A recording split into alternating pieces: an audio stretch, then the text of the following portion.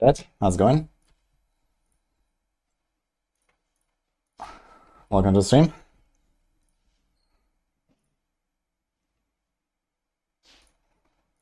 Log in. Ay, caramba.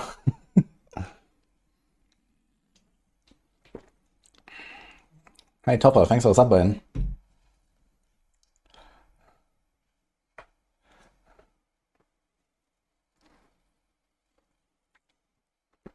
Where can you find this wallpaper? I don't know, just Google Lilith wallpaper, I think you'll find it. There's actually an animated version of this. Steam has this, it's called Wallpaper Engine, this one here. There's an animated version of this, so you can actually put this as your background with like a looping GIF. It's very cool. Anyway, how's everyone doing? We're gonna play with our own music today.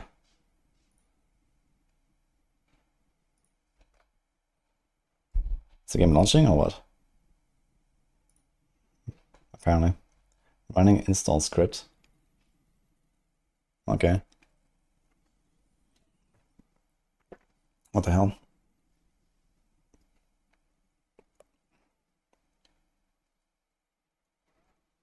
And a shortcut to LE on a desktop? Sure. Can we do that?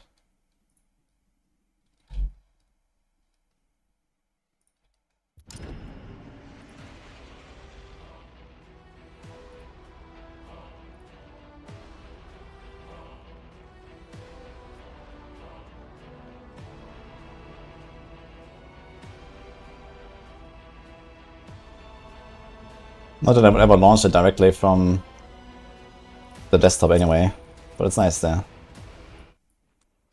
I like the menu music, but so far not really much of the rest of the music.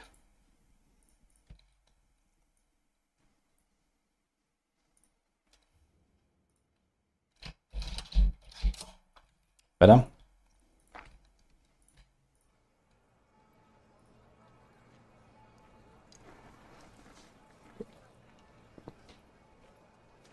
Yeah, I'm excited for last Epoch. We have a podcast later.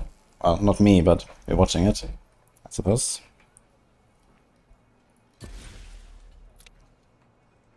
First of all, let's turn this thing off here. Okay, where were we? Everything is sorted. This is sorted. Okay. We start blasting. So let's do some of these hunts and do it on slightly lower difficulty and see how it is. So I was doing Isolation 1 last time, which was very slow. We can try Extreme and see if it's like chill. Access to draconic equipment. I have not found a single piece of those. Actually, it is here. Let's try very hard. Start hunt. It would be nice if it would already show you on the big map where you need to go.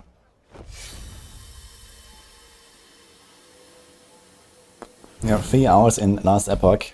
That is way too little, man. Way too little. I have almost 500 actually, look at that.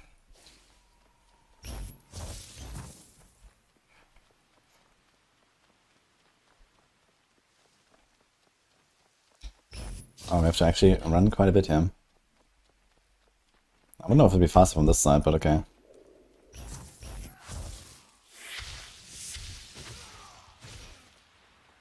I'll just run through the zone here.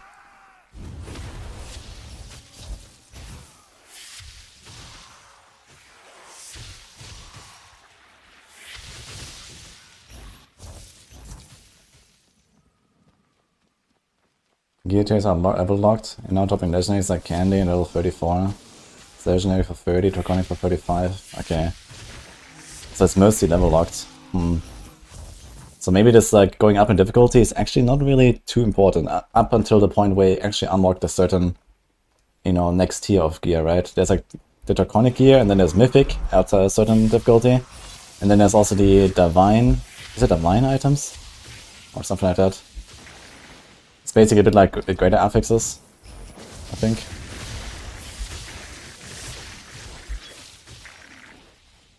So I guess it just kind of like naturally goes up here. So let's just like speed run this a bit. instead of like struggling our way through.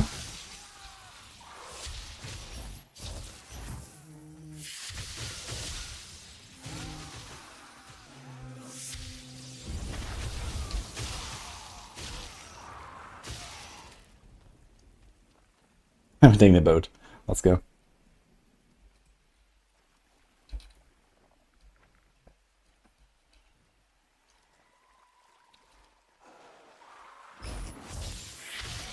There's a chest up there. This guy's running fast.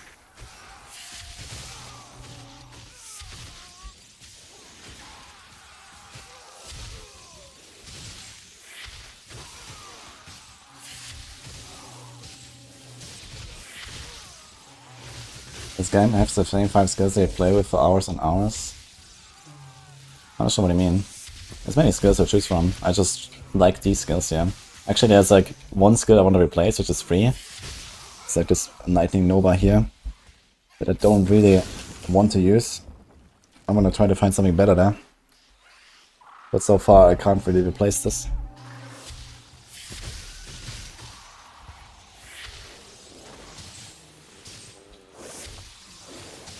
But I like the skill set that I have here, so I'm going with this one now.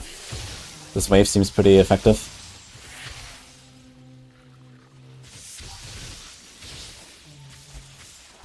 Is this a bit loud? I can lower this a bit.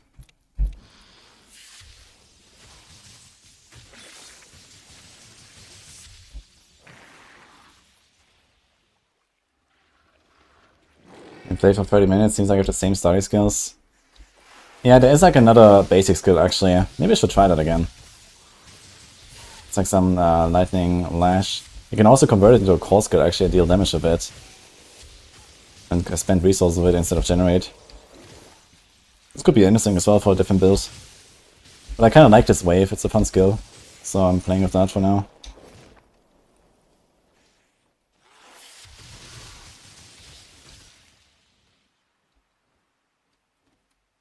Dynasty 4 Season 8. 29th of April.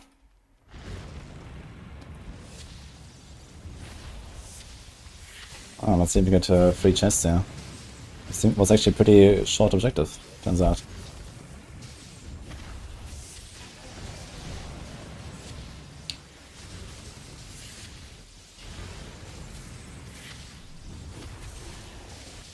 Oh, can we get to 3? Maybe.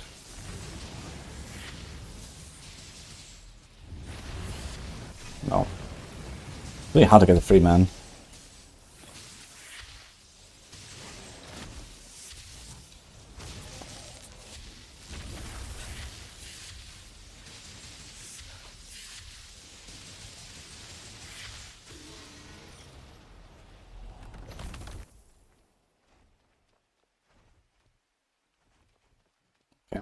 That was pretty chill, but we didn't get any rare items. So I guess we did notice a difference here. Not a single rare.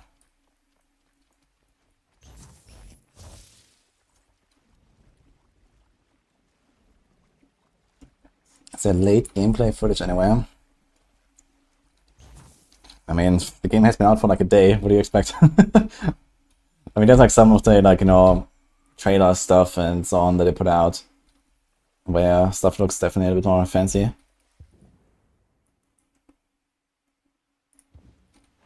Let's teleport there. Morning Terrace, by the way. Have you tried the game already?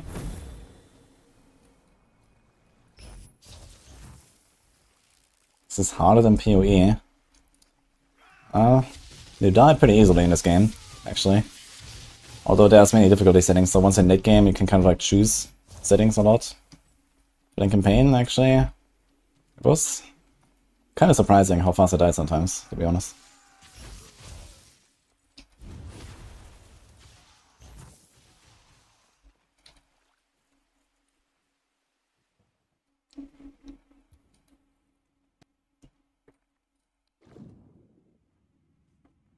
Maybe these games are just copy-paste of other games. Not really. There's always like something unique about them, I think. Unless we're talking about Seraph, which will probably get sued by Blizzard.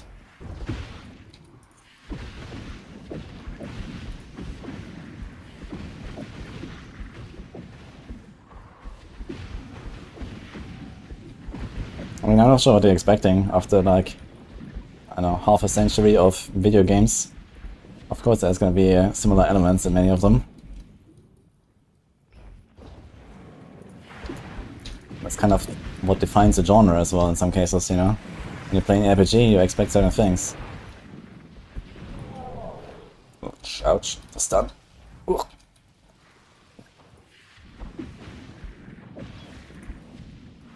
These guys do hurt though.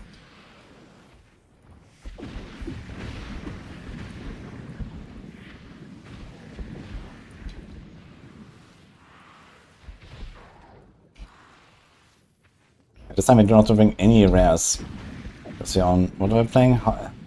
Extreme or very hard? I think very hard. And you can actually notice it. But maybe I should just try to like rush to level 30 and then get legendary loot anyway. So I think I'm gonna try to focus a bit on XP farm and see what happens.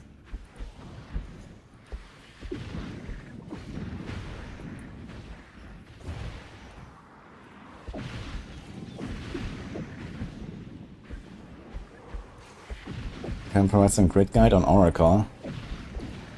Well, I like the, what's it called? Electric Wave, which is like one of the starting skills. Because with good positioning and kiting, you can like hit enemies multiple times. Also like large enemies get hit multiple times by it.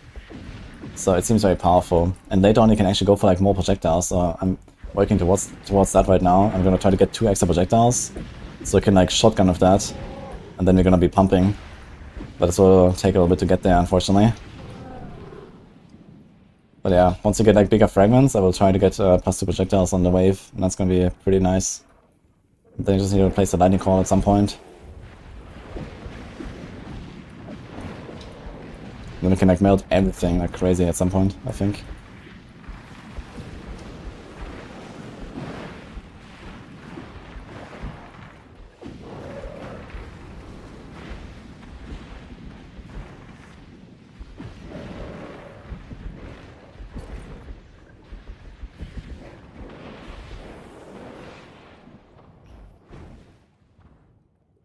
Go up here. Don't like Dragonkin. Yeah, so far it's pretty enjoyable. I think they definitely have to like you know, upgrade a bunch of things. I think quality of life is missing a little bit, for example, and also just like visual design, sound design. Like I feel like, you know, like I complete like a run and there's like no real pop up, or you know, I get a level up. I don't really notice it sometimes, and you know, little things like that as well. I like the character progression so far a lot.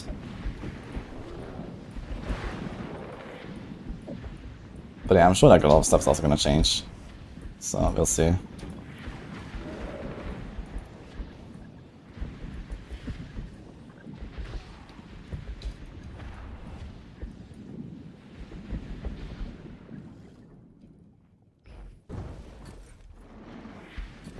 What do we got here? Armor, barrier, cooldown, block. Let's refuse score. That's a lot of barrier. I think we'll try.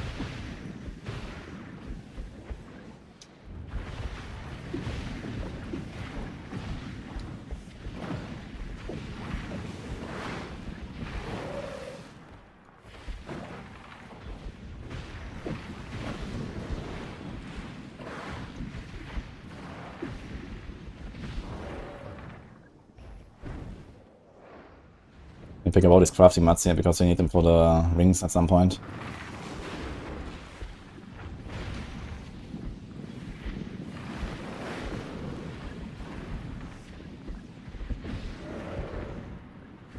Oh, rare.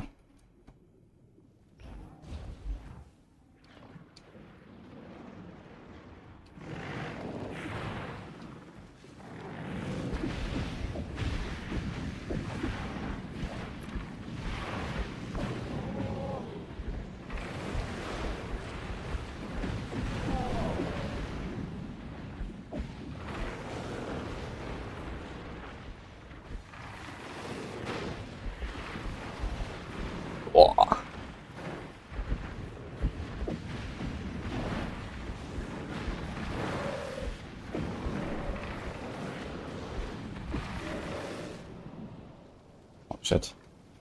Okay.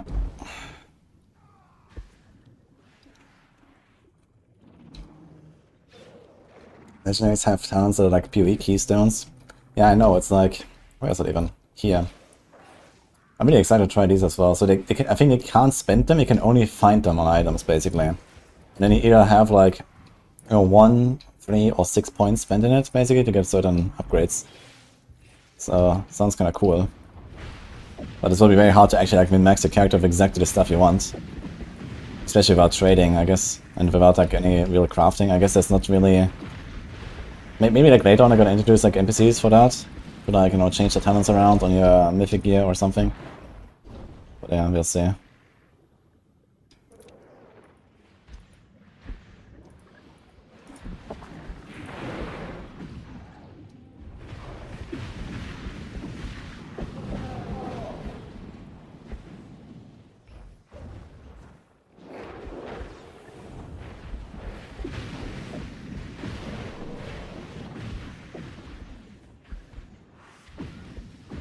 Hex fragment.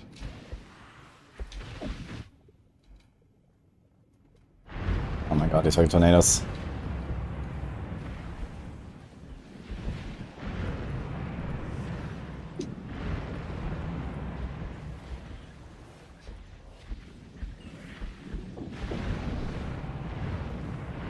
Oh, I'm frozen. I need like some kind of CC break, that would maybe be helpful. Sometimes I do get stunned on these kind of things here. It hurts.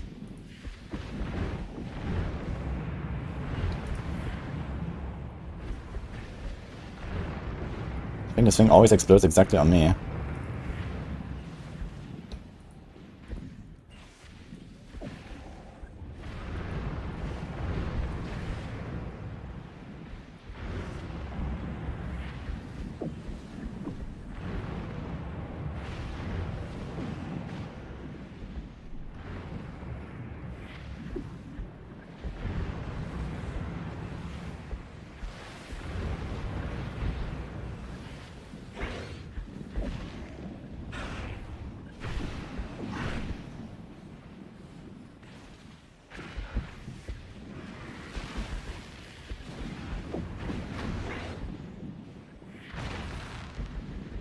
Well, we killed him. And we died too. That's funny. Okay.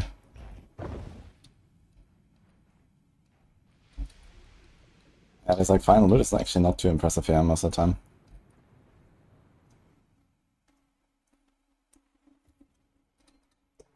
I'm playing WASD.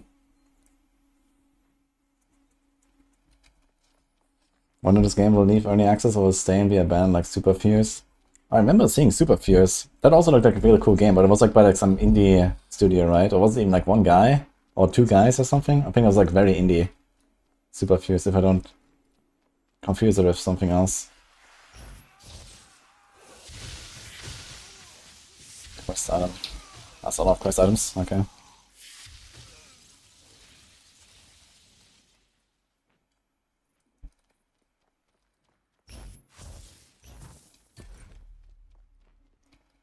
Okay, armor, health regen, thorns, life. It's a lot of armor. I kinda like my...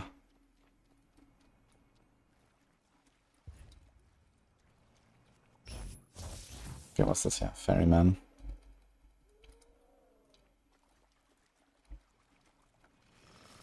It does have 27 people team.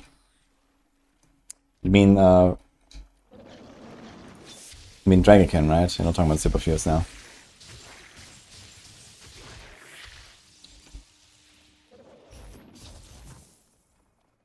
When will this be released? I think end of the year is the plan.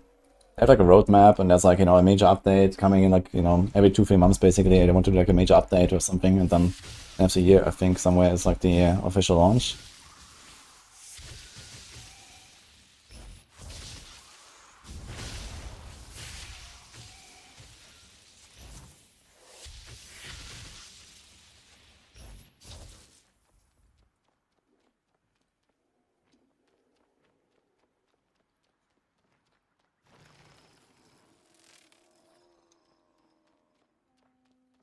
What is this?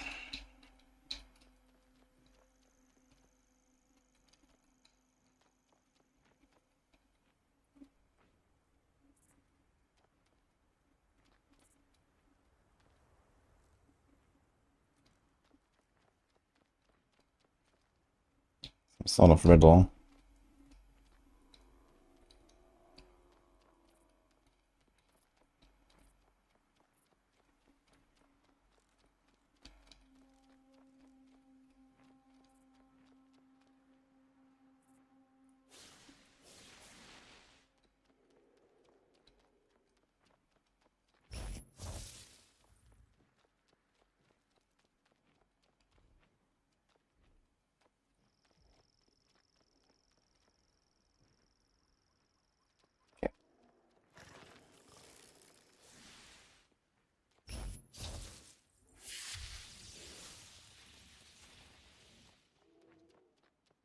I'm not sure if the rune there matters or anything.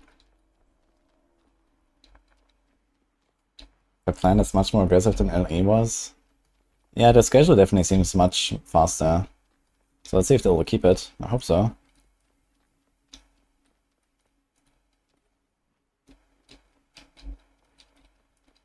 Okay, I'm not sure what to do here.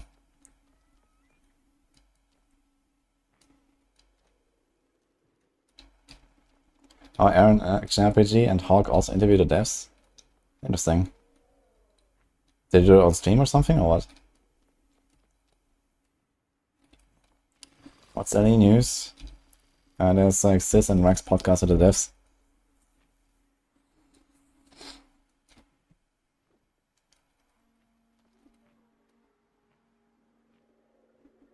I'm not sure if this matters here, but I'm not sure. Like, I don't really get like what I'm supposed to do here.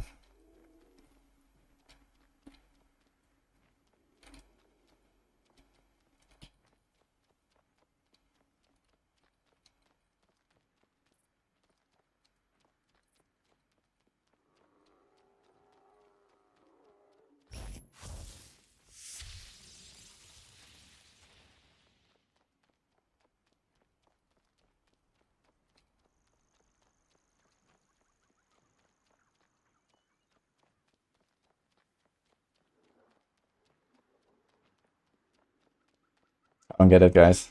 I don't know.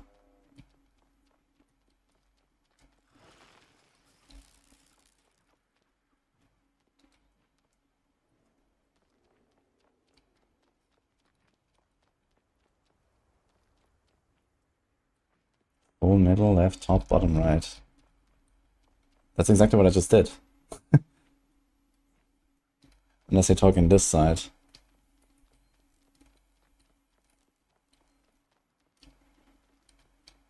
No.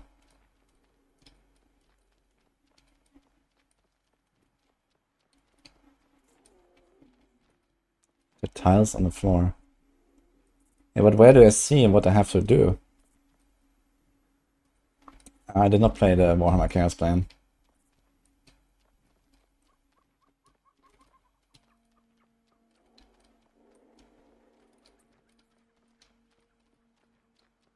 So I mean like mirrored?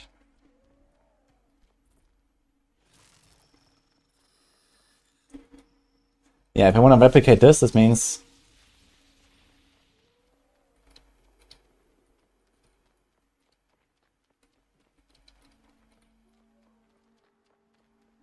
Ah. So this was actually the thing.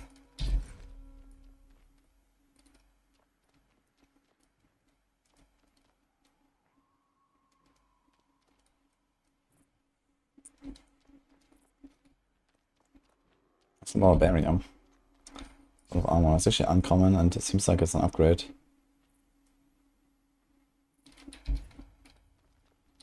Leave the island. Oh shit. Oh, it's this guy again.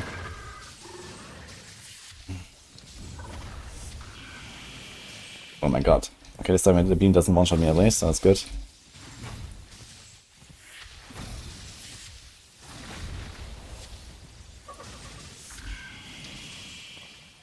I wonder if I need to be closer.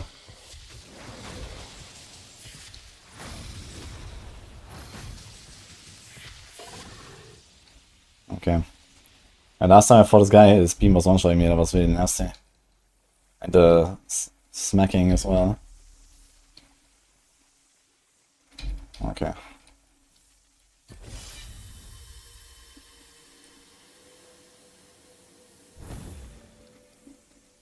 Fallen damage, I don't really care. Even if it has like more armor and stuff. Like the 8% cooldown reduction in the block might be useful. Get a first Draconic Legendary. Nice. What level are you, Harry? Have I played any more of that awful Seraph game? No. After my sponsored stream, I didn't touch it again, to be honest. And I don't really plan to.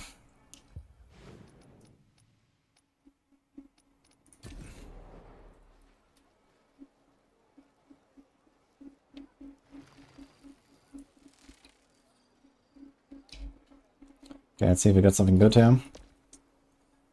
Shockwave, cooldown, double strike, that seems useful. Reduce cost, that's not bad. Physical, electric, and energy gain. Reinforcements, electric damage, that's not bad. Ice damage, energy gain, fire damage, bonus projectiles. Need 15 energy for 2 projectiles. Oof. That'll be tough. With common modifiers, you need bigger. Okay.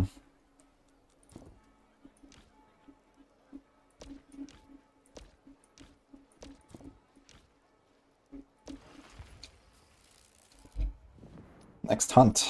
Let's go. Cool augmentations. There's basic movement speed. I actually wonder how much that is. Gonna try this instead of the XP. Doesn't really tell us how much it is. Soon level up. Can I choose a thing here? Yes.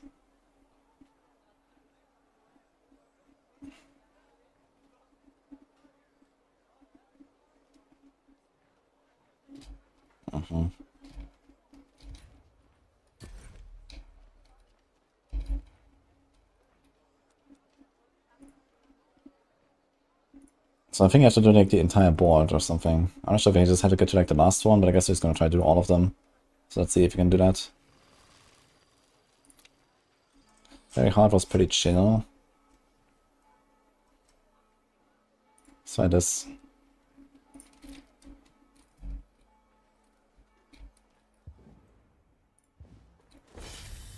Thank you, Momo, for the sub.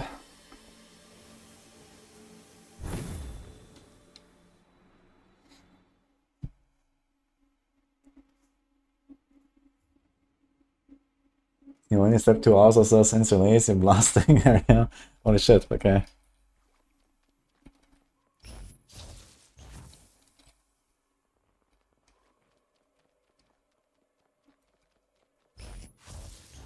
Yeah, I'm not going that ham, but yeah, I want to try to get the endgame at least, get like one character kind of leveled up and stuff, you know, it's gonna be nice.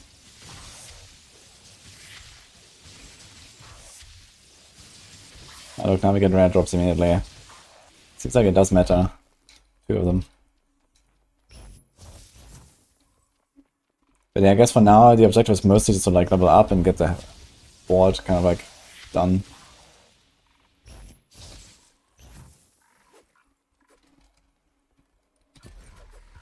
I want to check how much speed do we have now. 750. It's actually plus 100. We're pretty fast.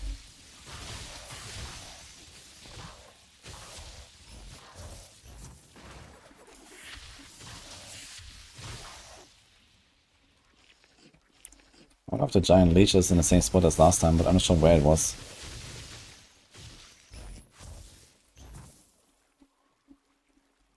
Level 30's big power spike. Legendary hacks also start dropping. Is legendary hacks plus 3 power, or is that more? Because I'm not sure how I'm supposed to get to 30 power on a single thing.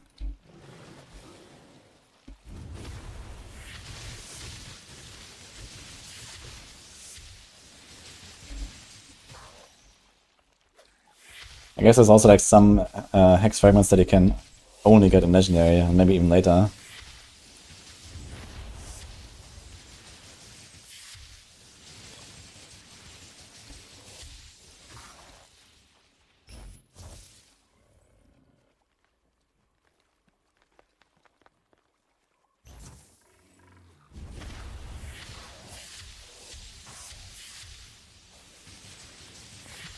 Yeah, I think Avenger heals him when someone dies him around him.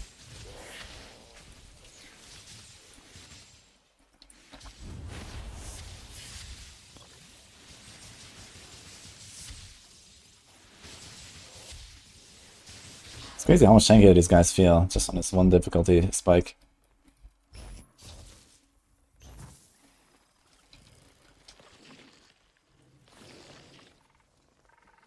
You have legendary fist modifier +4. Okay, +4 sounds pretty good.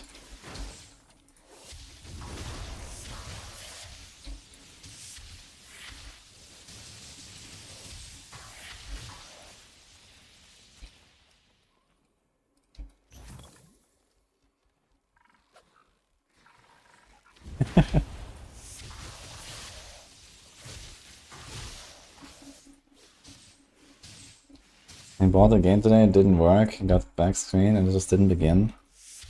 Interesting. Maybe it's like some kind of like driver thing. And this is something that I will probably fix very soon. Like the game not even launching for people. Then you can check some of the, I'm not sure if they have forums or something. But there might be people that have similar issues. It's not very uncommon for like new games. A lot of stuff here. 60% bonus gold gains. Okay, where the hell is that thing? You have to go all the way up to the top right there. Oh, there's a free hex fragment, I forgot. Nope. Didn't I clear this here? I think I did.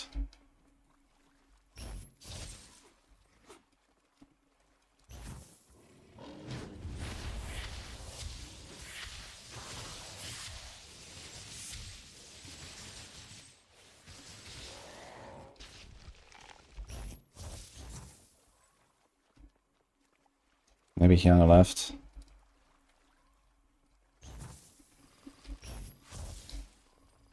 Of course, it's in the last spot I look.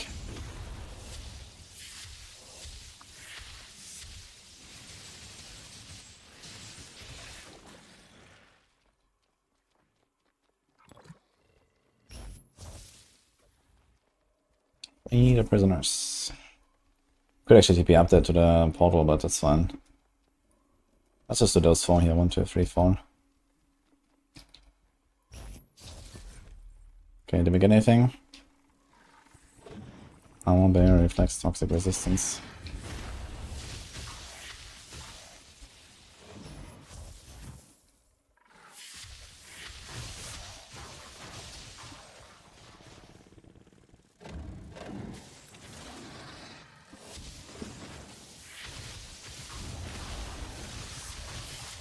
Up.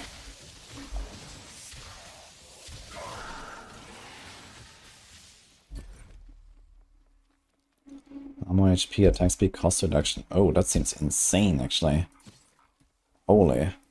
It's like 4 really good stats.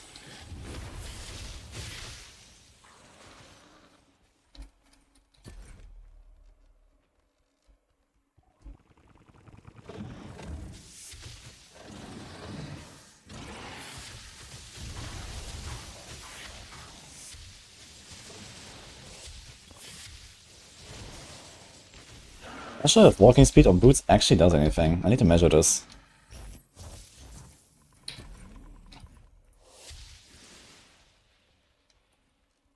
I'm gonna do a quick run through town after this to see if walking speed does something.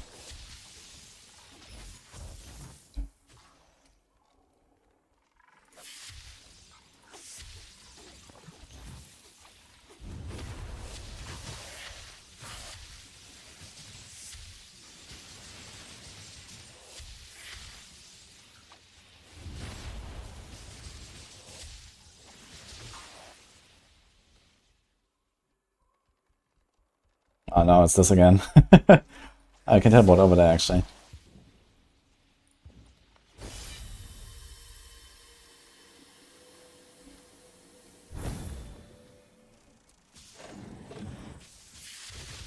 Walking speed is the best stat in the game.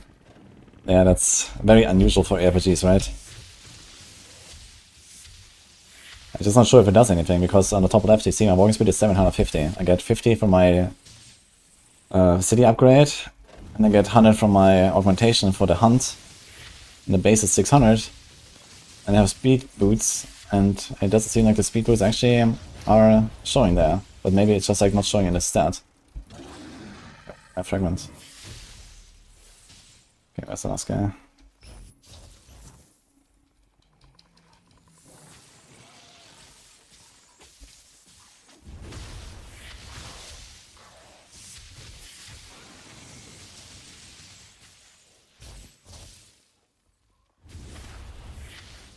God, even when it's slowing me so fast.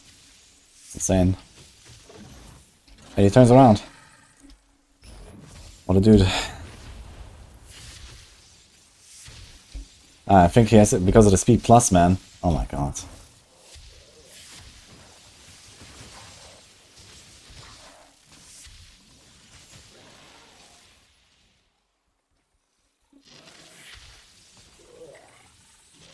What dungeon?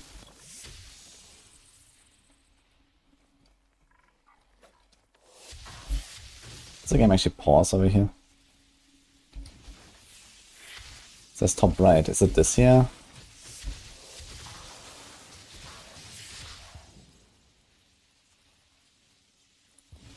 So I teleport to the arena.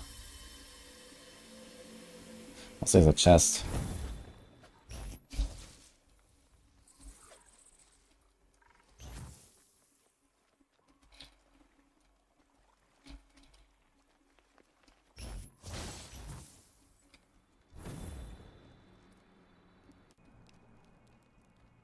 I suppose it's this here? No, it's just to the left. This here, I guess.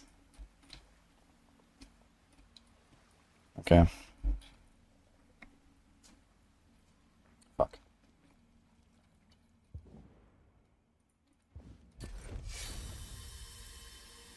Armor, elite, fire, fist resistance. Interesting. I wonder how high the resistance can go.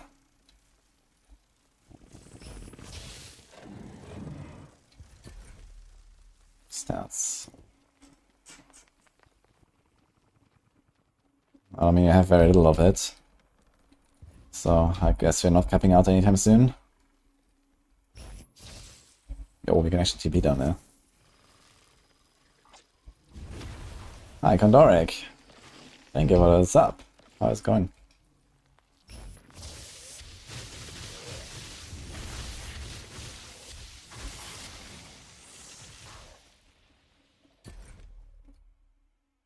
Oracle or Barb? I'm playing Oracle right now, Damien. I like the class. I haven't tried the Barb very much. Just briefly when I was in the Echo Software Studio. But I haven't made one now in the launch. I made a knight and leveled it to like 8 or something. And otherwise I've been playing this Oracle now, which is 23.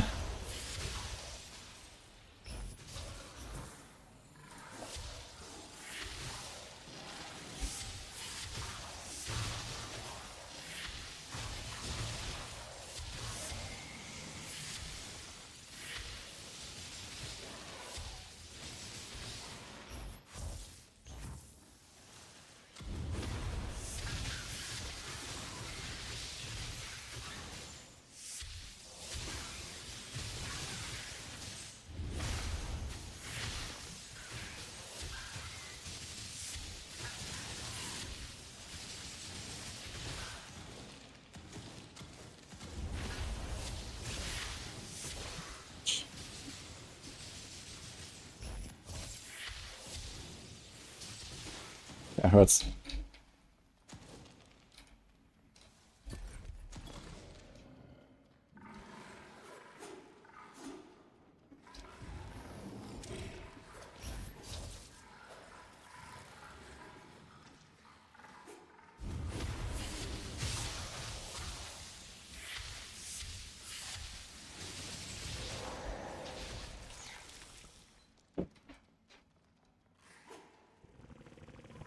I have no idea about the default Campfire. So I'm coping.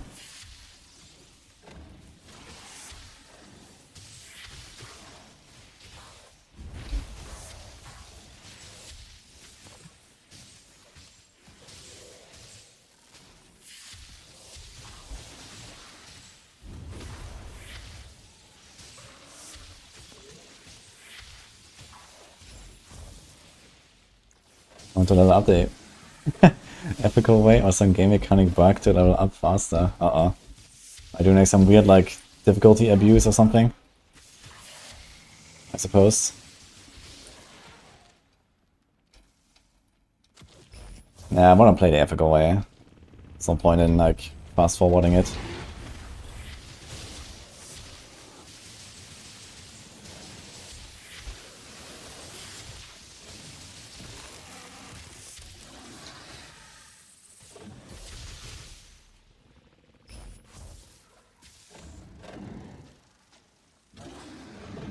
Copium 44 Campfire. Yeah, everyone is on Copium today, I think. Good news is D4 Campfire usually means that PoE is also dropping their news at the same time. So maybe you're gonna hear something from PoE as well. Big day. And last Epoch. Holy man.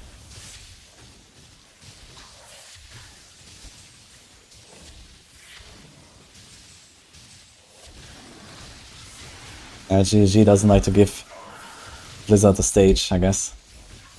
It's like my impression at least.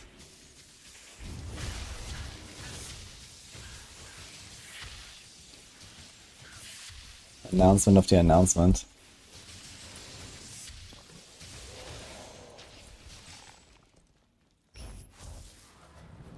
Yeah, I was expecting a March 20 release for 0.2. But the way it looks now, I guess it's gonna be at least a week later. Which means it's gonna be like right before last Epoch, so they're gonna mess with last Epoch now. Glorious.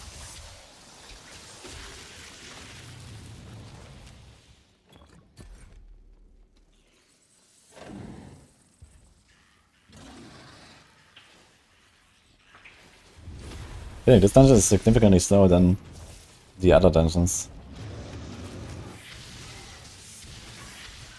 Definitely seems to be about RNG here. There's like less density, and I think that's just like, you know, they don't give enough extra HP for how few monsters there are. I don't think I necessarily fight them much longer. But in the underwater dungeon I can do like a really big pulse, for example.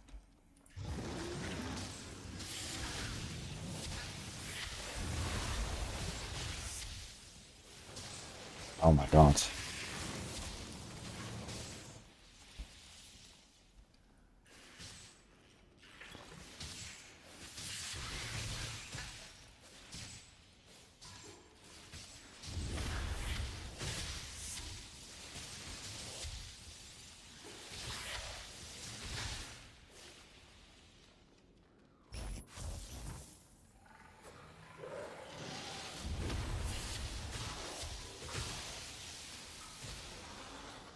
Right, it's like these green numbers here.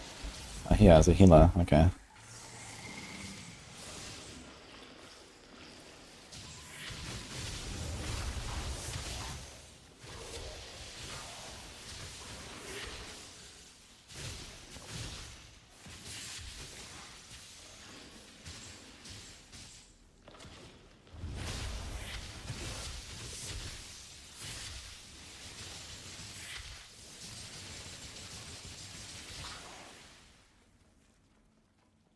I do have to say, there's like a lot of really interesting elite affixes here in this game.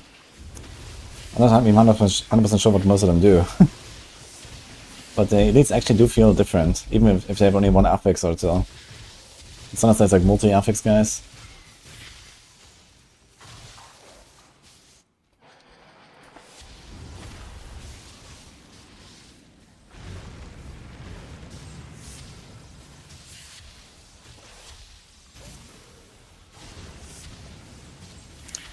Kill two birds with one stone. Yep. That's exactly what's gonna happen, Crucible. For some reason they're gonna do a Tuesday launch or something. Which is gonna be start of April.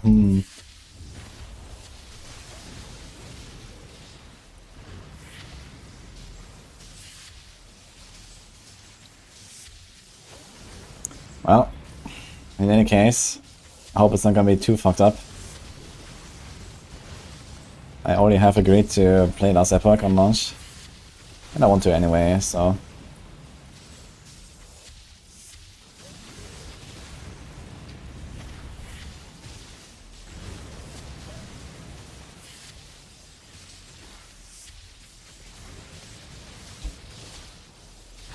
Ah. Almost got a second chest. Dude, the third chest is almost impossible, man. That's insane.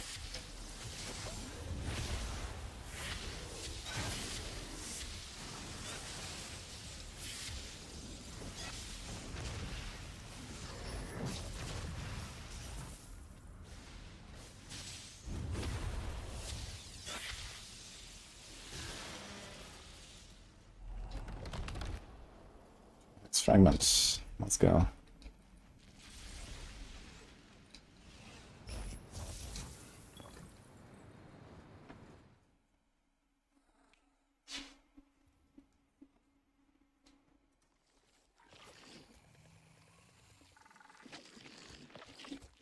Oof, that statement is a default campfire, so hopefully we get some PoE 2 news soon.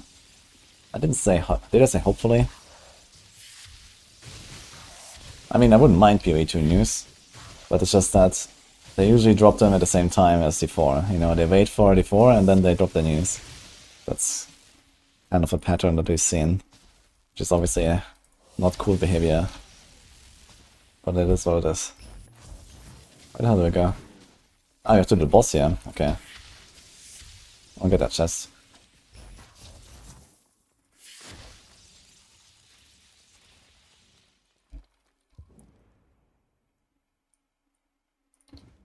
Wait, that's wrong.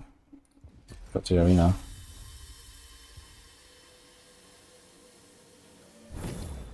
Yeah, at this point I don't have too much hope for a 20 or 21st release for PoE, but maybe. It's still 2 weeks. But considering how little teasers they have done for how big the patch is going to be, they have not even shown anything about the Druid or the Huntress, you know? 4 plus, oh guys.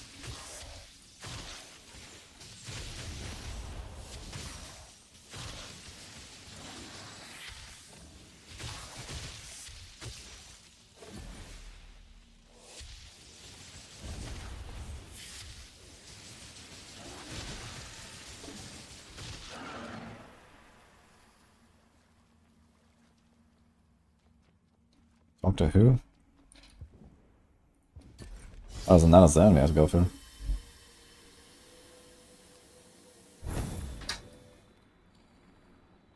They have to drop a mega news update tonight.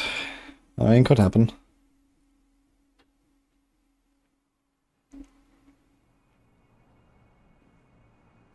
Is it worth buying it? Should I wait for later in early access? If you wait until later, the game might cost more. It costs very little right now. I think for 20 bucks you can't really do a big mistake.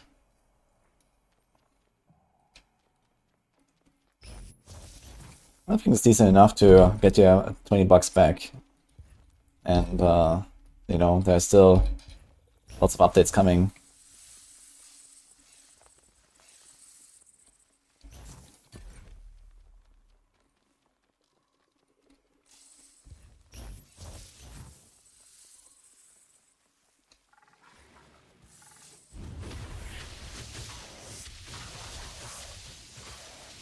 Dude, the energy cost reduction is so helpful.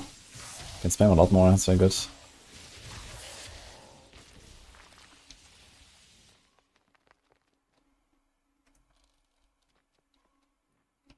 I guess we go up and all right.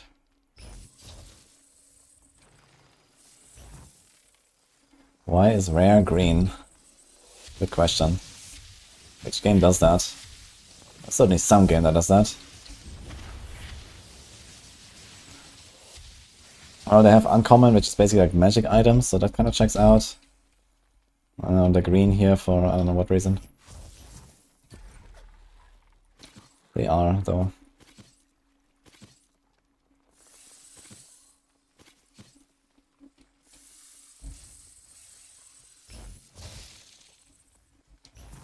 Yeah, I'm using WSD here. Yeah, swords and daggers are not coming this patch. We're gonna get the primal skills and we're gonna get the spear skills. And maybe like some more other skills, like they already previewed a few of them. For like, you know, like new at least new supports they've shown. I'm not sure about active skills.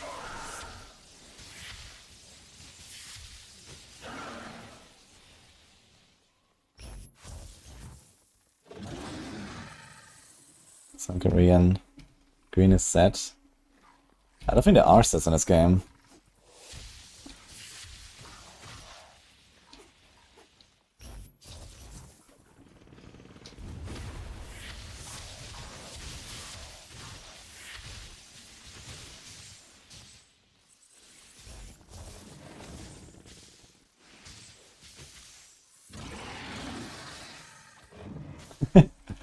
Panorama. And they're waiting for me. Oh, nice. Okay. This guy. Okay.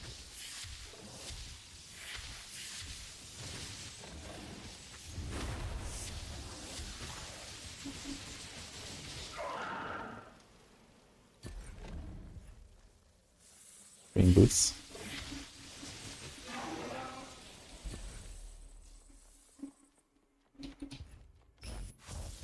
I thought with all this elite damage, man.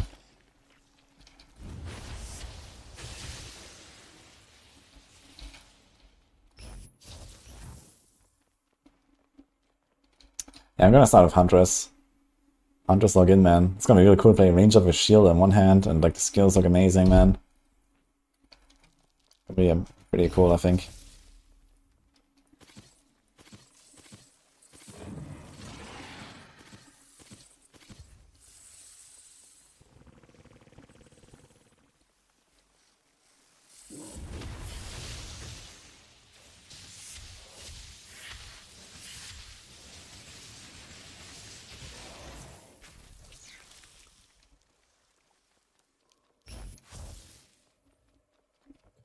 Corrupted objects.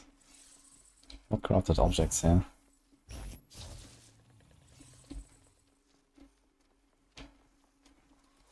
This guys? Oh.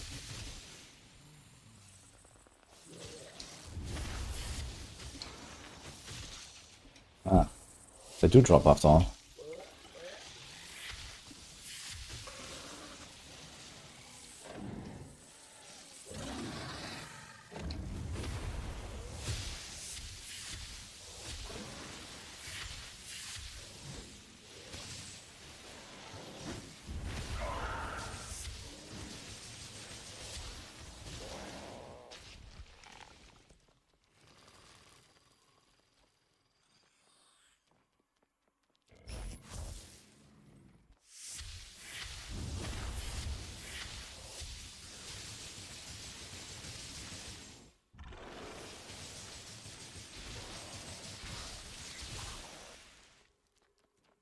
Okay, one more.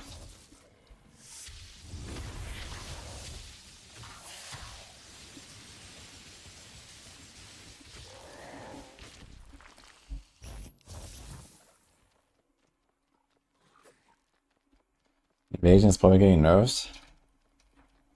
I don't think evasion is such a problem in PoE.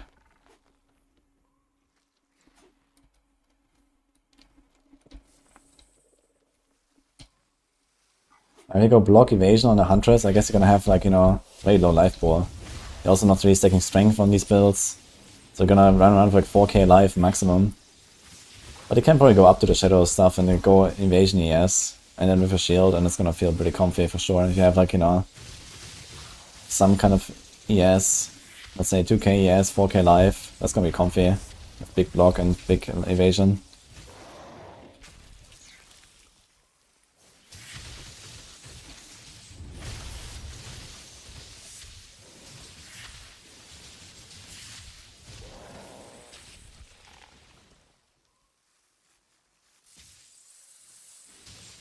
I'm gonna get off, by the way. Okay, what is this quest here? Read the sigils. Okay.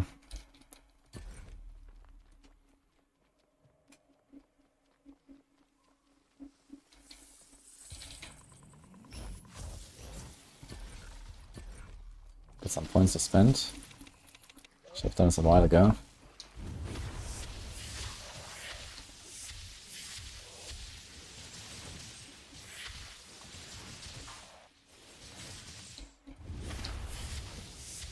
Wait a minute, does the cost reduction also mean my vision costs less? Still costs half. Alright.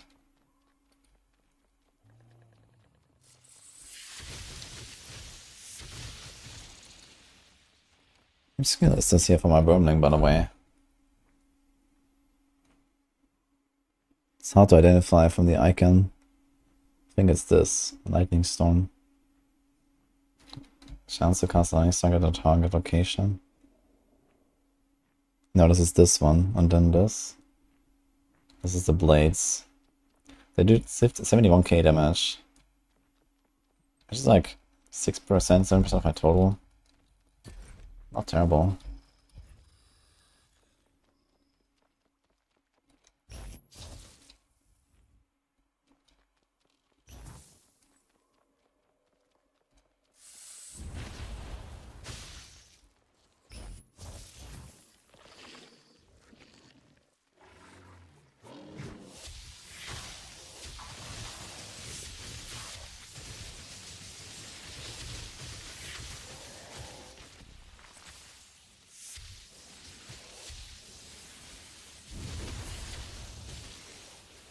These things are tanky. 60k life and a lot of him.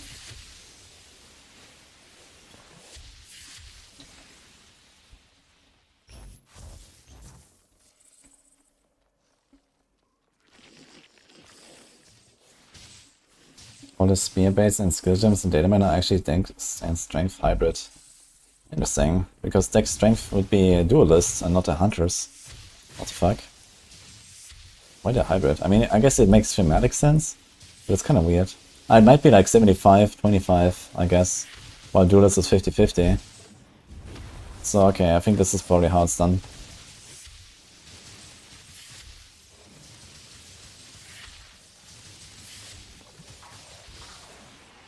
Okay.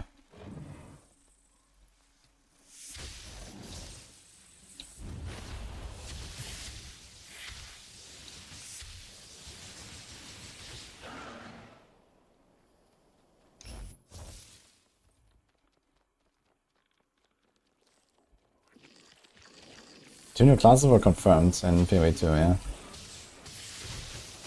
Long time ago already. I said that those two are coming the first.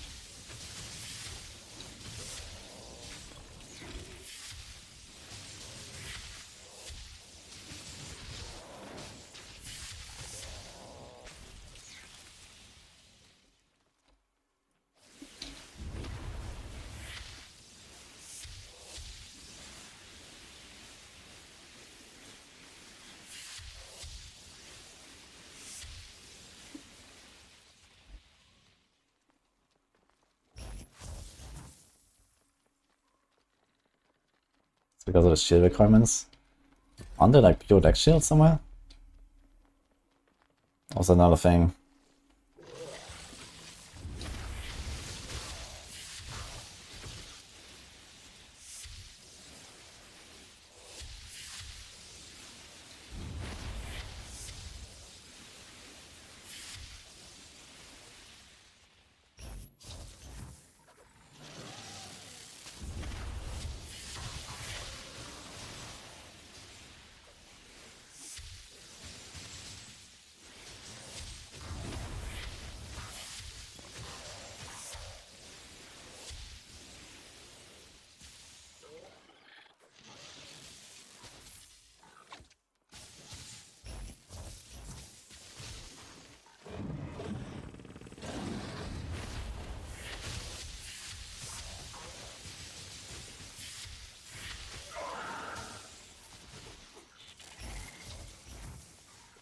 These guys are like jumping in.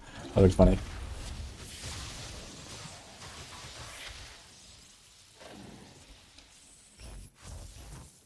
Tractor carriers down. These guys. Interesting, so here on the minimap it shows like some arrows actually, I just realized. But not when you press tab. Very sus.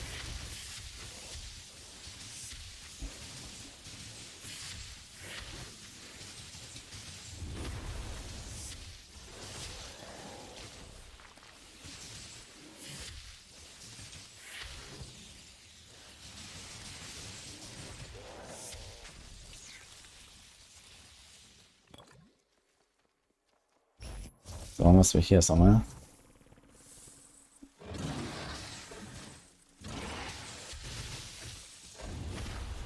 I'm not sure exactly what I'm looking for. These seem like normal monsters.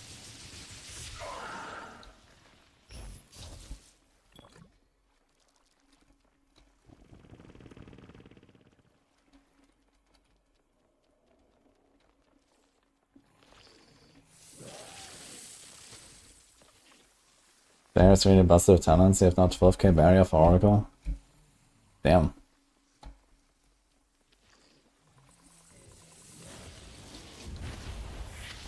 Wait, what level are you? 12k barrier, sounds insane. Yeah, there's like some stuff where you can get like extra barrier and like extra damage reduction with barrier and stuff like that. So I was thinking about going for that because I am not feeling very tanky. Like this, for example. So let's just blast me. Ooh, free hex fragment. Could be huge.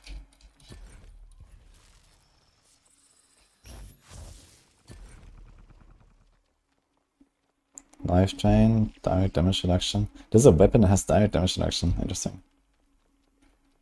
Energy gain.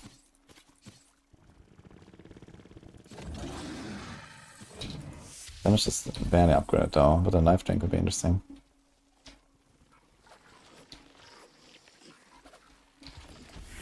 Oh shit.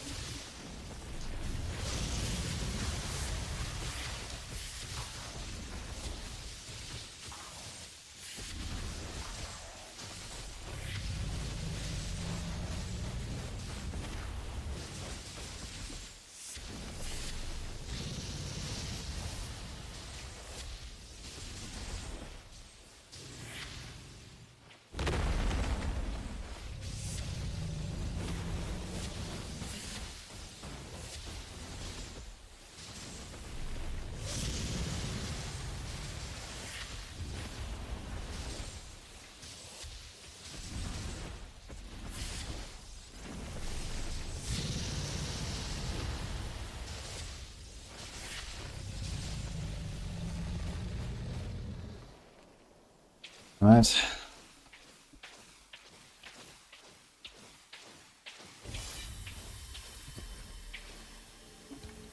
Let's see if I can upgrade my town. I need to try two things. I need to try movement speed and I need to try energy gain. Energy gain seems like it only works for active energy generation from like my basic skills. At least I told to suggest that and I want to confirm this. But I guess you can actually confirm it with just regen. Like open life split. Let's see.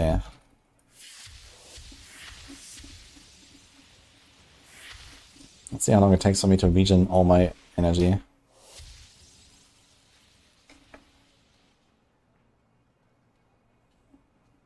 He bonked me.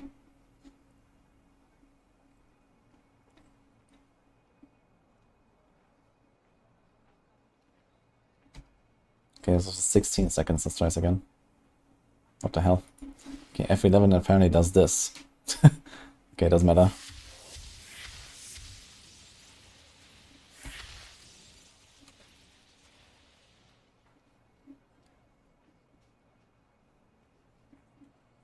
Yeah, it should affect damage over time, of course. Should affect all damage, but 80% is kind of crazy. But, I mean, tier 3 talent is insanely hard to get, I guess. Okay, so 16 seconds. Let's try the energy gain one.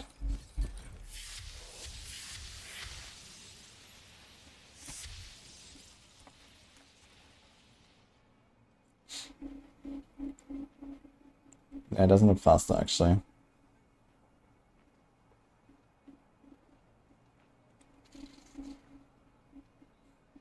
Yeah. Let's do one more round.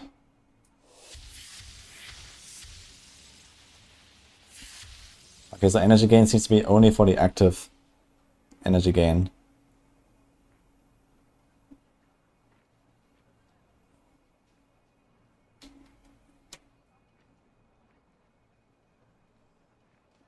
Okay.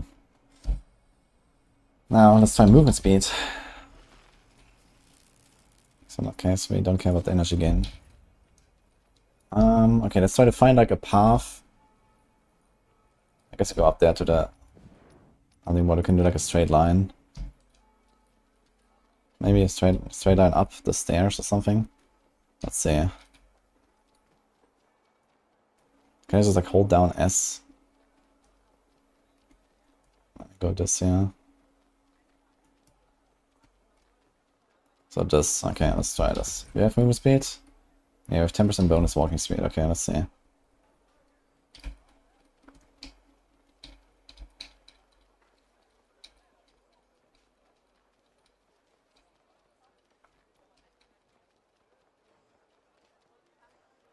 This was 12 seconds.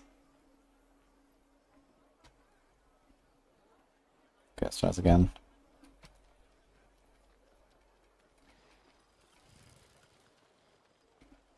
I walked into the well.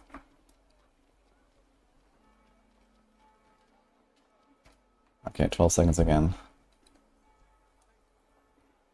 Let's take off the boots.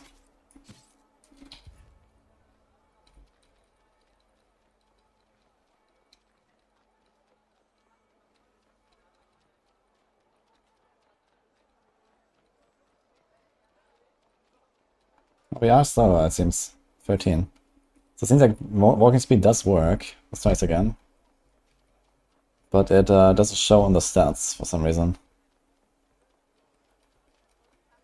Okay, so walking speed is good.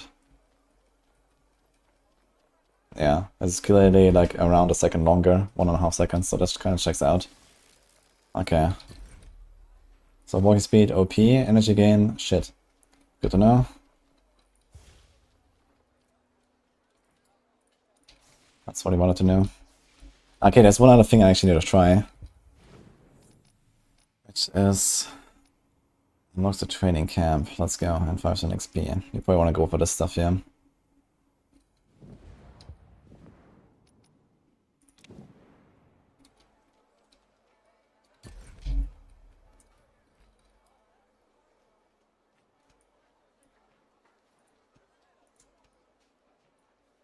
Is it attack this thing? Yes.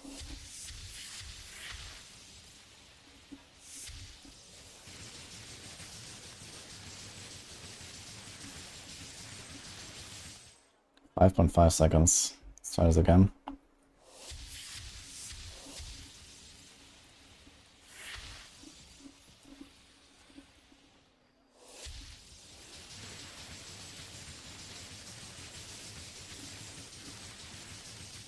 Okay, 5.5 again. Now we try the energy gain again, just to confirm this actually while we're at it.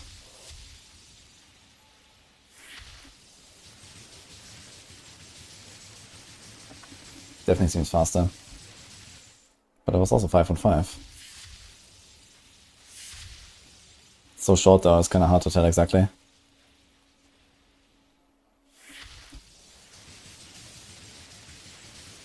I guess it might depend on RNG a little bit on the hits. So what the hell does energy gain do? In a 15% extra, that should be noticeable. But I have the same timer. Which... okay, now we want to test. What about the bonus projectiles? It's here. So we have +1 projectile. Let's remove this. Let's see if it feels slower.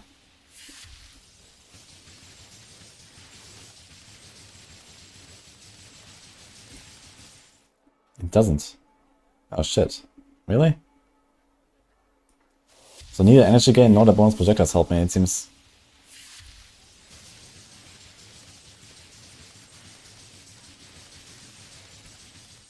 Yeah, it's always exactly 5.5. Interesting.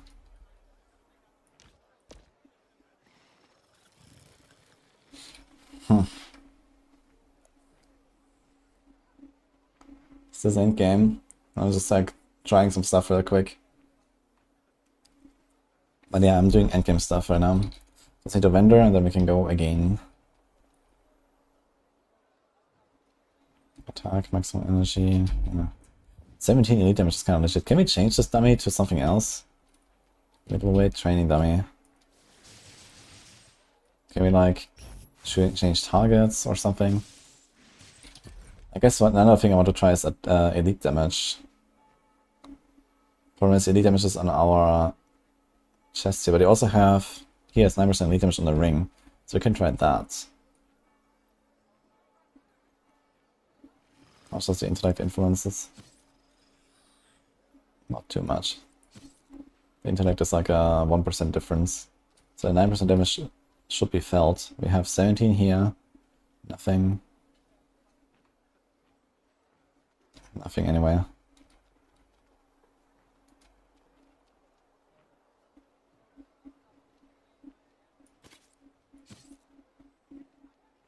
$28.5. 25.8. I want to see the cost reduction.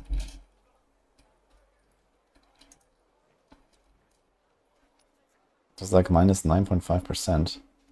It kind of looks like it might stack additively. Uh-oh. This is minus 14. So do you have another 5% somewhere?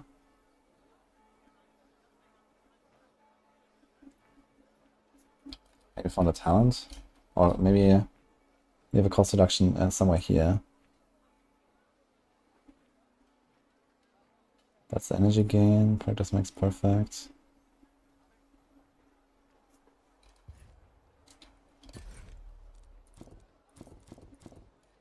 Actually, we have 9% here, but this is from items. Any passive or something? Energy regen, energy gain. Did I ever choose anything here? Oh shit, I never did anything. Oh my god. What's the barrier plus 23, bonus barrier plus 10%. Okay, so I have to kind of build up barrier a little bit. I never chose anything in this. Oops.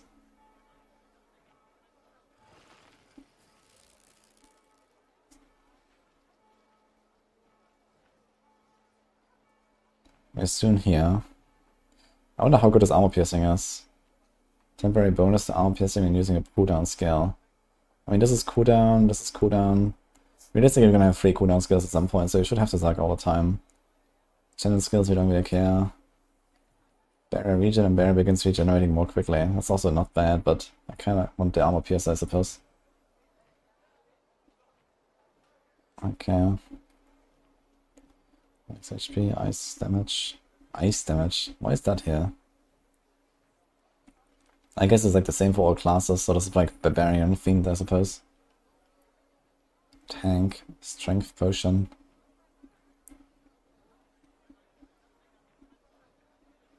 Oh, produces a adaptive explosion and briefly stuns enemies when HP is low. That sounds kinda nice. Protects against 1 instant of damage every 41 seconds. Oh my god. That's cheat death. Chance of resisting status effects. Damage reduction. I mean, something like 40 damage reduction when I have 3k health is not really good, because most of the damage I take is usually in big chunks. Unless this actually reduces every single instance of damage by 46, that would be kinda nuts, like including like reflex.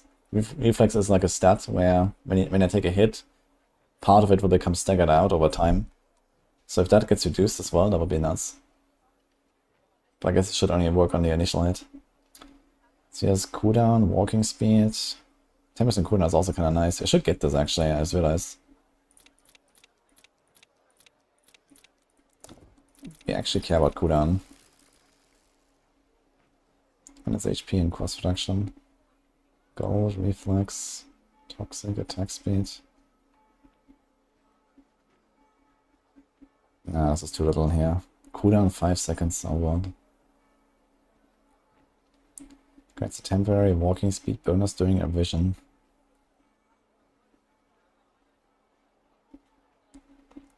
Is this like talking about the Oracle visions?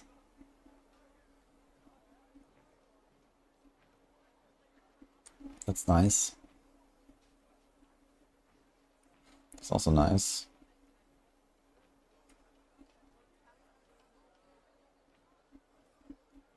That is also very nice, actually. Holy shit.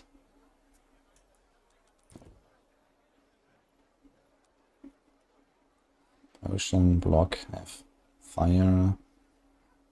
Damage delta main boss or semi-boss. Makes attacks from enemies more likely. Whatever that means. Fires adaptive piercing projectiles when using a skill.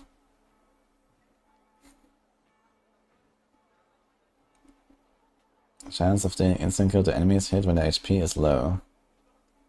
Temporary damage bonus when damage is taken. Effect stacks. I wonder if that works with reflex. That would be nuts. And if that works with barriers as well. Okay, we're gonna try to get to this one here though. Anyway, we learned some important things. Energy gain is worthless. Resource is OP, and so is probably cooldown. Actually, let me check. Where's the cooldown here? 7.1, okay, 30.4. This is 8%.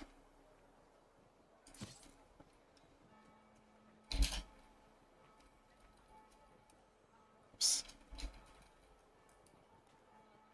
So this is minus 10.7.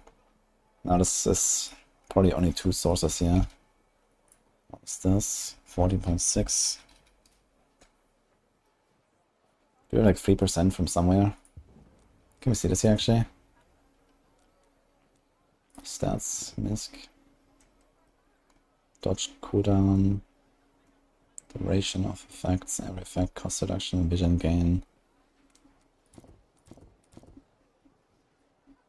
Cooldown reduction 0.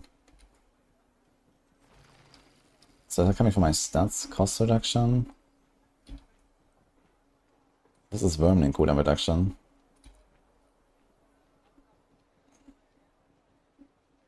Here is 3%. Yeah, it's not enough to really notice a difference yet, I guess. Unless you find more cooldown.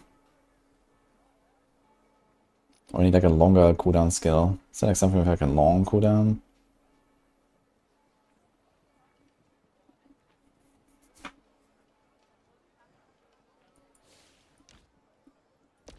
Do we have like a lightning whip on its own?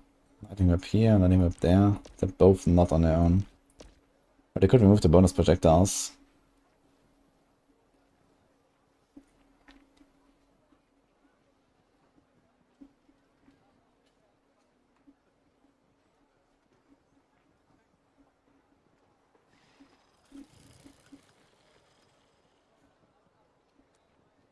We can try this, yeah.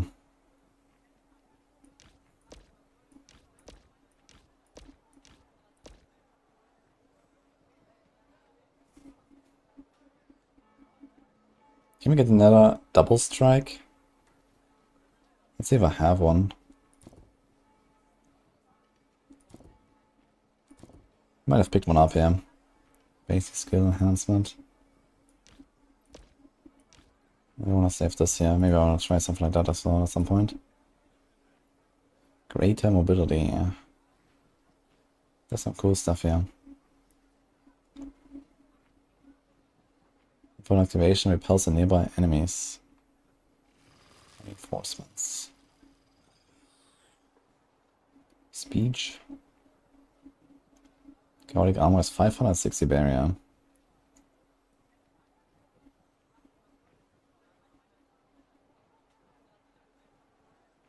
Seems like we didn't get a single double strike, unfortunately. I can't see any. It's like this icon here of the 2 swords. There's one. Cooldown, shockwave. But I don't have the slots for it. At level 25 we get those here. Then we could probably make this work. I'd like to hit this double strike chance. But maybe later.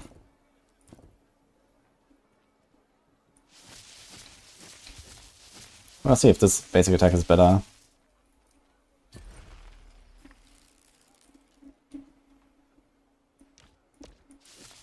Does this count as area of effect?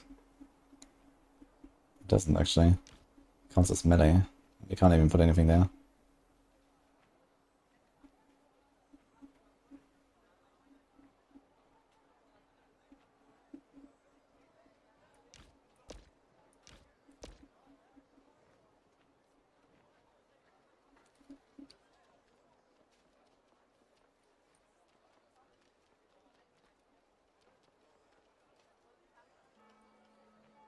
When enemies inflicted with a crowd control effect, the Wormling has a chance to create a blinding strike. Interesting. Can I put this on my Atomic Storm? If we had this here, we could. I could try it anyway, I guess.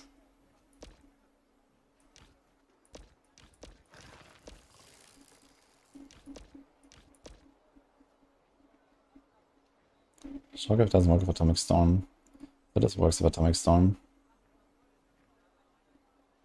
Because we are actually slowing with this. Serves enemies deals electric damage for each second that it rages, so this could be kind of nuts actually. This might just be like insane AoE, so let's try that.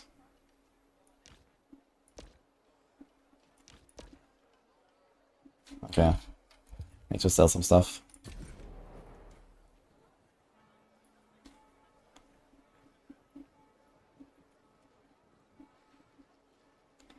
Okay, anything else that's good here?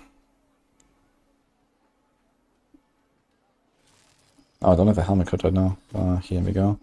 Almost would have managed this actually.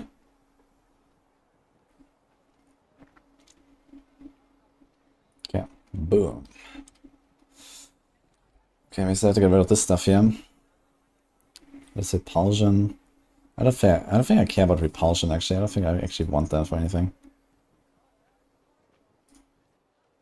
Ice damage, shockwave. Okay, automatic armor.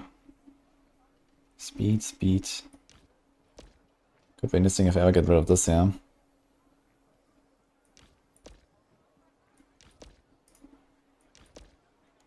Lightning whip, speed, great damage effect. Deadly orb. Overpowered. Grants a temporary damage bonus and greater energy cost can stack up to 5 times.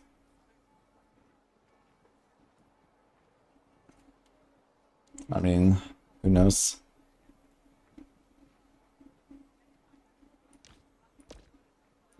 What if I take this out and put this instead? I have to take out like one of the...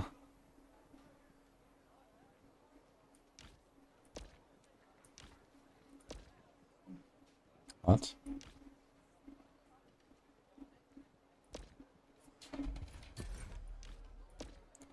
Why does it let me? We have only 4 skills. Oh, you might have Deadly Orb already, I guess. Yeah. Okay, it is at...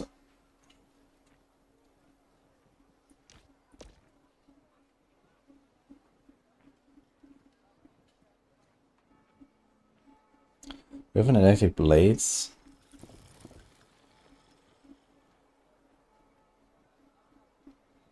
No.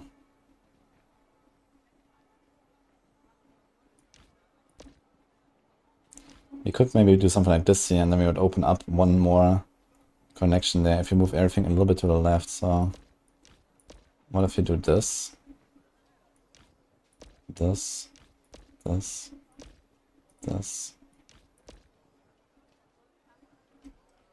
5 out of 8, so...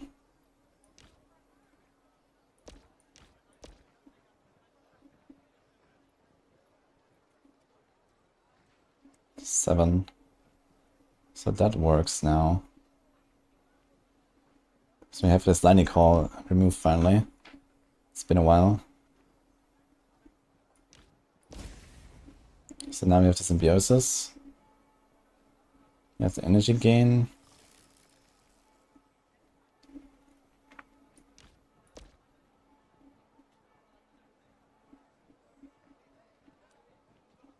Yeah, I think I'm gonna get rid of this part here now. Don't really care that much about it. As long as there's symbiosis on our wave, I'm happy. So we can do something else. Bonus projectiles and reduce cost. Okay. That could be worth saving. Can still put like something there. Bonus speed, for example.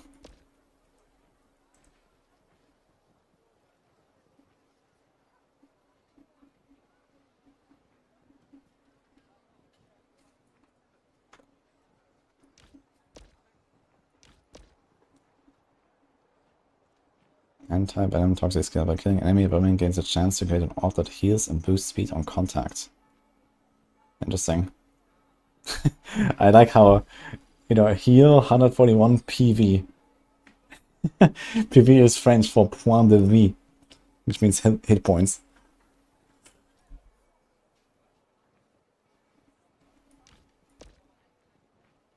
Okay, we render this. This is a wave with defensive stance. That could be interesting. I'll save this. There's a storm with practice makes perfect. We don't care. Let's save this here. Lightning call. I don't care. Portal with defensive stance. That could be interesting. Where's my portal right now? Here. I'll save this.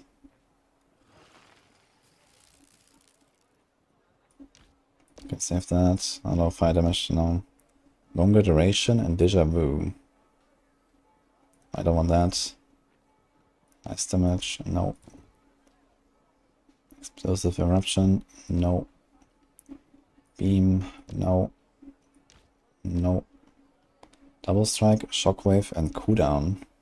That seems useful actually. These are rare, practice makes perfect.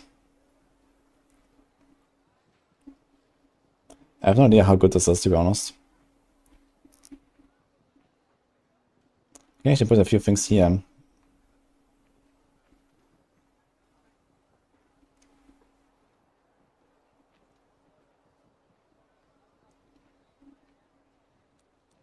So maybe I'll save this. Oh shit.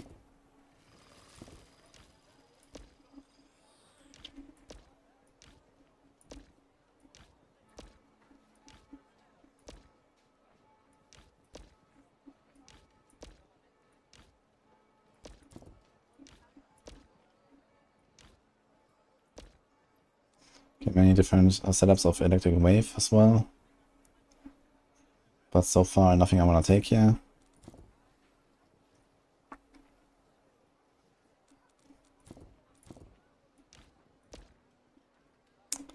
I mean, this doesn't actually work with the bonus projectiles, right? So I'll just save this. I need to try to get to more bonus projectiles later. Let's put this here. Can sell this. And wait, we have one skill slot now, right? We can try the armor. It's a big barrier. This could actually help me. Blocked health. I'm not sure what that means. Use a shield around the character to temporarily against barrier, block, and thorns.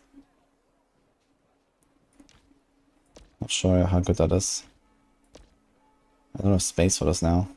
Do you have any kind of armor? Here's an armor. Maybe just throw this in there. So we can press this.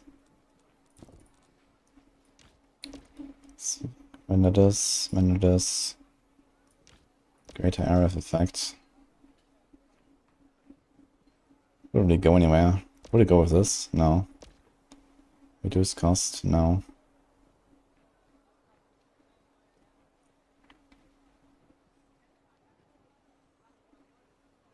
Okay.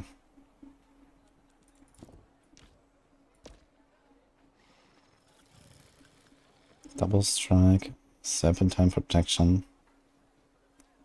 Reducing damage taken from damage increases damage dealt by allies. This could be really good. 15 seconds cooldown. So when you get these points here, maybe we're gonna put it on the lightning whip actually. And we have the double strike as well. Then we get the double strike. Okay, I definitely want to go for this later, I think. And the defensive stance could be interesting as well. In fact, maybe I can do it here. Oh shit, we can. Evasion and damage resistance bonus. While the skill is active. Does it count? It does count as active. So can we see this here? Evasion. 10% actually. Oh, it's very short though. But if I spam it? Yeah, it's 10% damage reduction and 10% evasion. Okay. I suppose if you put it somewhere else, let's try this here.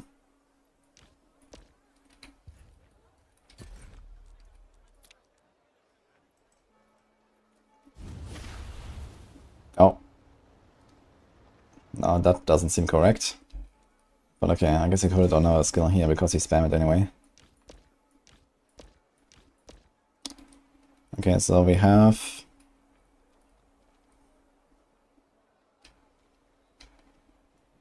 grants a temporary damage bonus and greater energy cost, can sink up to 5 times.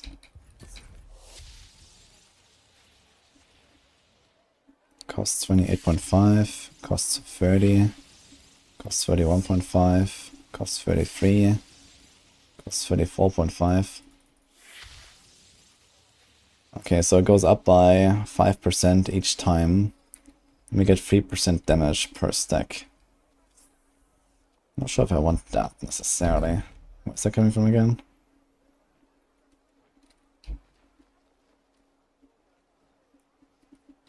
This one.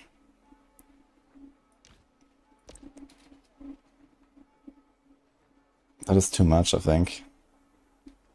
Goes from 27 to... what was it? 33? 34.5. Yeah, we get like a 15% damage bonus. I think that's too much. I probably don't want that actually. So we need a 2 modifier like this or this or this in order to activate this.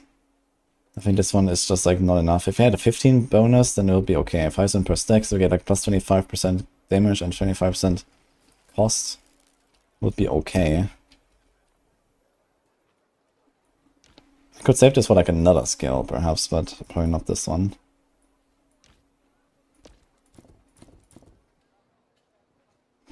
Okay, do you have something like cost reduction actually? I don't think I have cost reduction yet. How does it look again?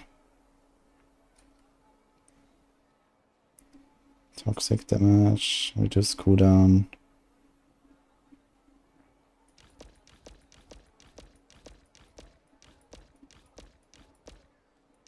Fire damage, electric damage.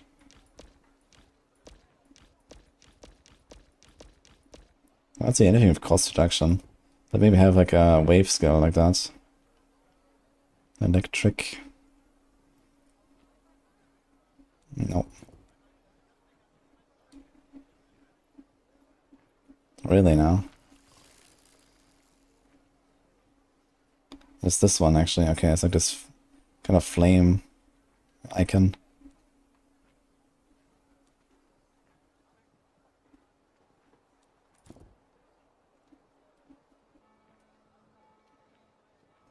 Maybe can't do it yet. Could do this though. So electric damage. So we gain the energy restore, we gain the electric damage a little bit. We don't get the max HP per enemy killed, unfortunately. But we have other stuff. There's still this, yeah, we can do. So we could do the double strike, for example.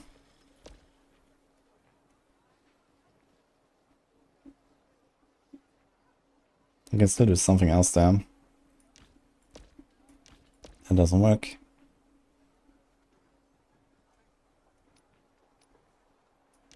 We have like a double strike on its own.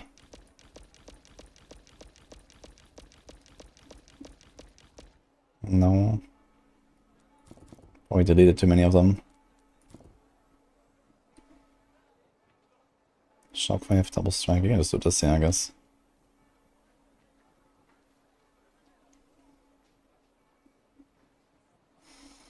Alright.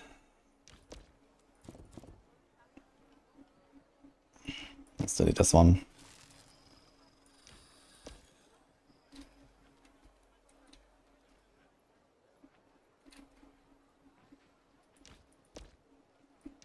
Kinda wanna do one of these though. I can't do that yet though. Alright. Time to clean up and go.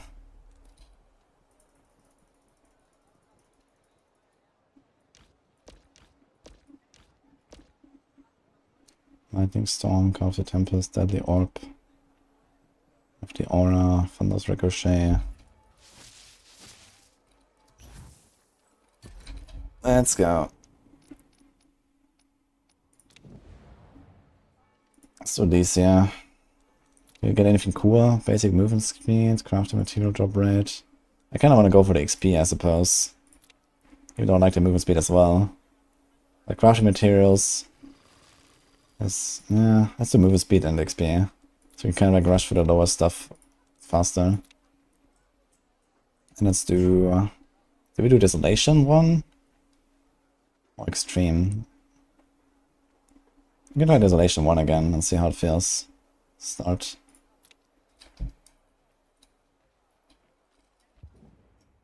Talk to the tracker. Let's go. Looks like on December. I don't think so at all, actually. Besides the skill grid, maybe a little bit. I think this doesn't have much to do with Undecember. Okay. When is this released to PS5? Dude, we're taking some random damage here. What the fuck? Apparently they're planning console stuff, someone said. But I'm not sure if they're like doing early access. Dude, we just died to the fucking poison here. Ah, it actually moves us. Nice. Yeah, I'm not 100% sure if I want that. We'll see.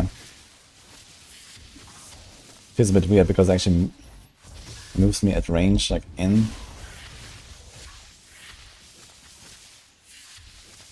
Could be melting, actually. So far, so good.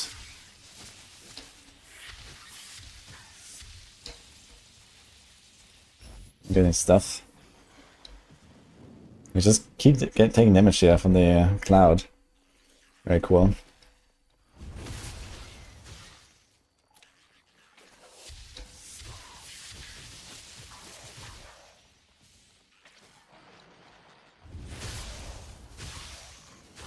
Okay, I think this is actually working here with the Vermin skill. Look at this, it's at 53k damage. And my Storm 120k. So Vermin is actually pumping as well.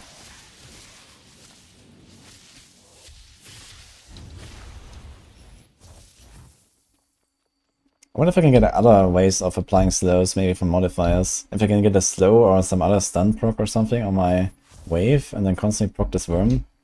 Could be kinda nice. Scout the tracker.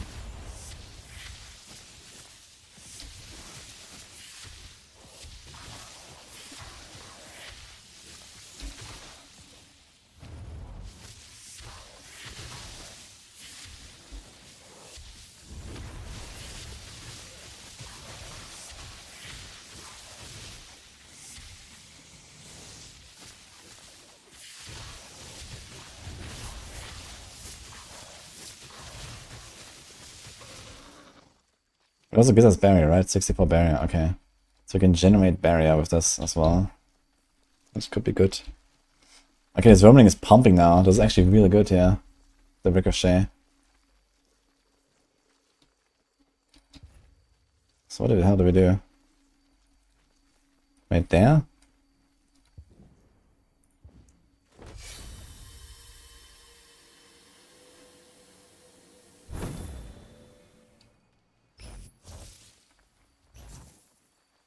Okay.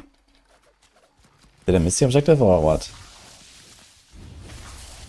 I'm pretty sure it showed something else here. Got that for a guy.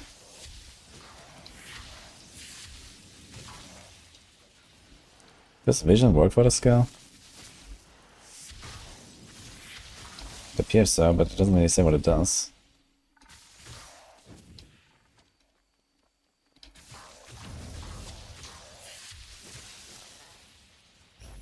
What's this guy doing?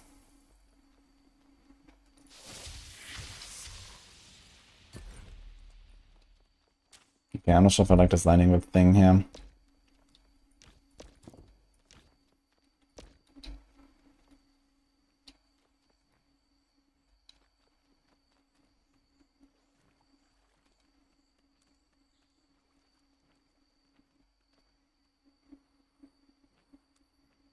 I do not have any other darts. Shit.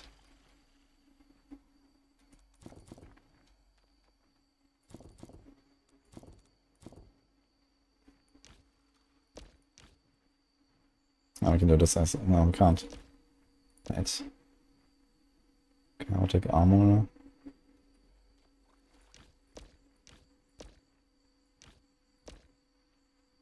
No, in fact, actually, we don't really need this thing here. Darts, speed. We can put something here.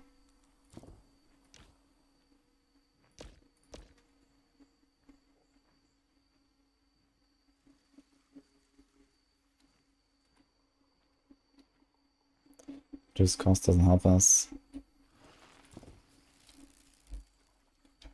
Bonus projectiles. Could do like some warning skill. Chance cooldown.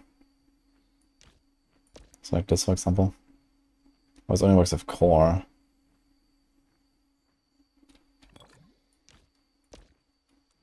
Anything else on burning?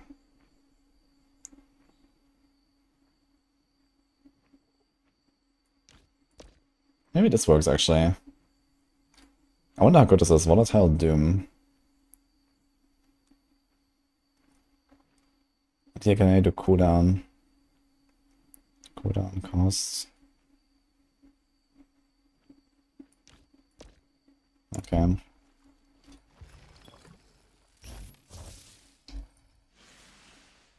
Let's see if I can see these marks.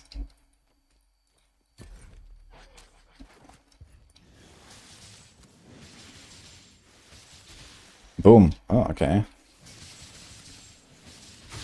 What the hell? That actually seems pretty good. It just pops them for like 5k. So this is which skill here on the side? I think this one on the second one. Yep. Okay, that's not bad. I think I'm gonna try something like that. So I actually have like a pretty good like left click now.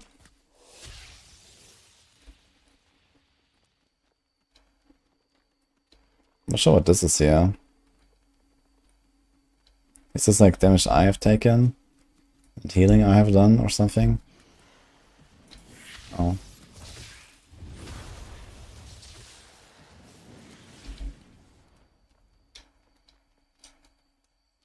The Dragonkin dev team also has some undecember members. Interesting. Maybe.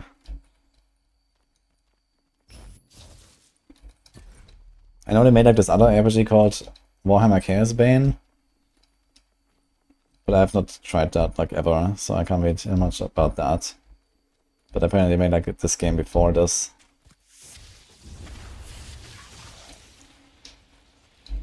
Okay, I think I'm gonna be melting now. I should invest a bit in defenses. Let's try to invest in the barriers and stuff. If I can do that.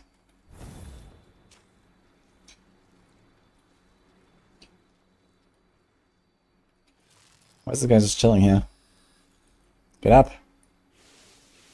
It's like slowly dying as well. Okay. Thank you, Hunter. Let's try the illusions. Seems like I have to go up here.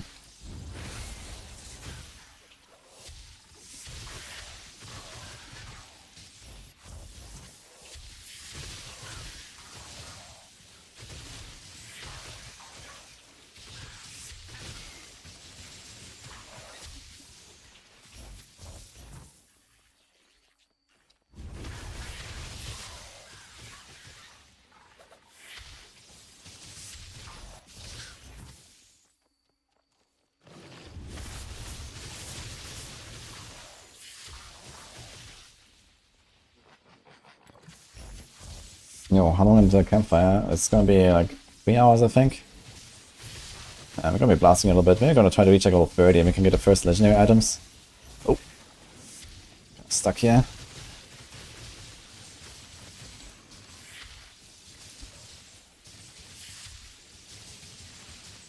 Okay, this Mark is a really good skill actually of this Ethereal darts. It's a good combo. You can just left click the swing and then boom. After 10 hits, it does like 5k. It's legit.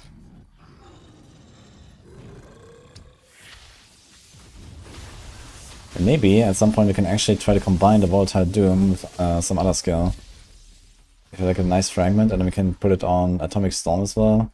Maybe even the Wave, because the Wave usually multi-hits as well. Especially on big targets. Read the inscription.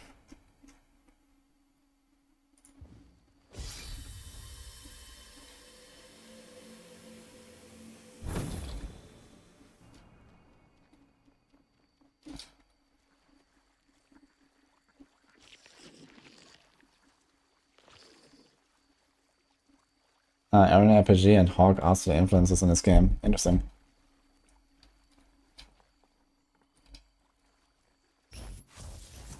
What I mean is Undecember skill system, similar to this, is pretty interesting. It's like also like the one thing I liked about Undecember, I guess. But didn't like much else about Undecember. But people keep asking about it, interestingly. It seems like it's still a thing. Look for combos at the foot of a trunk near a temple. Okay, I have no idea what I'm looking for. But yeah, apparently. Oh, this is actually part of the campaign now. This kind of quest.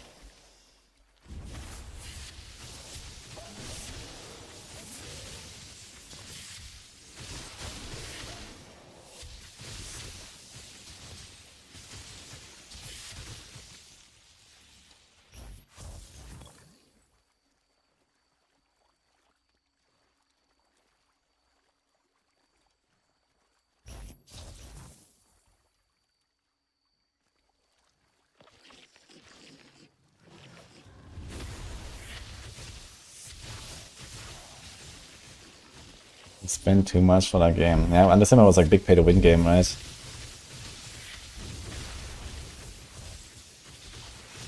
Like even the fucking crafting mods and so on, I remember.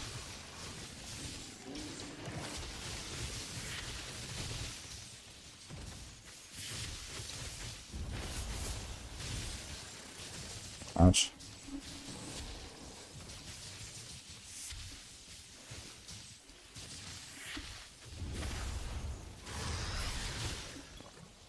I should use my barrier a little bit more.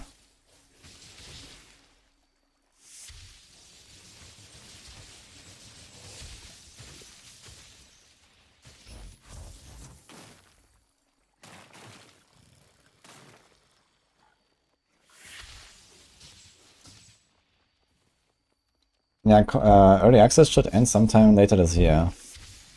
So I think they have like major updates planned roughly every 2 months or something. So it's like May, July, September or something, and then I think that's gonna be the end of the early access. At least supposedly. Following that plan.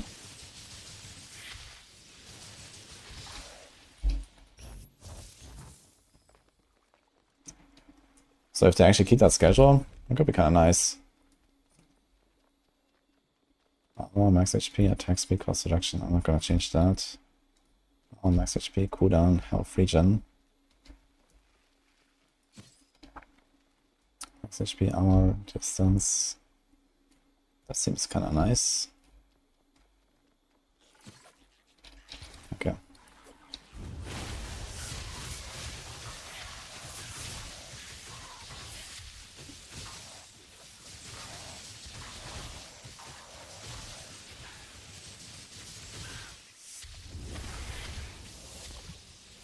Oh.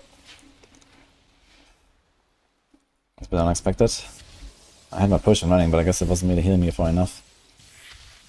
Need to remember to press my barrier, man. These kind of guys.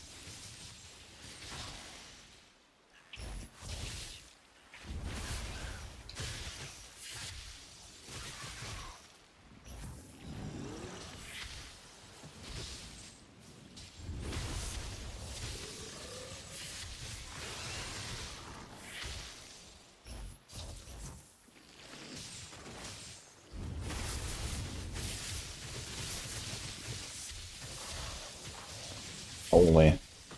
This guy's chunking.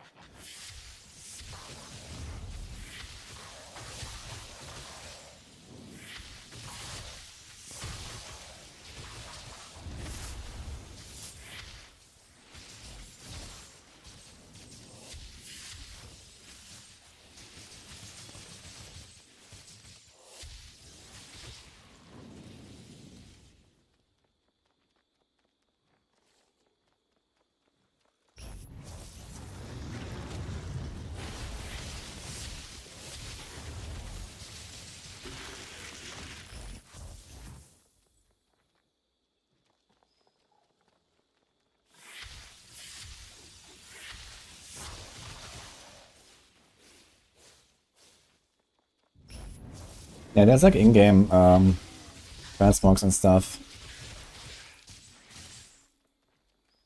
I'm sure they're gonna like actually add some kind of store later. I guess it would be good to like have like some kind of like longevity to the game. Because if they don't actually make any kind of like in-game store at all, even for cosmetics or something, then I guess it might not really get like the long-term support. But maybe it's fine, you know, it's just like finish the game and then maybe that's it, and it could be good. Maybe they're gonna work on the next thing or something. Oh my god, man. How much reflex do I have, I wonder? I feel like I'm getting dotted to death really hard by it sometimes.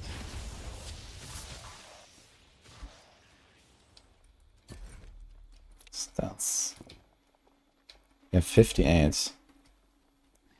Okay, that's actually a lot. This is why, I guess.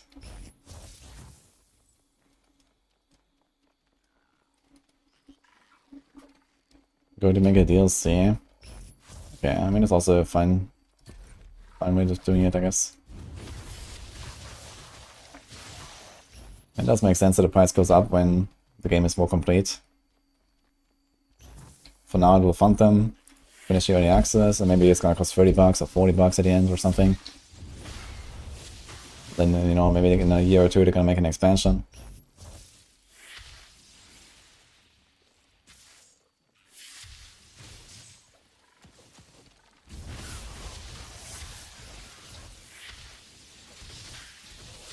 Hi Bungas, how's it going?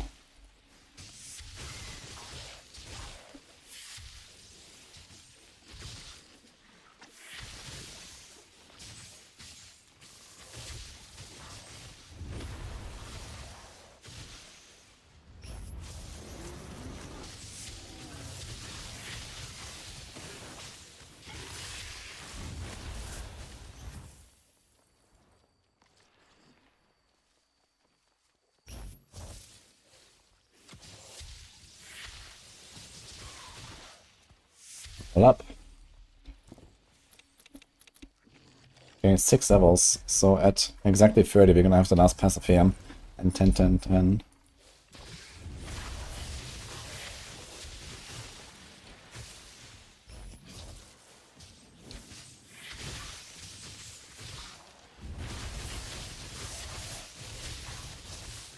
You kill like every monster here?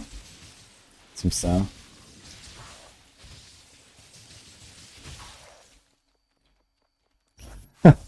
Oof, Wonkas. Yeah, we're coping here today, but T4. Let's see what happens.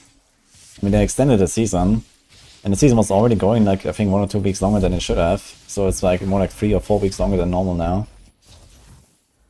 So maybe they've been cooking. Who knows?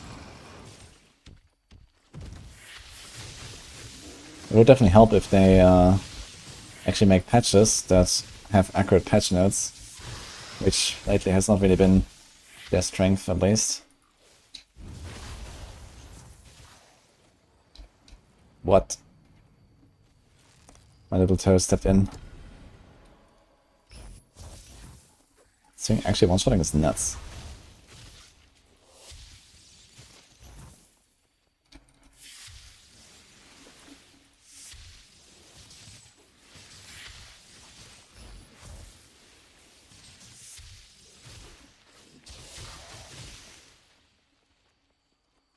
We need time to make 3 new golems.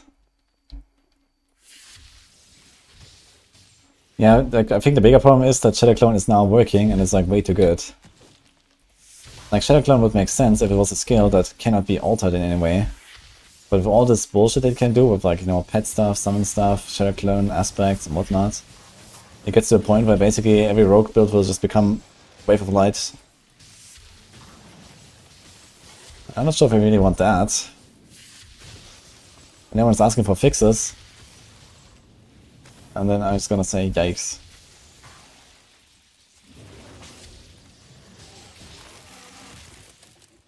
Find the egg layer. I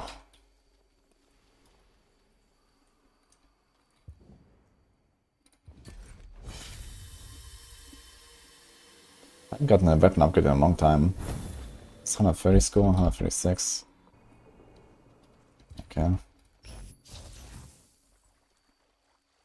And damage meter's on the left, you can press on it. Holy shit.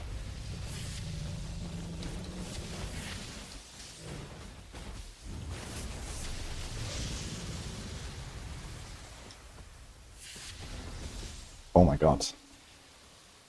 Okay, I'm gonna be very careful here.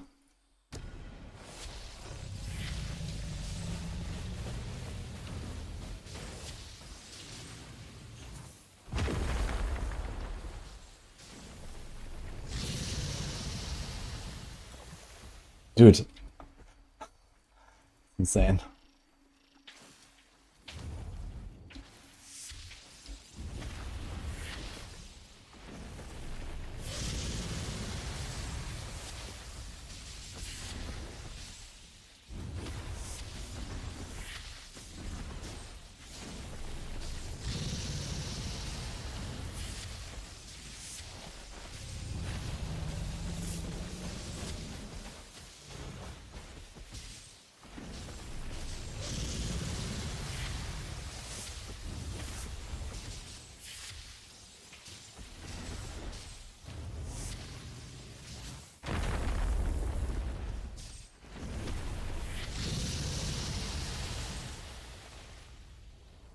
Okay.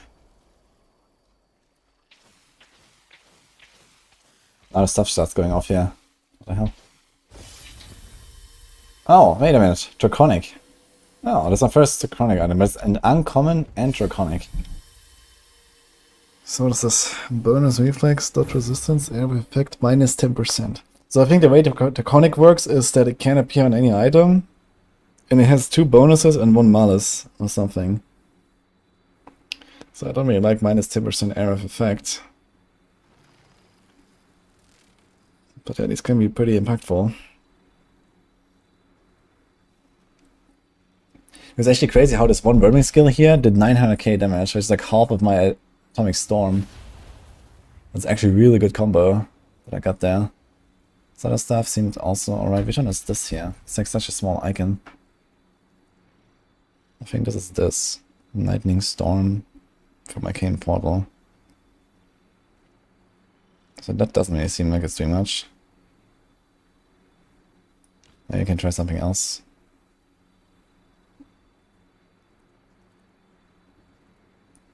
Let's see the Deadly Orb instead.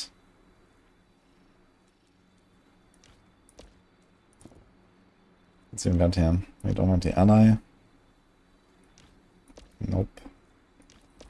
Wave with damage. That's kinda nice. Bonus summons. Interesting, okay, +1, +2. Wow. That's an interesting modifier. So you can actually make some real minion builds there. Atomic Storm, Repulsion, Speed, I don't want that. It's an energy gain.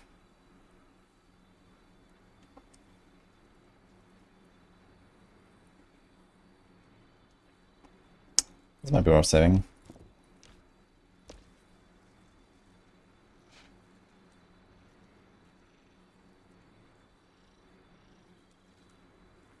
Okay, I'm gonna try the Deadly Orb.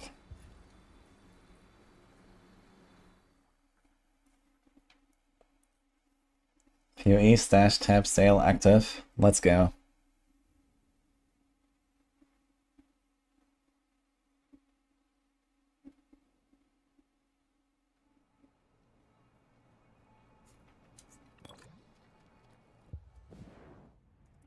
Okay, I think after next one we can upgrade our city again.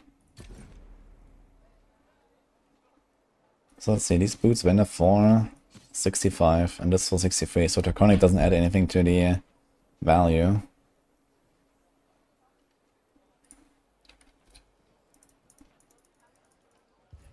Okay.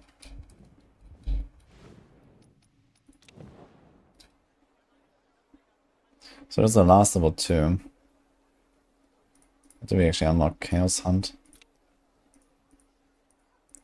Look, now we can actually decide, okay, random area, set the jungle. So at some point we can kind of just like make a hunt. I wonder if it's like a one-time thing or it's like a permanent unlock. I have not tried a Chaos Hunt yet. But I can kind of like choose, you know, rewards, enemy, what area, rules. What is the objectives? So I think it's gonna happen once you have cleared this thing. Then we're gonna do these, I suppose. But I wonder if we can like always just choose the same or something, I don't know. Lightning frequently strikes. Cool. So what do we do? Desolation 1. We got our first draconic item, Poggers. Desolation 2, Desolation 3, Desolation 4.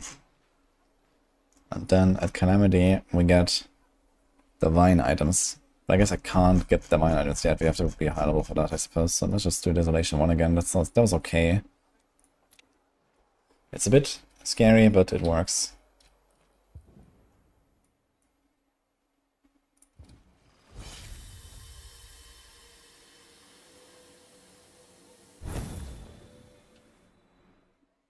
You able to sell stuff? Yeah, you go to the Dark Merchant in the city and you can just vendor your stuff there.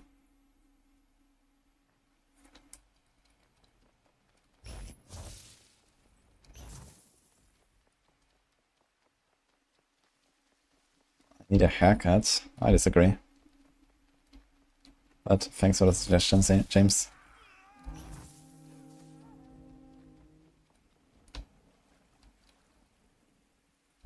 Stuff. Wonder how much this does. I should probably check how much damage does the lightning do. Okay, noticeable.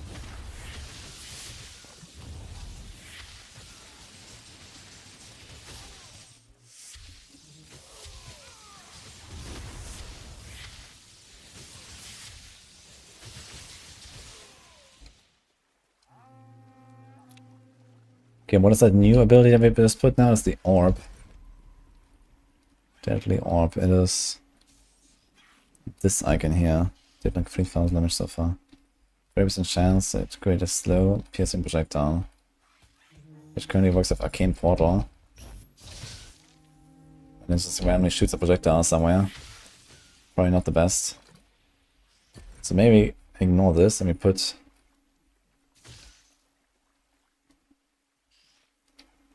do we have Call of the Tempest? Let's do that. I'd like to use this one, but I can't really fit it right now. Serpentine Protection. Yeah, when you get level 25, yeah, unlock these 3 slots and then I can probably rearrange this. Let's see.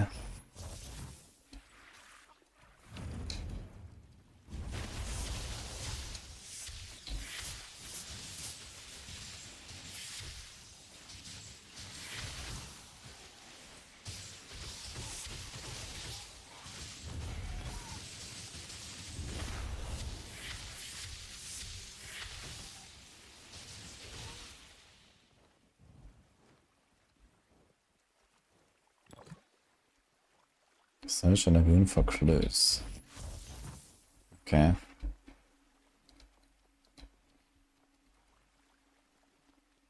I don't really see anything. Oh, this.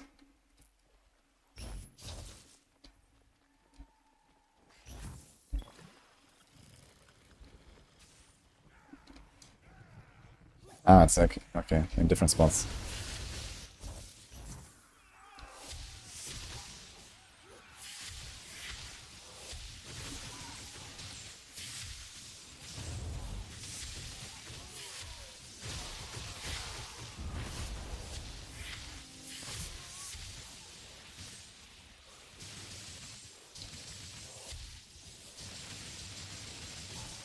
Oh man, when they're stacked, that's actually kind of nuts. They all explode for AoE.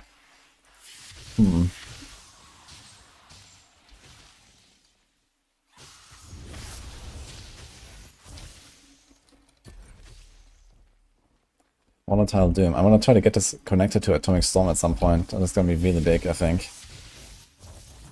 Just like make a large pull and everything fucking explodes.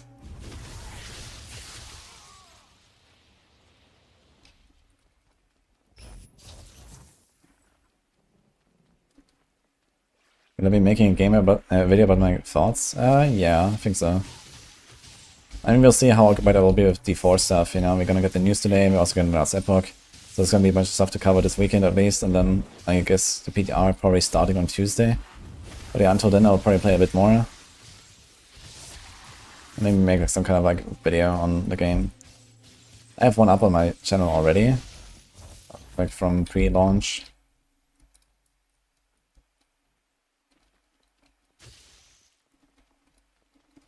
Cause damage to draw out the enemy leader. Okay. Causing damage.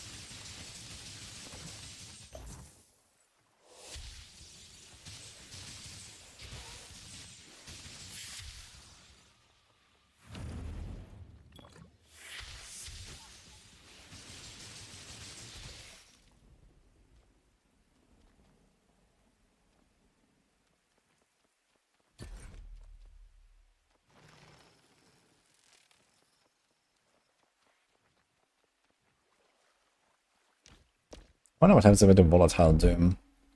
Oh, it only works with basics. Oh shit. Okay.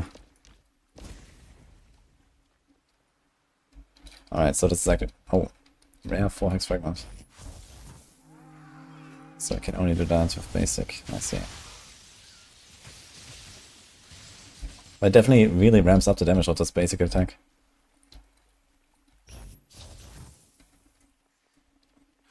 Hi, Raptech.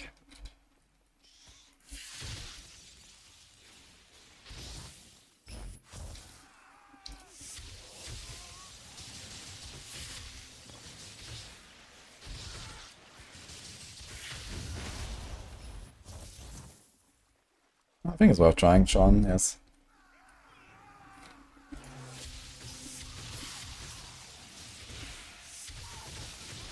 At the very least you can refund after 2 hours on Steam. If you really don't like it.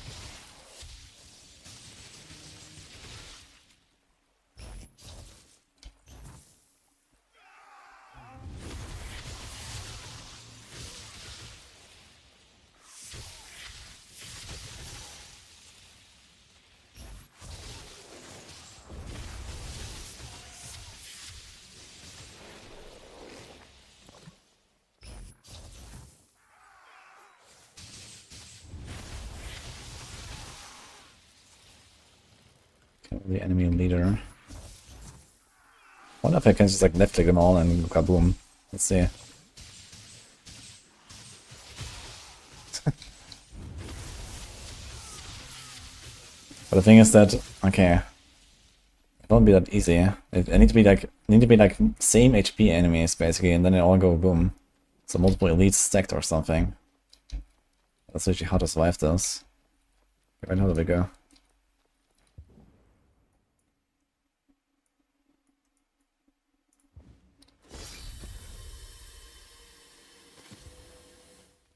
Did the fucking lightning strike just interrupt my portal? Wonderful.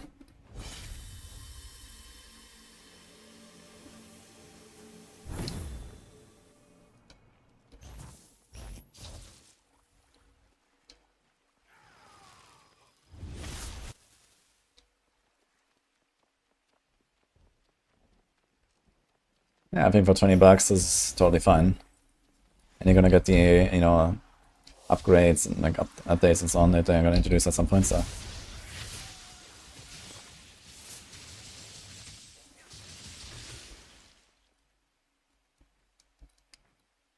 actually really interesting how this verming skill that I added really adds like a new dynamic to my setup right now. I can now left click and then when I hit them 10 times I do like an explosion for like 5k damage, and that actually works when the enemies are stacked. So when there's multiple enemies I'm hitting all the time, and they're like right on top of each other, they all go kaboom. It's pretty good. I can actually do really serious damage now with my left click. Like that.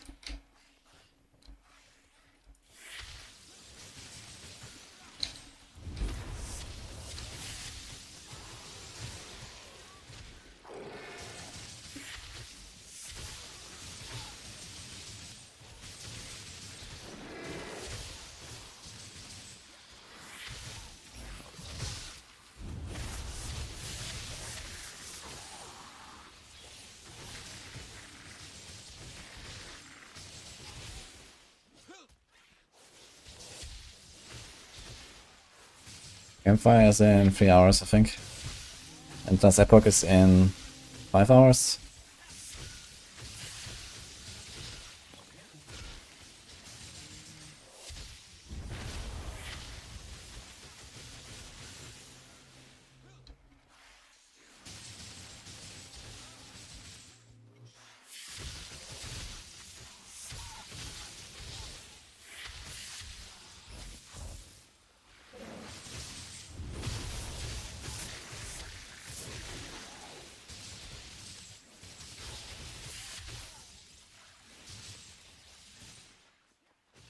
It's a new patch for PoE to come out. I expect it on 20th or 21st of March. But it's getting a bit close to that because they haven't even announced the date yet.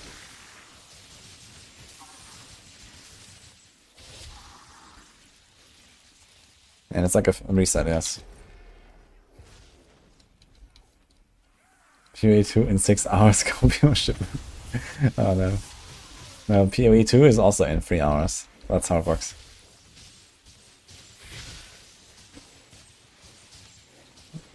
We don't know. But I think it's likely they're gonna drop some news today.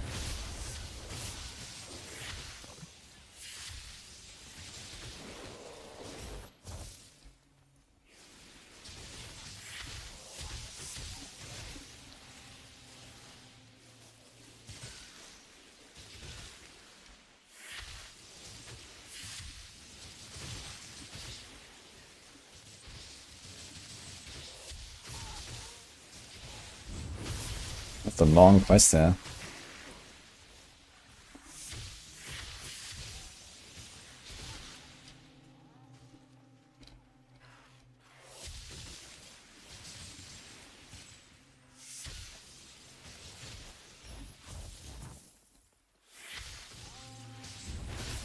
Ah, maybe this guy was stuck here?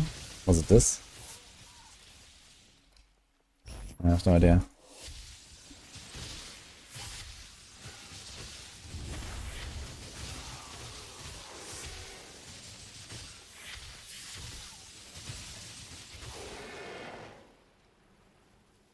Seriously, how long is this gonna go on?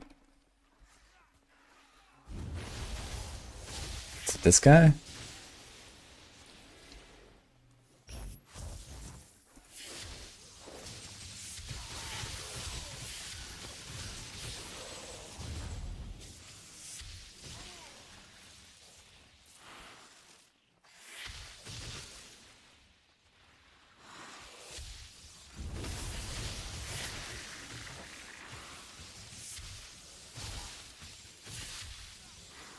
Eleven out of 12, man.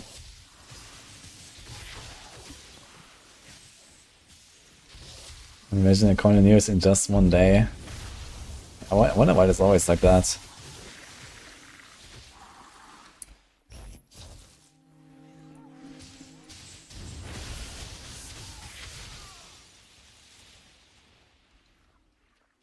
Okay, I'm lost here. What the fuck's going on?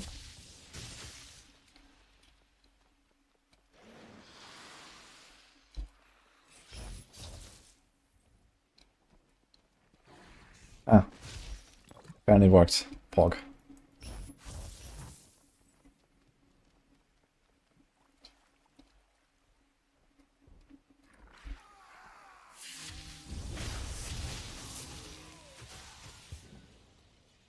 Where the hell do we have to go?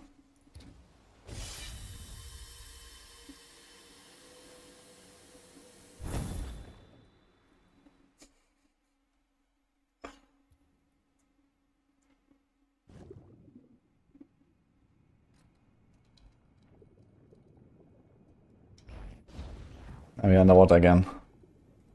I haven't done a dungeon in a long time.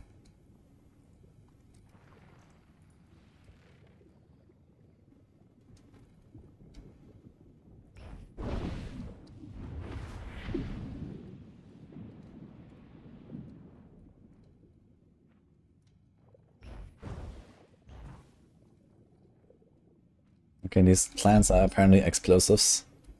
Good to know.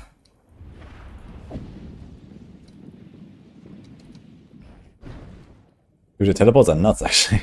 Just kind of bam, down the cliff there.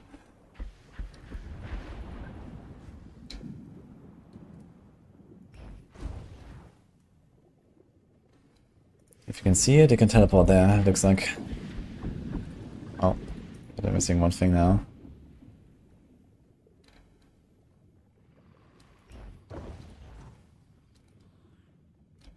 One more.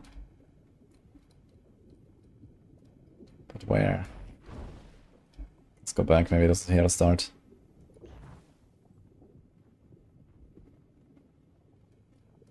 Also we have this thing here. Panorama.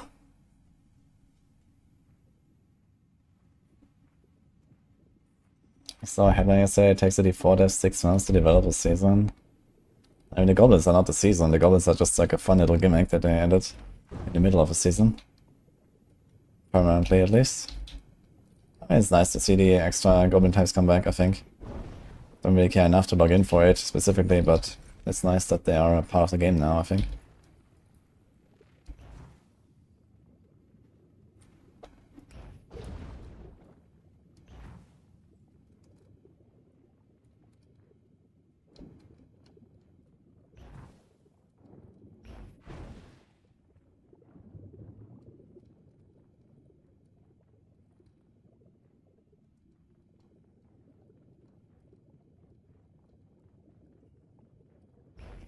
Are you sure about this, guys?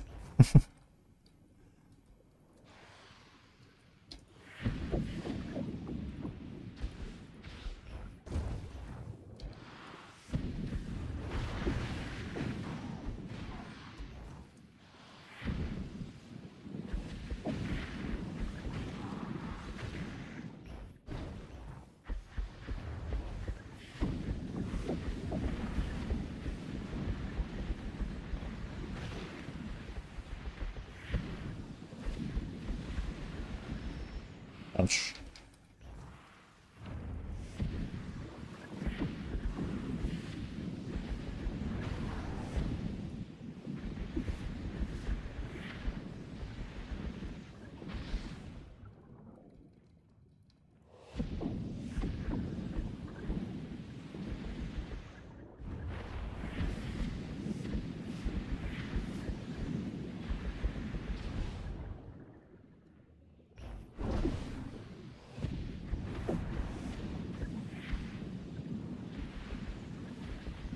I'm not sure what Giant does exactly. Is it just like tankier or something?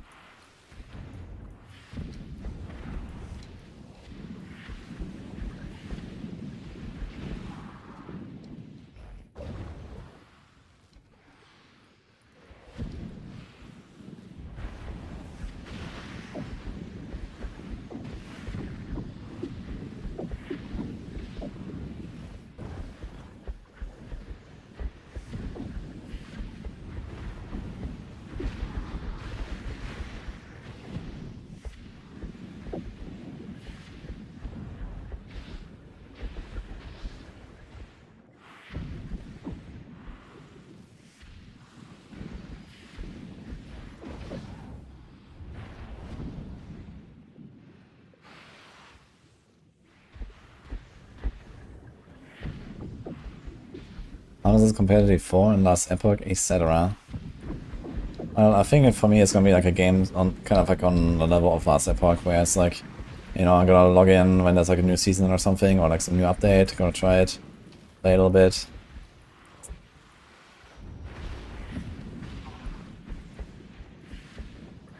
It's not like a D4 or a PoE, but, you know, it does have some cool features that I like. But yeah, I don't think it's gonna be something like that has like a lot of like kind of, I don't know, racing and, you know, competitiveness and stuff. Right now it doesn't even have a hardcore mode. So that's obviously a bit sad. 19% bonus XP. That is actually legit, I think. I think I want to do this. Armor, hopefully we lose some HP and cooldown. But this is a lot of XP.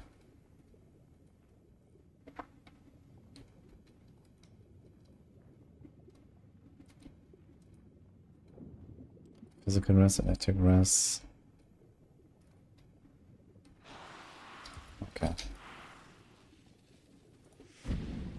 Yo, Funk Doctor, thanks for Prime by the way. Appreciate that.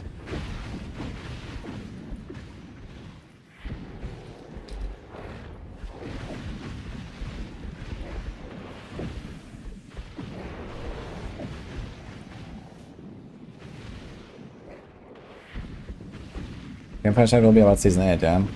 The PTR and stuff. It's gonna be pretty good, I think. It didn't talk about mid-season patch at all. Maybe there's not gonna be a mid-season patch. I mean, we are at mid-season point now in D4, so maybe they're gonna talk about it as well. But then it would probably happen basically next to the PTR, which is also a bit weird. I guess we'll see. I mean, Season 8 comes out in nearly 2 months, so the PTR is somewhat early since they pushed back the season launch.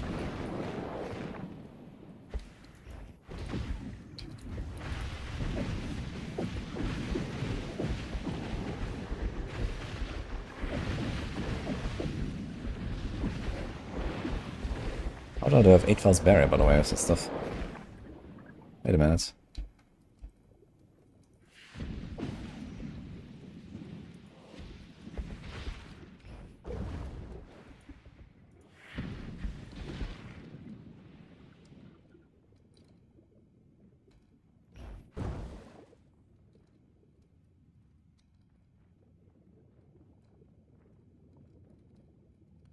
Okay, if you don't play many RPGs... I mean, it doesn't seem like you need a lot of time to really get somewhere in this game. Like, I have, I don't know what, like less than 10 hours now. And, you know, I'm kind of glancing through the endgame here and stuff. I mean, I don't really have like a max character. This is still only level 24, so I'm like... I think 50 is the max level, and then, you know, beyond that you can also get like, you know, big items and stuff.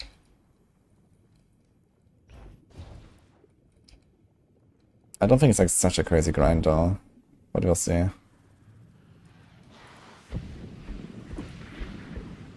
Eliminate the Cobalt Dragon. Where is that? Oh, hello.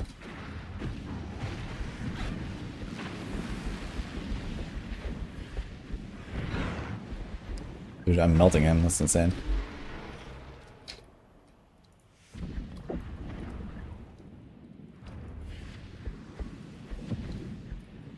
Oh, that's the hunt, okay.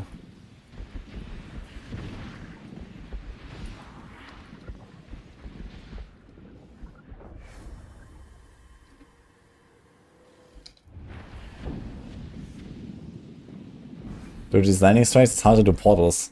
Because the fucking lightning strike just appears on me sometimes. I think I have to dodge 2 in a row.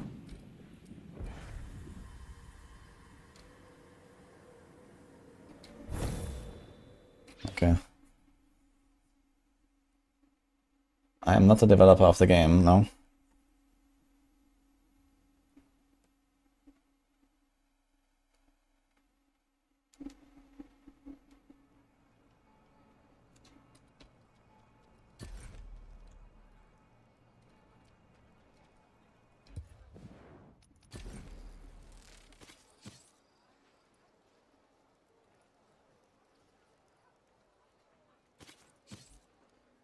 Alright.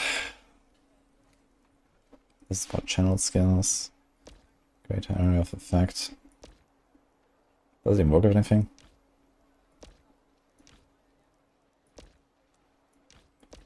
Deadly Orb, Shockwave. 12% chance. I wonder how good that Shockwave is. Do we have the Deadly Orb right now? No, I removed it, right? I didn't really like that. So F. He's a rare bonus projectiles though, and it's like a 4 fragment. Basic skill enhancement. So that is nice. There's like 1 piece that can give you a +1 projectile. But you don't have space for that right now. Greater mobility. Definitely something I want to save though for later. Okay, what's that? Double strike. But it only works on melee, so... Defensive stance and ephemeral darts. That is also not terrible. I'll save that. Winged Invocation. I should check how good this is actually. Because I have no idea. Works with active. So I'd have to remove something.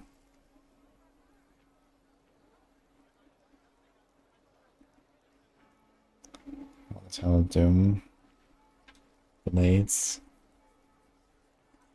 I didn't check how much this does actually. Call of the Tempest.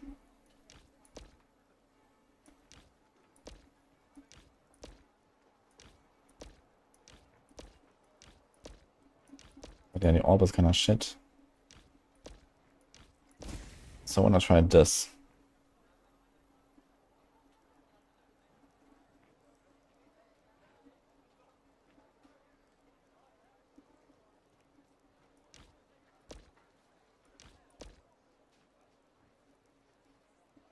I also wanna try this later.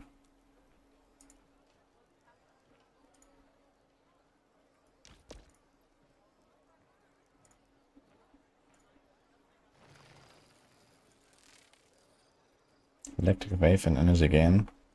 That's not terrible.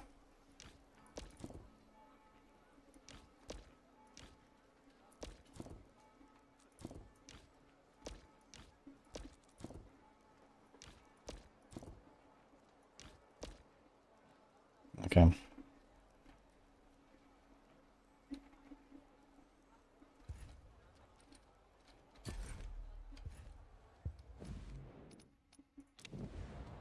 So you've done all of the 2s. There's 3, 3. Oh, here's 1 more 2. So this, and then 3, 3, 3.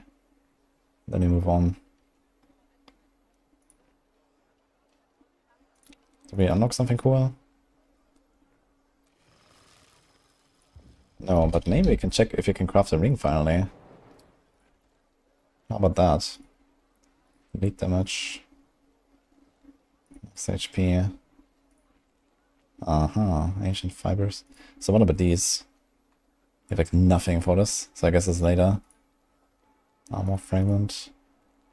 Strange scar, so let's make sure we don't use those. Like this. Poison claw, ritual necklace.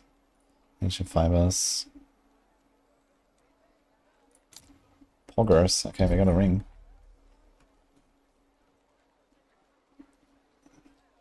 It's a bit more HP. And I crafted courage instead of int, I just realized. Doesn't matter.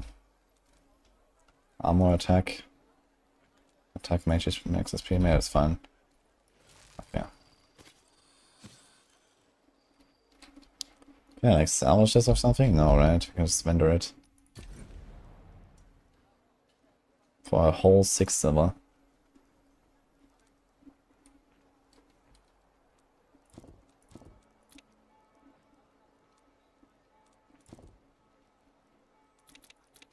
Okay.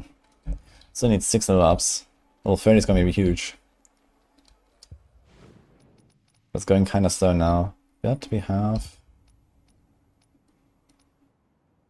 XP upgrade.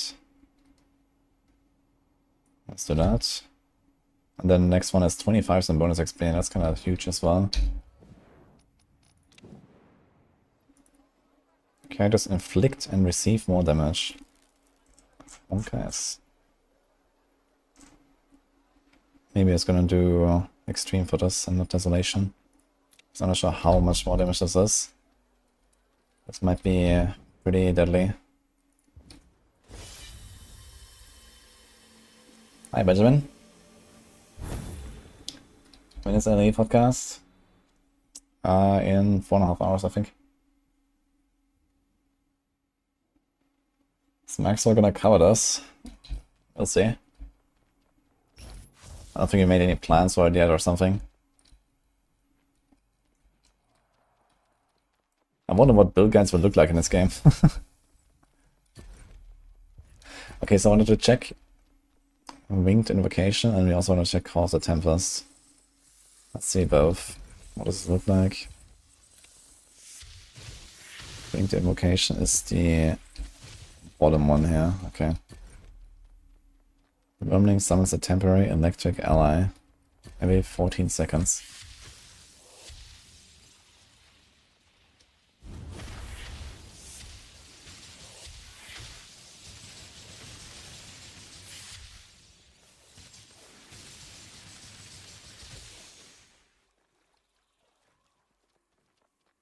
So far it's at 0. So I'm not sure if that works.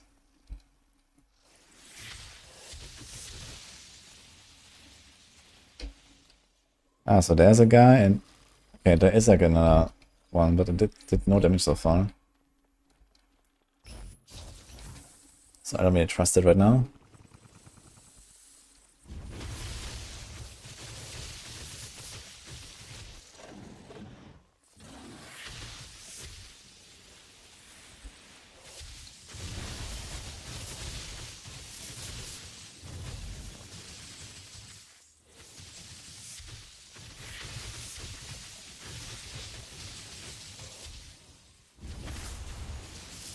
Oh my god. This guy's actually hurt. What the hell are they doing?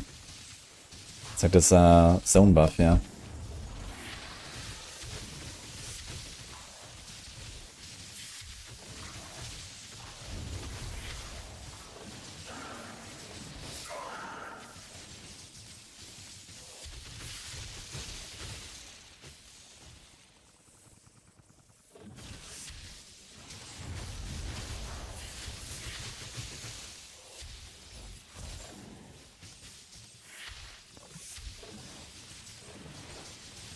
These guys have health plus imperceptible. I think imperceptible also makes him like, I don't know, gives him dodge or something.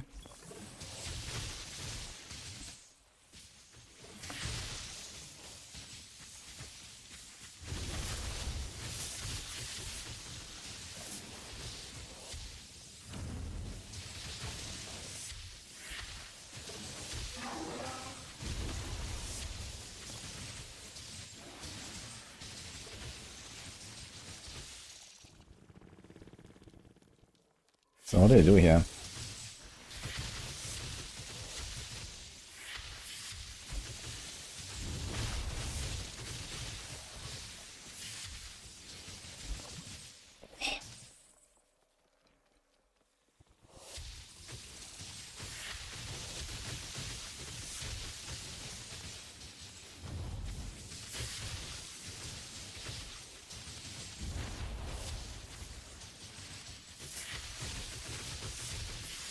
Very surprised by how tanky these guys are and how tough. Also, they're level 29 as well as. I haven't really paid attention to their levels.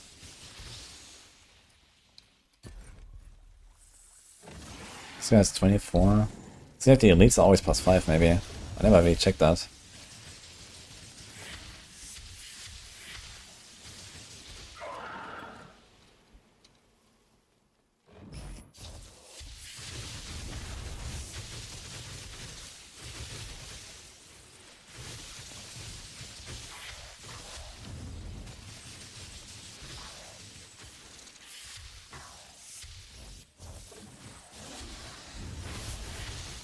Hi Macro, how's it going? It's getting big nostalgia vibes. Well, that's just like what the graphics look like in this game, I guess. I'm not sure if it's like on purpose or anything.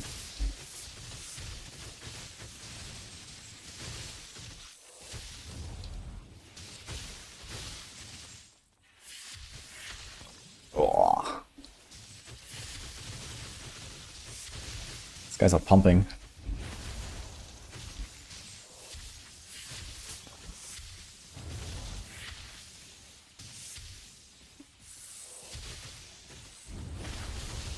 So many enemies spawning here.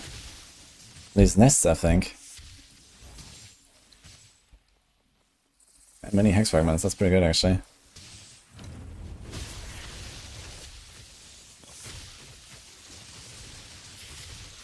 I think there must be another elite nearby or something that gives them like barrier.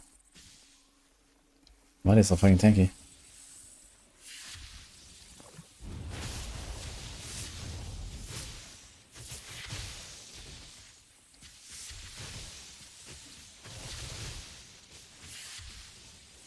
Okay, I need to check. Something is up here.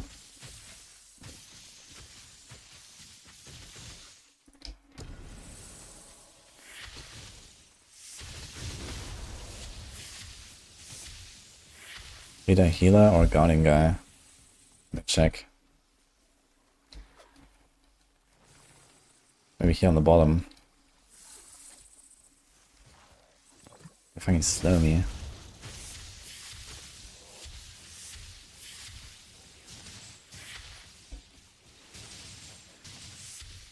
Yeah, they all have this like purple aura. Must be a good guy somewhere.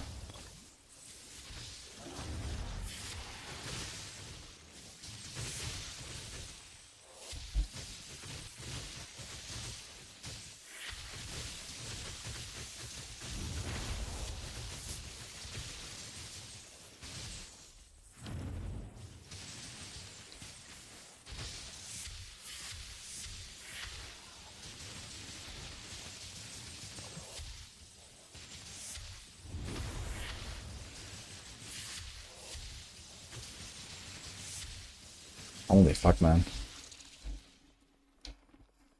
Alright. To free the prisoners. I don't even know where. Thanks, Glazer, for the prime. Is this game out? It is so out, man. Well, early access out, but out, yes.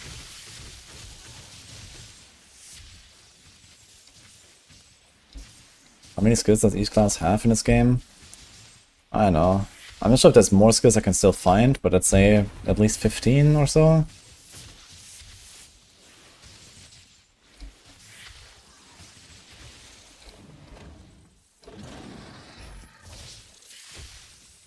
Yeah, I still show these guys as red here, and then I should release the prisoners, but I'm not sure how. With 0. Kill the pests, I guess. Okay, I guess the prisoners are somewhere else.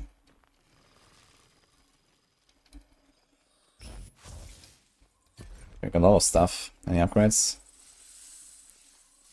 Block. 31 attack. 12 elite damage. 60 electric damage.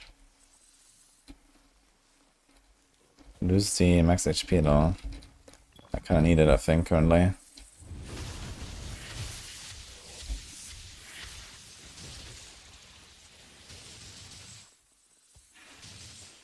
Okay, somebody's up with these enemies here in this fucking zone, man. These guys are nuts.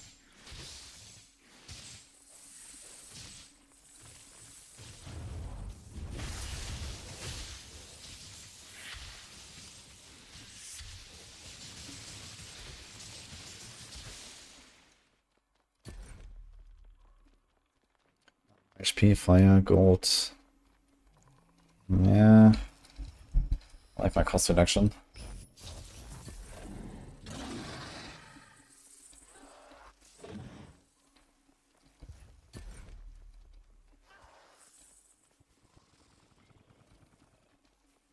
It's a little barrier.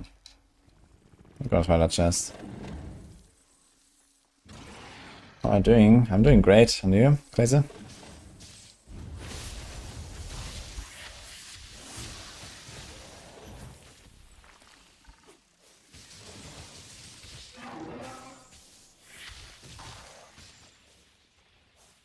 I don't think there's loot fillers in this game yet. I'm not sure if they're gonna introduce them.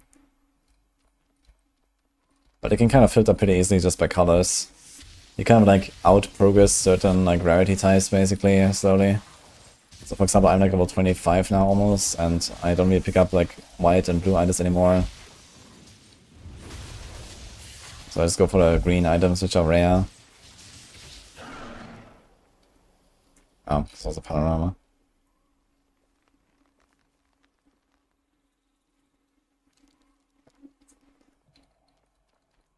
Should go demon form for the race. The dodge roll is literally just flying across the map.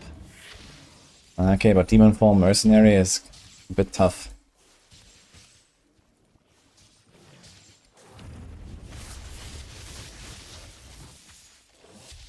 And these seasons on 2nd April.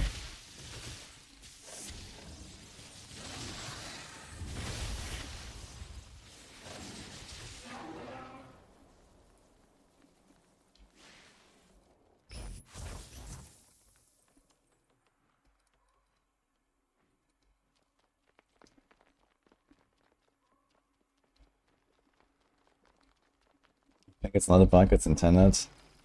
It's probably neither a bug nor intended, it's just an oversight. There's this. I just figured as well, like standing there where you have like an infinite spawning, you can get some XP. Like I actually checked my XP here while I was doing this and I realized I was getting XP there. So I could abuse this. But realistically, it's just like something that needs to get fixed at some point, right? They need to like stop spawning enemies or something. Or maybe after, you know, I don't know, 100 enemies, they don't give XP anymore or whatever, right? So that you don't really get a downside in like the normal gameplay, but then there's like some kind of cap to it or so. There's like some ways to solve this, I guess. Games usually just like don't give any XP for monsters that are spawned, which is also kind of shitty, I think. It's kind of nice when there's like a bunch of monsters spawning and you get XP for it. Oh shit. 15 8 damage, 11 crit. Lots of damage. Energy gain. Now the energy gain did not seem to help at all, unfortunately, but everything else seems kind of nice. This is plus 31, electric, elite, gold. Let's see. 4,800, 4,400. That's actually quite an improvement. I think I'm taking it.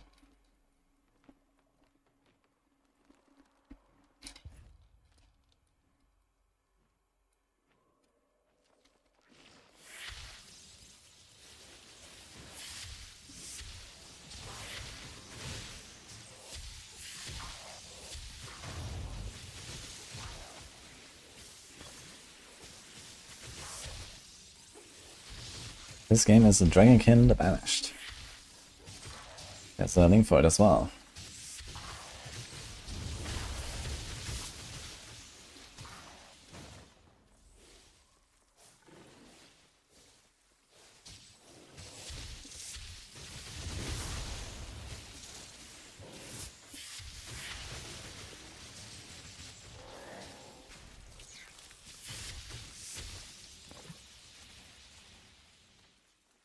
It's new, yeah. Doesn't get newer than this, actually.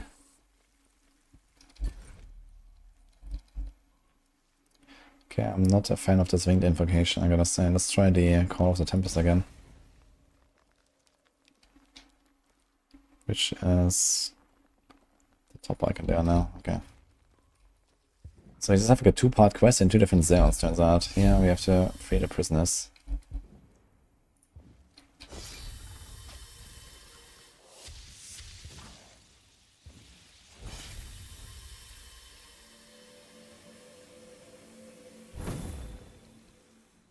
The name is so misleading, doesn't look like it's about dragons. What do you mean? I feel like it's too much about dragons more than anything.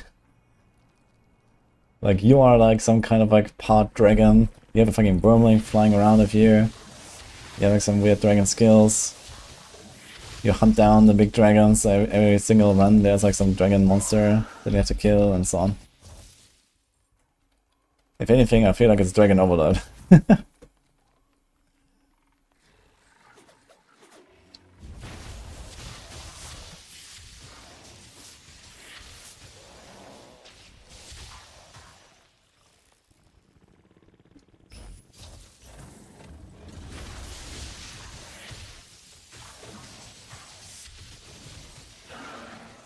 Okay, I leveled up. I can choose a new thing.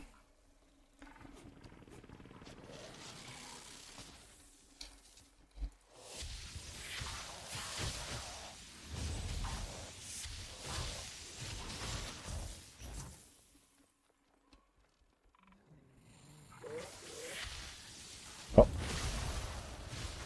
Somehow I survived this. Okay.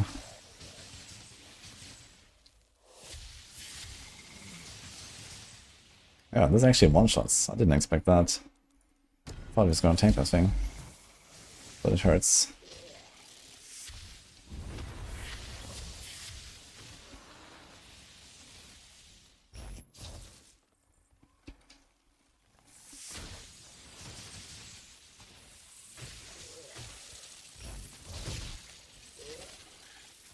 It's being dropped behind. Oh shit.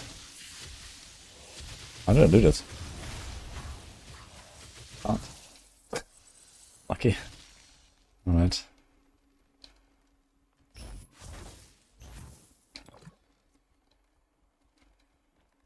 Even this game we cannot escape mire. But at least here it doesn't really feel like a bad map or something. It's okay. Because it kind of just like, you know, you fight stuff where it is and There's not like 1,000 like little like walls and nooks and crannies and stuff. So feels much more smooth here, I think, than Mire. I actually kind of like this map. Like the ambience is kind of cool.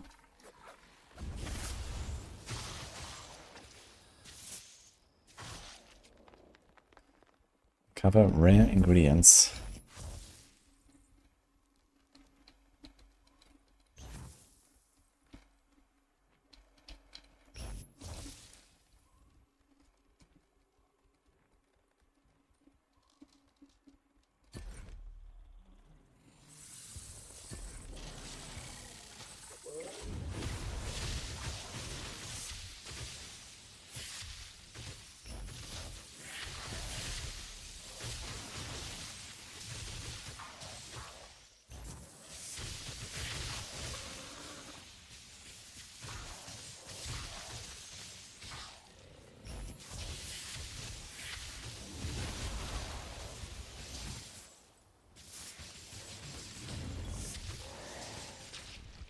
Oh, we actually survived this explosion.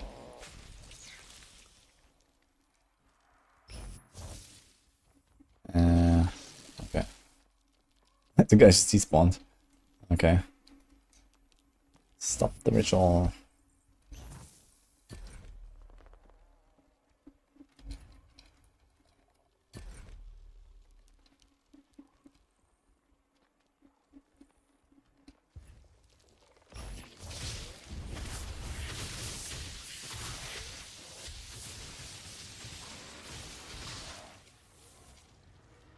Okay, Hex Fragment. Green. That's nice.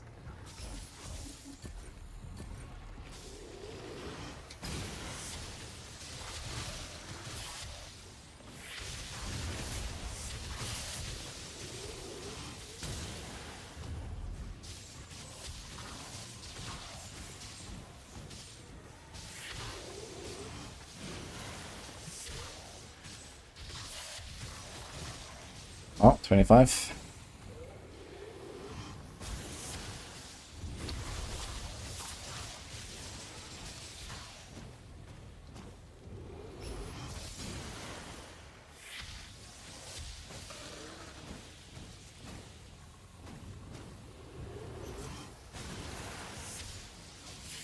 So you have to hit the guys with the beam to release them.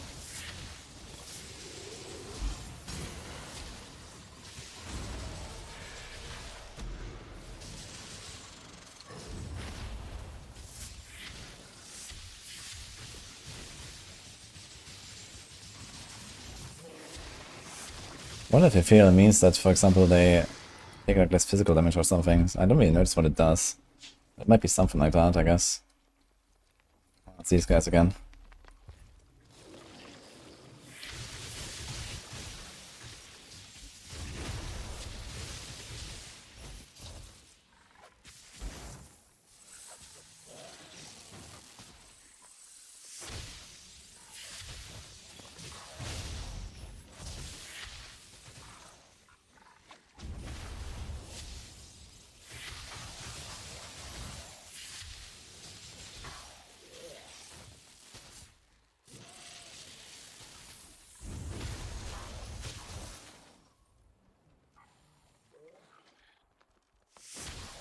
I understand at some point. Yeah, I did actually, like a long time ago. But it's not a game that I really want to play again. It's like way too mobile for me. Way too pay to win on top of it.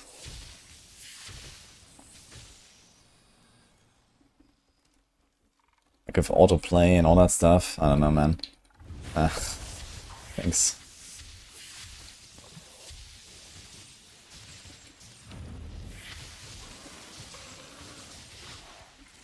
Oh my god.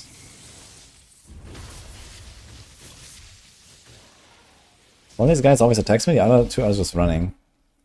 It's kind of weird.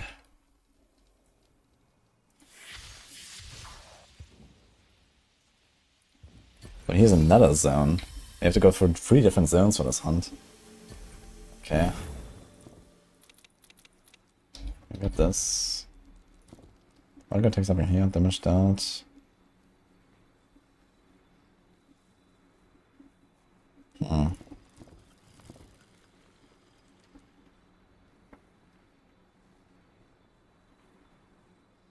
That seems very nice, actually. I wonder if I should just go for it, actually.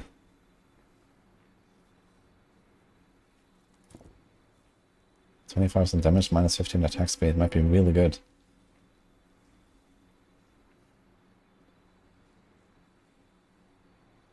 I also wonder how good is this. This could be kind of nuts. If this has no cooldown, kind of want to try it, actually. Is that like a control click? No. We need that.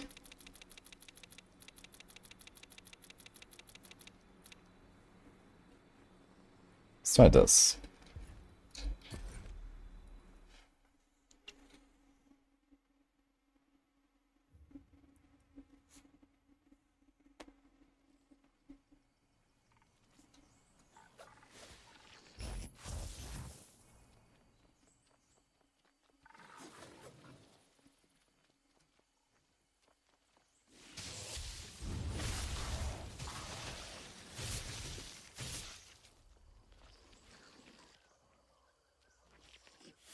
We need some big enemy to test this, actually.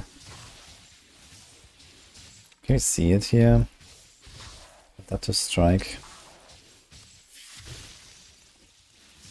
No.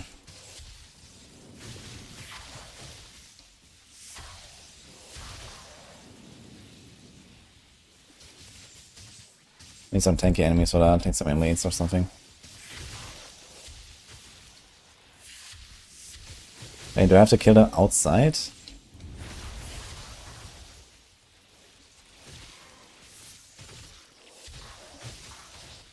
What do we have to do?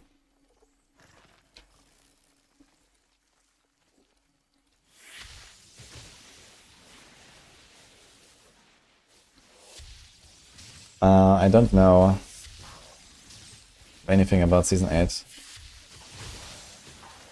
So I'm just coping.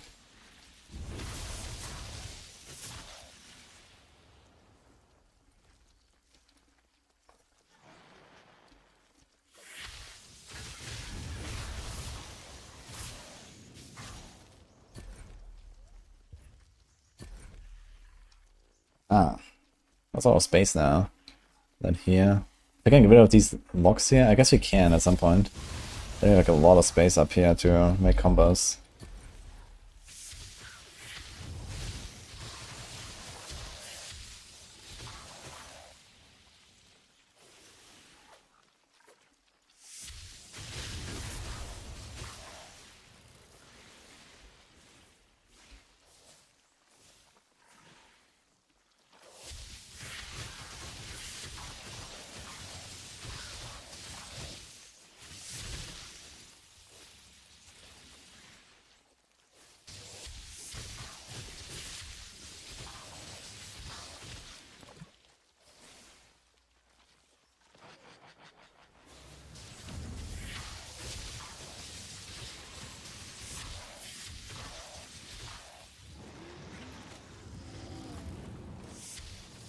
Surely no.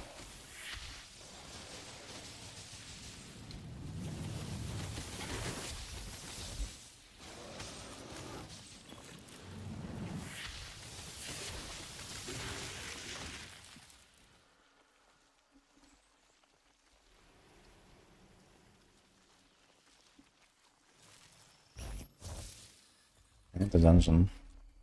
I'm not really so sure about this thing here.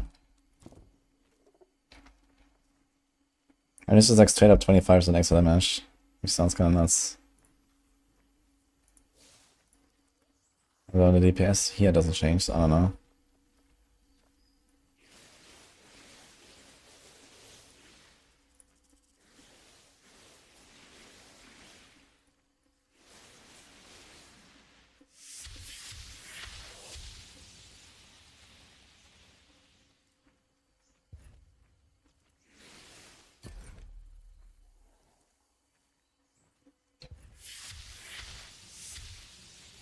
Okay, let's regenerate this, and then let's see. 1, 2, 3, 4. Actually, we can test this easier if you do this.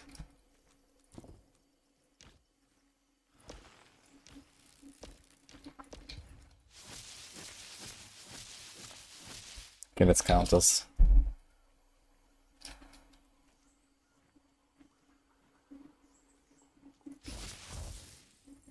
Oops.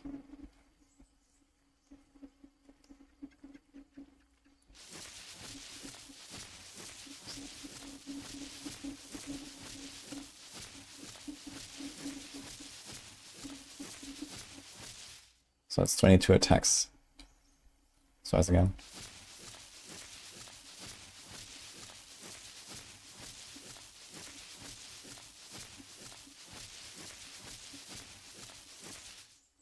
Okay, 22. Select a keybind I can remove for this, by the way.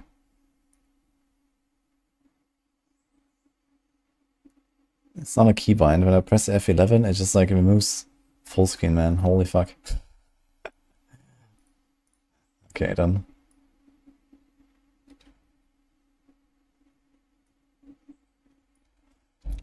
F11 is my keybind for resetting the life split.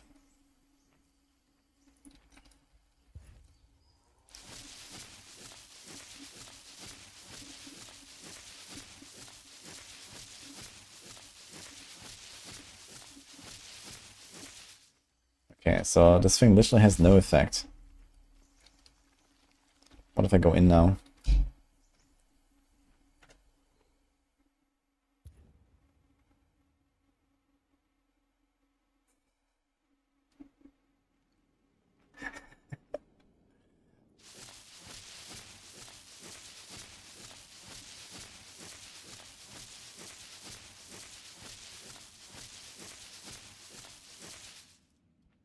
Okay, I think this is literally not working.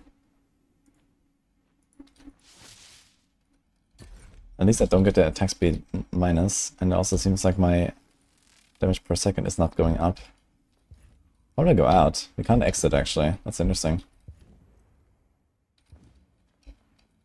There's no exit to the dungeon.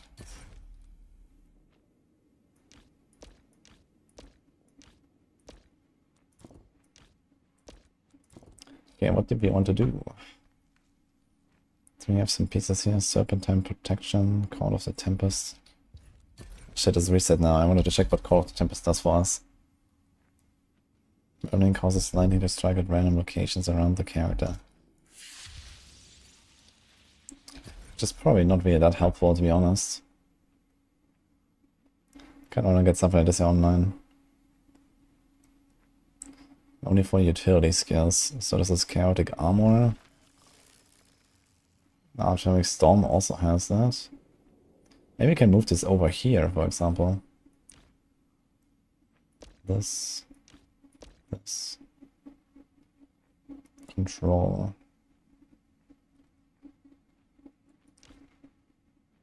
Nah, not really. I mean, this is still kind of stuck there in its own corner.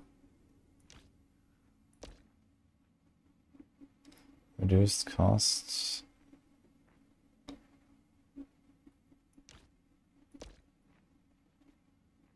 And this seems trash, yeah.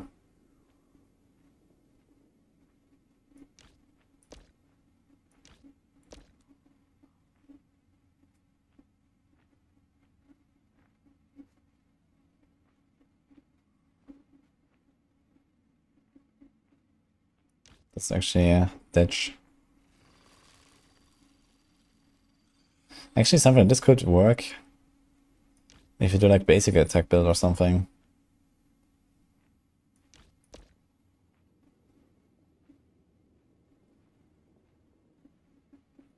Offensive, active.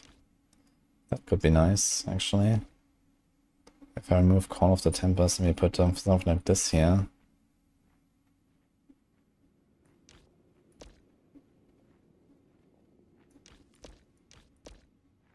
Like this, for example.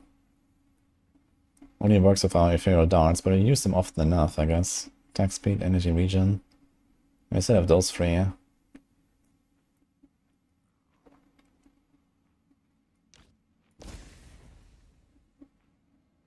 Reduce cost.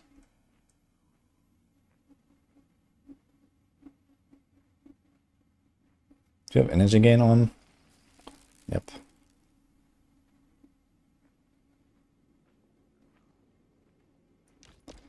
That seems nice. Shockwave. I should maybe move this thing closer to the center and all of this stuff over to the left. That could work as well. I wonder if that's an option now, since I have more space.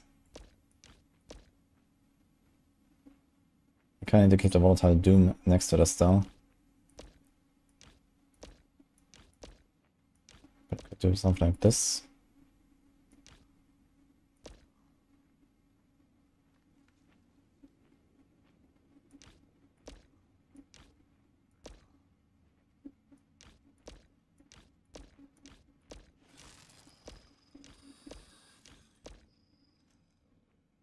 Shit, it's actually missing a modifier now.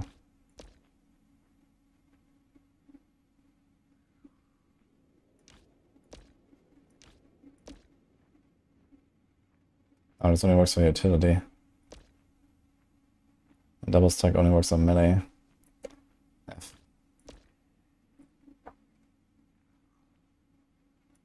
So the speed needs to be replaced with something else. Like a 2 modifier thing here, for example. Something like this. And this doesn't work for it.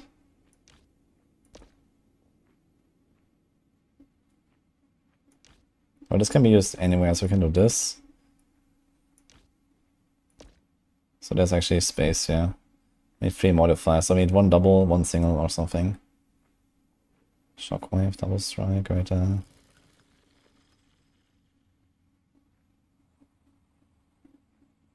Offensive core.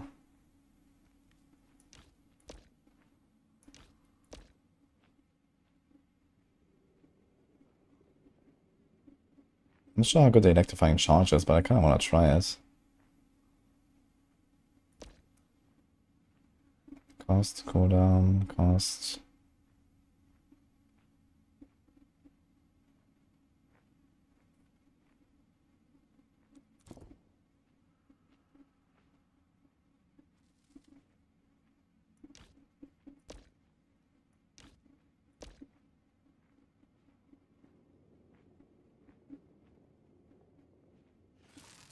I wonder how good that is.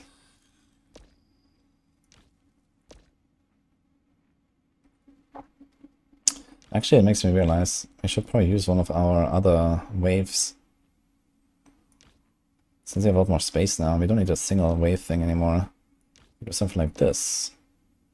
And then we have a lot of stuff to add here.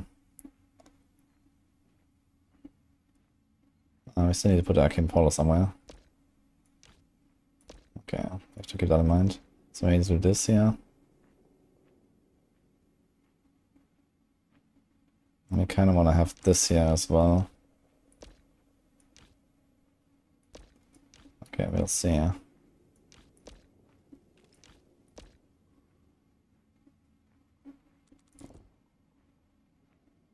There's another arcane portal we can also do. Let's put this here.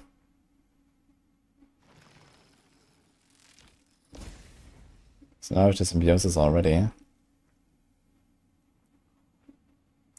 have the energy gain with 5. This could be adjusted.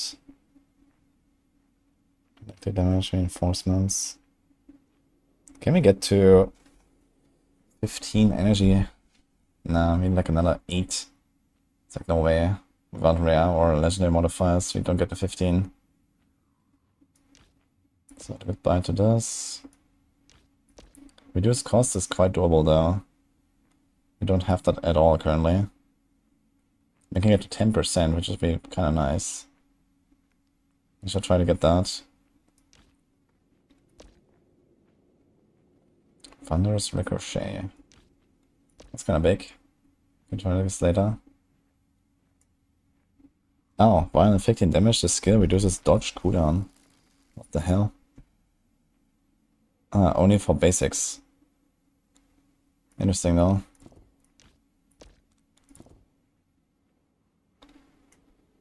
Skill briefly stuns enemies hits but against a cooldown. I wonder if they could actually like interrupt stuff with that. That could also be interesting. It's only for melee. Bonus chance has a greater chance of triggering roaming effects. Okay, interesting stuff here. I haven't seen those. Bonus summons. Physical, trapdoors, toxic.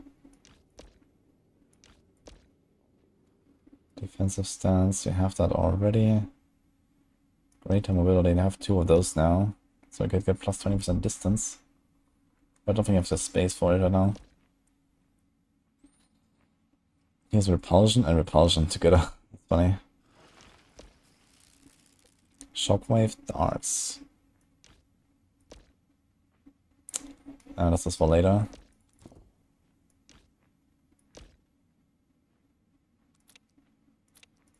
What do we have here? Physical damage, speed, portal. I'm not sure about that.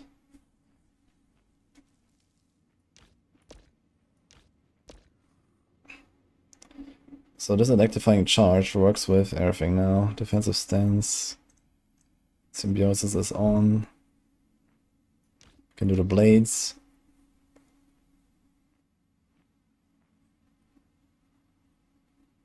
So 1, 2, 3, 4, 5, okay.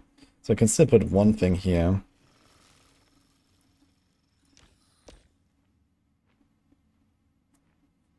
In fact, we can remove this part here as well. We can put one here, one here. Bonus projectiles. So here we get +1. But it's also gonna feel a bit odd. And then speed, basic skill enhancements, greater mobility. We could try to see how it feels. We can't shoot straight anymore like this, but we get 2 all the time. Which could be interesting. And then like a cost reduction. Do we have like a cost reduction here?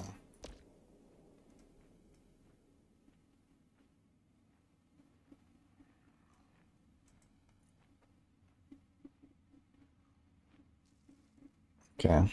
It's kind of scuffed with so many red ones, but okay. But now we have a problem. We have to put the portal somewhere. Do we have like a single arcane portal somewhere? Actually, I don't. I need to pick up the 1 hex fragments to get like a arcane portal on its own. Because right now I can't fit it. Unless I remove something. Could remove like this here, for example. So if I remove this one now.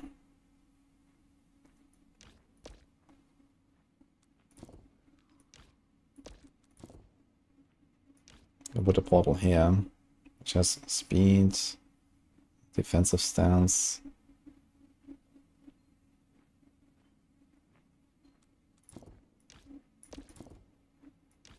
Greater area of effect. Can we put this here?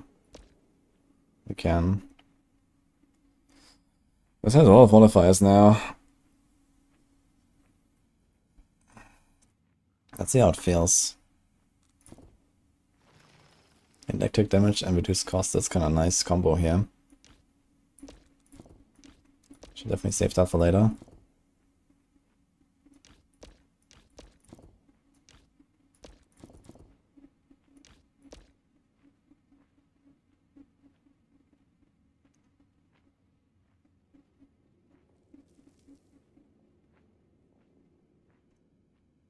Can we have symbiosis on our main skill? Yes.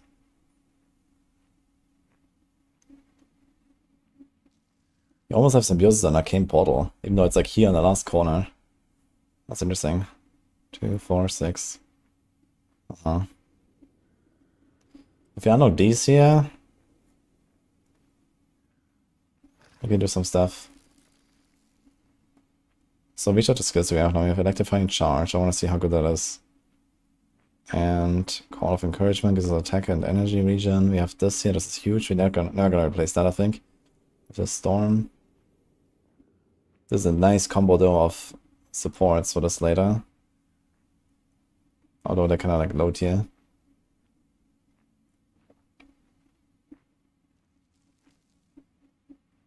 I do want to see this though. Cobalt Dragon Aura. Health regen 20%. I wonder if that is just like increasing my current health regen or if that actually gives me like health regen. I'm not sure about this. So I have to try this.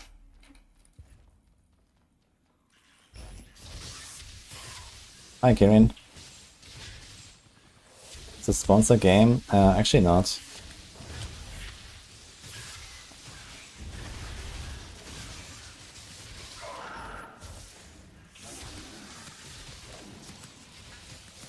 So how does the thing work? 150 damage. Having has a chance of electrifying enemy close to initial target.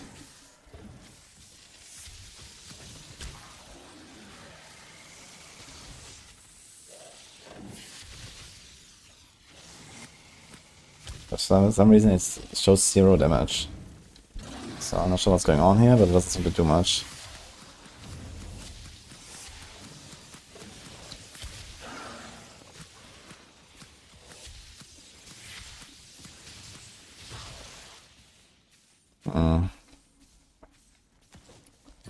So maybe not actually.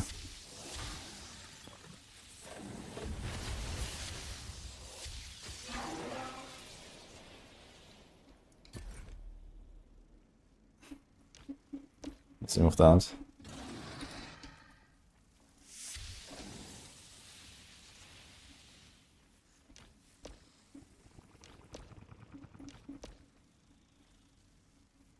In that case, we can also add... I wanted this here, but I don't think I can fit it unless we move this over here and we put this. It only works with utility. Full activation, environment creates a temporary shield. That's 14.3 seconds cooldown. What's my teleport cooldown? 7.8, so every second teleport basically, roughly. Or Atomic Storm, which also has utility tag.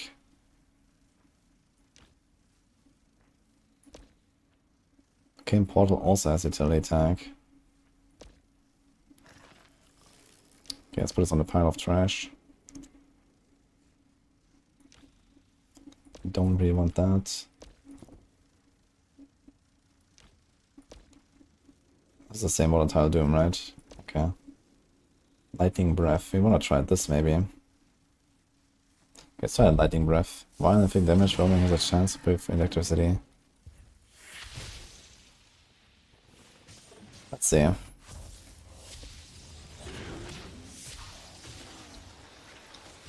it actually sets for like 3k. I wonder if it has like some sort of cooldown or something.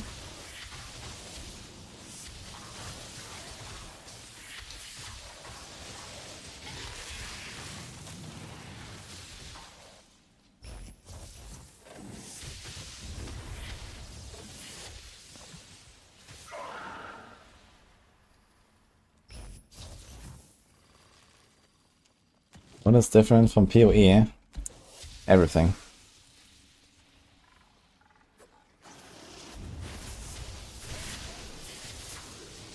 I guess the skill system can be somewhat compared with like the modifiers. You can like change how skills work and, you know, trigger stuff and so on. But yeah, other than that, that's nothing really similar to PoE, I think.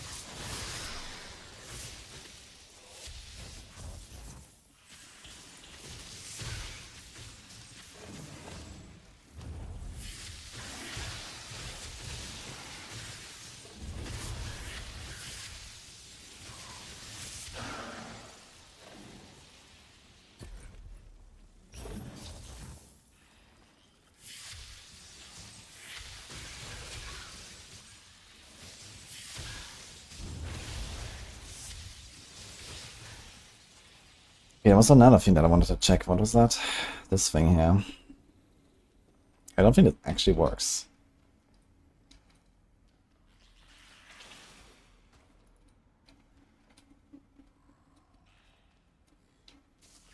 Let's see this damage here. It's like to have a healer nearby.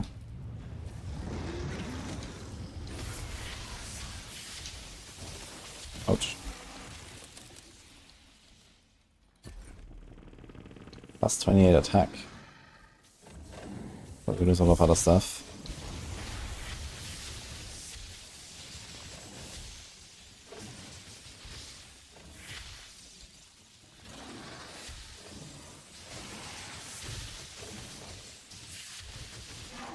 Well, it's a bit clunky to play with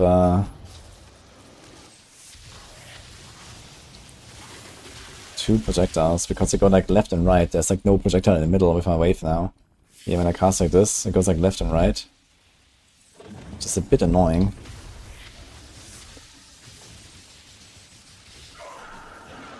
But it has pretty good AoE coverage like now. I think I'm gonna try to... I think at level 30, right, we're gonna get legendary fragments, and then we're probably gonna get enough power to get an extra projectile. If you have 3 projectiles, you're gonna have the middle projectile again, plus the 2 side projectiles, and then we're gonna be chilling, I think. This guy just doesn't take any damage for some reason.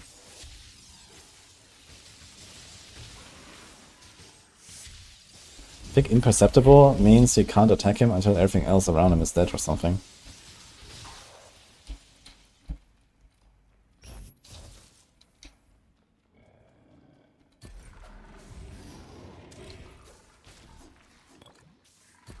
Right, this is kind of useless here.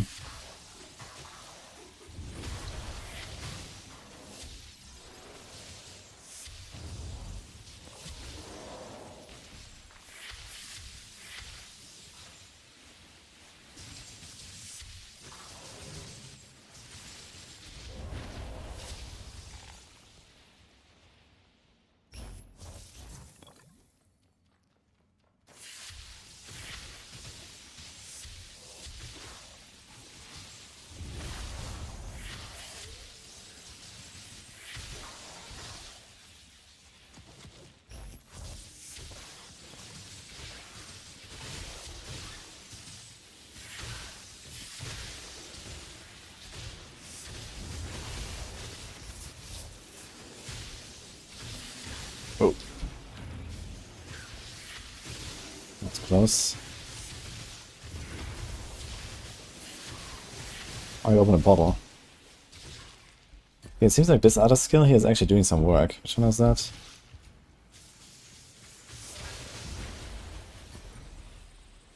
Lightning Breath. It actually does something here. 200k in this run.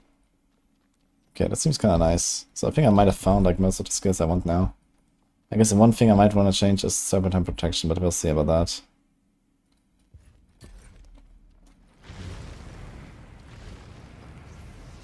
It's also not bad though, 30 walking speed.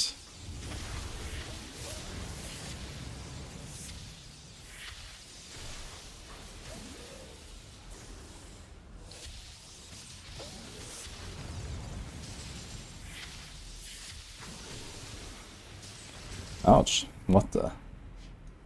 It's actually just the monsters blasting me. I thought I could just chill there, but I can't.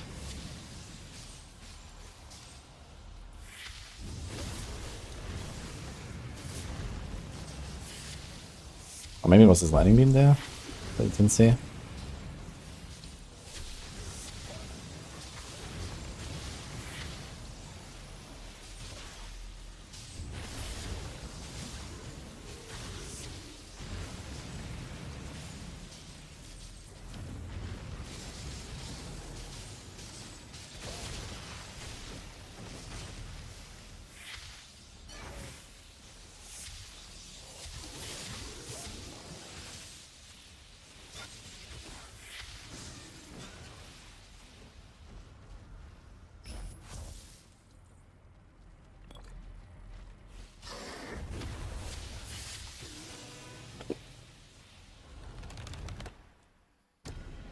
Okay. Only one more revive actually, so I'm gonna be careful now. I think this one should be almost over, though we're already through the dungeon and I had some stuff before this. Hi Cenobite, by the way. This is Dragonkin we're playing. Follow the trail. Where did we go? Green Lake, I guess.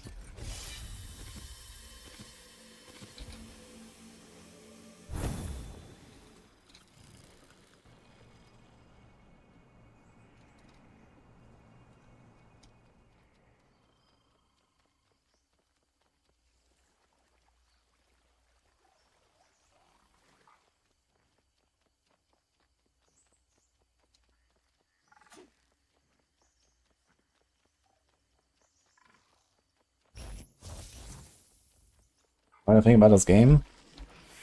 I don't know. Pretty good for day 1 of early access, I think. Day 2 actually at this point.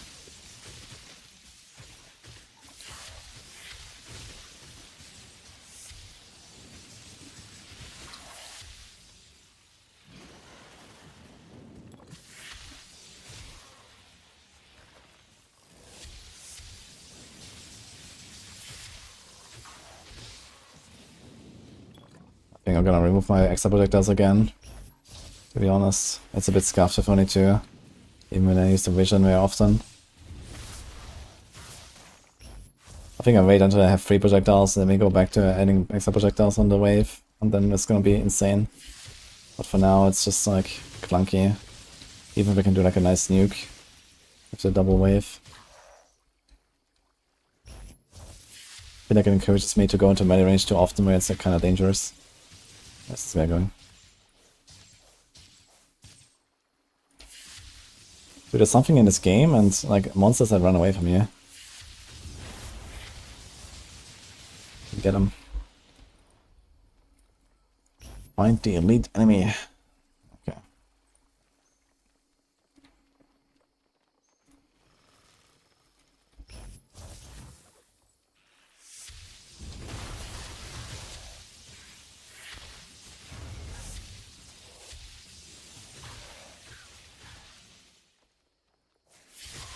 That's not the elite enemy, apparently.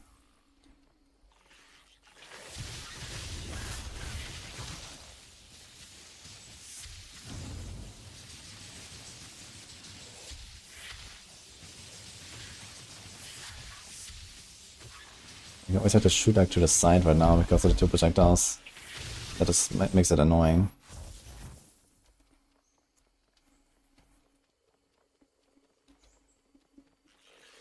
How can you craft potion?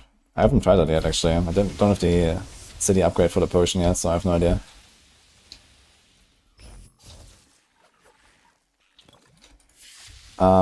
But yeah, I know when you craft rings, for example, there is like, you need like 100 mats of this and 50 of that and so on. You can click on that and you can actually choose which of the mats it uses.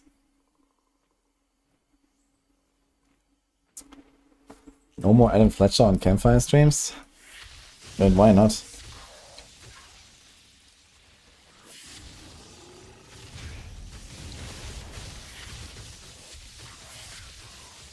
Did he say he's not gonna be on a Campfire?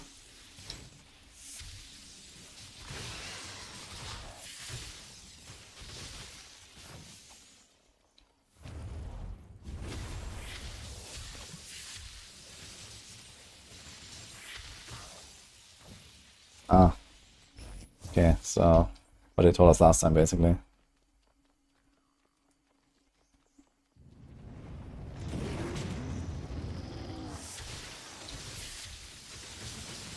That was Adam Jackson at that Blizzard, not Adam Fletcher.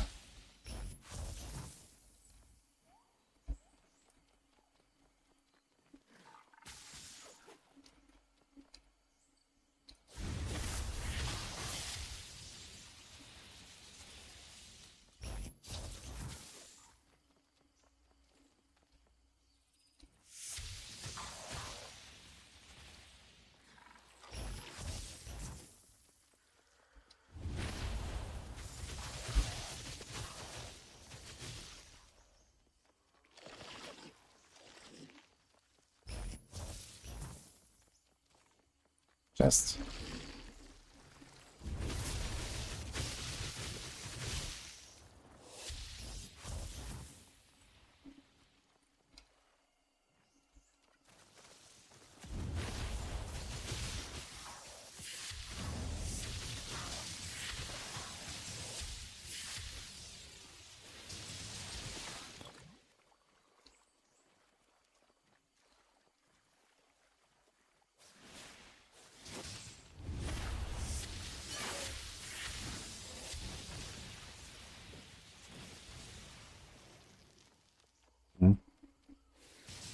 He just teleports up here, basically.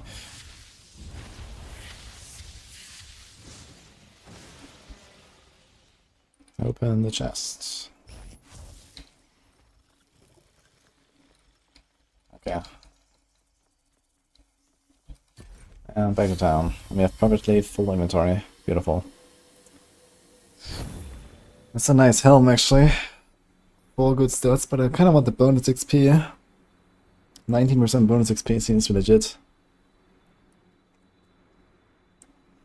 16 crit damage. What is my crit chance, actually, while we're at it?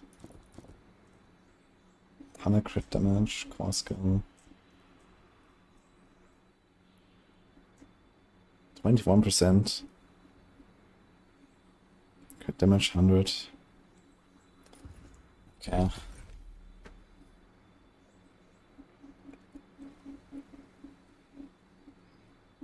Anything cool here?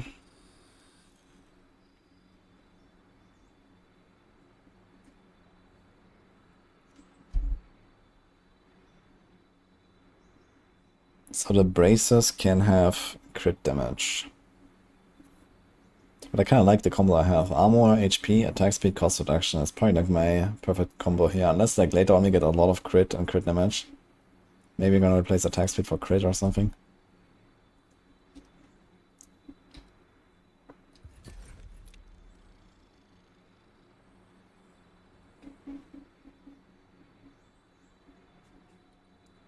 Okay, so I definitely need to replace this extra projectile stuff here. This is just like not feeling good.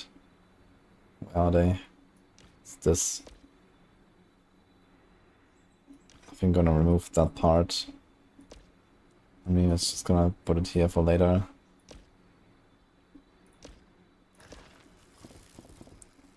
So no extra projectile. We'll go back to 1 projectile. And now it has still 10 modifiers anyway.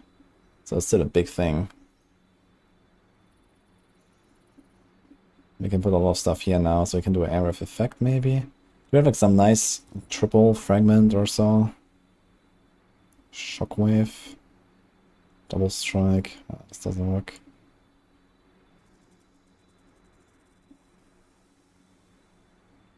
We could do the extra projectile on our darts actually. But too bad it has like all the stuff attached to it that we don't really care about. It's gonna be hard to fit that. Because I also need this. At 30 we can maybe do something.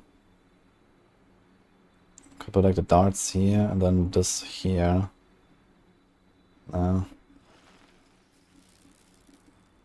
so there will be some ways to do this later, I think. I think I was just try to get like some resource cost reduction or so.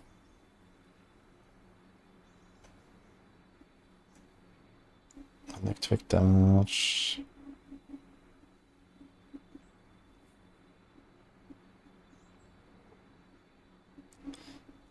Okay, let's try to find something.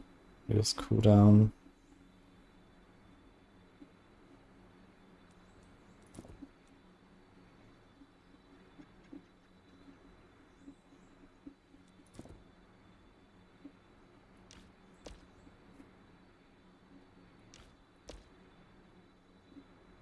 Bonus chance. So this would mean 30% chance to trigger this warning thing, for example, if we do this. That's interesting. That's worth saving.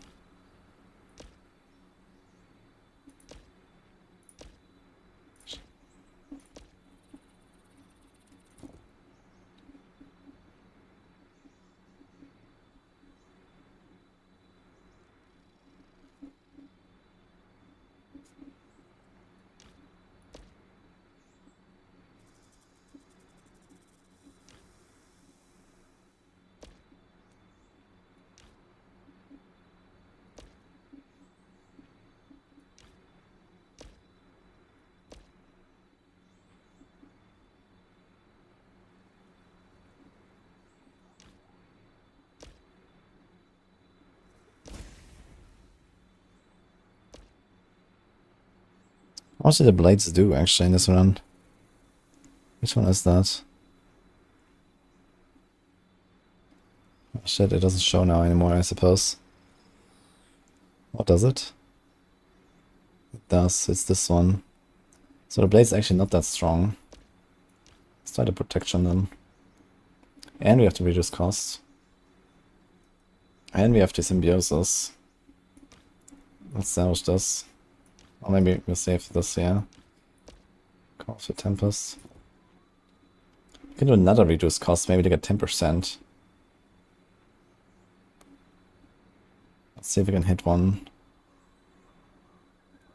Yeah, oh Mauga, so thanks for that prime.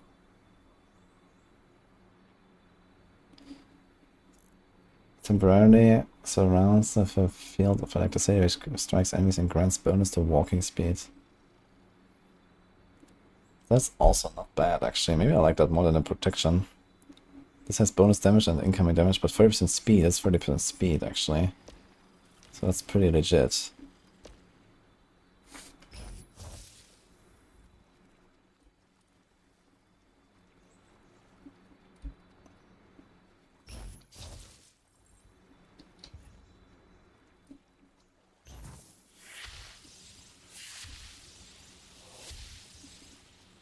It seems to have something like 50% uptime or something. That's kind of nice too. I would like to hit another resource cost reduction though. Let's try this. I need one resource cost reduction here to have one. Oh, that's interesting. It's a double bonus chance together. That's actually sick. Let's save this.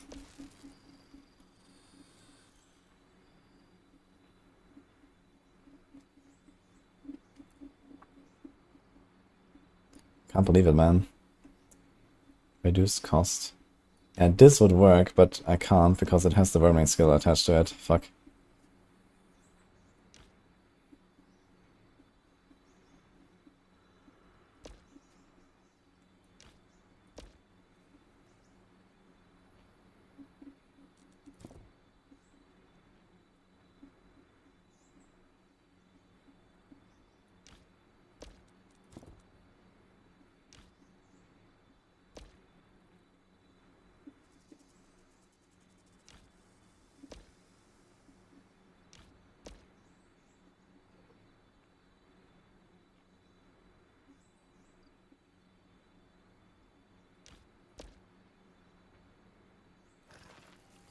Do I need this? Do we even have the reinforcement? I think we don't need this actually. Wait a minute. So this would maybe work. There's also a single reduced cost here and a single greater area of effect.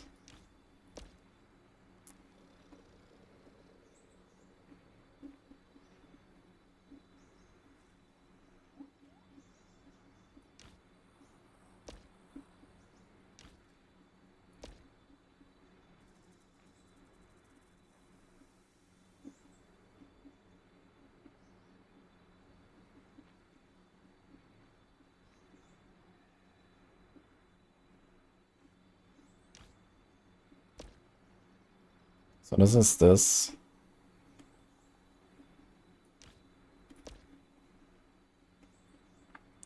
We have something like this here. Longer duration. This is not a duration skill, right? Actually, it does say duration, interestingly. But I don't think we really want that. Electric damage, double strike.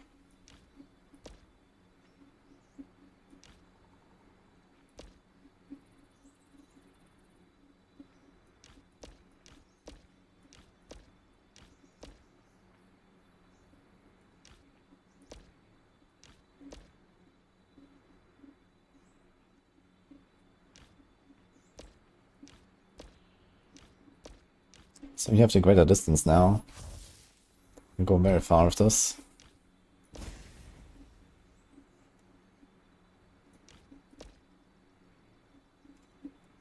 You have to reduce cost.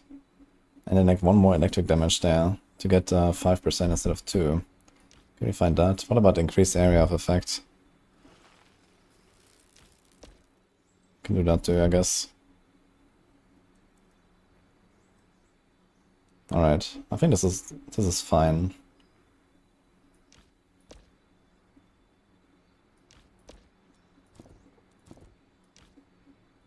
Let's save this for later.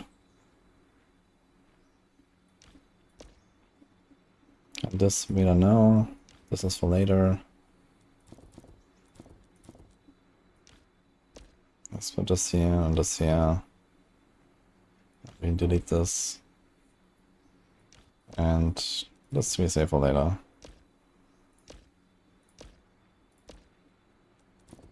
How about that? So now this thing costs 24 energy. That's very nice. Maybe back to one projectile, but I can spam it much better. I have the lightning breath, electric reinforcement for the speed, the ricochet, volatile doom, call of encouragement. So I'm not 100% sure about call of encouragement, but it seems nice. And if you want to have a defensive thing, we're going to try to set up a time protection at some point. Or I don't think I care about the blades anymore. Let's delete this. I don't care about this anymore. Cobalt Dragon's Aura, but it's a very long cooldown on that thing. But I can try this as well. But it only works for utility, so we can put it here. Actually, let's see how long this is active. If we delete this right now, put this.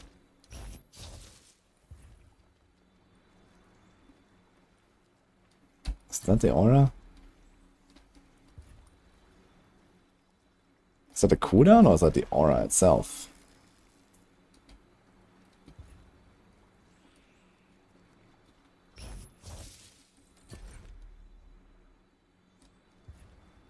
It should be the buff, not the cooldown, right?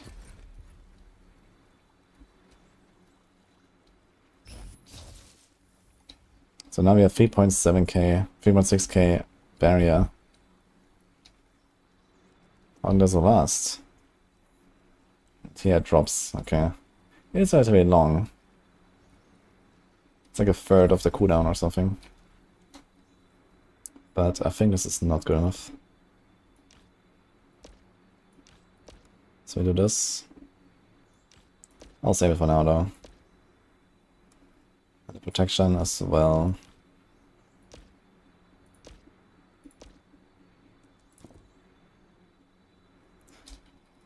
Alright, let's go home. Attack. Damage over time, toxic damage, energy. 4.8. 4.7. That actually has less. Because of the electric damage, I guess. Alright, we're going home. Hi, Dini.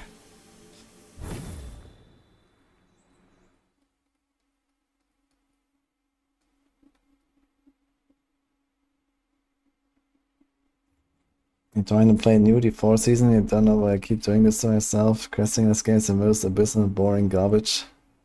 What kind of questing are you doing? You mean like the seasonal quest line or something? Yeah, I mean, you just go through it once and that's it basically, so it's not such a big deal, I think.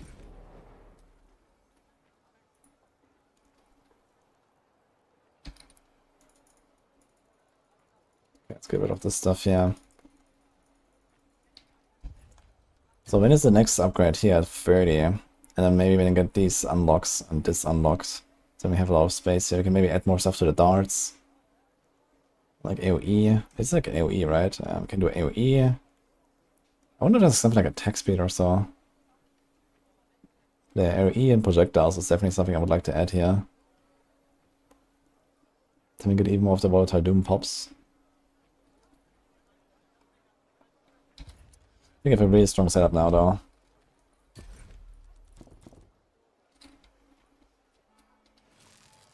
But so far I can't really tell if this does anything.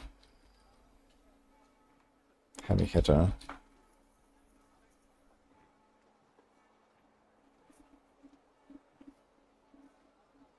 Grants a low chance and dealing damage that ignores armor the character deals damage directly. Increases max HP at max rank. Here's a percentage of max HP every second. What does that mean at max rank? Wait, is it actually like here? Ah, these are actually talents. Vitality. Oh. These are actually talents. Okay, so these are passives and these are talents. Which is here. Interesting. Increase energy regen and max energy.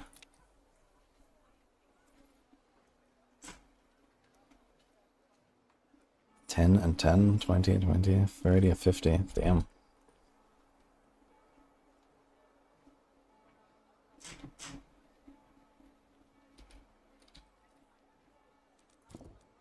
We actually could get one of these soon. Item picker radius healing for potions. Channel skills, useful skills and reduce cooldown. Using a useful skill makes the character invincible for a short time, restores appearance of... I'm not sure exactly what this means, useful skill. I think it's just like any skill that is like an active skill or something. I have no idea what I mean. Or I mean utility skills, perhaps.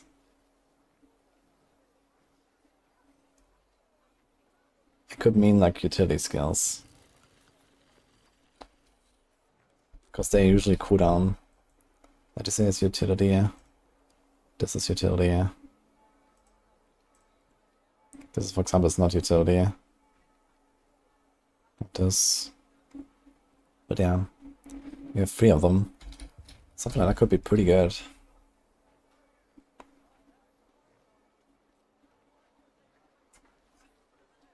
Inflicting a status effect on an enemy also inflicts long-lasting control marks. Control mark, deal 25% loss in max HP to enemy if they have 20 marks. 10% and 60 marks for boss and semi-boss.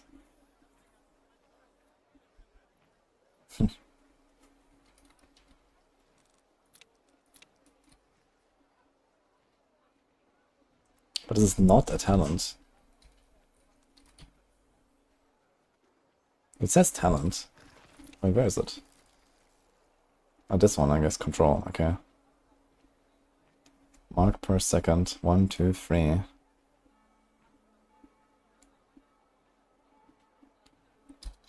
Kinda cheese your way through stuff like this, I guess.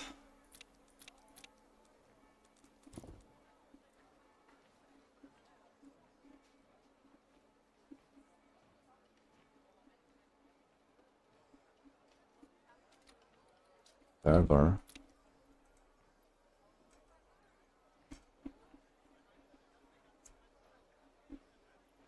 Bonus damage, damage resistance. So I always take 10% more, but then get more and more bonus damage. Walking speed, cooldown, duration, 3 seconds. I don't really like the minus 10%.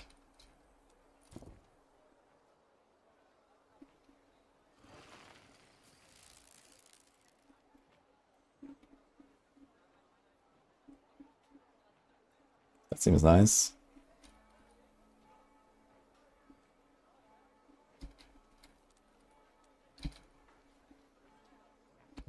Technique.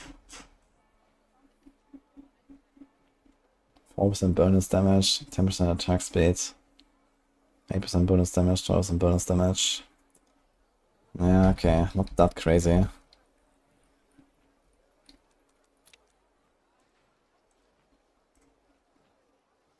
Healing 5% of max HP, 10%. Quality of healing plus 50%. I guess that means just like how much healing I'm getting in general. I kinda like this talent stuff, but it seems like very hard to get any of them. But now I'm still at 0.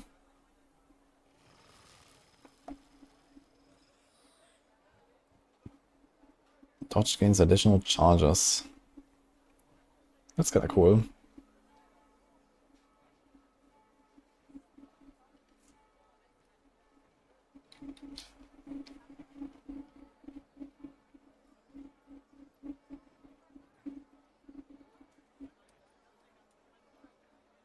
This seems nice. Wait a minute. Mental superiority, 20% damage.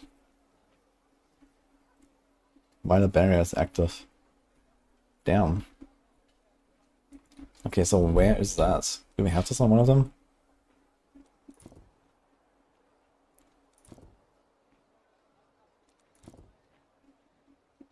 Shit, we don't.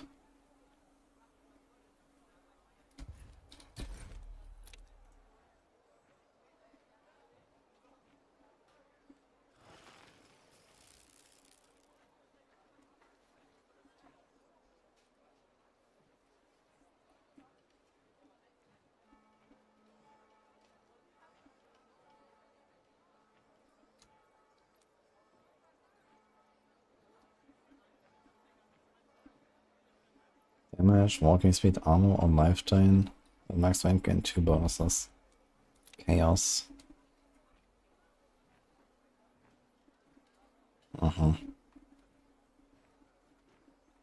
Kinda strong actually.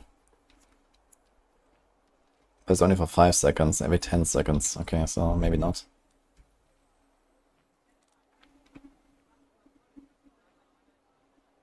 Maybe he's gonna go for the energy stuff for now. So let's keep investing here. Get that stuff. Energy region and energy.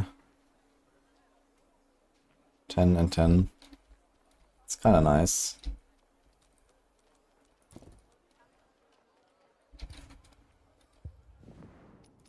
Alright. We've done all the 2s. So let's do a 3. Gain additional slot for augments. Oh. Okay, that's nice actually. Let's do Desolation one.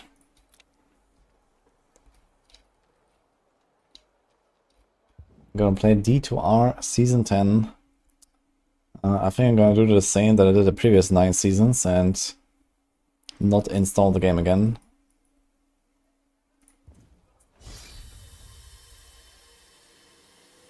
I'm enjoying the game. I'm actually enjoying it quite a lot right now. It's a set or talent. So what these talents are is you can find, like, later on you can find a gear that has like +1 to a random talent, or even maybe more than +1. Basically, you can only get some gear, and apparently from the wormlings as well, a few of them. But yeah, when you have 1 point, you get the rank 1. If you have 3 points, you get rank 2. If you have 6 points, you get rank 3. And it's kind of like, you don't put points in there, you find it mostly from the gear. But I don't have any item yet that even has that. But the wormlings here at the bottom actually can give you 1 point for some of these talents. I was looking at that a little bit.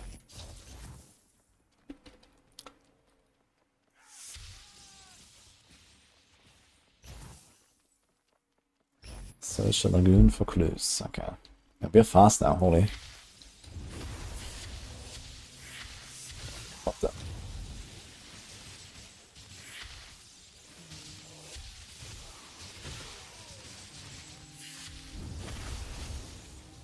I'm not sure what the fuck this guy is doing. But I don't like it.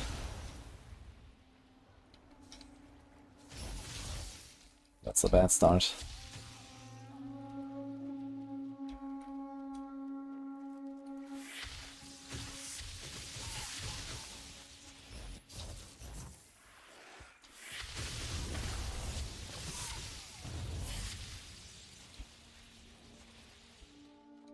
Yeah, like the best talent I can probably get is... Which one was that? My energy is not bad, because you get max energy and energy region, so I can spam more. This is also good. This here, mental superiority. This is insane. Even with 1 point, 20% damage. You also apply like a swell. Gain a bonus damage.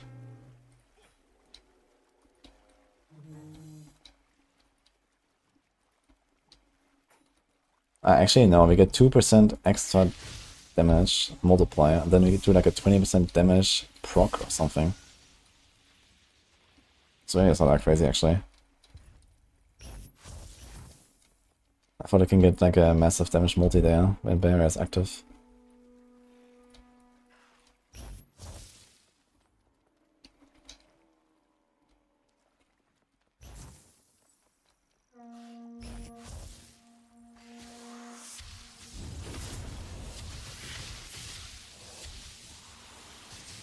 What the fuck, man? Why does everything do so much damage here right now?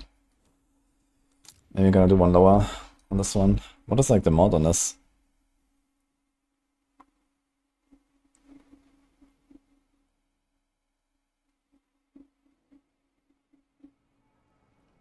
Well, now onto the campfire, guys. Are you ready?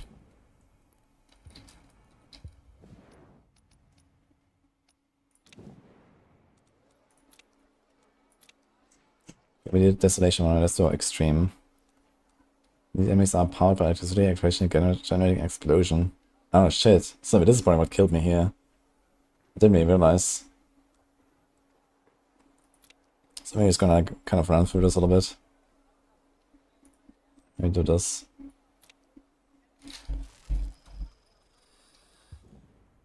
Reach the lagoon. There we go.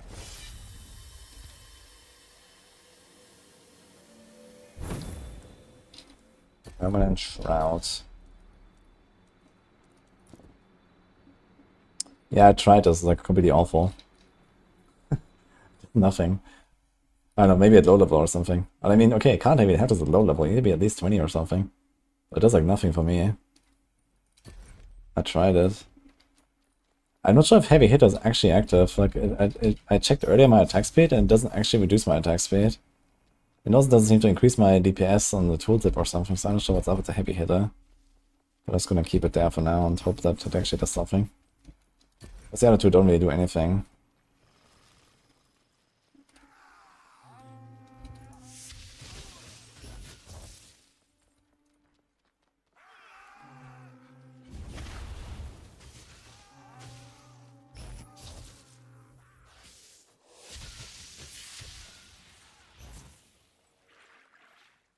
We have lower speed now.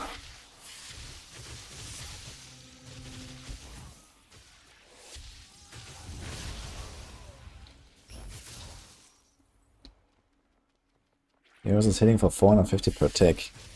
Yeah, that's like nothing, I think. I mean, I don't know, I'm doing like 10k DPS plus or something at least. On like a boss or so. It's only like in a small radius around me. I can actually check maybe if I do extra damage. So this is like 2.2k.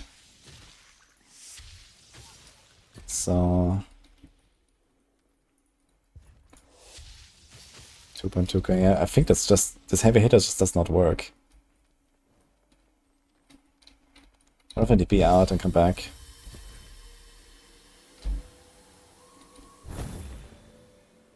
Unless it only works for like the Wormling skills, for example, but the Wormling doesn't really have attack speed, for example, right?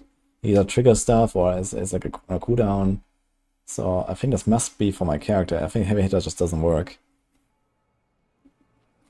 So maybe I just use the aura anyway, just because.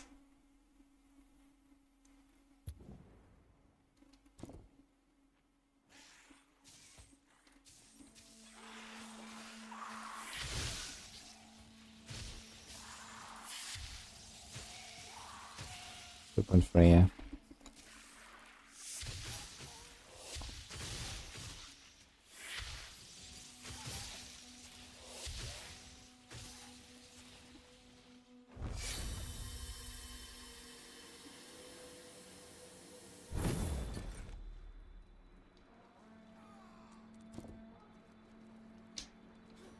Yeah, unlucky, I guess. I'm like TPing out to see if like maybe it's snapshots or some shit, but it doesn't seem so. It just seems to do nothing. 25% would be very noticeable. It should be like 500 more damage or something. Would be very good.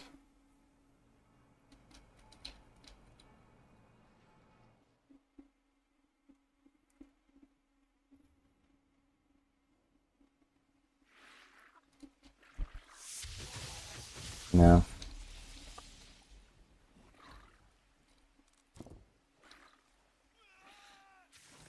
This aura is like 270 around me. I mean, it's something. How big is the aura? It's basically just melee range. So,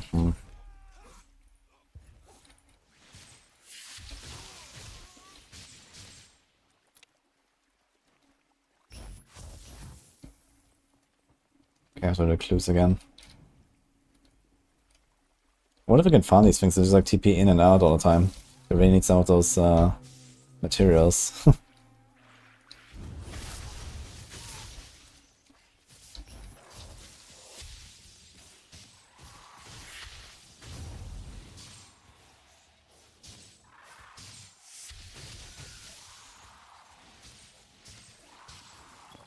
Oh, this is the lightning explosion there.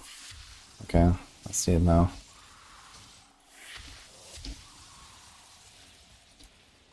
Even this difficulty, it fucking hurts, man. Almost one-taps me. One rare hex fragment.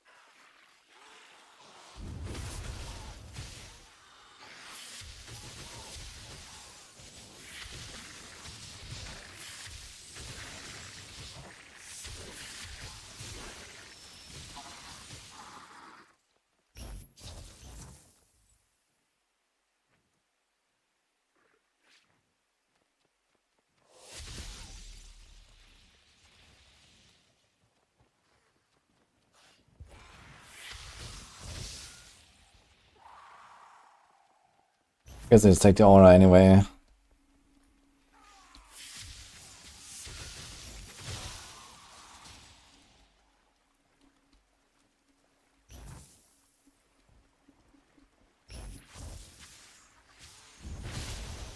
At least you do a bit of extra damage here and there.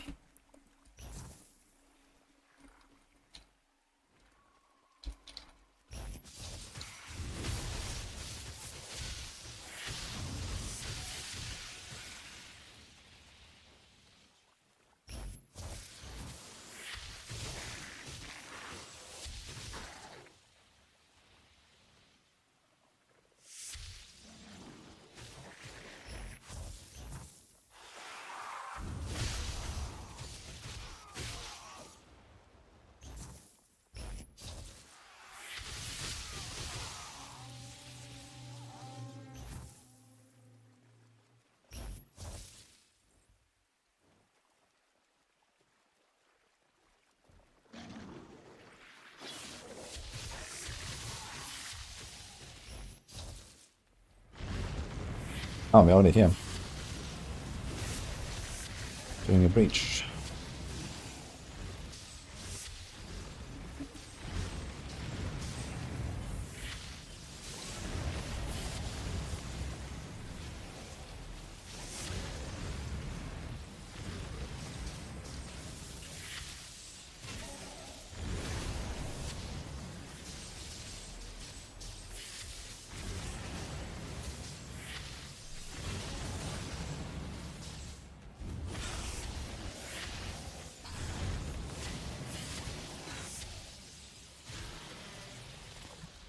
Oh, we almost got to a 3, man. Fuck. I didn't actually pay attention to it. Maybe I could have done it.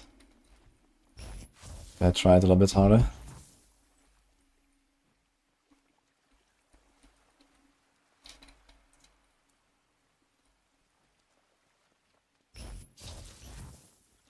I think nothing explored here. Seems like I haven't been here at all.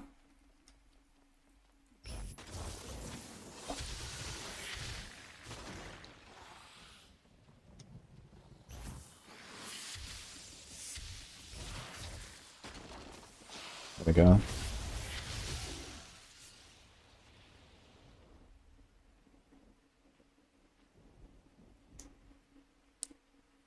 That was nice, actually, the statue.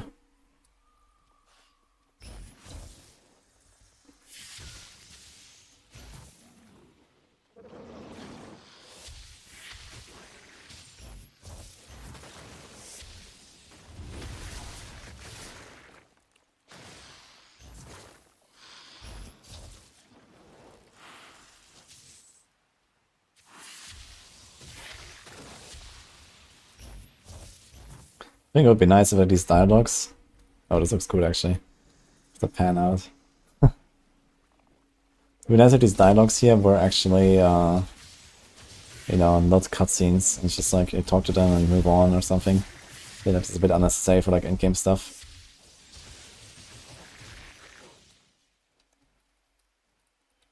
There's only like one line anyway. 3 minutes, protect the visual. Oh boy, okay.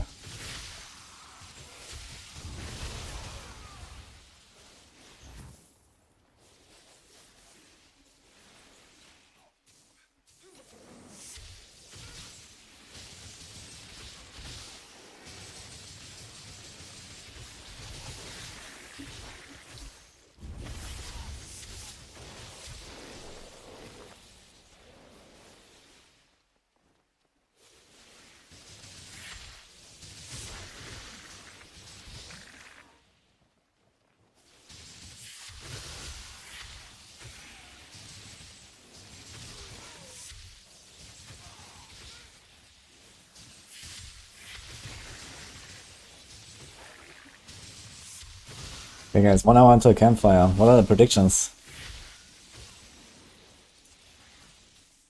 I don't know anything about it.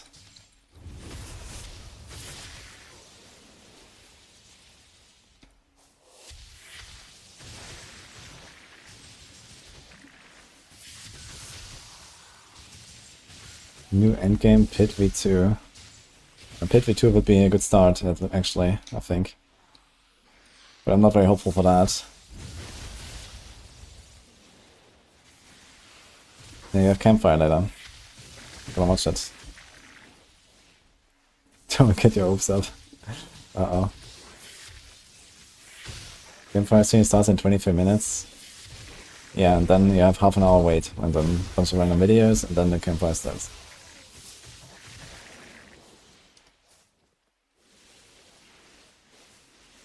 Yeah, Pit needs a lot of updates. I wonder if we're gonna see some stuff from like my feedback videos. I made actually 2 big feedback videos this season. So, let's see.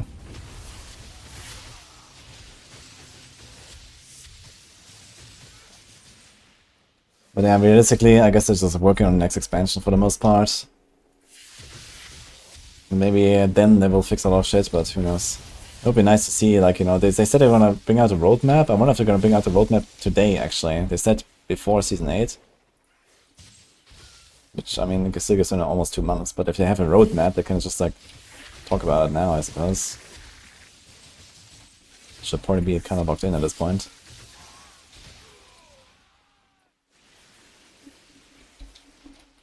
You can play endgame at level 1.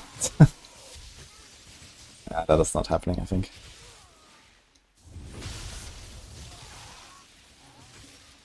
I mean, you can always skip campaign, but yeah. It's not exactly endgame, I guess. I mean, it would be nice if there was a way to enter pit. Like, if you're strong enough, and you can do a pit to unlock Torment 1, it would be really cool to do this, like, sub-level 60. Because when you boost someone in party, it actually works. You can do that. So it would be nice to do that solo. There's no reason not to, I think.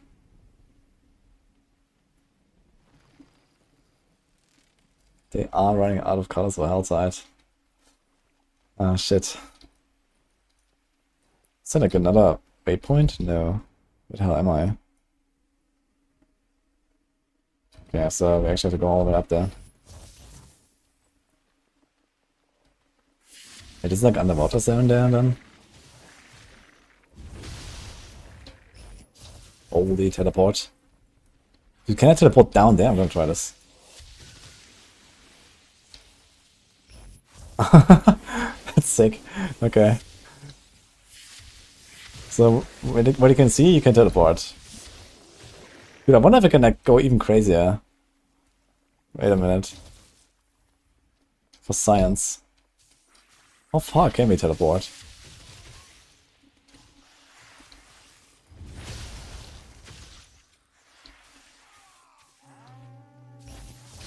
That didn't work. So there's still some max range. It's also too far. But this worked.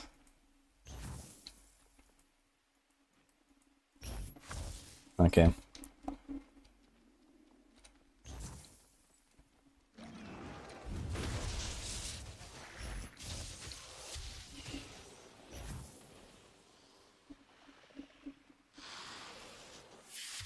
Will armor and weapons look cooler at some point as you progress? Oh, there's like more transmogs that I don't have unlocked, yes. I can actually do this right here. So yeah, so I can't really see them, like, you know, they're locked, so I don't know. But here's like some examples, I guess.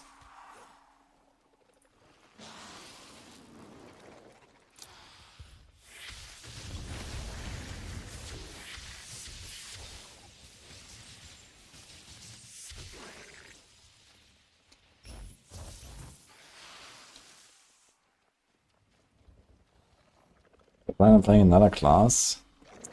Not for now. I mean, we'll see how long it will take to progress. I mean, the progression is very slow. I'm level 25, and realistically it just slows down further and further and further. And max level is 50. We're like, I don't know, 10 hours in or something. Or maybe a bit more than that even. So, I don't know how the progression will continue, but we're probably talking about at least 30, 40, maybe 50 hours to even get to 50. And then, I mean, next week is probably PTR, and then we have the races, and then we have PoE, and that's Epoch, and so realistically, I'm probably not gonna make a second character for now. Because I just wanna, like, rather see the game once, first of all, more than anything. And I really like this character right now. It's fun.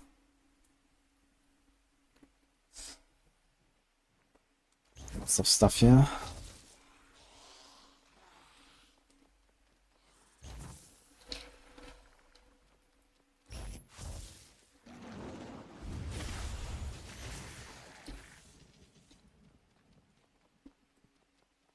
Actually, I wonder if I could have taken the ship there.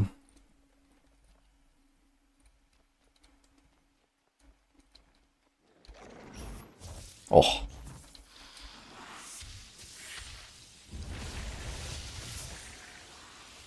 Exclamation mark Dragonkin for the game. Yeah, 22 hours and only 34. Exactly. You can probably expect something like 50 hours plus at least, unless it, like, you know, maybe it even slows down a lot towards the end. I don't know. So it looks like the level progression is definitely like more smoothed out though compared to other games. Like usually you have like, you know, very fast progression early and then it like slows down. But here it's just kind of like slow from the start.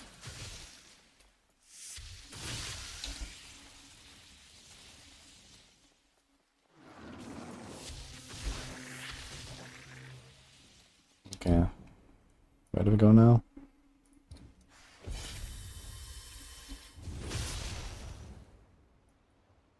Sarah.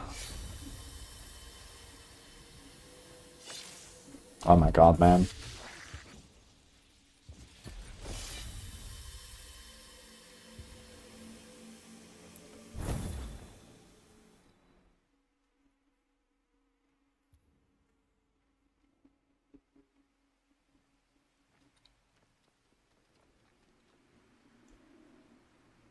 What?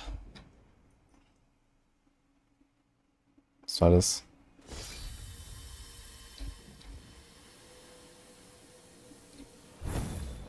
I got level up actually. Reverse.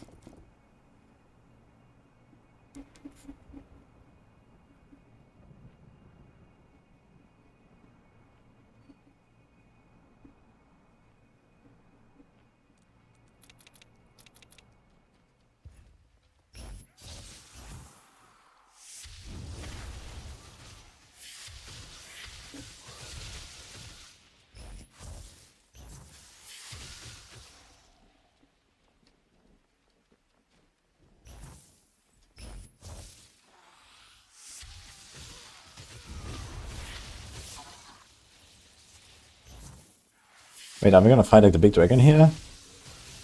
Or something? I wonder if we're gonna see him again actually. Maybe one of the later hunts, I guess. Like the big pain boss.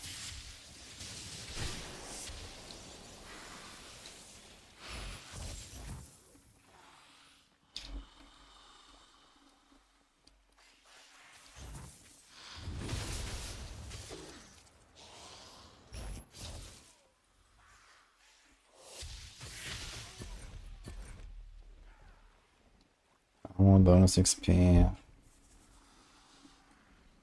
Block damage, okay. Kill the cult leader.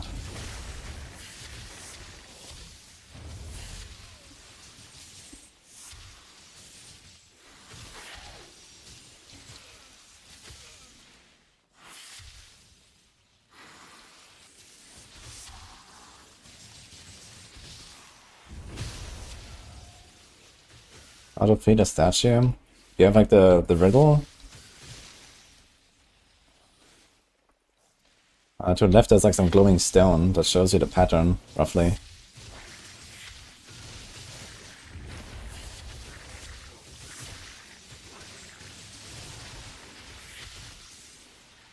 I think it was like top left, then down, middle, right, and then the middle bottom part. Yeah, there's a glowing stone that shows you the pattern you have to make of the puzzle. Not exactly, it's like not a square shape or something, but it shows you like some kind of like outline.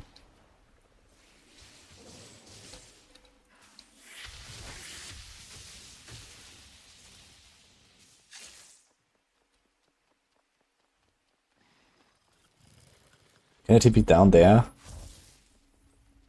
I'm gonna try again.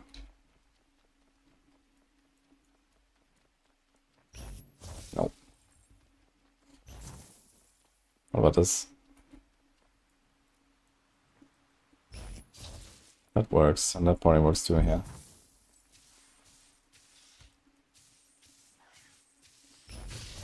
Nope. Okay. Okay. So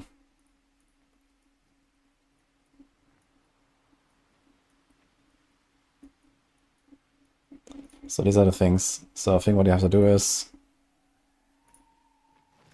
ding, ding, ding, ding, ding.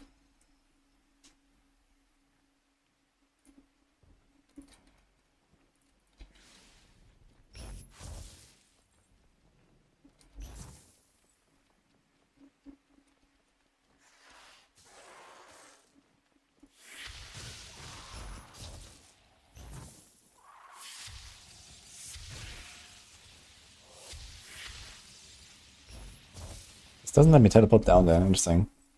So sometimes it doesn't let me, I'm not sure why. Here it worked. It's just like some kind of like distance limitation. And it's like too much vertical movement. Can we go up here?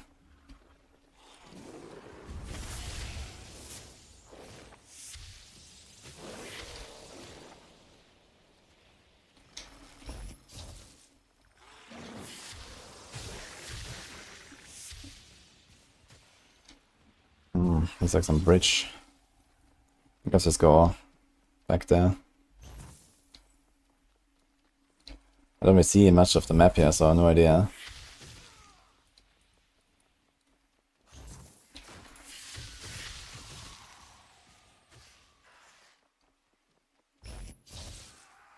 You can watch the video. I looked at the VOD.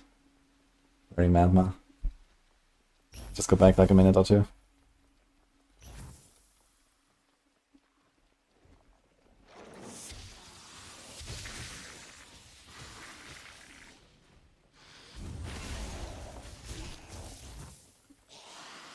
Dude, what the fuck? Can we go up here?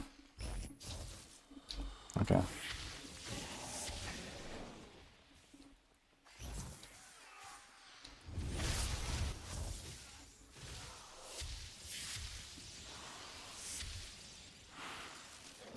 Oh shit.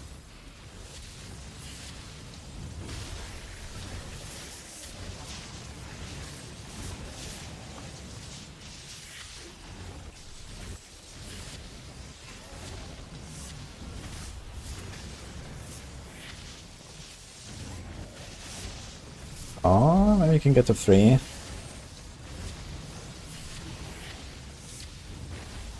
We did! Walk. It's the first time actually I had a good 3 chests. But we are in kind of low difficulty right now. So it doesn't really count, I suppose. Melted this guy.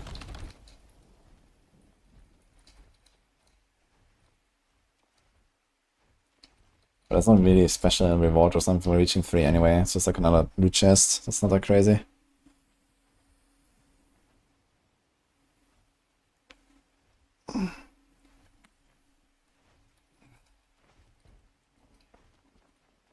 Leave the area. Okay.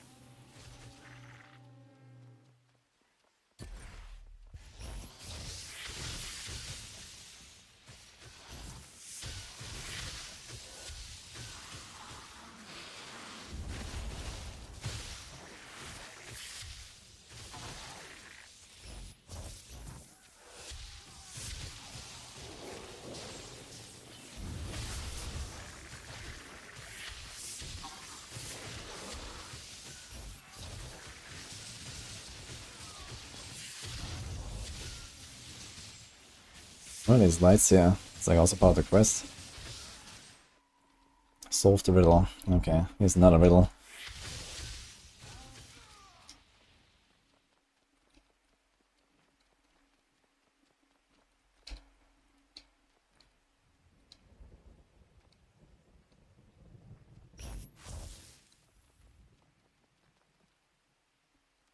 Seems very easy. Find the chest. Okay. And a temple.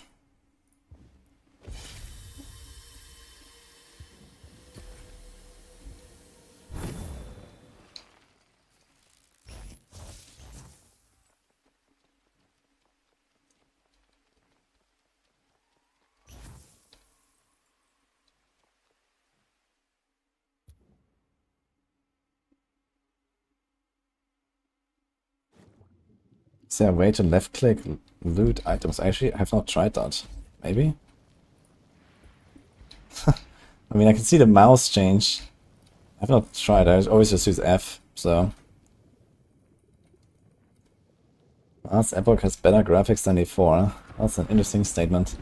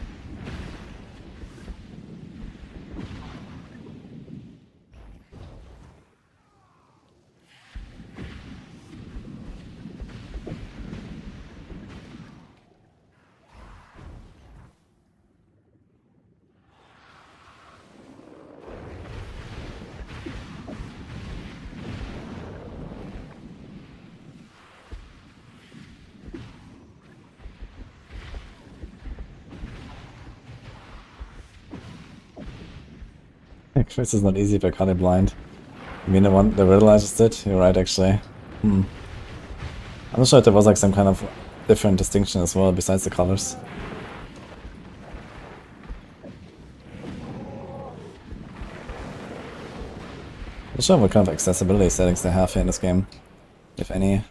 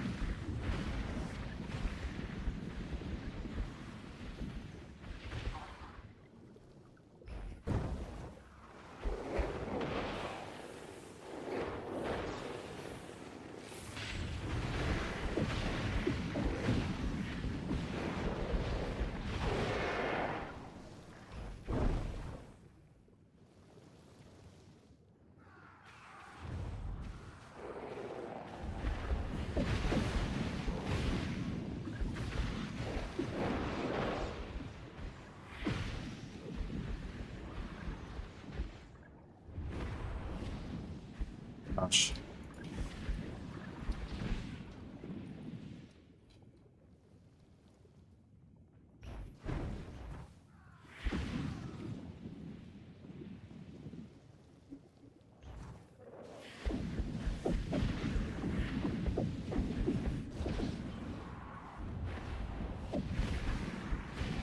Ugh.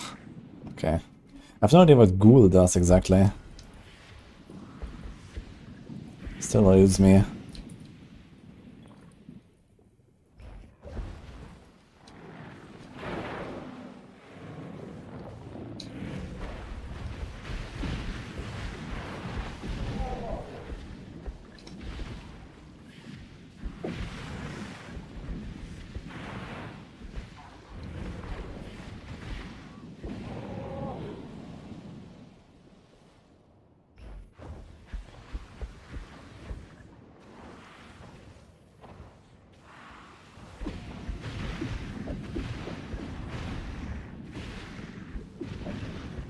Campfire, how are you? I finally heal again, by the way. How's that going?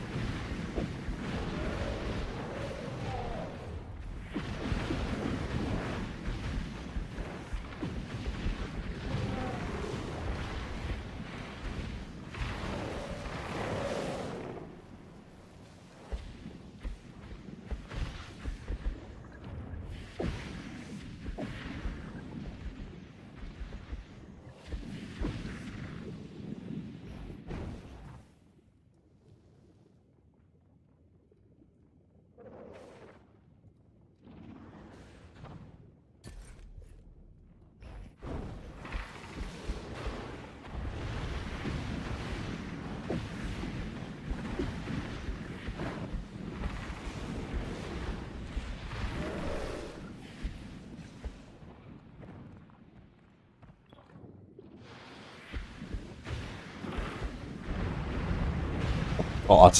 Ugh. I walked in with like potion on cooldown as well, holy shit. What is going on here?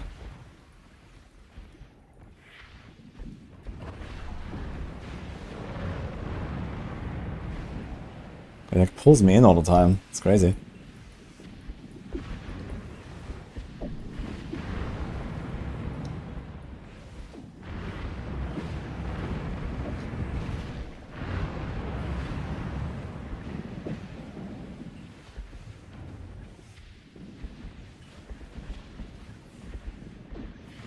Can't be kidding with him. Not sure what's going on here.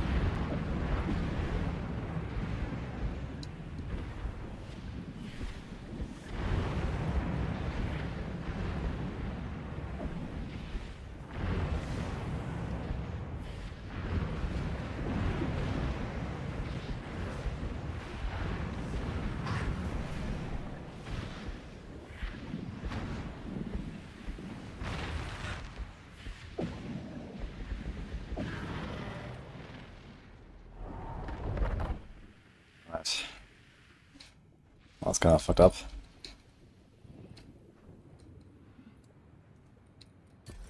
And continues. This is a really long hunt, man.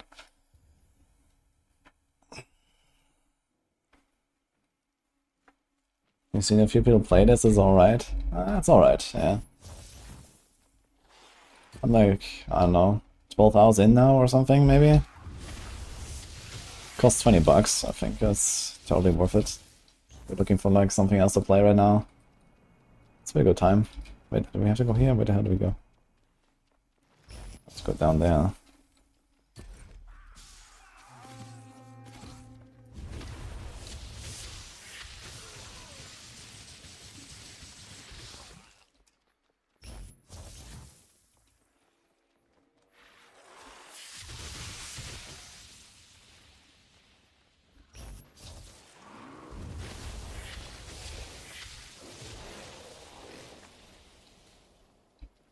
The campfire should be starting, at least the intro, right? So let's finish this hunt.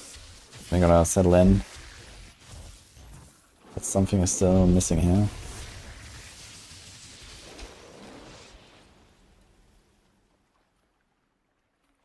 Take a little boat.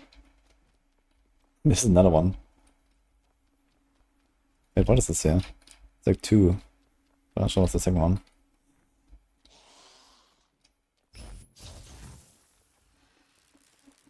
Campfire starts in 30 minutes.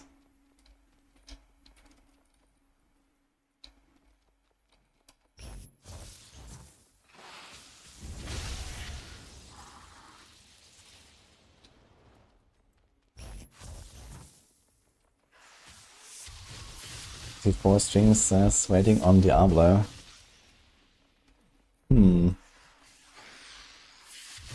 Wait, but weren't they saying something about like an old friend coming back or something? I remember something like that. There was something. What's this guy again?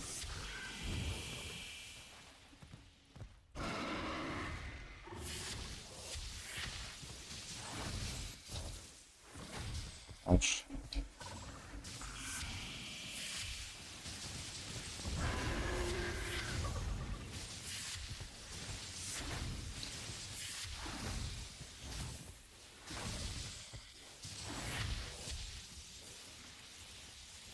Okay, this guy's actually the easiest, we just hug him right in the face. Okay. Inspect the area. It continues, man, what the hell? Alright.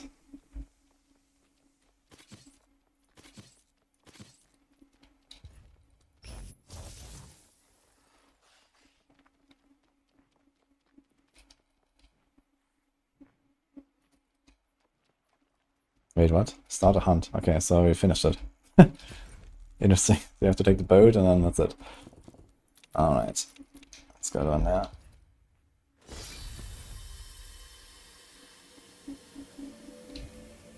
Back to the town. Let's go. Was the Campfire supposed to start? It's just like the intro screen, right? For half an hour or something, so... But yeah, it should be any moment now. I mean, the game is not really like the craziest out there in Infona, to be fair, you know. It is a bit janky and clunky in some ways, and, you know, it's like missing some kind of like smoothness in the UI, and... For example, like, we level up and there's like not really any animation. It's like a little flash, but it's like no pop-up, no sound, and whatever, you know. I miss my level ups half the time. You know, stuff like that as well. But I mean, overall, I'm having fun with the game, so... I like the systems, like the skill system here. This is very cool. And I was kind of like trying to, you know, understand things better. Okay, we can upgrade our XP now to 25%, that's huge. So I got this fully set up, plus 40% XP bonus now. And then there's another, and there's a grid. Oh wait, these are cumulative actually. This is 5, 10, and 25. That's not just like, yeah, total. Because my total bonus is 40. Oh shit. Because here we also have 2 and 4. And these are these 4 slots here. So we're gonna get 4 next time. That's actually big. Okay.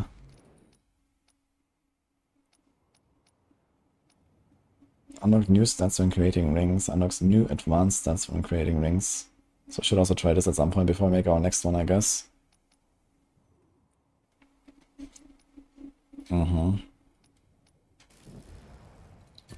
That's gonna be nice. Okay, do we get anything here? Plus 44 attack. That's a lot of attack. But you have electric damage and elite damage. 2, 4, 6, 2. I think I'm gonna keep our old one. The stats are really good or not. Okay, let's go to the merchant real quick. Sell all. Let's check what we picked up here. A lot of shit actually.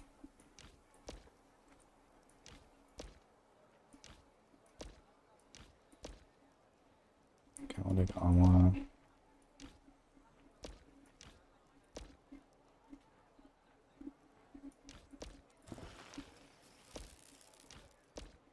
Yeah, let's go vendor a few of these things here.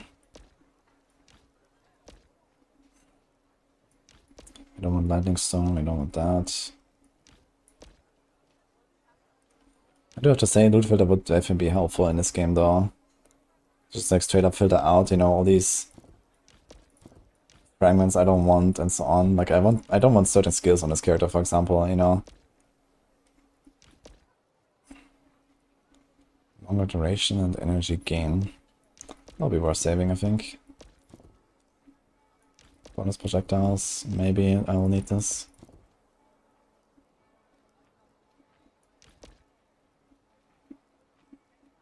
15 damage, the skill reduces dodge cooldown. That's kind of interesting. If I can swap this, we can. So we have this now, that's cool. Okay.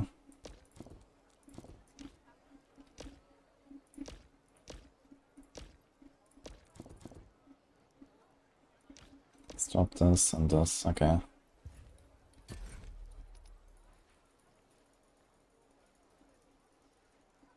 Bye. I wonder how much. I'm gonna check this real quick on the training dummy. So dodge here. Oh, wow. That's actually pretty fast. Okay. That's very nice. Like the normal cooldown is like this. 6 seconds or something, maybe? And I make like 2, maybe? Okay, I like it. Anyway, guys, I guess it's time for Campfire, so... After Rod's recent interview, I expect nothing but a banger. Yep. Oh shit. Log in. It's gonna be glorious, guys. Alright, if you want to learn more about Dragonkin, go. I have this link here. $20 on Steam.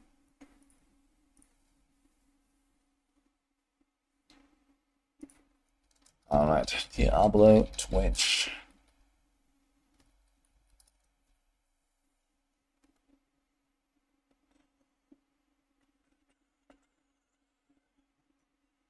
Where is it? I don't see it. Where's the Diablo stream?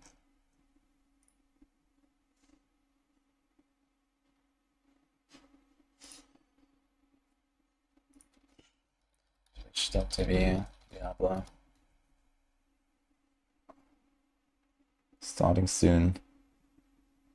For some reason it doesn't show on my page here.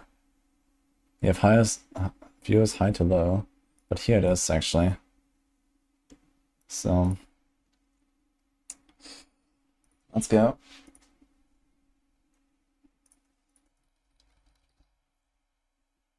Okay, so we have the Campfire chat, and then 2 hours after that we have the Rex and Sis Last Epoch podcast with the Last Epoch devs, so it's gonna be fun.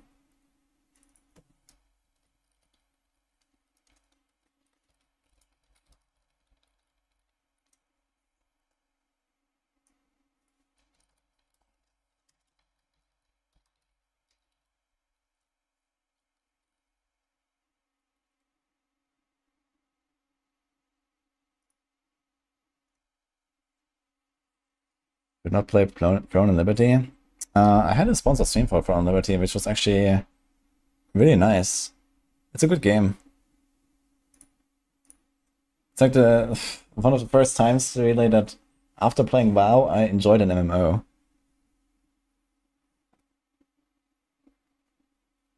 If I like when it came out, I didn't really have a lot of time. I think it was like right before season launch or something, or right before PoE launch. I'm not sure. It was like some months ago. But if I had like, you know, 100 hours to sink into it or so, I probably would have done that at that time. We're only a few years away from 60,000% multiplier sets. A few years? Maybe a few months at this point. Your 55 rogue died. What happened? Season of the Sorg, not Lightning Spear, please. Oh man.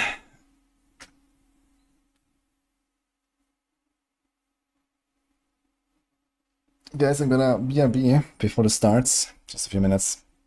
I'm hungry and I have actually some stuff in the kitchen, so BRB.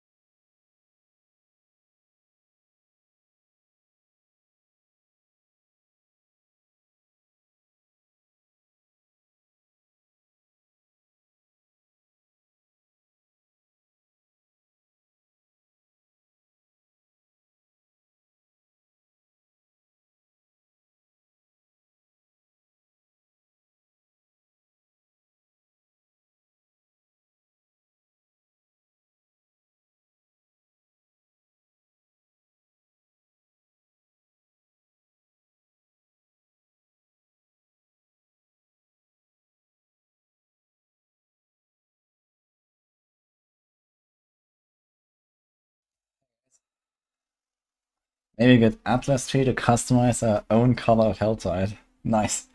Yeah, I can make it yellow or green. Mm-hmm. So. Mm.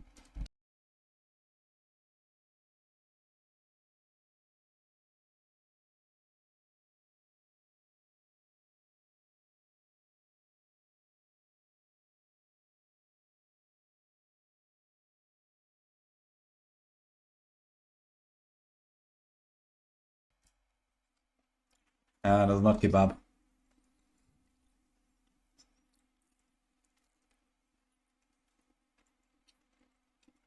It's called Kalamakia. It's basically just meat on a skewer, but not exactly kebab.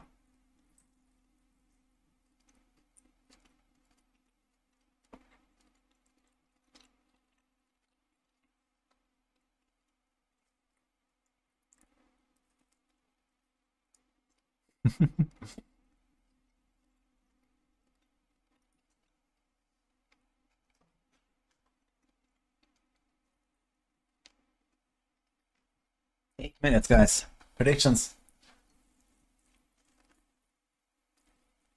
Should we make a gamba? Like, I don't know. What is like the most likely thing that we're expecting or something?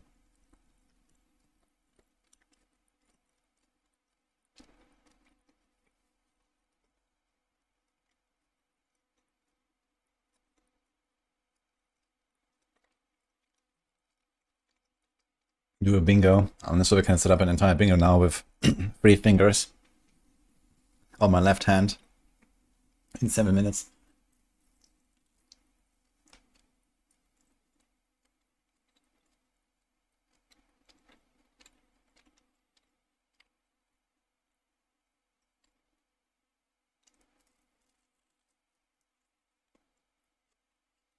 A can-do attitude is all we need.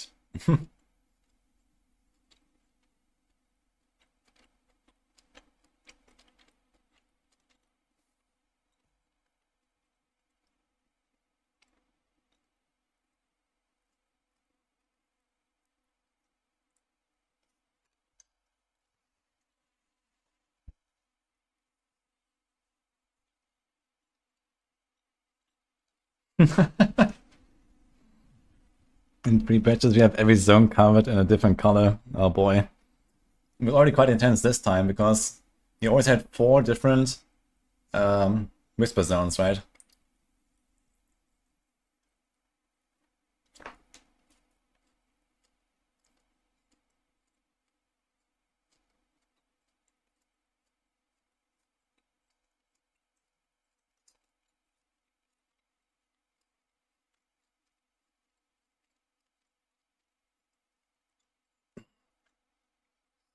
I'm not sure which quest that is, Cedric, by the way. Oh, by the way, I need to change my D4s, my YouTube to D4. Let's do that.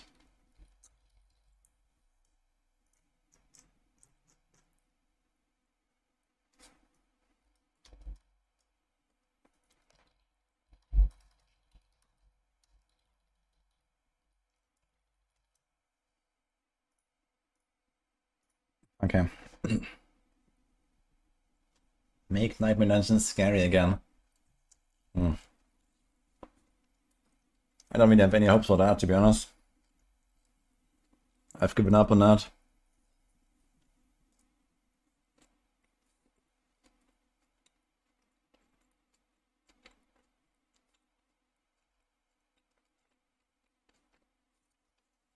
I think the expectations are relatively high today. Because I extended the season to cook more. And season 7 was kind of like, oof. I mean, usually we have 1 good season and 1 bad season, so let's see.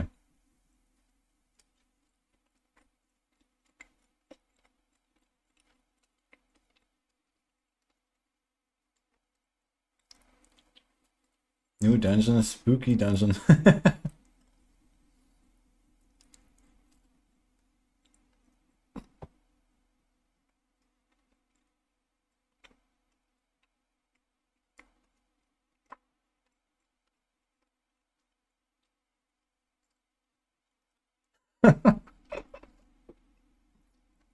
Even team save us. Hey, Bassett.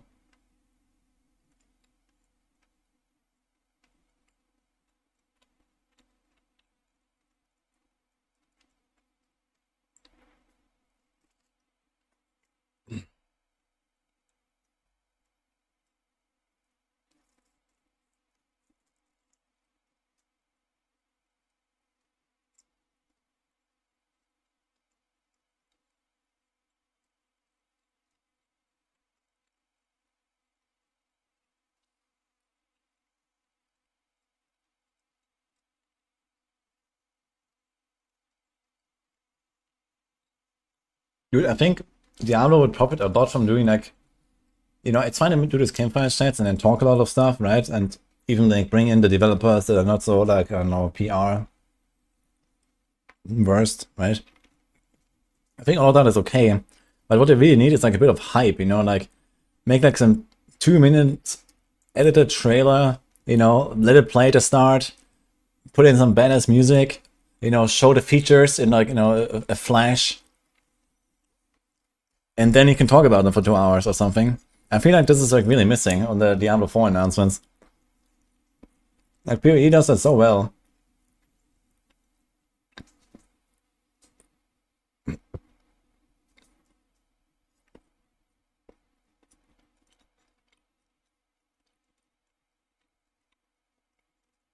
Gameplay show. Dev check. Yeah, the NE trailer, exactly. You know, you just pre-produce that, you let it play, boom. It doesn't need to be longer than 2 minutes.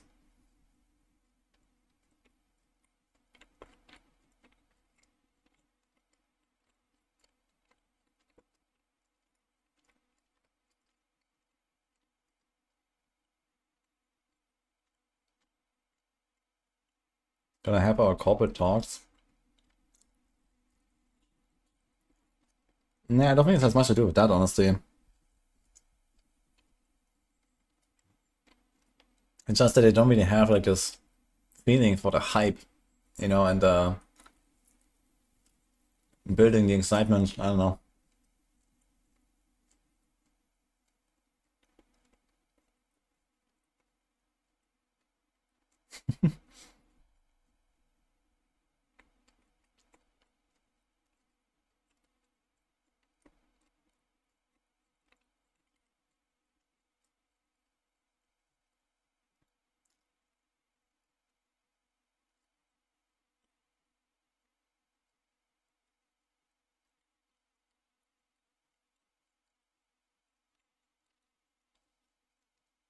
Dude, if there's no mention of, I don't know, Undercity,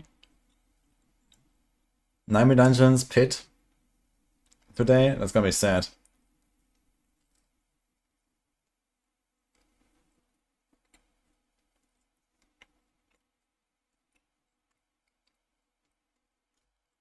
Okay, starting, I guess.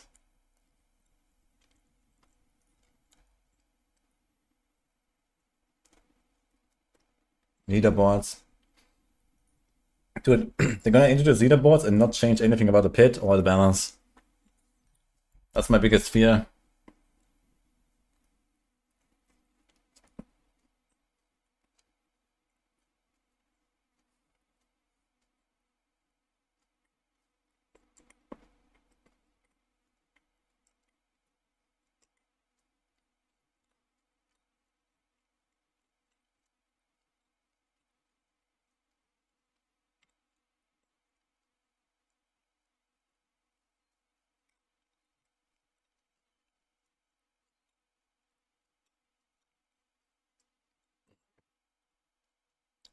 All DM decks and PoE is as expensive or more expensive. Yes.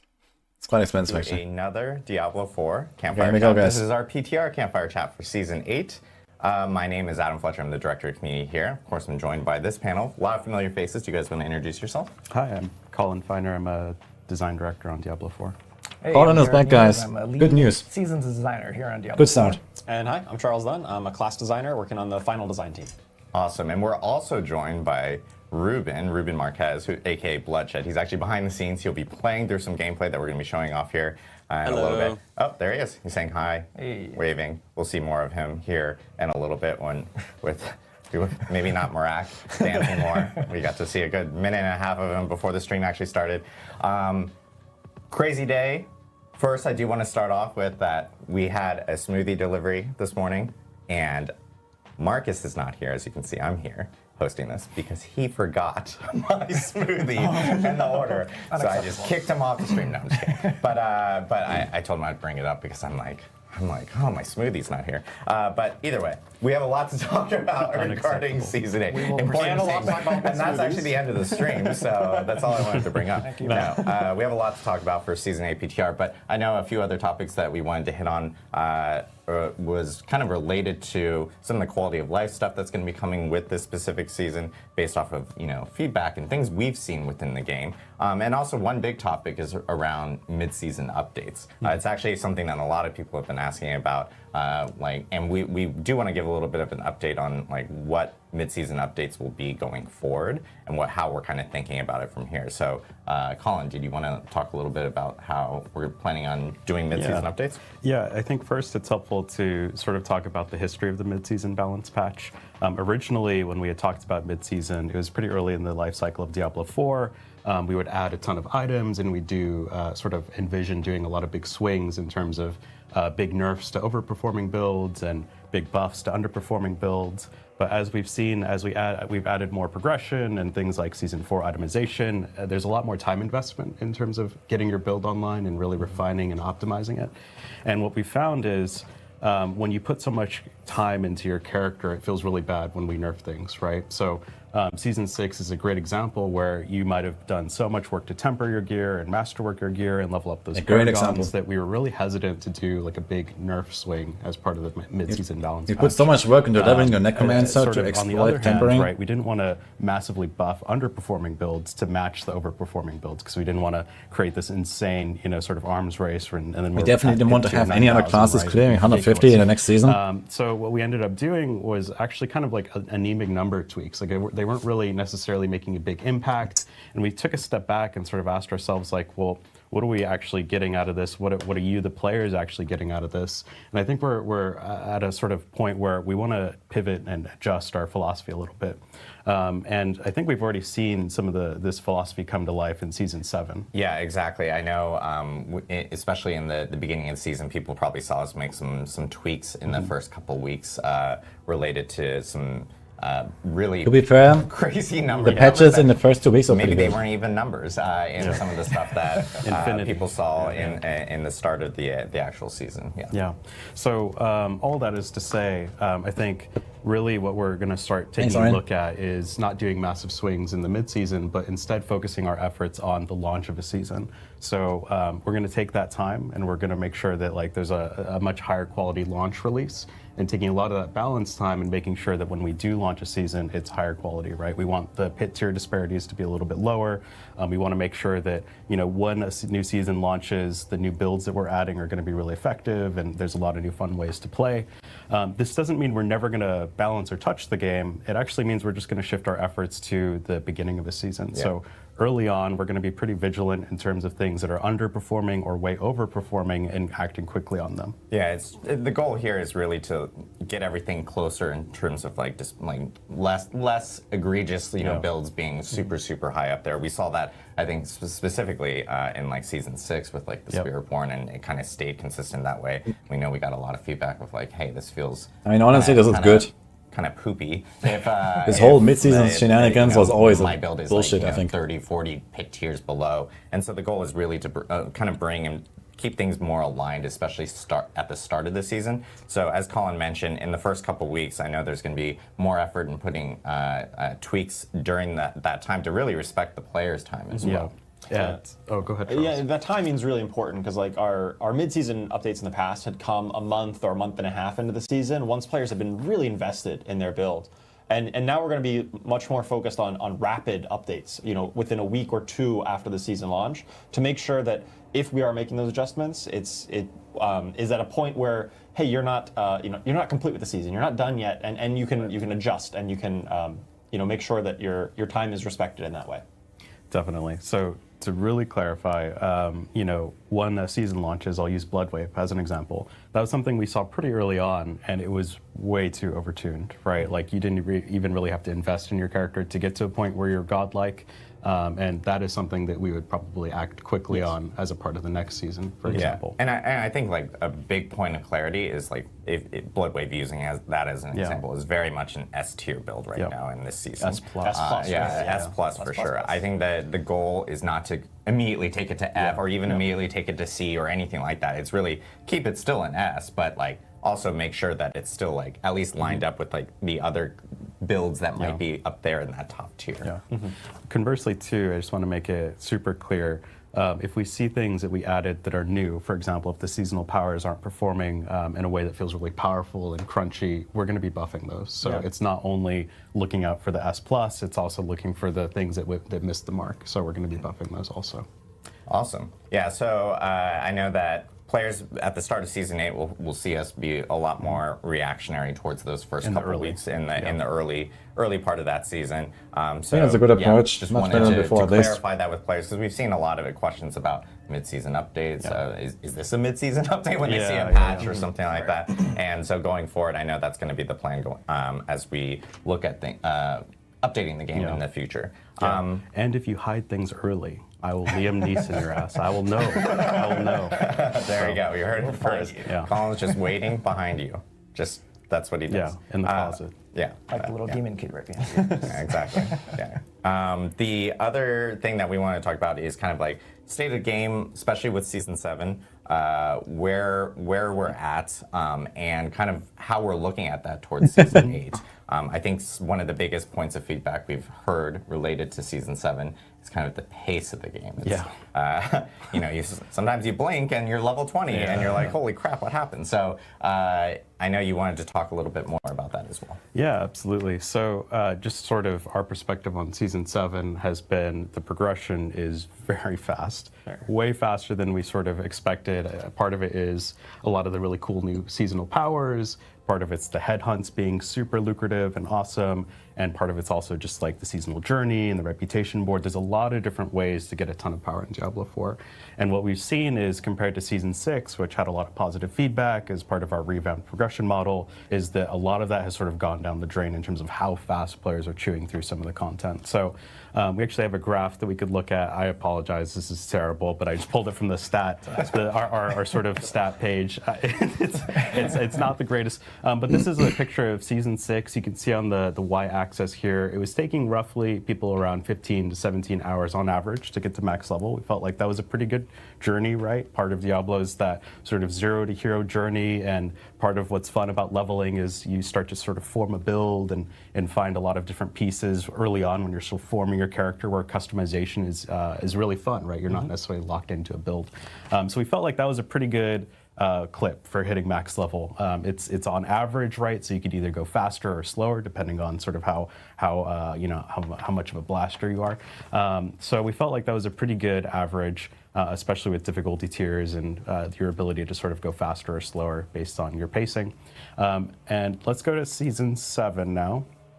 And it nearly doubled. So you can see that it was taking about 9 hours on average, which is kind of insane, right? Again, this is the average. So if you're well, part of that reason is also less people are playing and people are more experienced, right? And mostly the experienced players stick around we definitely compared to the expansion launch where everything was new and no one had a clue and lots of casuals. Some changes just to adjust for a lot of the seasonal power and things like that. We're not going to necessarily nerf the power of the seasonal power. We still want you to feel powerful. 9 hours average. We're going to essentially take a look at the 1 to 25 experience and just smooth that out a little bit, which is going to essentially make the leveling experience a little bit closer to Season 6.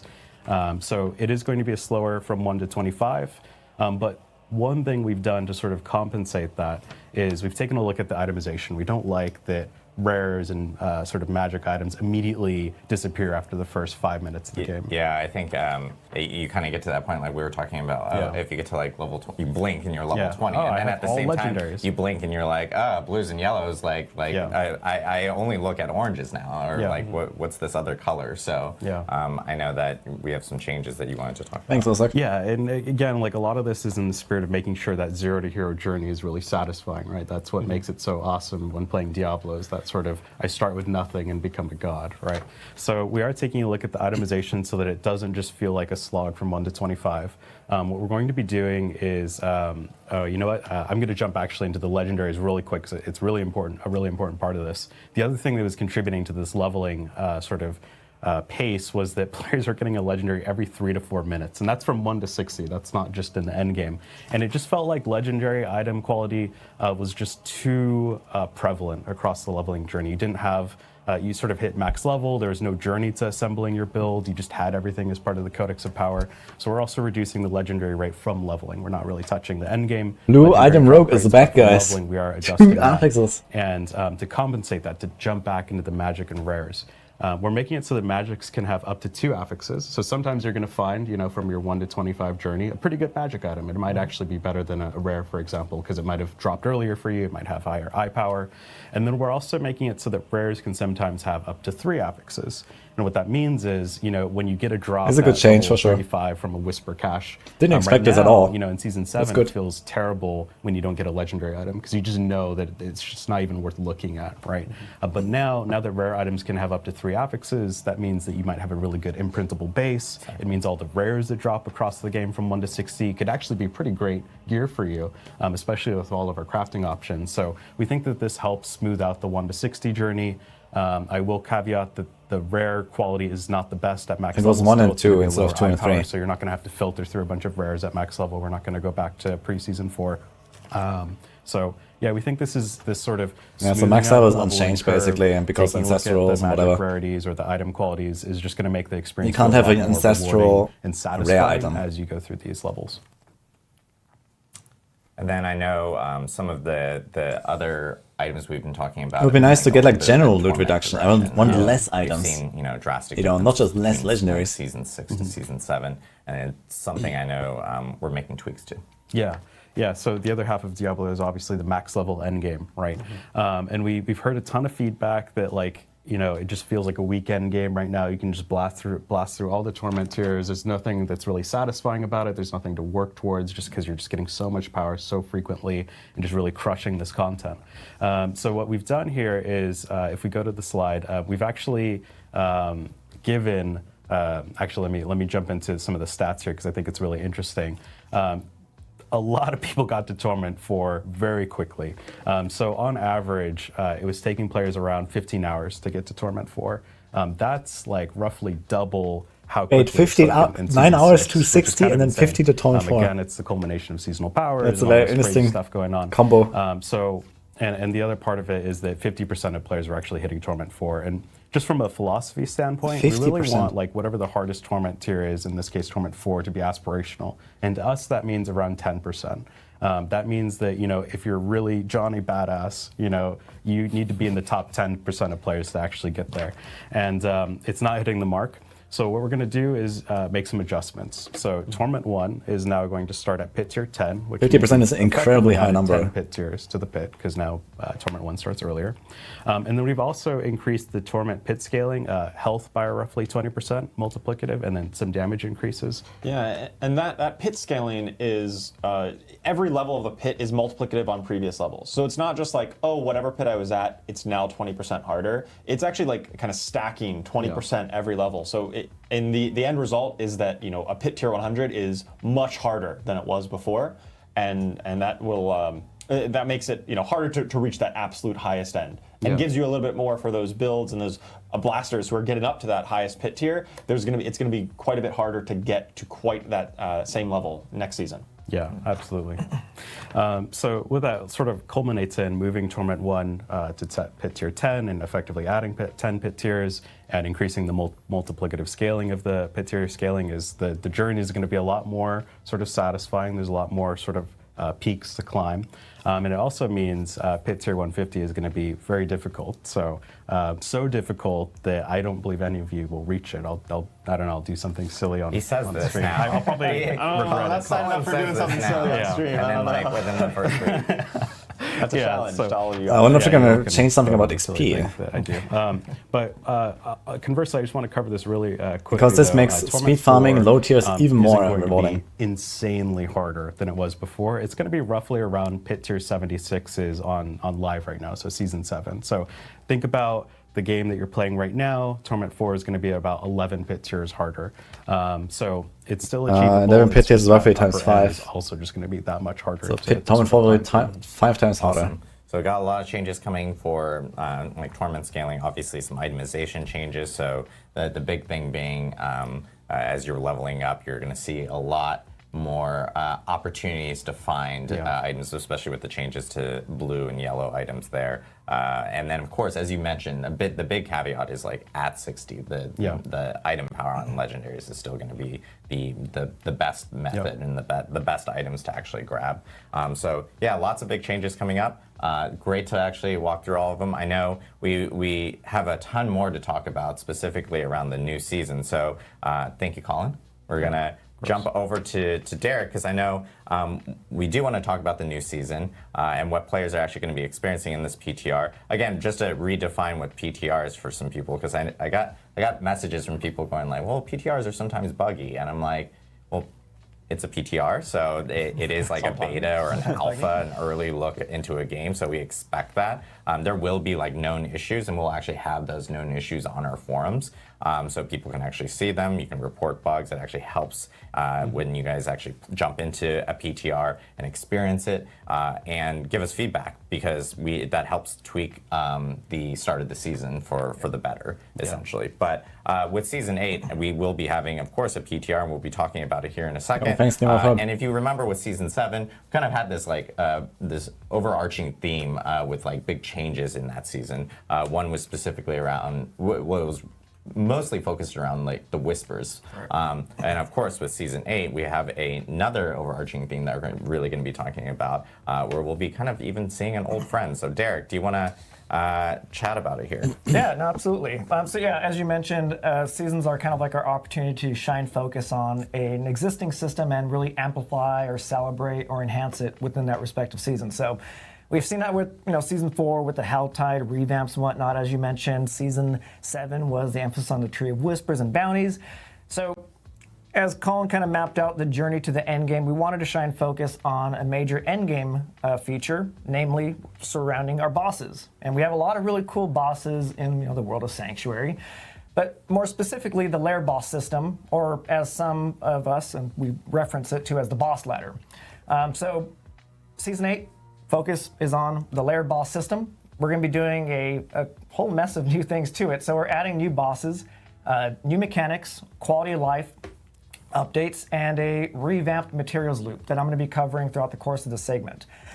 So first I just want to kind of talk about the new bosses He's and not the additions to the doom roster. bot. So Oh, no. when we're talking about the lair bosses, these are like the biggest, baddest bosses of Sanctuary. So we're looking at how do we add to the roster in a meaningful way, but also which bosses do we add that are impactful and versatile enough to carry the entire theme of a season. So with that in mind, we're just asking ourselves a question of which are the right bosses to bring. You mentioned an old friend. So we had to choose something that was versatile. We had to choose something that was big, bad. So that's where we go to Belial. Yes, Season 8, Belial's return. Belial's back in Sanctuary. He is climbing his way to the top of the lair boss ladder. He is the Diablo 3.6. exalted pinnacle challenge within the ladder.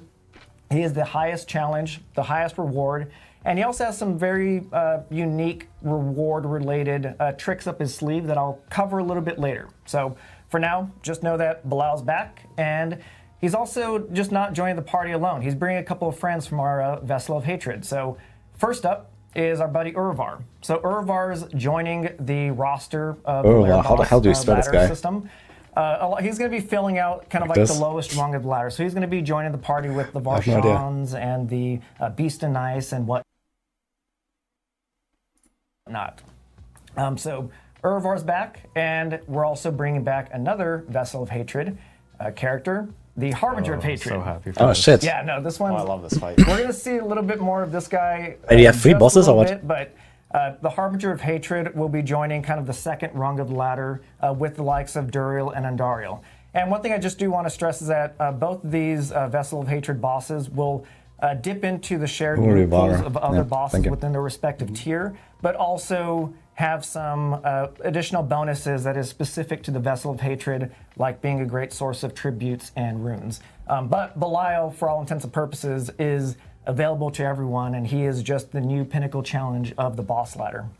So you're saying even harder than Duriel and Andariel right now. He's going to be harder, more rewarding than even those. Absolutely, yes. Oh, wonderful. Yeah, Oh, Belial, shit. Top tier. yeah, new top tier. Belial, Lord of Lies, he does not mess around. And I'm really excited about this because I think this is going to pair really well with the sort of leveling journey in the tournament progression where we're making things a little bit more aspirational, a little bit more challenging. It's really like a return to the heart of the Diablo experience, right? Sort of leveling from Well, good nothing, news. taking on these huge big bads. To 13 years ago, Yeah, and absolutely. I think fought that's kind of Belial the for inherent cool thing about the 3 Lair days boss ladder straight system with is that you almost no start with, sleep the until I initial killed him. level floor, you take Should be no those problem. on, you graduate to the next level, and then now you have kind of Belial just always there looming over you. Yeah. That's kind of the aspirational, yes, I get to go fight him now. But for those who know about our buddy Belial, Lord of Lies, you know that he kind of appears in different forms. So this is what we're kind of referencing as like his supreme form that appears at the top of the Lair boss ladder. But he also has his, I guess, smaller, more agile, compact form. I like to affectionately refer to him as Baby Belial, but this is Belial in his more compact form. And throughout the course of the season, or I guess just the Lair boss mechanics, he's going to be popping up all over the place. But I'm really excited about this version of Belial's new role in the Lair boss ladder system in the sense that defeating and looting This is any of Belial's, the like, Lair first bosses phase. has a small percent Second chance phase, actually. to initiate a surprise ambush from Belial himself. And this is really cool because this is kind of like a 2 for the price of 1 payout. So let's say I fight Andariel, I defeat Andariel, I loot Andariel, and I get this special ambush triggered. And if I defeat Belial, I'll get a double payout of Andariel's loot. So I got the loot from Andariel, and I get another payout of Andariel's loot from defeating Belial himself. So that's huge. it's a really exciting kind of just like injection of some fun novel mechanics within the Lair boss system that we're doing over and over and over again. So again, really excited about this update. And again, in the spirit of teasing kind of the rewards relationship and connection that Belial has, this version of Belial has a very special connection to his larger supreme form in the Lair boss ladder that I'll touch upon a little bit later. A lot of teasing that I'm kind of just setting that. There's a lot to go over. And we're going to lie to everybody. Yeah, just kidding. Yeah, like, As part of yeah. the theme. Belial's actually not here. This is a lie. Yeah. Yeah. So that was that. That was the the Belial ambushes. But I also want to talk about some additional major sweeping updates that's coming in with just the system as a whole. And I want to talk about the summoning materials. As we know, the way that the system currently functions is, you go do activities, you get summoning items, you go visit the boss, and you plop them in, you summon the boss, and then, that's kind of just a flow. So when we're looking at the Lair boss system, we don't just look about ways that we can add to it. We also look about opportunities to resolve or reduce some frictions, or just areas for improvement that we can have with it. Since it's a very mature system, we get a lot of feedback that we diligently ingest and talk about and whatnot on our team. So when it came to the summoning materials, we identified a couple of key points of, I guess, friction that players are currently having with it. One is, since you have to ante up your summoning materials just to summon the boss, it's kind of a feels bad moment when you realize that you just wasted, X number of materials to find out that you can't defeat Duriel. Like, okay, that's wasted materials, back to the loop, maybe I'll fight him another week or two, depending how fast you are. And it's just generally not a great feeling for myself or for players. Times 200 Roadhouse slider. I've run into this where it's like, I'm only going to fight the boss when I can guaranteed win against it. Right. So you never actually. And how do you know that too? Until how do you know? trial and error. Like you never really have that like actual fun fight with the boss where you're like, oh, am I gonna lose or not? Because it's like, well, I'm just not gonna risk it. Yeah, I've had at times where I'm like, I don't know if my build's quite ready, so I'll try to fight a boss, and then I'm like, oh, this is really tough. Like I die a couple times, and I'm like, do I really want to keep like retrying it? Yeah. Because like, well, I've already invested. I'm kind of committed. So with this new way, I don't need to invest those right up front. I can just go and fight them right away and see how strong I am without risking the materials. Yeah. So we're kill the gonna boss cover, and then you the pay. specificities of the new system and how it all works in a little bit. But the other kind of pain point that we identified with the current system is also just in regards to like the party play. I think my little earpiece is coming out of my ear. There you go. Now It's a common theme on this. Yeah. The earpiece just pops out all the time. We do it live here. So the other element is like just the party play, right? Yeah. And as much as we want to kind of like entrust in our fellow man and whatnot and engage in the boss rotations and whatnot, we have seen, some areas of friction where certain players don't engage in the boss rotations and they don't submit their materials. Like no one watching the stream would ever be guilty of this, but that does happen. It's shocking, but it does happen. Belial is on the other side of the computer. It's like, I'll definitely pay the next rotation. And then they leave and they take all their stuff. So that was another kind of area of friction that we experienced with the current summoning materials. So I think that's kind of enough of a preface just to set the tone for where the system is going now that we're introducing in Season 8. So what are we doing? I don't know. Let's find out. All right, so lair keys. So summoning materials are effectively being repurposed in their roles as a new item called lair keys. And what lair keys do, well, I'll just start with this, is since there's no more summoning materials, that just means that effectively all lair bosses are free to summon. So if you're not sure if you're ready to take on a Varshan or a Duriel, just go visit them. Kind of use them as a bit of a training dummy to see if you can actually, take them on. But what lair keys now do is they grant access to the defeated boss's hoard or their treasure chest that they drop. So now I'll just walk you through kind of the new flow. Imagine this with me. So you enter Duriel's lair. You walk up to his altar and you just click the altar to summon him. Again, no cost to you. You fight Duriel, you defeat him, out pops his hoard, and now the Shards of Agony, which is now the lair key, you use that to open his hoard and get all the oodles of loot that you went to go visit him to do. Yeah.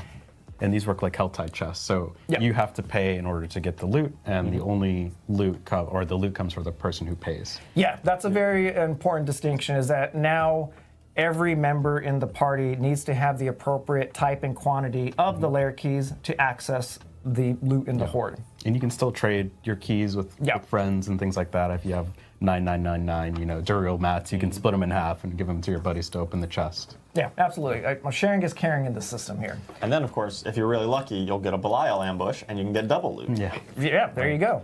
So a lot of new avenues and ways to kind of experience the system. So we also have the Stygian Stones.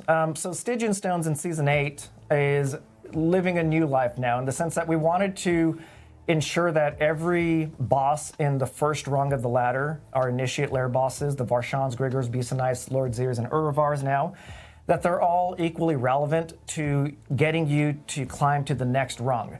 So in addition to, you can take a screenshot of this chart here. I won't try and walk through the entire thing, but now Stygian Stones is a drop that can drop from any of the initiate lair boss tier here, and you can crush them into your lair key of choice for the second rung of the lair bosses. So let's say I fight Grigor, I get a Stygian Stone, and I want to go fight Andariel. I can just crush that into some Andariel keys, and again, just giving a little bit more flexibility in how players actually engage and progress through the lair boss ladder. Again, as we know, all roads lead to Belial, Lord of Lies, the top of the pinnacle of the ladder at the end.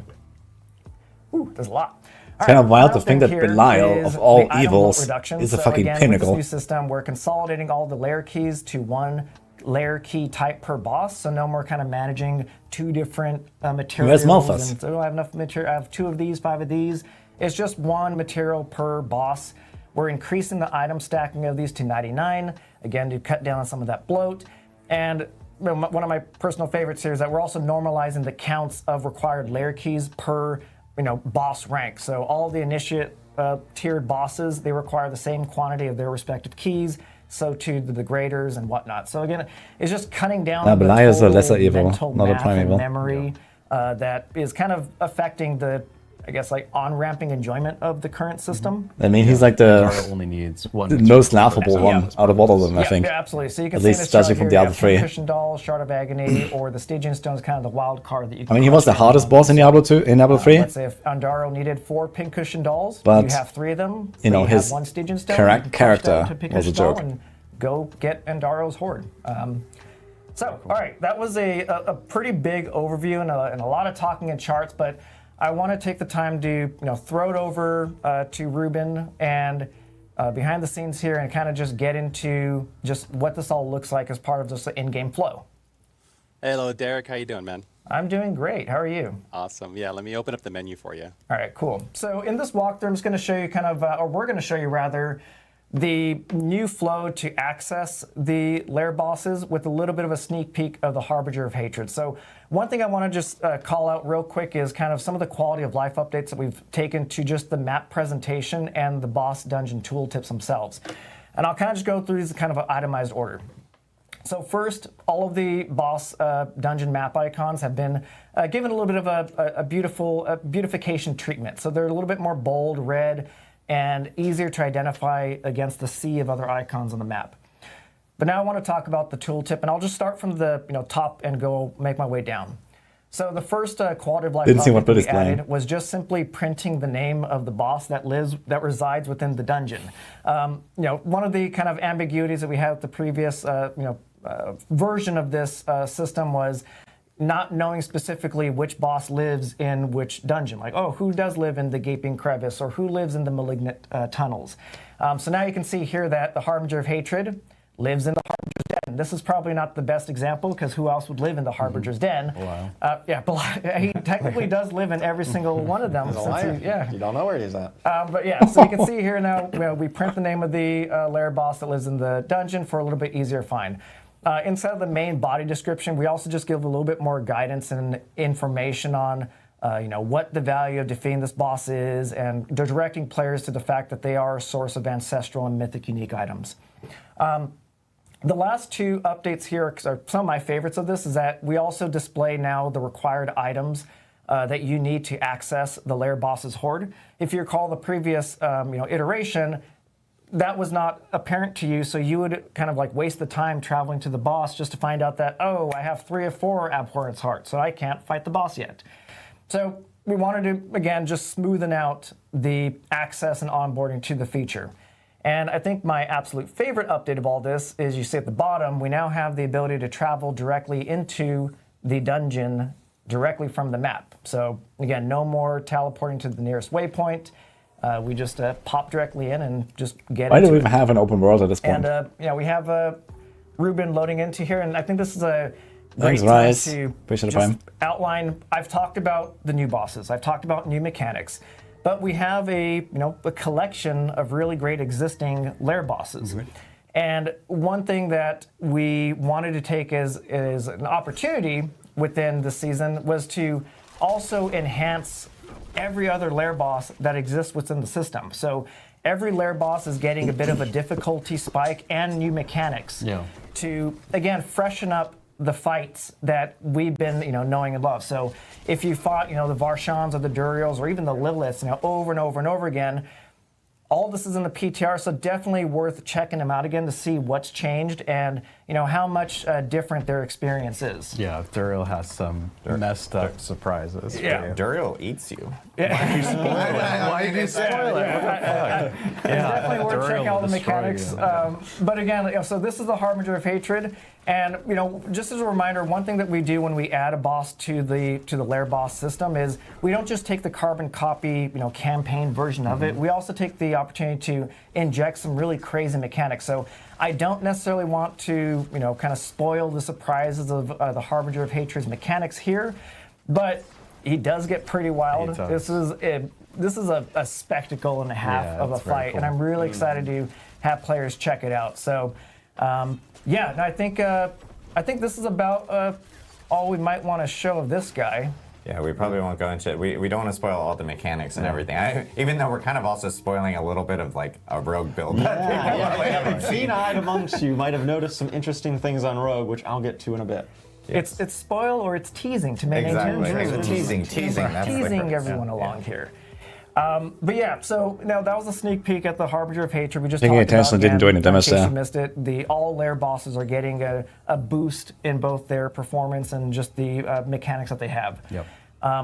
But let's, we fast forwarded past, the Harbinger of Hatred's fight. So let's imagine a world that, we fought through the whole thing, we killed him, and let's show off now what to expect from the Horde loop flow. So we have some footage here with this very shiny chest. Very shiny chest. So we have 4 abhorrence hearts, and now we can open up the chest. Again, each one of us needs to have it. And I mentioned that Belial has a chance to surprise ambush you after opening any horde. And here you go. Look at this. This is meant to be a relatively rare occurrence. But this is the magic of pre-recorded footage. We can make the impossible happen. And in this case, again, painting the full picture of the scenario, you defeated the Harbinger of Hatred, you got the Horde, you opened it, you got Baby Belial, you killed him, and now you get another proc the loot, of, double the loot, double the fun. Yeah, double the loot of what you just essentially got. Which With the one-time payment of the lair keys that you deposited. So, it really is, kind of a 2-for-1 sale that Belial has for you. And if you noticed, you might have seen, we did keep a bonus for party play. So while you do have to pay to get the chest and open up the Horde, we kept a bonus chance for loot. So we love that people enjoy fighting the bosses as parties, and we know that that's a fun social experience in Diablo. So what we've done gonna do is another the boss Hordes race for the themselves will season? have bonus chances for loot when you are in a party. And that does scale with party members. Yep, no, absolutely. So, a lot of loot everywhere to give. And on the topic, at the very top, I teased that Belial had a very special kind of role in the reward structure, different from every other boss.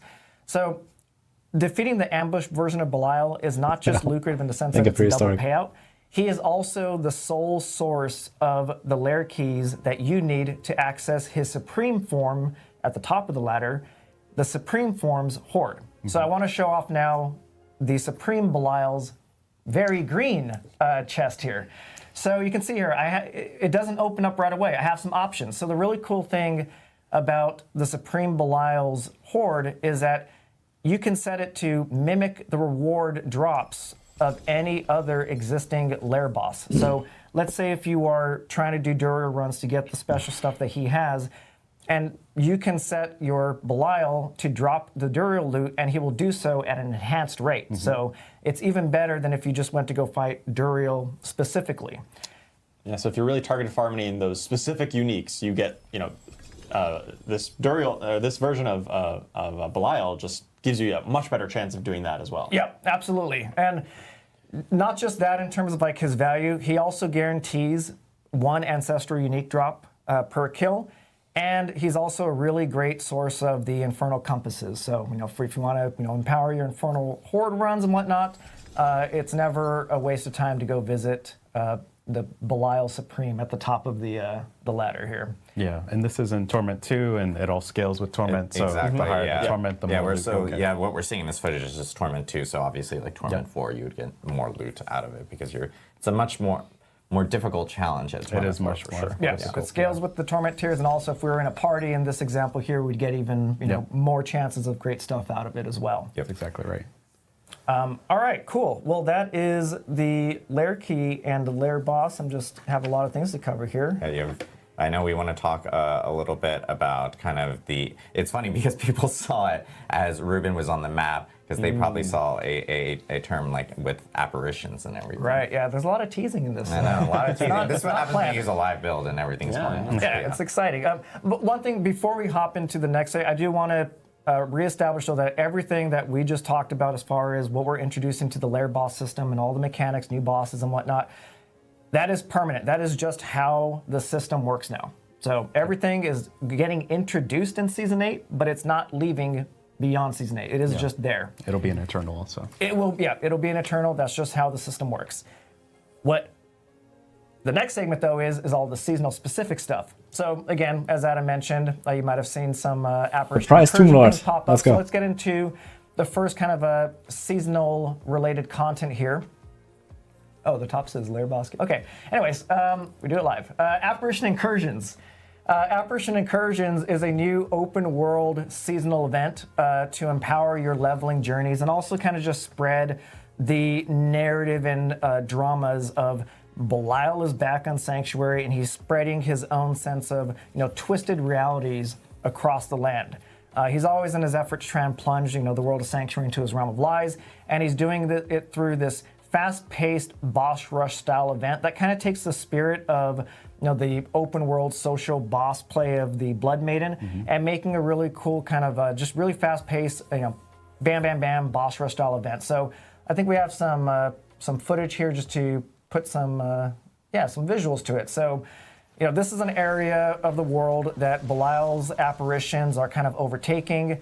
And throughout the course, players are going to be defeating these apparitions to draw out up to 2 of his apparition bosses. This is pulled from a total of 10 potential apparition bosses. So each time you go through this, you'll fight 2 of them kind of randomized. So each time should be a little bit different. And all of this is leading up to a showdown against Belial himself. So again, it's celebrating bosses. It's 3 bosses per event. And the idea for this is that they're up pretty much 24/7. So we want to just encourage that, hop on the boss train, ride it to the end, find the next one, and just, go to your heart's content. And, celebration of bosses this season, really. Absolutely. And what do you get for killing those bosses? Oh, you're going to get some cool stuff, Colin. Let's go to the next slide. That kind of leads us into the collectible boss powers, our seasonal powers. Spoiled it right there. It's already on the slide. It's already on the slide, yeah. You're fine. So the theme for, the powers theme for Season 8 is boss powers. So Belial being kind of like the illusionary character he is, mimicry and whatnot. In Season 8, players will be acquiring the ability to steal and mimic the powers of up to 24 targeted bosses across Sanctuary. So we have 24 collectible powers that are gathered from the first time kill of targeted bosses across the full content from level 1 till the very top. So you asked about, what do the apparition bosses give you? They're, aside from the loot and all that stuff, they're also your first source of your first 10 boss powers that make up the magic tiers. You can kind of see in this little chart here. Graduating from the apparition bosses, you now go into the world bosses. So each one of our 3 world bosses have a power associated with them, and then so too do each of our lair bosses, capped off with Lilith with her own boss power that you can acquire. It's like a ladder in the boss power. It's definitely celebrating the progression journey of bosses from the moment you log in to the moment that you're powerful enough to take down Lilith. Yeah.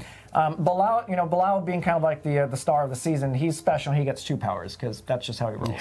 You need a treasure goblin power and just vanish through the one of the portal. cool things about this kind of structure, it's a very structured power climb. So little ambiguity of like, how do I get the Wandering Death's power? Well, go fight and kill him. It's just that nice little structured journey that kind of is a nice little stamp collection just to reward each kind of a tier of progression that you make across your leveling and endgame journeys. But that's not just the coolest part of it, in my opinion here, is that it's also just how the powers work this season. So you can see that we have 4 slots, the top slot and 3 little kind of like supporting slots. So the really cool thing is that each one of these powers have 2 sides to them that activate depending on which power slot you put them in. So you can have up to one main you can have up to 1 power slot into your main power slots, or you can have up to 3 powers slot into your modifier slots.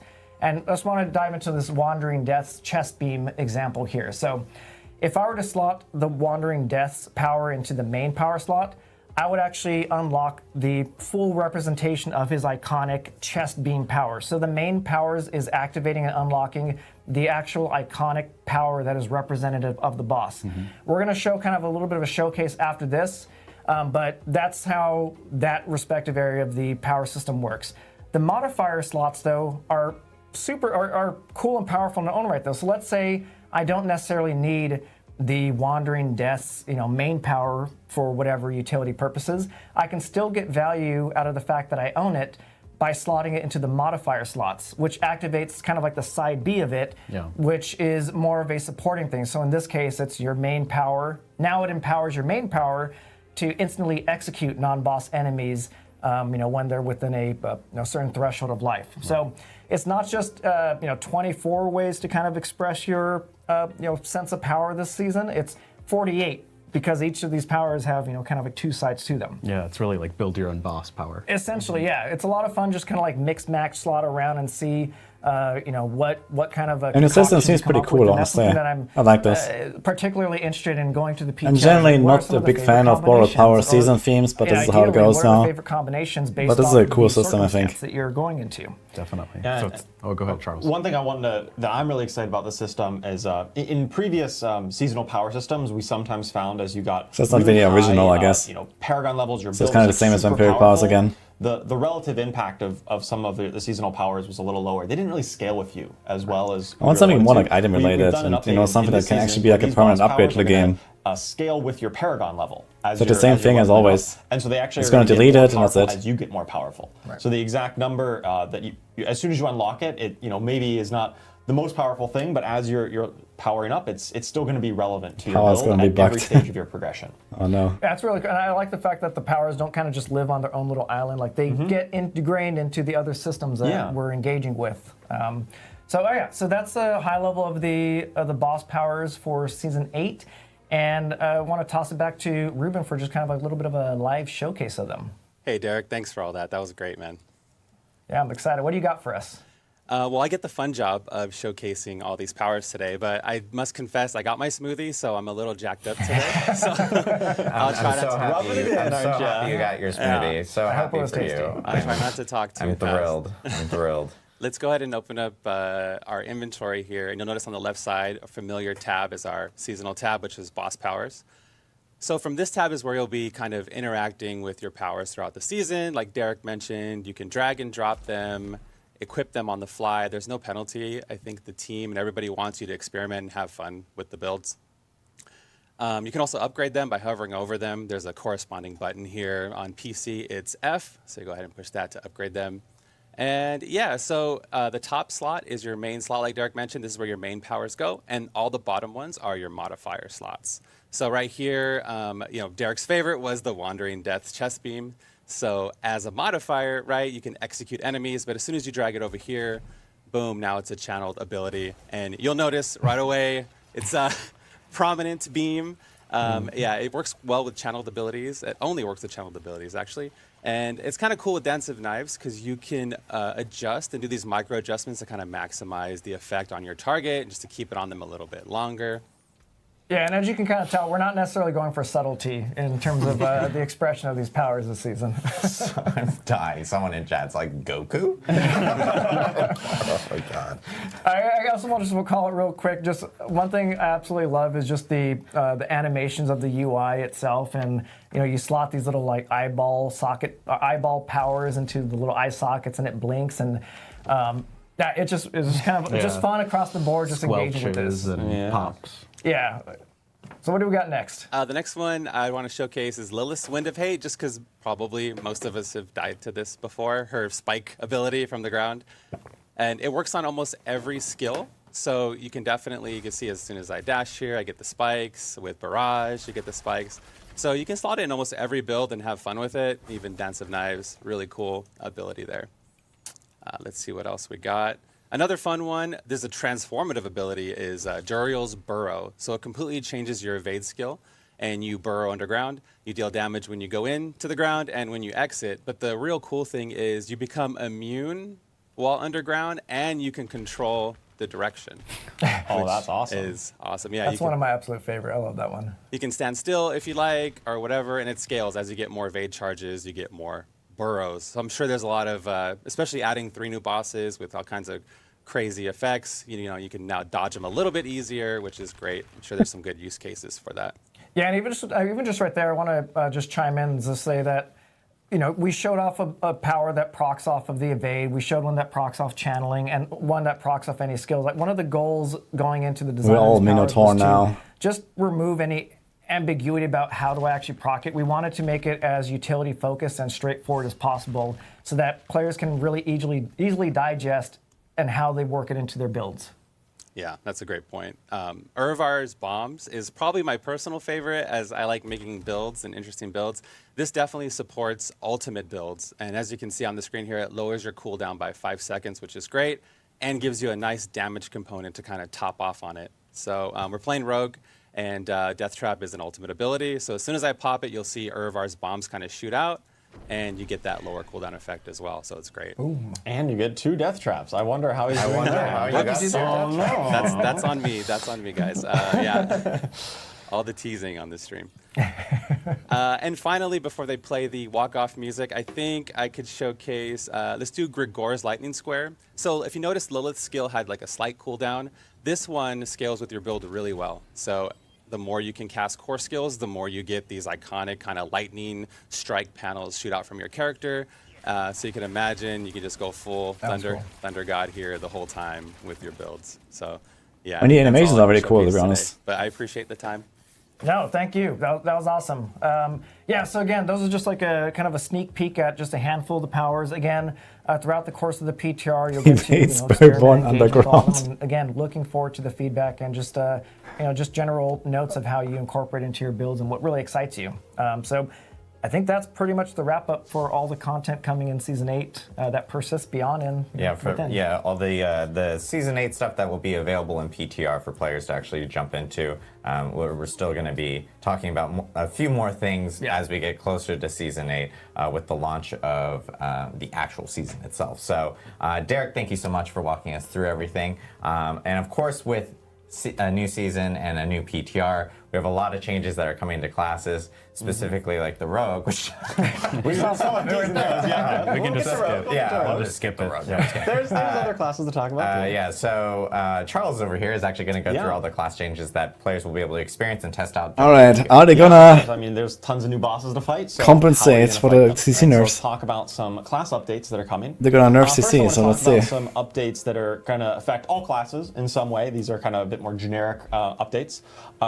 So talking about ultimate scaling, this is something that we introduced in Season 7, the current live season, where as you get to rank 5 of the ultimate skills, some of them had mechanics that allowed you to crank up their damage by building different stats, right? So if you got more damage while fortified, then your blood wave is going to do more damage, for instance. We think that's really cool. It enabled a lot of very powerful builds, and so we're looking at ensuring that those don't like really eclipse every other option in the game. We still love that those are powerful builds. We love that you're playing them. We don't want them to be the only option. And so with that in mind, we're looking at putting a cap on that scaling. You can scale them up to 200% bonus damage, which is still a lot. You're still doing, like triple damage, but we just want to make sure it doesn't get completely out of control with all the new stats and some of the scaling coming in from some of the seasonal powers that could potentially lead those to be, crowding out other options of gameplay.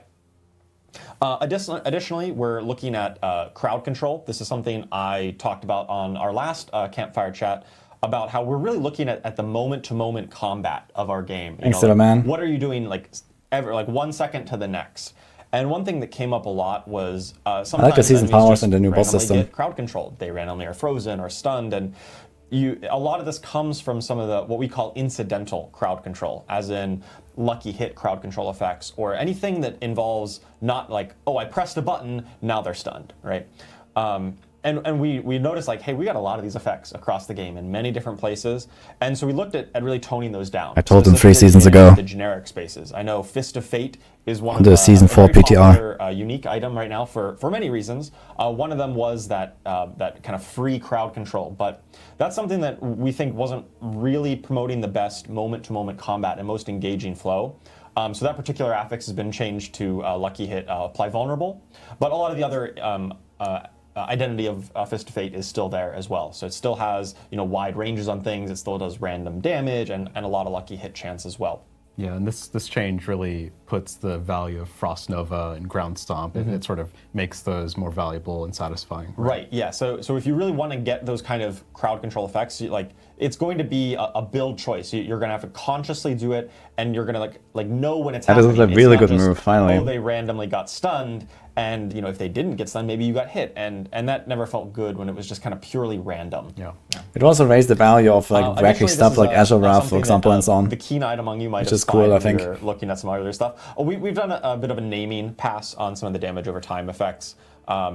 This is no functional change. This is just a naming thing, where we have things like physical damage, and when it's physical damage over time, we call it bleeding. And when it's poison, we call it poisoning, for instance.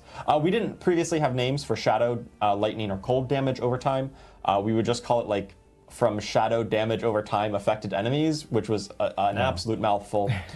So we've got new common terms. Shadow damage over time will be called corrupting damage. Lightning damage over time is shocking damage. And cold damage over time, which we saw with the Wandering Death chest beam, is called frostbite damage. So that's just a terminology thing. It still relates to those base damage types, same as always. It's just a terminology update. Cleans up the tooltips. Absolutely. People use the random CC tempo. All right, so let's get on to some of the actual Yeah, I hope they're class going to lead that updates, as well. we'll just That was go my on original automatically with suggestion, the actually. Barbarian. Delete Worldly Fortune. All right, so our focus And on then Campfire Barbarian this Fate, season, kind of goes is with that. about, primarily about Barbarian's core fantasy of being physical and hitting enemies with a big weapon, right? In the past couple seasons, a lot of the meta builds around Barbarian have focused around things like Earthquakes or Dust Devils, which are really cool and fun, but I think we got some feedback that, hey, I don't really feel like I'm hitting enemies with my big weapon. I'm just making a tornado that hits them, which is not maybe fulfilling the fantasy that you want out of a Barbarian. Your core skill isn't the cool thing; it's the thing that the core skill spawns. Right. Yeah. Right, and that's it's cool that those exist, but we want to make sure we're also catering to that heavy hitter kind of fantasy. Finally, man. And so a lot of the updates this season are focused around that. Specifically, They did the same updates shit, to like, since Double season Swing, 4, since they had Core Skill, Temperous, and the Barb Twin was Strikes just unique bleh. to make that a bit more impactful to actually be hitting. Whirlwind as well. That's Only took given them 3 seasons. a buff and a 4, rework actually. with Gore's its unique Gore's devastating grips. And then the new unique and legendary this season really talk to Mighty Throw in particular and make that just like the biggest hitting thing. Let's take a look at those uniques or the unique and legendary here. So we've got the Bane of Aja Den. This is a unique glove item. And it says that every 12 seconds, your next Mighty Throw is going to detonate all of its pulses instantly. Normally Mighty Throw like pulses over time. It's going to do them all at once and deal massively increased damage. And that's going to pair up very well with the new legendary aspect of Delayed Extinction, which causes both Mighty Throw and Steel Grasp to gain multiplicative bonus damage rather than cooldown from cooldown reduction. So if you've got cooldown reduction on your gear or on the Bane of Adraden, for instance, that's not going to actually reduce the cooldown. It's going to be a multiplicative scalar for these skills. And so that now Diablo you have a new 3.7 problem to solve, right? You can't cast these skills quite as often, but when you do, they're going to hit super hard. And so we've got a video clip of it just deleting a screen. So you walk up to the ground Essentially, here, yeah. and they're all gone. One hit, that's all it takes, because you got all these multipliers on your one big hit. But of course, because it doesn't benefit from cooldown reduction, that cooldown is going to be pretty much locked at that 12-second mark. And so you're going to have to find some other way to kind of fill the gap in there, and you've got a new challenge for your build to overcome. I'm hoping to see Belial get decked by this. I think it is possible that you're gonna melt some bosses with some really big hits. It's a great finishing move.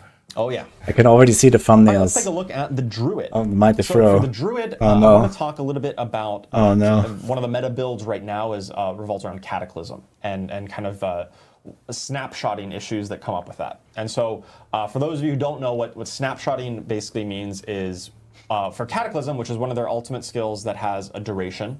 So you press the button, it summons a storm around you that lasts for some amount of time.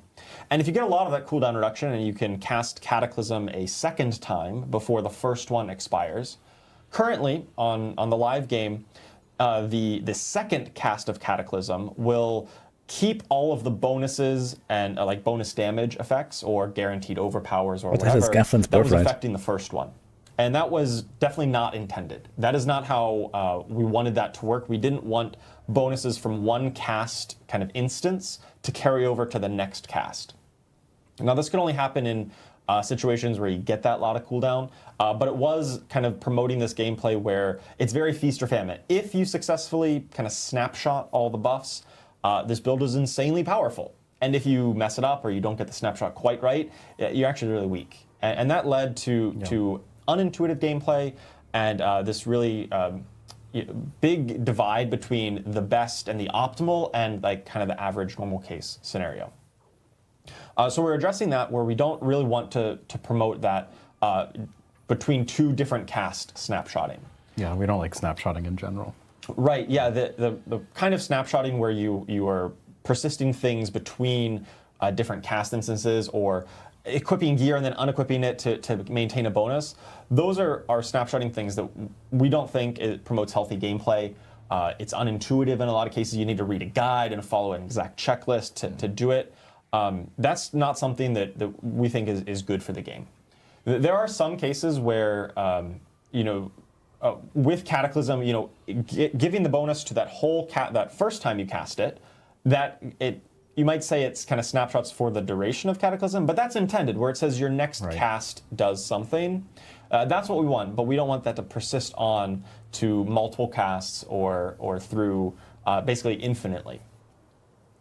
So that's one. Yeah, this is not the kind of snapshotting fixes that we wanted. But we're also looking at be honest. promoting other playstyles as well. We think just start with fucking deleting the runes. Other ways to play How about Druid that? as well. Xan rune. Specifically with Stoneburst. That's Goodbye. The Earth Core skill. Why can't they do that? It was kind of a channeled skill, which from a lot of our channeled skills, they are not allowed to overpower.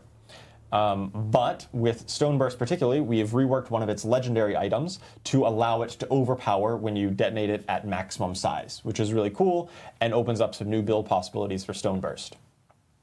And finally, I want to talk about the new unique Gathlin's Birthright. This is let's take a look at it on screen here. It's in a similar vein to Tempest Roar and Vasili's Prayer, where it is a unique helm that is very transformational, but rather than talking to werewolves or werebears, Oh my god, they're gonna sell their first Druid MTX. You don't It's want to insane. embrace the wilds quite as much. You want to stay in your human While form. in human Gathlin's form. Birthright is going to be the unique helm for you. It says, while you're in human form, critically striking Stonks, enemies with your guys. nature magic skills will grant you Anima of the Forest for 10 seconds.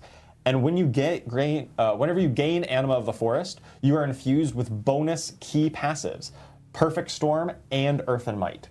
So if you have this and you have actually another insane. key passive, you can potentially What the have fuck up is to this? 3 key passives active at once, which is not something we've ever done before in Diablo 4. That's nutty. And I love that it's on the helm. So if you really want to be a human druid, which historically, hasn't been as great as like werewolf, for example, this is the helm for you. Yeah, this is exactly that. It's in a similar spot as like, hey, this is build defining in the way that Tempest Roar is for werewolves. We want this to be the build defining helm for human form druids. Greater affix on Additionally, an humanity, aspect of man. impending Faith in deluge humanity that empowers your restored. Storm Strike, which is probably pretty useful with this human form nature magic build, which will cause your Storm Strike to deal more and also increase damage that they take from your other skills for a time. I think we've got a picture of this, or a video of this in action, where you've got your druid. It's got you. You need 200 stacks of Anima of the Forest, which sounds like a lot, but it triggers on every hit. So Well, it's in humanity. most It's a combat new passive they situations, you added actually in stack it the up pretty expansion. quick. And see, once you get this online, you're going to be empowered with Earth and Might, and with Perfect Storm, and with Nature's Fury. You have all of this power. And the idea of three passives going at once is the key passives is crazy. Yeah. And then boss power slapped on top of that too. Oh yeah, it is a lot when you get this empowered state. All right, moving on to... Okay, Druid is a one of my massive favorite login classes, the angle, actually. Necromancer. So Necromancer was probably the talk of the current season 7, with Bloodwave. I know we've mentioned it a few times on stream. Bloodwave, really good. We've talked about how we're going to look at ultimate scaling, so maybe it won't scale up with the bonus damage, at least not to the same level that it had before. We're going to put a cap on that. We also just think we generally overshot the mark on the unique item, the Kasemi's Legacy, which really, like, you get this item and suddenly you're a god. It just had so much power in one spot. And we like a bit more of that progression that Colin was alluding to before about that 0 to hero journey. And when you have one item that is, you equip it and it's over, like you're as powerful as you ever need to be. That really shortcuts that journey and really makes it feel less satisfying than we want. So we're taking a look at reducing the power of that unique in particular, as well as some other adjustments to Bloodwave. We do want Bloodwave builds to still be powerful and still be an option if you like that playstyle. We just don't want it to be the S++ tier that it was in the past.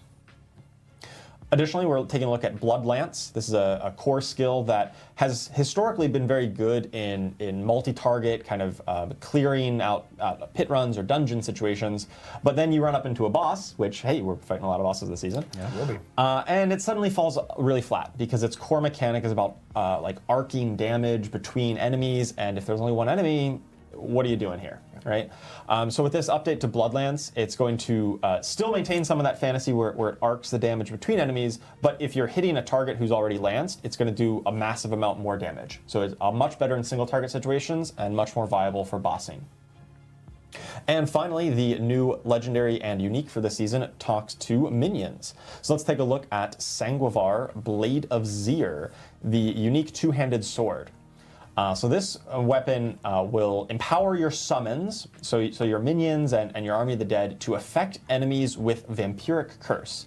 Now, for those of you who played back in Season 2, Vampiric Curse was a mechanic that we introduced in the Season of Blood, where you affect enemies with it, and as you kill them, you kind of collect their soul. And then you can unleash these souls. They kind of run out from you and explode, and it's a really satisfying moment. And we put that on a I mean, so handful of that legendary is not aspects, really a and minion now skill, all of your summons will to be affect fair. enemies with Vampiric Curse. It's more like a and you can long unleash them spell with Army of the Dead. And when you do with that, explosions.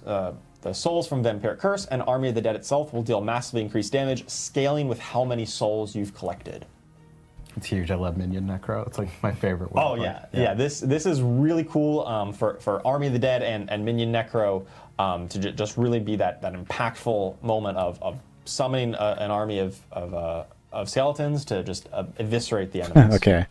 And additionally, I mean, if the aspect together, it's kind of service and fun. Sacrifice. I love playing with this one. This one feels so good to play. Your skeleton warriors explode on death. Also, So guys, massive have chunk of fun physical masterworking, damage to surrounding skeletal, enemies. And warrior to help mastery, make sure they die, mage mastery, they and go to lose mastery. 25% life per Good second luck. while in combat. So you're going to be needing to resummon them quite often, but when you do, hey, it's good because they're going to be detonating for this massive chunk at the end. And additionally, while you're resummoning all your warriors, your mages are going to be super tanky. They're going to take 90% less damage and deal massively increased damage. So you're going to have your mages up pretty much all the time, and you're going to be focusing on resummoning the warriors to run in there and explode and do their damage that way. You have to do a lot of It's a really summoning clever though, way and to they make it feel die like after you're 4 constantly seconds. summoning, and Yeah. you have You can have like backline of 6 of them or mages something. just obliterating. Yeah, it's great. Let's take a look at Sanguivar Blade of Zir in action here. Oh no, sorry, this is actually service and sacrifice. So you've got your skeleton warriors, the skirmishers, they run up there. And then here's Blade of Zir, right? You get all those like skeleton warriors running out when you activate Army of the Dead. Not you just get the normal ones that are running around, but then they all you unleash a stream of them straight from you with the Sanguivar. Really impactful ultimate skill there. Yeah, Army of the Dead is just so underutilized, so I'm so happy to see it come back into the fold. It's great. All right, next up, we've got the one we've been teasing for a bit. Thank you, Ruben. The Rogue. Let's take a look at the idea with Rogue. So, as you probably guessed, the theme of Rogue this season is looking at trap builds, right, with both Death Trap and Poison Trap, in a way. Historically, Poison Trap has been kind of underrepresented. Death Trap builds have been quite popular, pretty powerful, and a lot of fun to play. Poison Trap kind of fell by the wayside a little bit. It had a number of issues that we're looking to address this season to really promote Poison Trap as a viable standalone build. And what we were seeing from Ruben was the Scoundrel's Leather rework. Now this is a unique chest item that's been in the game for a while. It was about traps in the past. We've done a rework this season where when you cast a trap, or rather every 10 seconds when you cast the trap, you're going to get a bonus Death Trap. So you could cast Poison Trap or Caltrops or Death Trap itself, and then you get a second Death Trap. And when you actually cast the Death Trap active button, you're going to kind of jump or teleport to that position, so you can just instantly get into the fray there. Oh, that's cool. Yeah, so rogues are all about mobility and jumping around the battlefield and doing that kind of thing. This is just another tool in their arsenal to really jump in, put the Death Trap down, which groups up some enemies, and then they're ready for you to slaughter there. But let's take a look at the new items that talk to Poison Trap specifically. I wonder if the the core bands skill of tag is still Icarus there. Rose, these are unique gloves that says your poison trap, which normally has a 9-second duration, it's always going to do its full damage over 3 seconds instead. So it's much shorter duration, but higher DPS. And it's always going to benefit from all of its upgrades. It's going to be very fun to have an enhancement 80% and chance to those reset your modifications. imbuement You cooldown, just get but all not of it. 100. You don't need to put skill points in. And normally the two choices are mutually exclusive. You get both with these. And they're going to be even more powerful. Additionally, Poison Trap Very will funny now item, also actually. benefit from your combo points if you're using those. I It's somehow gonna have cooldown no during confidence the that Poison inner Trap will sight if do you're using anywhere inner close sight, to enough damage to and if this, you're using but it's a preparation, very cool its item. cooldown is going to be reduced by the preparation. We'll see. trigger. Plus 4 So max zone. previously, Poison Maybe. Trap didn't really interact with any of these 3 mechanics very well, and now it benefits from whichever one you want. That's so cool. So it really makes it more like a core skill, something I can work into my rotation. Oh yeah, you're going to be wanting to use this very often with this unique. And then the aspect of contamination, as many builds that focus around poison on rogue often want to build critical strike damage because that's really good with the poison imbuement. Poison Trap now also can scale up with some critical strike chance. So with aspect of contamination, it unleashes a poison burst when it detonates, like kind of initial upfront hit. And then if that burst critically strikes, which, if you build in a lot of crit chance, it probably will, or if you hit a lot of enemies, then you're going to deal increased poison damage. This has nothing to for do with duration. Vandals. So of course, increase the rest of the duration of the Poison Trap. And this is probably my favorite clip here. Let's get a clip of this one. Right, so you apply Poison Trap, which it's going to throw 2 of them out. And one of its upgrades knocks down enemies, and because it's increased, it knocks them down for quite a while, and so they just take a little nap in your poison traps. I don't recommend it, but hey, if they do, they take a ton of poison damage. I love the knockdown animation of this kind of enemy. Yeah, So good. this guy just falls right sit down. Lay down, I guess. His face is in it. His face plants and then succumbs to the poison. It's awesome. All right, moving on, we've got our Sorceress. So the Sorceress class definitely is one of the ones currently on Season 7 that I think didn't have any of these real big outlier builds that we'd kind of talked about. Some of the highest. It might have some pretty high-end blood damage necro, after all if there's enough scaling. Or the Druid with the snapshotting Cataclysm. I like the idea of and I making a think Poison Trap I build, definitely actually. acknowledge that Sorceress maybe didn't have some of those real outliers this season, and they were Ice shots maybe login. felt like they were a bit behind of those. So as we talked about with other classes, we're definitely looking at bringing those outlier builds down a notch to bring them kind of back to the norm of some of the other builds, so they're not so far ahead. Orange Sliding Spur nerfed to the ground. At improving some of the You do realize quality that of this is just a life massive and some of bug, right? The interactions Of course that's between gonna be gone. some of their mechanics like crackling energy, meteors and meteorites, and making sure they scale well with the build. Like crackling energy will now have the shock skill tag, so if you're building up damage for shock skills or some of the other synergies there. Slog is gonna be those bad now again, interact can't with your wait. Crackling energy. Well, so far they have not And talked additionally about with meteor and Stagger, meteorites, they're not going to be able to so scale with each other's Monka damage, S. which helps builds just be a bit more cohesive and feel more robustly supported. That being said, I think where Sorceress has been in Season 7 is in terms of like its power progression and the relative strength of its builds amongst each other is more of the closer to the ideal state of where we envision all classes ending up. We recognize that they are kind of a bit lower than other classes in Season 7, but we're looking at bringing them up a little bit with improved quality of life and build options. Nova build. And making sure Very that some cool. of the outlier builds that's really skewing that perception are being brought to be to Bring them close together. Yeah. And create some more harmony between the classes. exactly. Yeah. Yeah, and I think this is something that we're actively looking at again to the point of early in the season. If things aren't really performing to the level of our expectation and it doesn't feel good, then those are things that we're going to buff. And Sorceress is a great example of like what we're going to be really looking at. Yeah, and we want to do that in ways that make. We don't just want to slap on a 50x scaler on Sorceress. We want to make sure that the builds feel cohesive and coherent in a way that makes a lot of sense. And so that's what all the bulk of our focus is for Sorc this season. Specifically, I want to talk a little bit about ice shards. That's what the new unique is going to be working with here. Let's take a look at the unique, the Hail of Verglass. This is a unique helm that's going to empower your ice shards to spread out rather than shoot in kind of a straight line, that kind of rapid fire. It's now going to be a spread pattern. You can hit more enemies with it, and you get bonus shards, and you're going to be dealing increased damage for every time an ice shards damages an enemy, and it's going to stack up.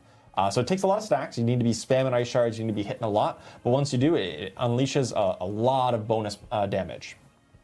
And it also just makes the skill, in my opinion, a lot more usable. Right? I like the spread pattern a whole lot. Lets you hit wider screen, and you can kind of like shotgun enemies if you get nice and close to them. That's cool. And Shivering Aspect, a new legendary aspect here. Enemies are going to take increased damage based on how much they're chilled or staggering. Now, historically, some of the Frost Sorks or some of the other builds that were heavy on those crowd control effects, sometimes they really struggled into bosses, which, hey, bosses are the theme of the season. It's very appropriate. So we're making sure that some of these new effects that scale based on the crowd control effects also work against bosses. So this will kind of take how much I'm gonna make an staggering ice shot buff slog on the this boss season, I and think. also give you bonus damage based on that. So we're really being cognizant of, hey, let's make sure this works in the situations you want it to. And it's not night and day, oh, I'm clearing trash mobs, and then I hit the boss, and you just feel so different. We want to make sure that's a bit smoother of an experience between the two ways of playing. All right, let's take a look at the Hail of Verglass with these new ice shards in action. Right, so they fire out pretty quick, they fire out in a nice spread, and you can clear through whole packs of skeletons with a single cast here. Multi-shot. Oh yeah, Multi-shot with ice shards. Yeah. Oh yeah. All right, and moving on to our final class here, the Spiritborn. So the Spiritborn was in a pretty good state. I mean, similar to Sorceress, where it didn't have those crazy overpowered builds, but we think it's in a relatively healthy spot, and we're just looking at empowering new build options and making tighter synergies between the builds and giving you some new tools to play with. With that in mind, we took a look at Rushing Claw. It's one of my favorite skills on the Spiritborn, but never really found its way into any of the most popular builds in the past couple seasons since Spiritborn was released. And we've updated the question mark? two upgrade choices to be... Good question, I forgot to talk about them, right? It's kind of a... If you pick one upgrade, the current one, Rushing Claws has 4 charges, and so when you use a charge, you kind of quickly dash through an enemy. And so you got 4 charges, you can spam it 4 times. Like the main problem with Rushing Claws, it just feels bad to use. Like when you play like Toxic Skin, for example, it's just like reworked where it gains even more charges. It gains 12 charges. Oh my god. But using it consumes all the charges. So really it has just 1. But for every charge that it consumes, it deals massively increased damage, and it hits a wider area. Okay, So and that sounds better. Gaining cooldown reduction or gaining more charges actually just increases your damage output. And it promotes a very different play style for this. So you get kind of an option. You can choose the original version, which is still very powerful and very cool. Or you can choose the new Much upgrade like and Sword kind of Meteor has spend all your forgotten. charges at once, do a big kind of damage cooldown, Exactly, and energy then as work well. on building up those charges again to deal even more. Additionally, we've looked at Storm Feathers and specifically how they interact with the new unique item, the Sunbird's Gorget, which I think we've got a picture of right here. So the Sunbird's Gorget is a new unique amulet. This really works to synergize with the icon. Eagle and Jaguar builds. So it says picking up a Storm Feather, which you can create in many different ways, will form a firestorm around you for 8 seconds that deals fire damage. And every additional Storm Feather that you pick up is going to intensify this firestorm. It's going to make it grow in size up to a maximum, and then it's going to increase its damage output. For as many Storm Feathers as you can spawn, this firestorm is going to get more intense. But it Look at only those lasts for 8 stats. seconds, so intensifying it or picking up more Potent, Storm furnace, Feathers, and it's not going acceleration. to extend the duration. So it's kind of locked to that 8-second duration, and then it'll reset. So you really want to collect as many Storm Feathers as possible in 8 seconds. It's then- actually and a then it sword build restarts. login. And also this Wait, Firestorm do we is still have considered that, or did you archive that? An Eagle, Jaguar, and Stormfeather skill. So you got lots of options for how you want to increase this damage through your other talent choices or your itemization. You got lots of options for how to work this into a build in either Eagle or Jaguar or both. And following up on the theme with Sore. Rushing Claw, we've got the new Rip and Tear aspect, where Rushing Claw is going to deal increased damage and is empowered based on how many charges you had when you cast it.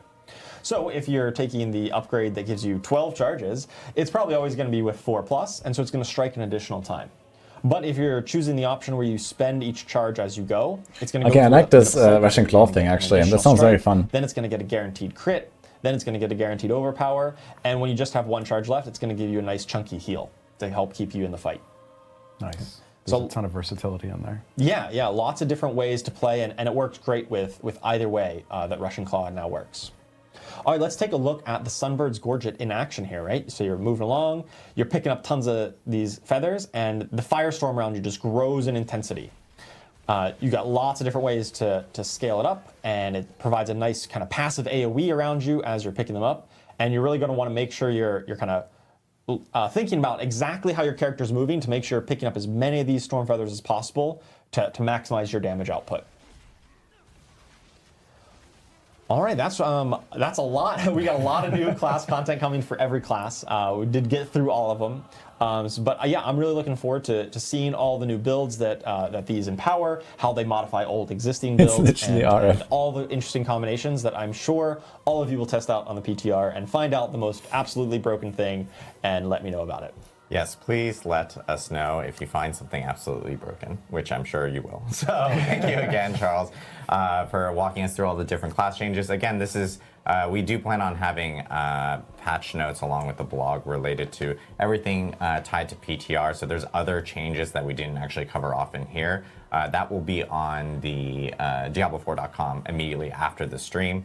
So everyone can actually check it out, inspect it, do their theory crafting and everything related to that. Of course, with PTR, we kind of want to know when PTR actually begins. PTR is starting next Tuesday, and this is, of course, PTR on PC Battle.net, so players will be able to jump in starting on the 11th, and it'll run for a week there. I will note that players actually will be able to also pre-download the PTR the day prior, so around Monday afternoon here in California. I translate that using some sort of time tool. That will be when players will be able to pre-download, so it'll be about a day beforehand.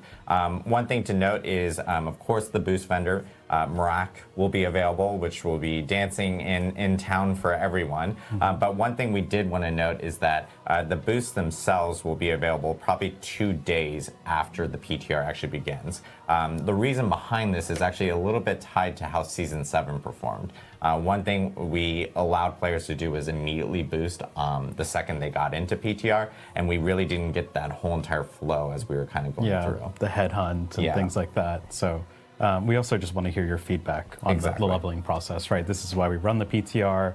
We really want to hear your thoughts on how the sort of more uniform leveling feels, how the legendary drop rates feel. So that is really valuable to us for launching a really awesome Season 8 Return of Belial. Yeah, and so after a couple days, Marak will be more than happy to take your Paragon levels to insane numbers. So PTR boosts will be available just a couple days after that. One other thing I do want to note is we will, of course, have our forums available and online for PTR. That is the best place to actually provide feedback. Of course, we do look in other places such as Reddit, Discord, etc. But I will say, like, the forums is kind of, we turn them on specifically, like a PTR section. So please put feedback in there, because we are constantly checking in there for any notes, feedback from players on that end. One other note is within the PTR, you guys may see a term called the reliquary that may just kind of pop up here and there, and we haven't talked about the reliquary, nor will the blog later today actually be talking about the reliquary. I will say that you guys will hear more about the reliquary before the start of Season 8 in itself, but for right now, ignore it. I don't know. Turn a blind eye. I don't know. But it is a rework of our battle pass system that we're doing. We're trying to.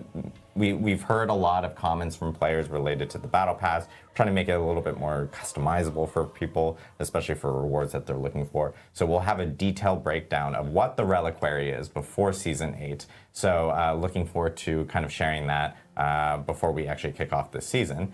And I know I have a lot. I'm trying to get through all my stuff. I know, it's like I'm hungry. The last thing we did want to talk about is I've gotten asked a million times about this, and I've even seen it in chat, and it's related to a roadmap for Diablo 4. And I will say that we are actively working on a roadmap that we can share with you all, which is great because it gives you and everyone a opportunity to kind of see more of like the future vision of what's coming for Diablo 4. We do plan on actually having this roadmap out before Season 8. So we're really excited to share it. So as soon as we actually do have that available, we of course you'll hear it everywhere. We will be on every single microphone and megaphone out there showcasing what the roadmap is. And you've probably seen roadmap. If you're curious, like what does a roadmap entail? You've probably seen some of our fellow teams here at Blizzard, such as like Diablo Immortal or like World of Warcraft. They've actually posted these more public-facing roadmaps, and that's something that we want to do here, so that you guys have that ability of being able to see what's coming up for Diablo 4 and more exciting news related to it. So, is it Season 8 already? I know we have Q&A. We want to There's more time from now to Season 8 than from Season 7 to now. So sorry to disappoint. We have our chat available on the Twitch link for Diablo, so feel free to jump in and ask any questions. I know we Q&A time, guys, the best part. Questions specifically. Let's go. And do we have a question slide here? There we go. How does party play work with lair bosses? We kind of covered this a little bit, but I don't know if you guys want to go into specifically more details on this. Yeah, I can jump into that. So when you are fighting the lair bosses in a party and the horde spawns, when you open the horde, we essentially do a bonus chance for an extra drop based on the amount of party play. So if you're in a party of 4 and you open up that horde, it's going to guarantee an extra unique item. So it scales with the amount of parties or party members you have, and it's always a good time, when you get together with people. Awesome. Okay, so I guess party is going to be roughly times 2 instead of times 4 or something. Through the questions here as people are dropping in questions. I have a team of people dropping questions to it. If you're ever wanting to know how we do this, we just have a Google Doc and we're copying and pasting questions from chat into there. So very high tech. Very high tech, like super high tech. Let's see, this is from Skulm TV. Any plans to place a blacksmith or vendor near the boss rooms to help people quickly salvage / clear inventory without having to go into town?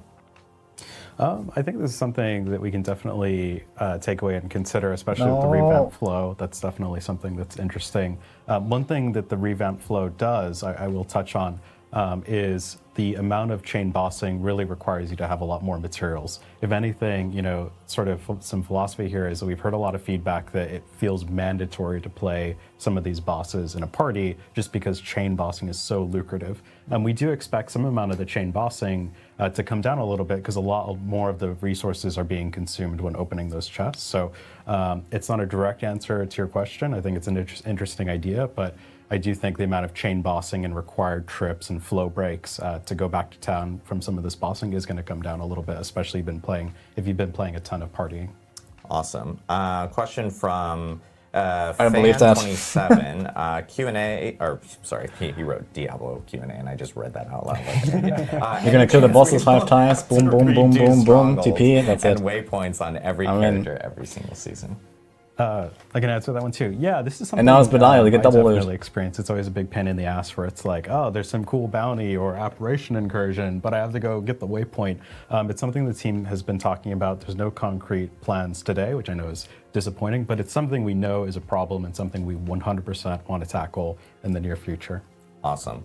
Jokums says, and this is actually a question that we were talking about that might actually come up, but would you consider adding the frog from Witch Powers in Season 7 as a permanent companion skill for druids? And at the moment I can say we're not for that specifically, but it is a thing that I think we didn't really clarify in regards to what from Season 7's kind of for sure staying over. I will say the Witch Powers are most definitely something that aren't carrying over completely over to the future seasons. But one thing in regards to at least the Tree of Whispers is that we have a bunch of new NPCs there. We redid the layout there. Yep. That is made that as a hub that Dude, is the Raven gonna disappear again? Oh my god! Leave. it's made it as like a all-encompassing place that you can most definitely tap into from that end. Yeah. Oh, go ahead. I can speak a bit to the seasonal powers. As we said, a lot of those witchcraft powers are specific to season 7. That is true. They are not necessarily coming back in season 8. But we do hear that feedback, right? I think they got a really positive reception. Yep. A lot of like the poison frog, one of my favorites. The fire bats, and all kinds of the other things that are very visually flashy and just a lot of fun to play with. We hear that, and that definitely helps us to inform like making future content. In the past, we've done that where we've taken some favorite seasonal mechanics, put them on items to return. I can't speak to any particular plans, but just know that we do hear this feedback, and it'll definitely help us to help craft content in the future. We got a lot of questions related to PTR because I know, as I mentioned, this is a PC BattleNet PTR, and there's a few people like Kim from Canada, and I can't read this because the text color is so just jarring. But we've gotten a lot of questions related to PTR being on PC BattleNet and asking like, hey, is there any plans on bringing it to console, maybe Steam? I will say the reason why PC BattleNet works best for us is that BattleNet is a platform that is housed here at Blizzard, and is the processes of getting builds up there, making like any type of change, especially for PTR where we're in a smaller window and we may need to change something really quickly. It gives us more flexibility and allows us to be able to change those things really, really smoothly. I know with other platforms and everything, there's more processes involved for good reason, because they have more checks and balances and everything. So it makes it a little bit more difficult on our end to do some of those fast iterations that we may need with PTR. So in the foreseeable future right now, we see PC BattleNet as being kind of the home for PTRs when we do end up testing anything. Question from my computer's telling me to update. It's been telling me for weeks. Don't hate me, IT. Chris Mate says, will the lair bosses have resilience/damage reduction that the world bosses have to ensure that they just don't get one-shot too fast with some classes or builds trivialize? I can't talk today. Trivializing. Yeah. I can't even talk. I think this is a great question. It's something we actually talk about on the team a bunch. And from our perspective, adding something like resilience would sort of devalue that power progression. Like we feel like it sort of disservices that sort of 0 to hero. Once Belial was really hard, but now I've gotten so strong I can just crush him. That said, we do think that the level of one-shotting bosses that has been happening is a little bit too much. There isn't enough of a journey to get to a point where I can just stomp on Varshan or I can stomp on the Penance at night. So what we have done is, like Derek mentioned earlier in the stream, we've massively buffed a lot of these bosses. Like, so much so that we're kind of like, try it on the PTR and see. But a lot of these bosses should present more of a journey to getting to a place where you can really stomp on them throughout the Torment tiers. Even Uber Lilith herself has been, or I don't remember what we actually call her. Echo of Lilith. Uber Lilith. Echo of We just keep calling her Uber Lilith internally. Now it's just stuck. Yeah. Has seen quite a buff.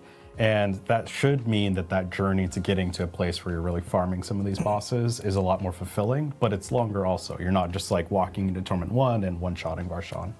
Yeah, and that kind of ties into what I talked about with some of the outlier builds that were just like Bloodwave Necro, prime example of being something where you get one item and then suddenly you can one-shot everything. It's really not. It doesn't promote the best gameplay. The intensity nerfed them a while back, and they will do that again. One-shot everything, but that's something we think it's much more engaging to have a little bit of back and forth, and you're not just going in and stomping them, but you do feel powerful. Feel some power progression, and as you get more powerful and more gear and more Paragon levels, you do get more powerful, and it becomes easier to overcome these challenges, and then you start feeling that real powerful stuff as you really complete your build. Yeah, and I'll also say, like, I think part of how we originally set up the boss ladder, it really did encourage the one-shotting behavior, right? Like, if you have to pay materials to fight this boss, why would you ever fight the boss when it's actually a challenge, right? You would only fight it when it's really difficult. But the changes that we've made have really sort of, in a fun way, I'm hoping this plays out, that you can sort of maybe get a cheeky run in on Varshan when maybe he's really hard, but you get a really powerful, unique, because you don't have to risk anything anymore when to actually summon him. Yeah, I think it also kind of speaks to just the approach of injecting challenge across the lair bosses. Like we discussed, we could just do straight stat boosts and that would definitely resolve it. But within Season 8, the team took the extra opportunity to also just inject new mechanics and updated mechanics to the lair bosses across the board to introduce that hiked challenge, but in an interesting way that's just more fun, I guess, really, for us to enjoy. We have a question related to, I'm going to speed through a few last questions here. Lilith, will Lilith ever make a entry into maybe the boss layer system or anything? This is from Ganon North. Yeah, I think that's something that we've been thinking about, and like what's the right place and what's the right time for something like that. She's in an interesting spot now where she's kind of like the pinnacle of the season's journey a lot of times, and that's something we can definitely think about, especially with this revamped flow of being able to summon the bosses. So we can definitely take that into consideration. That'd be a lot of fun. Quick question related to the Spiritborn. This is from the Schwab. Does the new Russian Claw aspect power give you all the previous bonuses at 4+ charges, or just the extra cast? It's just the extra one. So so if you're casting it at 4 or more charges, it only hits an extra time. It does not get guaranteed crit or overpower or heal you. It's you kind of either progress through one benefit at a time, or you just get the 4+ if you're using the new upgrade. I'm going to do two quick last questions. I will end on the one that everyone's asking. I see it in chat. Don't worry. In regards to, I lost it. There it is. From Mid Central Vowel. At what point will you start maybe potentially removing uniques that have proven to be not that useful, or do you guys feel like uniques are feeling bloated in the current setup? I think I actually feel like we don't necessarily have enough uniques in terms of speaking to every skill. Like I think that's something that you see with the poison trap and you see with ice shards. That is sort of why we have the boss ladder, to give you more deterministic, or maybe not deterministic, but targeted ways to find some of the uniques you're looking for. This lets us have a lot of different uniques, but things that you actually have to target. The other thing I'll just say too is like part of the game is random items and figuring out how to assemble a build out of the random items. So like we don't want to get to a place where I just sort of log into Diablo and I get all the uniques I want and then I'm sort of done with the game, and it's just sort of this linear deterministic track through getting the pieces that you want.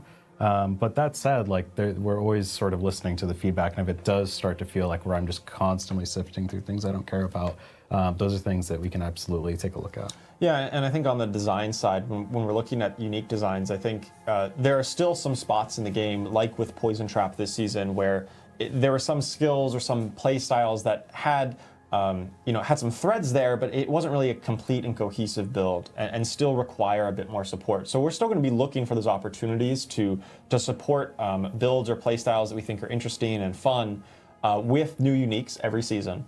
But additionally, we are also taking a look at kind of the catalog of uniques we have in the game. So a good example on Rogue again is the Scoundrel's Leather this season. That was an item that was sometimes played, but not often for its actual unique effect. For some of its affixes, actually, it was pretty powerful. But its unique effect was pretty lackluster, and so we've done just a whole rework on it. We said, hey, what's the identity of this? Well, it's talking to Death Trap builds in a way, but in a way that wasn't super compelling. And so we said, well, let's kind of scrap that existing effect, and how can we better support that? Let's take another try at this. So that's one way that we're going to look at to find those underused uniques that really maybe don't find a home. We're going to constantly be reevaluating them and seeing how we can kind of plus them up and make them achieve the potential and fulfill that build niche that they were intended to do in the first place. All right, I'm going to end it with the last question, because everyone's asking this related to aspirational content. Are there more plans for that? Things like whether it's potential leaderboards to more like end-game type of features and stuff. Where are we in regards to some of that? Yeah, I'll say the team absolutely, this is top of mind and something that we absolutely want to improve in terms of adding more milestones for you to reach, more satisfying and more rewarding milestones, and celebrating those milestones. So the team is actively sort of looking at what are ways that we can level up some of the aspirational feel of the game. I'll also say just in Season 8, again, a lot of the torment tiers and bosses have really been leveled up. And I'll say, again, the pit has been pretty massively buffed. So there are some tuning changes we've made just to make the game, the pieces that we have today, a little bit more aspirational and challenging and satisfying to overcome. We really think Season 7 was a fun candy rush, and it was a sugar rush, sort of like the smoothies everyone's binge drinking behind the scenes. Not everyone. Not everyone. Yeah, only the important There's a people note behind now the that screen. says that it got delivered midstream. Oh, Super stoked. okay. Wow. Yeah, Marcus redeemed. Yeah, but season 7 was really fast, and we do think when the game reaches that state of where just nothing really, you have to work for it, and it's just really fast, and it's over in a weekend, totally, there's not enough things to work towards. So we are sort of taking an approach, again, with some of the balance changes to make some of the game feel a little bit more aspirational, and it's a focus for our team going forward. Yeah, I will say we've had conversations about this. I feel like almost weekly. Colin and I talk about it a whole lot. I know there's a lot of discussions happening and a lot of people thinking about that specifically from that end. So, huge shout out and thanks to you guys for jumping in, and to Ruben, of course, for jumping into the build and running through everything. Again, PTR is going to be starting next Tuesday. You can early download on PC Battle.net starting Monday afternoon, California time. And we will have a blog and patch notes and everything available for people to check out immediately after this stream.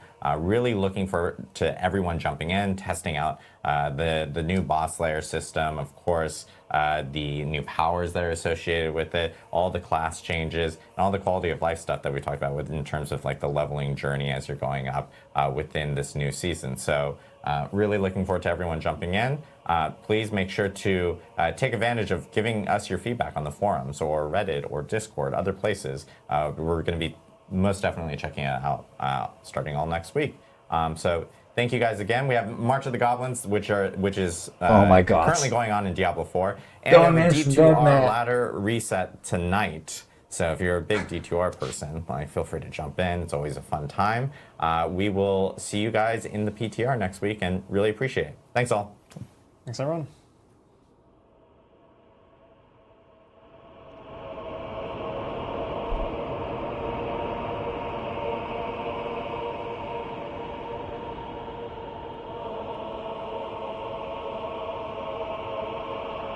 Okay.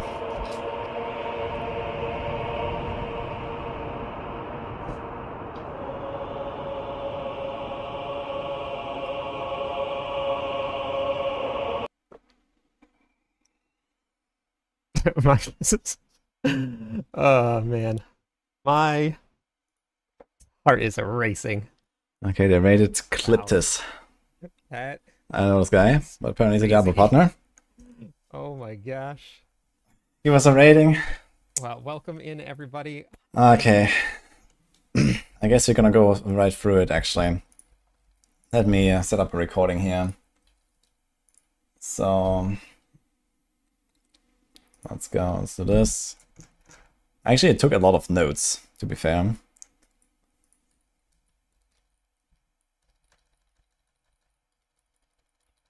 It has some cache as white screenshots, that's kind of funny actually. Okay, so we have this. So I'll make sure we have a lot of screenshots. Okay, that's the end.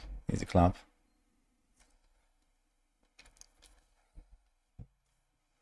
You get more notes than it brought content. I mean, there are good and bad things in here, to be fair. Mostly what's bad is a lot of things that were just not said. I don't think really much of the updates are bad. So it's just that they are not doing certain things that I want them to do. That's really the biggest thing. And I kind of keep saying the same thing every single season, to be honest.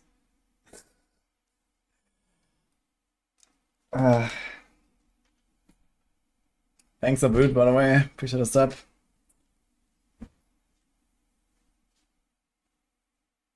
It's largely an issue of more of the same, yes.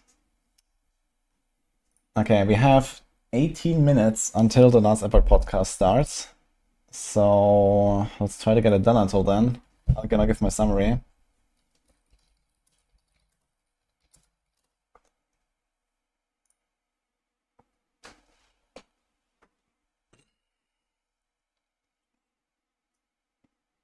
All right. Say hi to YouTube, everyone. Actually, where's my chat? I have my chat off for some reason, I just realized. Say hi, YouTube, everyone. Also had this thing off here, I just realized, whoops. There we go. I can also do my other cam.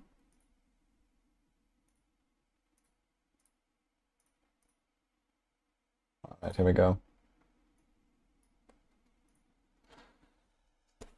Alright, hi YouTube, we are live on stream. We just watched the Season 8 Campfire chat that went on for almost 2 hours. I have a lot of notes here that I want to go through, so as is tradition, I'm going to give you my rundown.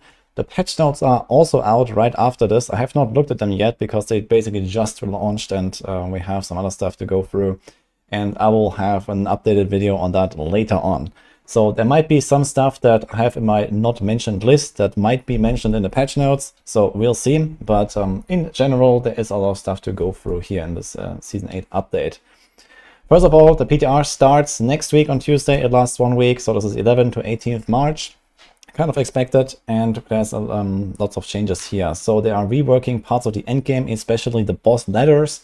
Gonna go through that in a second, but there are some new friends coming here. So we get Mephisto's doggy, we get Belial, and we get Urivar from the campaign and Vessel of Hatred, for example. So there's some stuff coming here.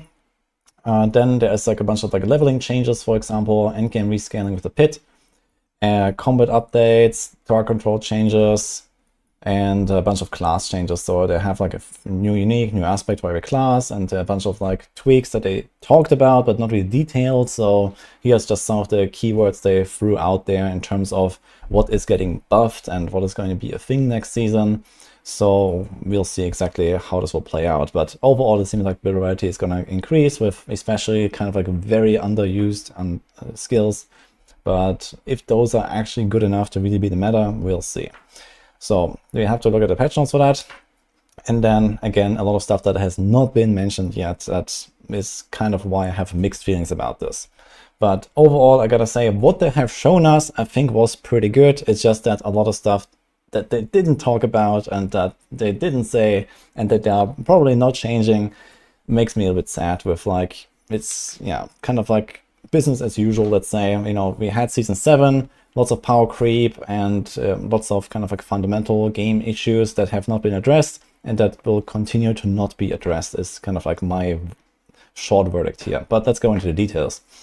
So first of all, they talked about mid-season patches. A lot of people have been asking what happens with Season 7, for example, or the ongoing season. There are no more big mid-season updates. So we were just gonna get like mostly patches at the start of the season, so the season launch itself, and then some fixes like 1-2 weeks or so, and then maybe some very small stuff later on. And this is going to be the model going forward. So my impression is that they're probably just working on expansion 2 for the most part, and they don't want to do like big mid-season updates anymore. And instead, they're just gonna kind of let the season run its course after the first like initial, you know, patches, and that's about it. Which I think is not really a bad thing. To be honest, I was not really a fan of mid-season updates. While it was kind of nice to jump in and, you know, maybe try out some new builds or so for some people, personally, I don't really want to come back to a season in that sense, basically. So I think this is probably how most people approach this. You kind of play a season and then at some point you phase out, you play PoE, and then you come back or something. So this is how most people do that, and that includes myself. So I'm not really sad about this. There's also some kind of ominous Battle Pass rework coming, but they haven't really said anything about it. This is going to be later on. Also, speaking of later on, there's going to be a roadmap about the future season updates. I'm not sure until when, maybe the next expansion. We already know that 2026 will be expansion 2. I expect somewhere in like Q1 or Q2 probably, so like a year from now. So like 4 seasons or so. So we're probably going to see like, you know, season 9, 10, 11 or something like that. But we also have to wait and see what happens. Then they have some leveling changes. So basically they said that leveling is too fast, progression is too fast, and I wholeheartedly agree with that.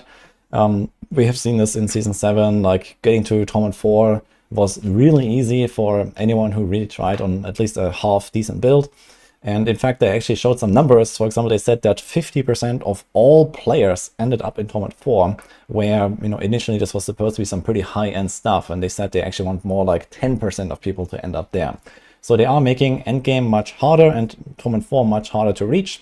And they're also making leveling a bit slower by reducing the legendary drops, and they're making magic items and rare items a bit more useful. So that's a really good change, I think, because yeah, if you level a fresh character, you kind of just get overwhelmed with that stuff really quickly. I think that's nice. In general, I kind of appreciate less loot, less legendary loot, and I guess especially after like the Whisper season, probably most people kind of feel the same. It's just like fatiguing. But yeah, in terms of the endgame rescaling, Torment 4 is going to become significantly harder, roughly 5 times harder as in Season 7. Now, a lot of high-end builds will like blast through that relatively soon anyway. Pit 76 of the current scaling, which is like 11 pits higher than what it is now on the live server. This is kind of what you can expect. We should also expect a lot of nerfs for the overpowered builds. There's more on that later, but yeah, again, I would expect a lot of the power to come down, like stuff like Bloodwave builds or, you know, other like similar S-tier builds I expect will probably see a reduction in power. And we also have the witch powers dropping out that may or may not be stronger than the new borrow power theme, which I'm gonna show you in a second. But yeah, overall it means Torment 4 will be a longer progression. It will still be very achievable for basically every build. And in general, it's gonna be longer to get there, and you might not be able to, like, you know, go omega ham on, you know, all the movement speed and, you know, all the cooldown reduction, you know, and just like one-shot everything. So maybe you actually have to invest a little bit into a character to do this, and we'll see how this will play out. And they're also rescaling the pit to have a 20% larger scaling per pit tier. So previously the like expected value was something like 17% per tier multiplicatively. So every pit tier would be like 17, 17, 17, leading to roughly a times 2.2 every 5 tiers, or like roughly a times like 5 or so every 10 tiers. And now that is going to increase to probably something like times 1.2 per pit tier. So basically the scaling is exponentially larger, it goes up much faster, and this also means that as you go to higher and higher pits, like beyond pit 100, for example, going to 110, 120, 130, it will be ridiculously harder compared to what it is now on the live server, which should mean that even if they keep current top builds untouched and don't nerf them, we will probably not see any 150s anymore. Now, I haven't really done like the full like table and mathed it out, but it's probably going to be something like 100 times harder or whatever.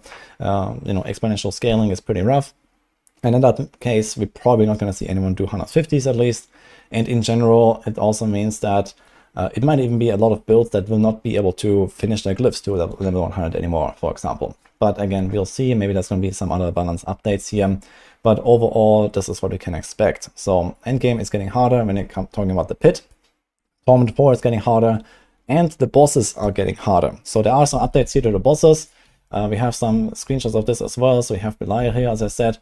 And they're also reworking the boss ladder. There's like this screenshot here. Basically, there's a few new bosses and also a new ultimate boss, which is Belial here. There's like the small form, which is like this little Belial here. And then there's like the big form where you actually fight like basically the Diablo 3 version of him. And he is like now the ultimate challenge. So he's above the rest of the bosses. And they said all of the bosses were buffed and rebalanced and even got some new abilities. And they also have more HP and whatever. So it seems like they really wanted to introduce a bit of extra challenge here. And together with the Torment 4 overall scaling, this might actually mean that bosses are pretty tanky, at least on Torment 4.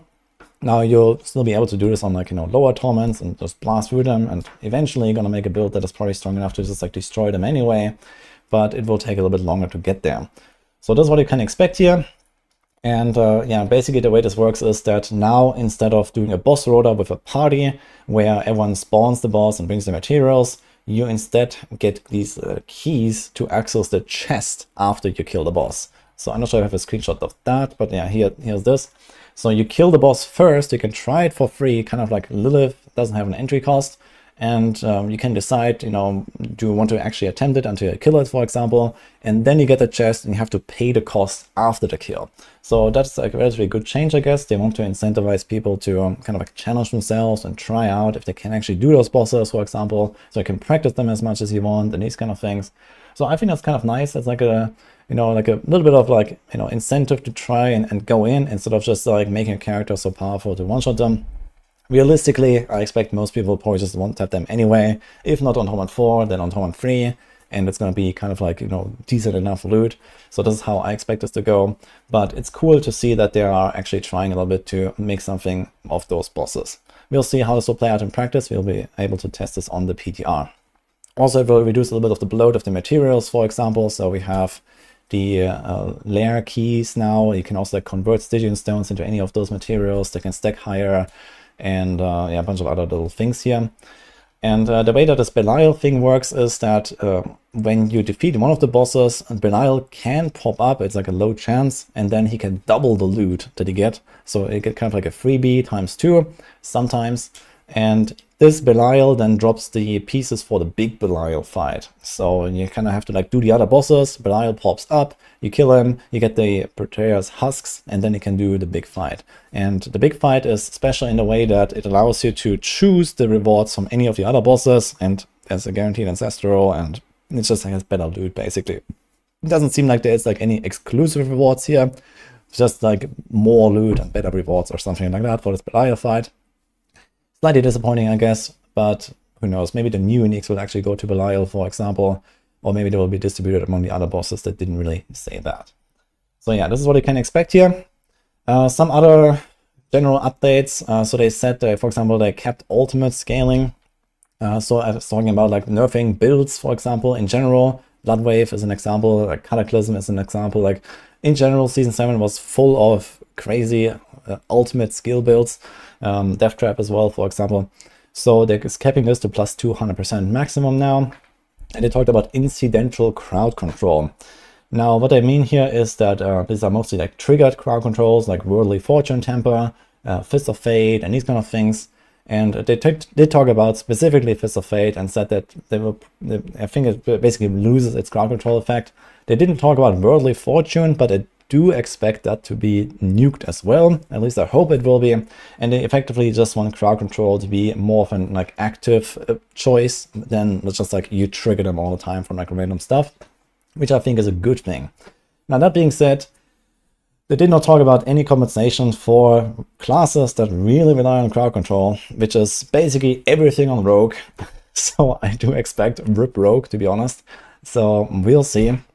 There was no mention of any of that stagger system would get changed, rogues would get any kind of help in terms of how they scale against bosses, or, you know, a reduction in their like crowd control powers, for example, to like have more raw power instead or something like that. Let's hope for the best, but I am not really hopeful here. Yeah, then Dot's rename, this is mostly a terms change, so shadow damage over time is now corrupting, lightning damage over time is shocking, cold is frostbite, so in case you see those terms, don't be surprised. And let's talk about the class updates here. So we have a few screenshots of this as well. And we have this here, I'm going to talk about the season theme in a second actually.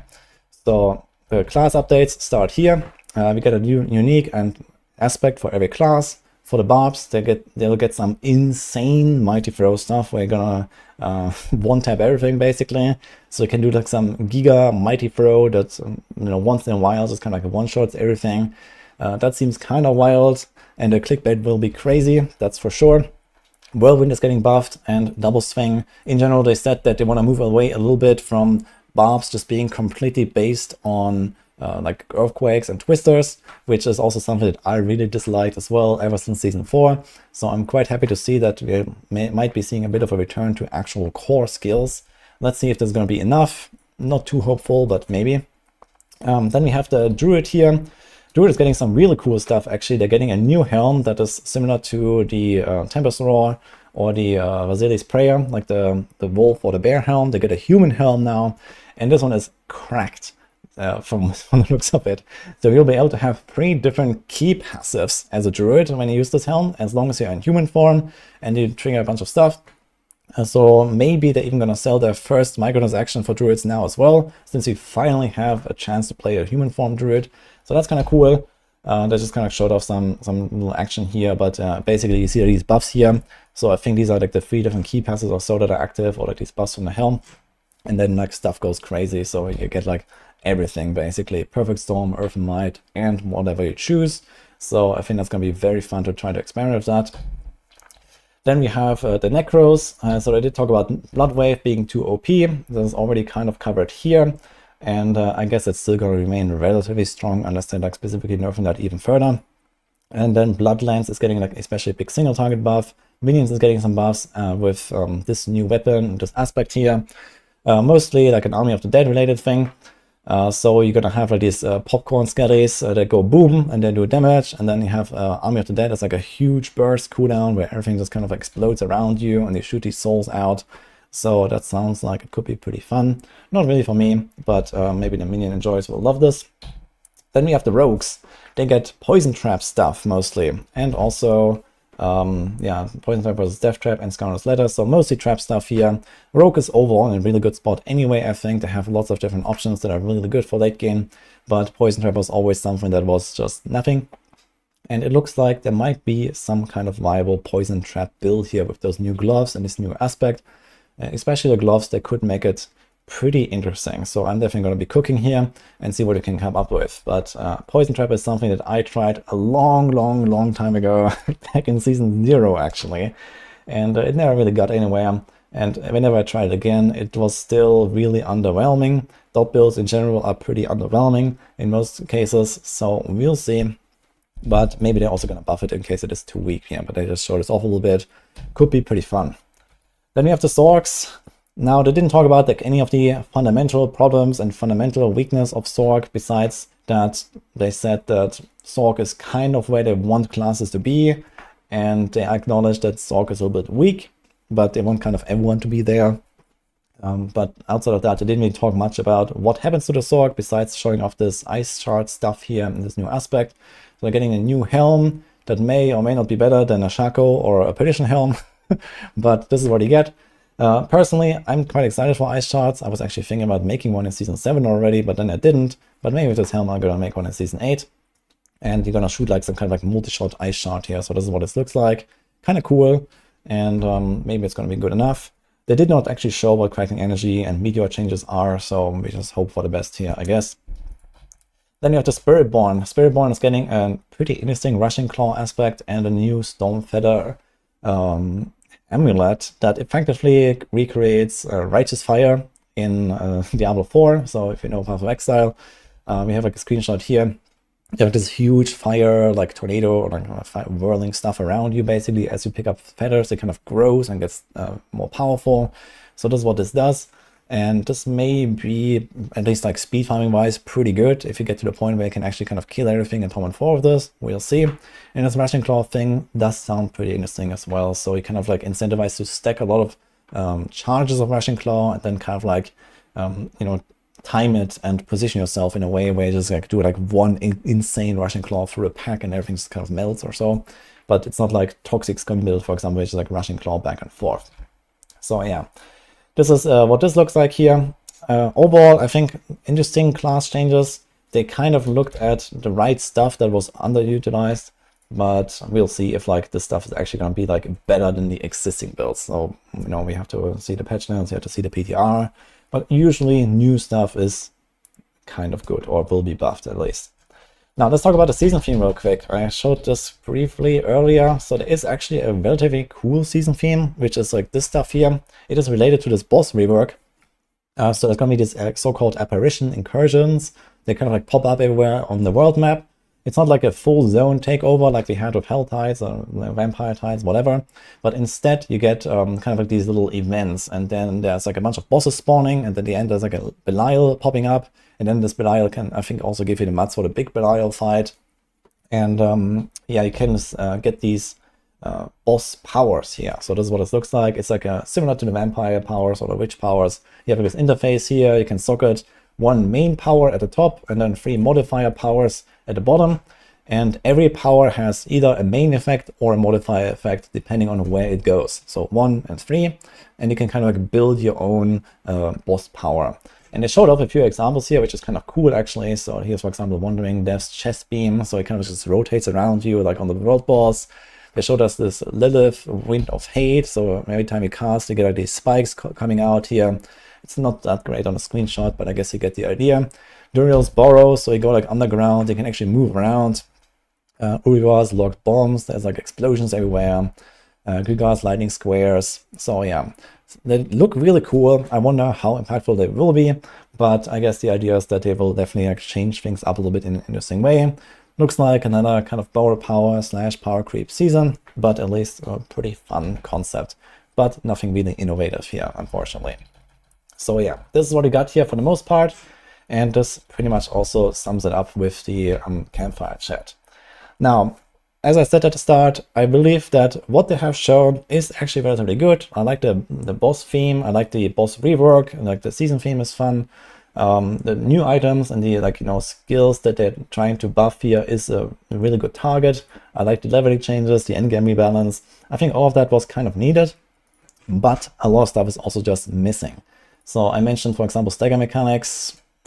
We'll see, but I think it's gonna mean rip rogue, at least in like high tier pits. You will not be able to kill any bosses, for example, if you don't stagger them. So we'll see. And yeah, a lot of stuff is just not addressed. So snapshotting skills like Dance of Knives, Cataclysm, this kind of like long duration effects. The runes that go with that, like the Sun rune, for example, has not been mentioned. I guess they did actually talk about leaderboards very briefly in like a Q&A section at the end. This is something that is like top of their mind for like the last 2 years, basically. So we'll see what happens. But yeah, right now, nothing to announce here, I guess. The Grim Favor turn-in with the Raven is not mentioned to come back, because that is actually part of Season 7, I think, and the Whisper Zones, unless they kind of stick around. I don't think so. At the very least, the Witch Powers will phase out. I'm not sure about the Whisper Hunts, or like I'm not sure about the Witch Hunt Zones and the Ravens, so maybe that's gonna be very clunky again. Trick attacks on the Rogue specifically is like a huge problem that has not been addressed. Loot bloat and like too much loot and loot filters is not addressed. Boss rota farming. They did say that they expect people to do like less boss rotas and less boss killing in general. And with the new system, there is a bit of a bonus for doing it in a group, but it's not like ×4 like it was in the past. So I guess you can do it more as a solo player, and it's not going to be such a feels bad man moment. But in general, he's going to go in and at some point just kind of like one-tap the bosses, get loot, do that 5 times in a row, TP out, TP in, yada, yada, yada. So I expect that kind of pattern to continue exactly as it was. And that's also a bit annoying, I gotta say. I was hoping that they would maybe also like rework how the loot works and you get like, higher quality, less amount of loot. It's just like this year in general, like just less loot. I think we just need less loot. There's too much stuff. Gotta say, in Season 7, very early on, I just kind of completely stopped picking up any non-ancestral item, like basically on like day 3 or something. And I never looked back, basically. So I was hoping something would be done here, but it's not. Tempering and masterworking has also not been addressed. So that seems to be completely unchanged so far. A lot of people have been giving feedback, including myself, about how those systems could become more fun and more engaging, but nothing is being done. Stash space and runes also not mentioned. And also all of the existing content. So Pit, okay, they rescaled the difficulty a bit, but it didn't really fix any fundamental issues like missing monsters, missing floors, RNG, the bosses, lots of stuff. I have like a 50-minute video on that, basically. You can watch that if you want. Undercity, Hordes, Nightmare Dungeons, Citadel, so none of the old content has been addressed, and I think that's a huge L, at least on that part. So a lot of people are also like saying, like, for example, like, yeah, where's the end game and so on. Okay, it's getting a bit harder, like the ceiling is a lot higher, and okay, we're not going to see 150, and getting to Tournament 4 will be harder, and so on. But I don't think that the reworked bosses will be enough to really keep like at least the blasters really engaged. I think we're going to get to the point where you just one-shot them, and this is going to be the end of the season for most people, So this is kind of what I expect. And a lot of the fundamental issues of the existing content has not really been talked about, so that makes me a bit sad. But yeah, this is kind of the rundown here of what you can expect. Again, this is before I took a look at the patch notes, so there will be an update for me later on. And you can expect that there's probably going to be a lot of details about, individual build changes and so on that we're going to go through. Of course, we're going to be updating all the Maxwell guides for Season 8 in time and these kind of things, so they can expect that down the line. But for now, we're going to focus on the PTR and see what comes out of it. And yeah, for this, I gotta say, let's hope that maybe something comes more out of the PTR, and maybe, some cool changes will make it like, into the patch that we haven't really heard yet. But overall, I gotta say, it seems a bit of like a repeat of Season 7 with, you know, a slightly better progression, cooler bosses, and yeah, probably a relatively short season again for most people, including myself. So we'll see. I've been mostly on like the PoE train lately, and I did play, for example, Season 7 a lot less than I have previous seasons, and it seems like it will kind of just continue that pattern. I might last for like maybe a few weeks, and not like all season long, for example. But okay, it will probably be fun for a while, just like how it was in Season 6 or Season 7, and then it will kind of like phase out rather soon. It's like my expectation right now. So this is what I got here. Hope you enjoyed my little rundown. I will link the Campfire and you know, anything else that is important here, the patch notes, down in the description, so you can go check that out. Otherwise, stay tuned. Hope you have a good one, and see you guys next time. All right. It was actually a relatively long summary.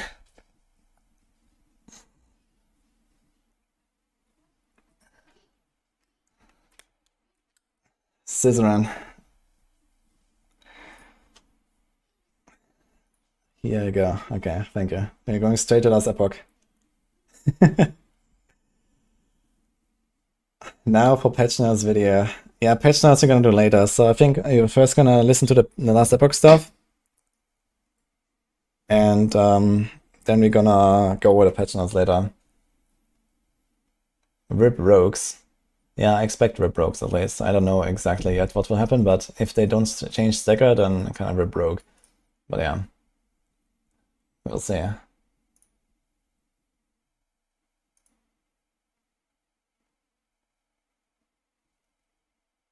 Alright, let's go. Just if you think of the entire development cycle of I'm not sure how long this podcast is going. I guess like it's like 1 or 2 hours. Everything that has to go through. So here's a Ross, tested, says iterated on, get feedback on, scale test, Chat, Holly, bug okay. fix, all of that stuff. It's a really challenging timeline to get that amount of content across the board that quickly, but we understand that it's important because people, of course, don't want to be sitting there with the same content for a long number of months without something new to do. Yeah. And one of the first things that you said you spent way more of your time as a player rather than a developer. It'd be a cool, different podcast if we could pick your brain on what is actually like the differences there, because you like rattle off those 300 things you have to do. Yeah.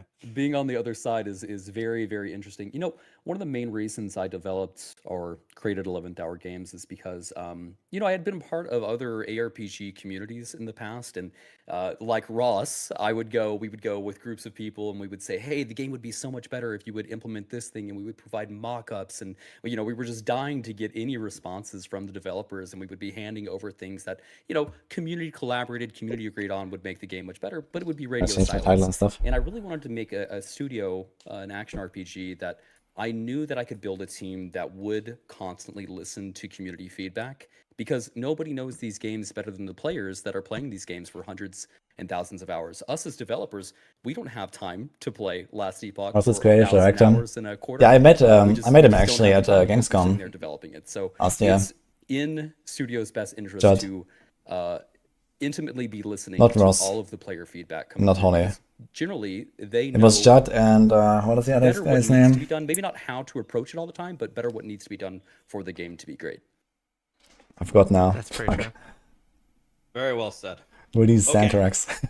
Why don't we get into it here? All the cool new stuff. Why don't we talk about the Tombs of the Erased that you just brought up, which I think are the new side dungeons? I guess just Mike. The best way to phrase this. Can you just give us an overall view of the system and how it's going to work for us?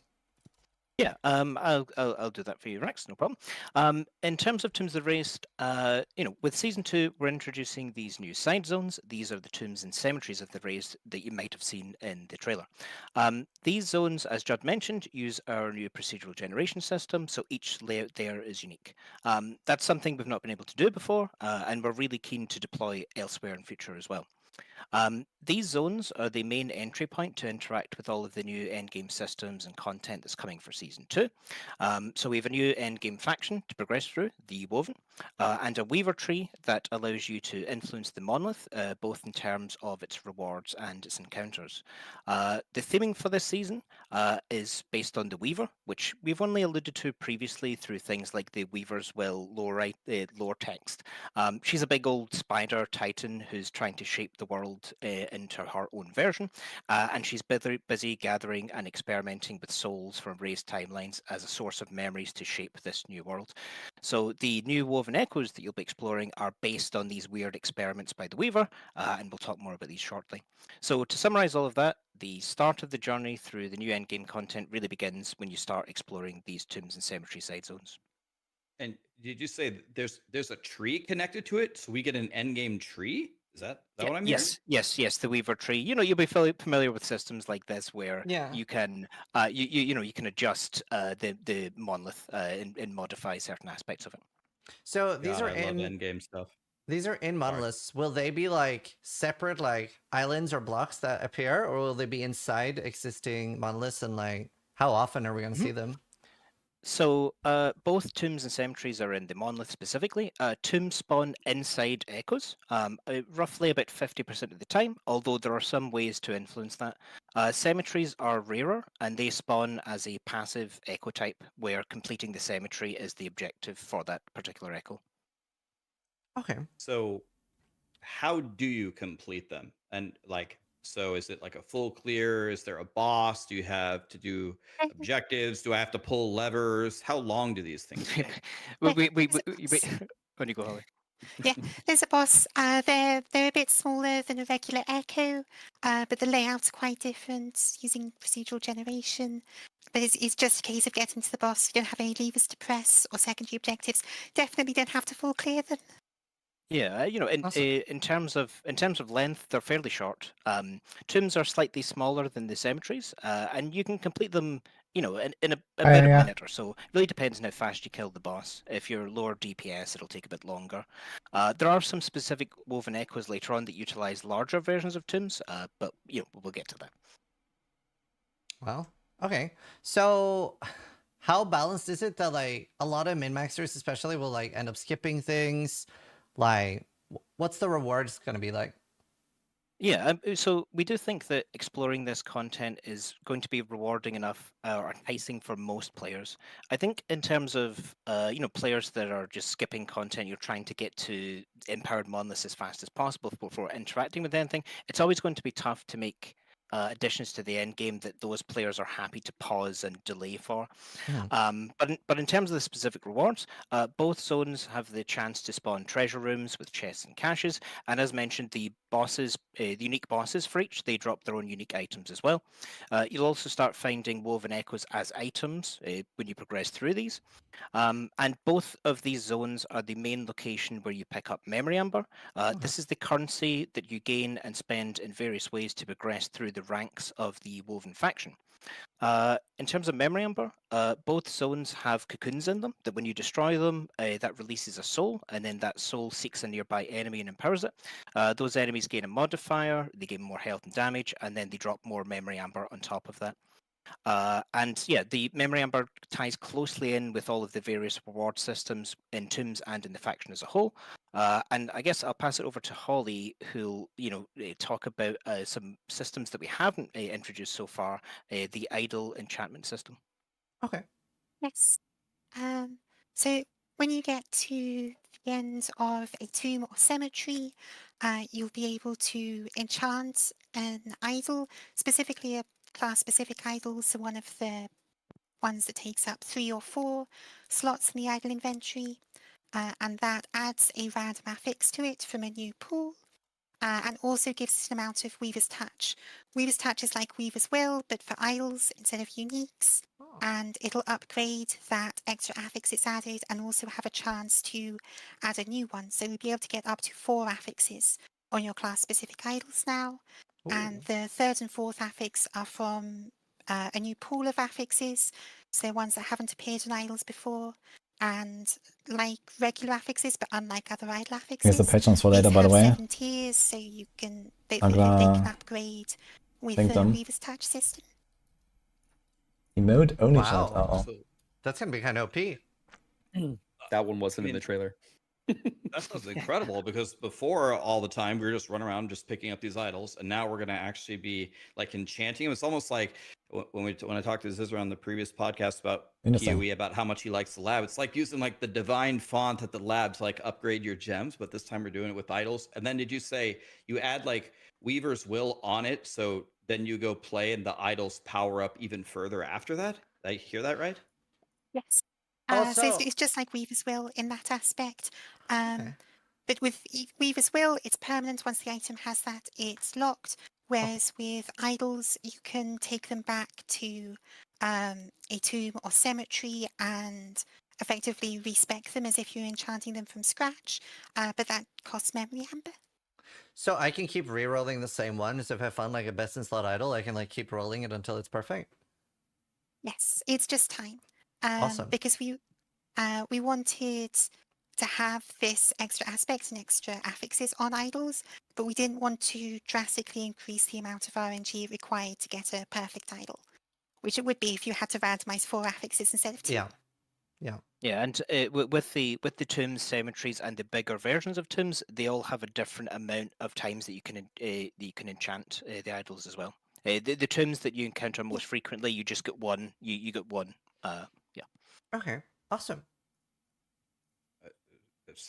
Initially, it sounds like an amazing system. So you spoke about woven echoes.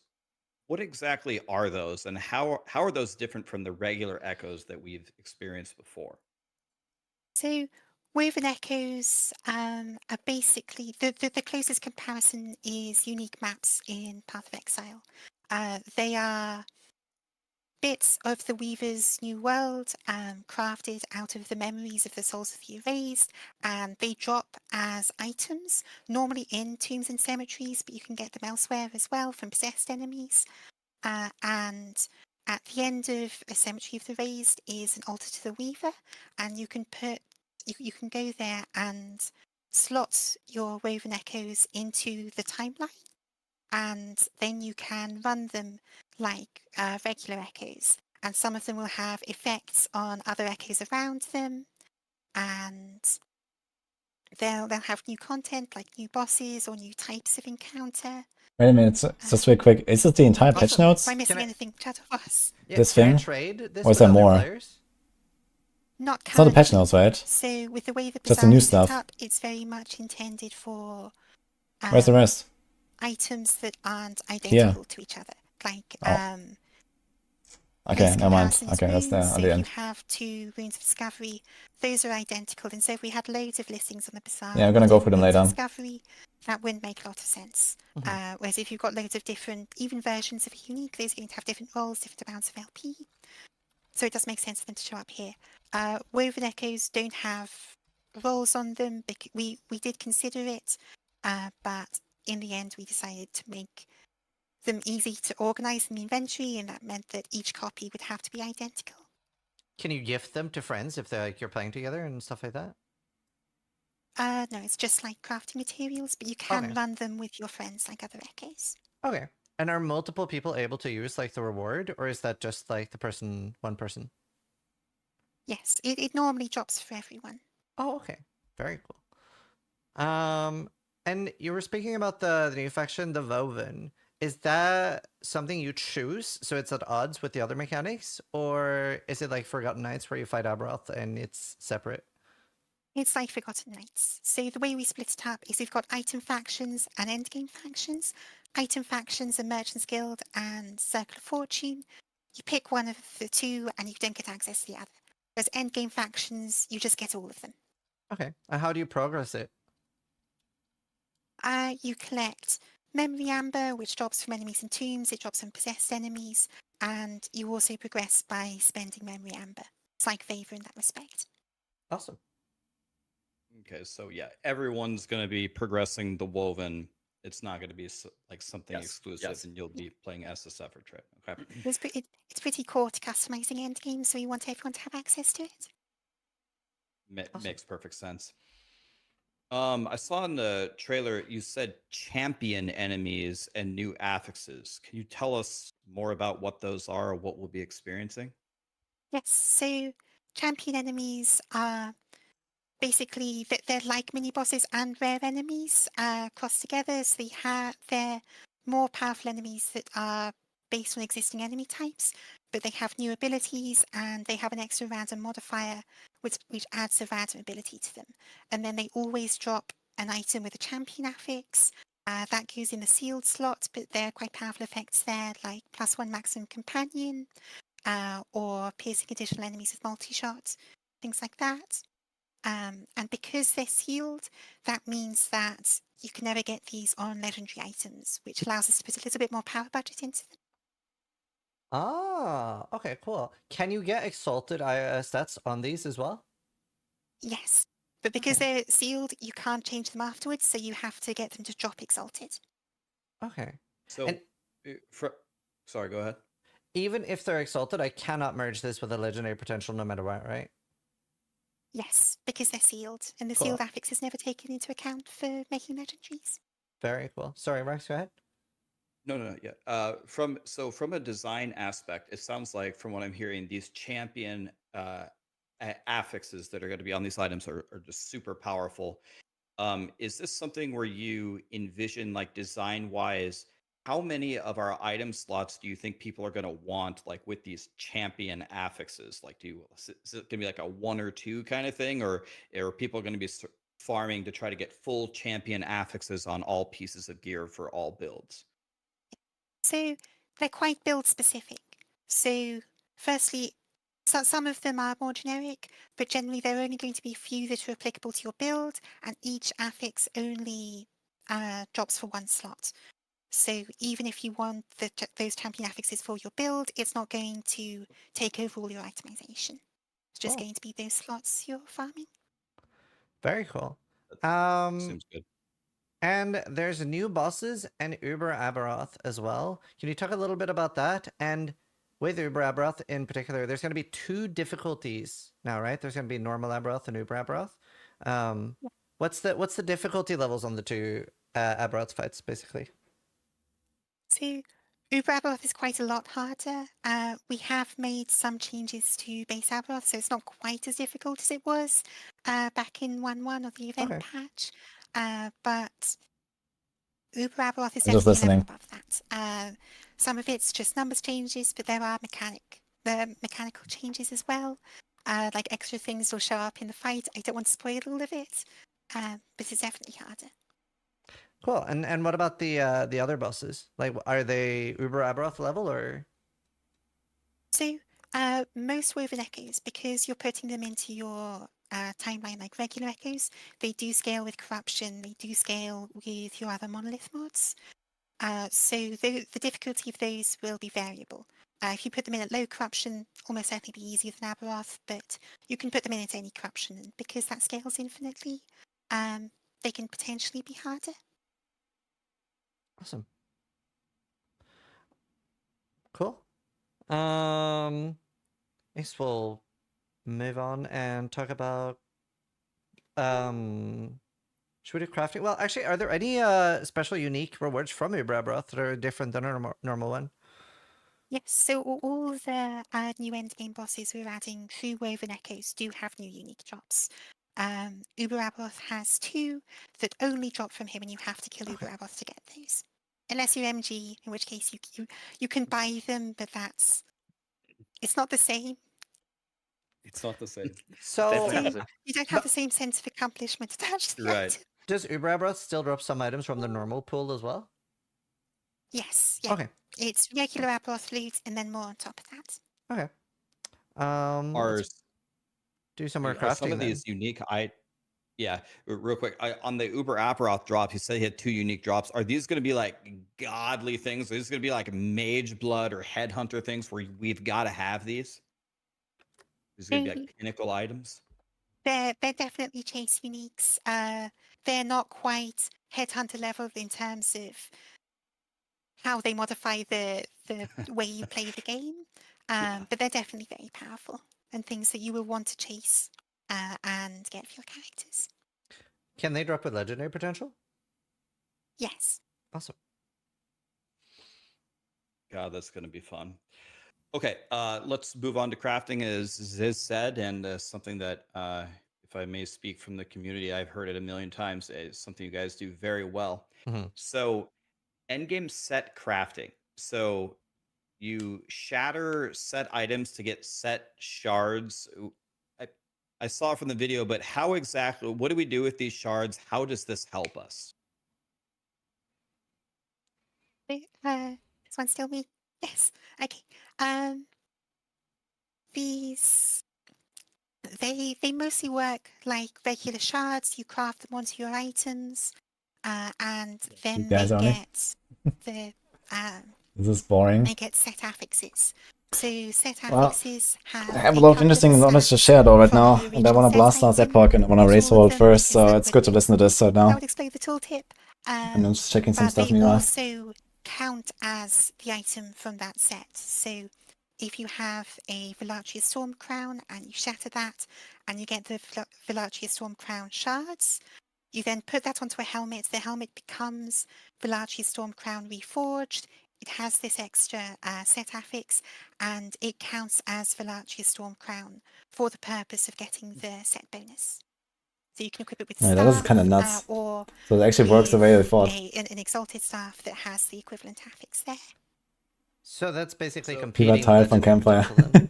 I can understand. It's like back to back, so it's kind of like rough schedule. And Do you have any PoE news, by the way? you Where are can't the craft PoE the news? set affixes onto legendaries. So Yeah. it's an alternate thing. You can't just smush everything together in one item because we want there to be Really some cool. Sounds OP. diversity It's definitely power for creep. endgame builds. But I mean, with Uber Abarov being much Yeah, harder. shout out to Holly on that, because that was one that we actually weren't sure that we were going to be able to get through for season 2, and Holly really wanted it, so she put in some additional hours over the weekend to get that system through. So thank you, Holly, for that one. I wasn't the only person who worked on that. Like Justin did quite a lot as well. Yes, yes, yes. So Awesome. this actually opens up like, this is like a whole new like paradigm with set items, right? Because when I think of a set item, I think of like Diablo 2 or World of Warcraft, where okay, I just pick up the 8 pieces, I put them on, and I'm wearing the set.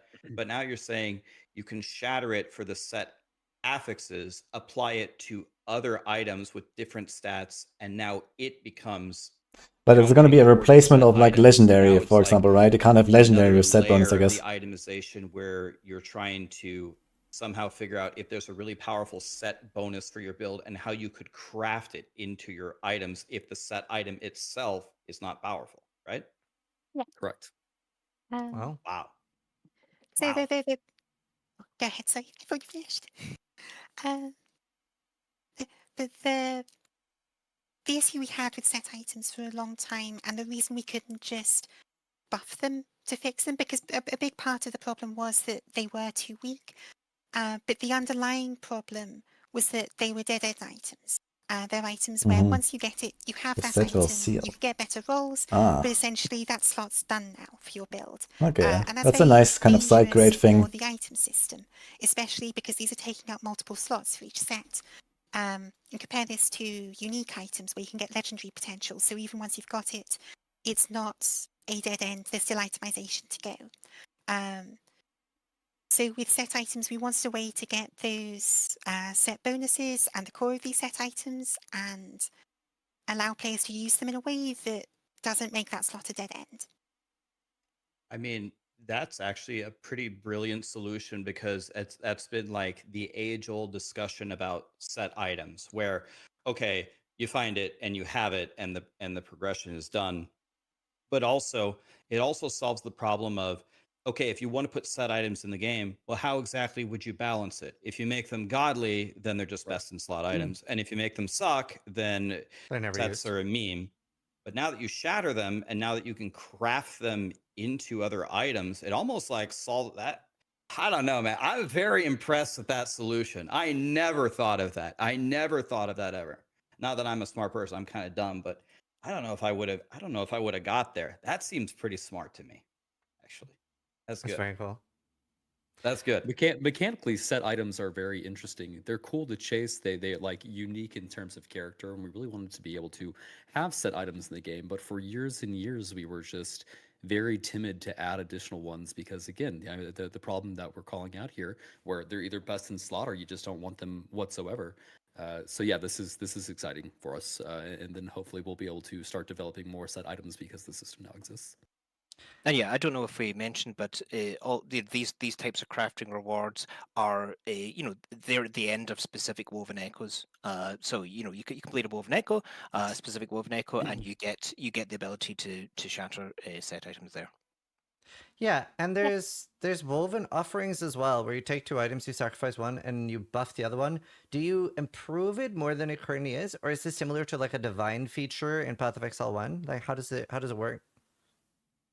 So divine, you're re-rolling it, and because we wanted this sort of feature for a while with re-rolling unique affixes, but we wanted to do it in a way that doesn't drastically reduce the rarity of having a perfect unique, because we've got the LP as well.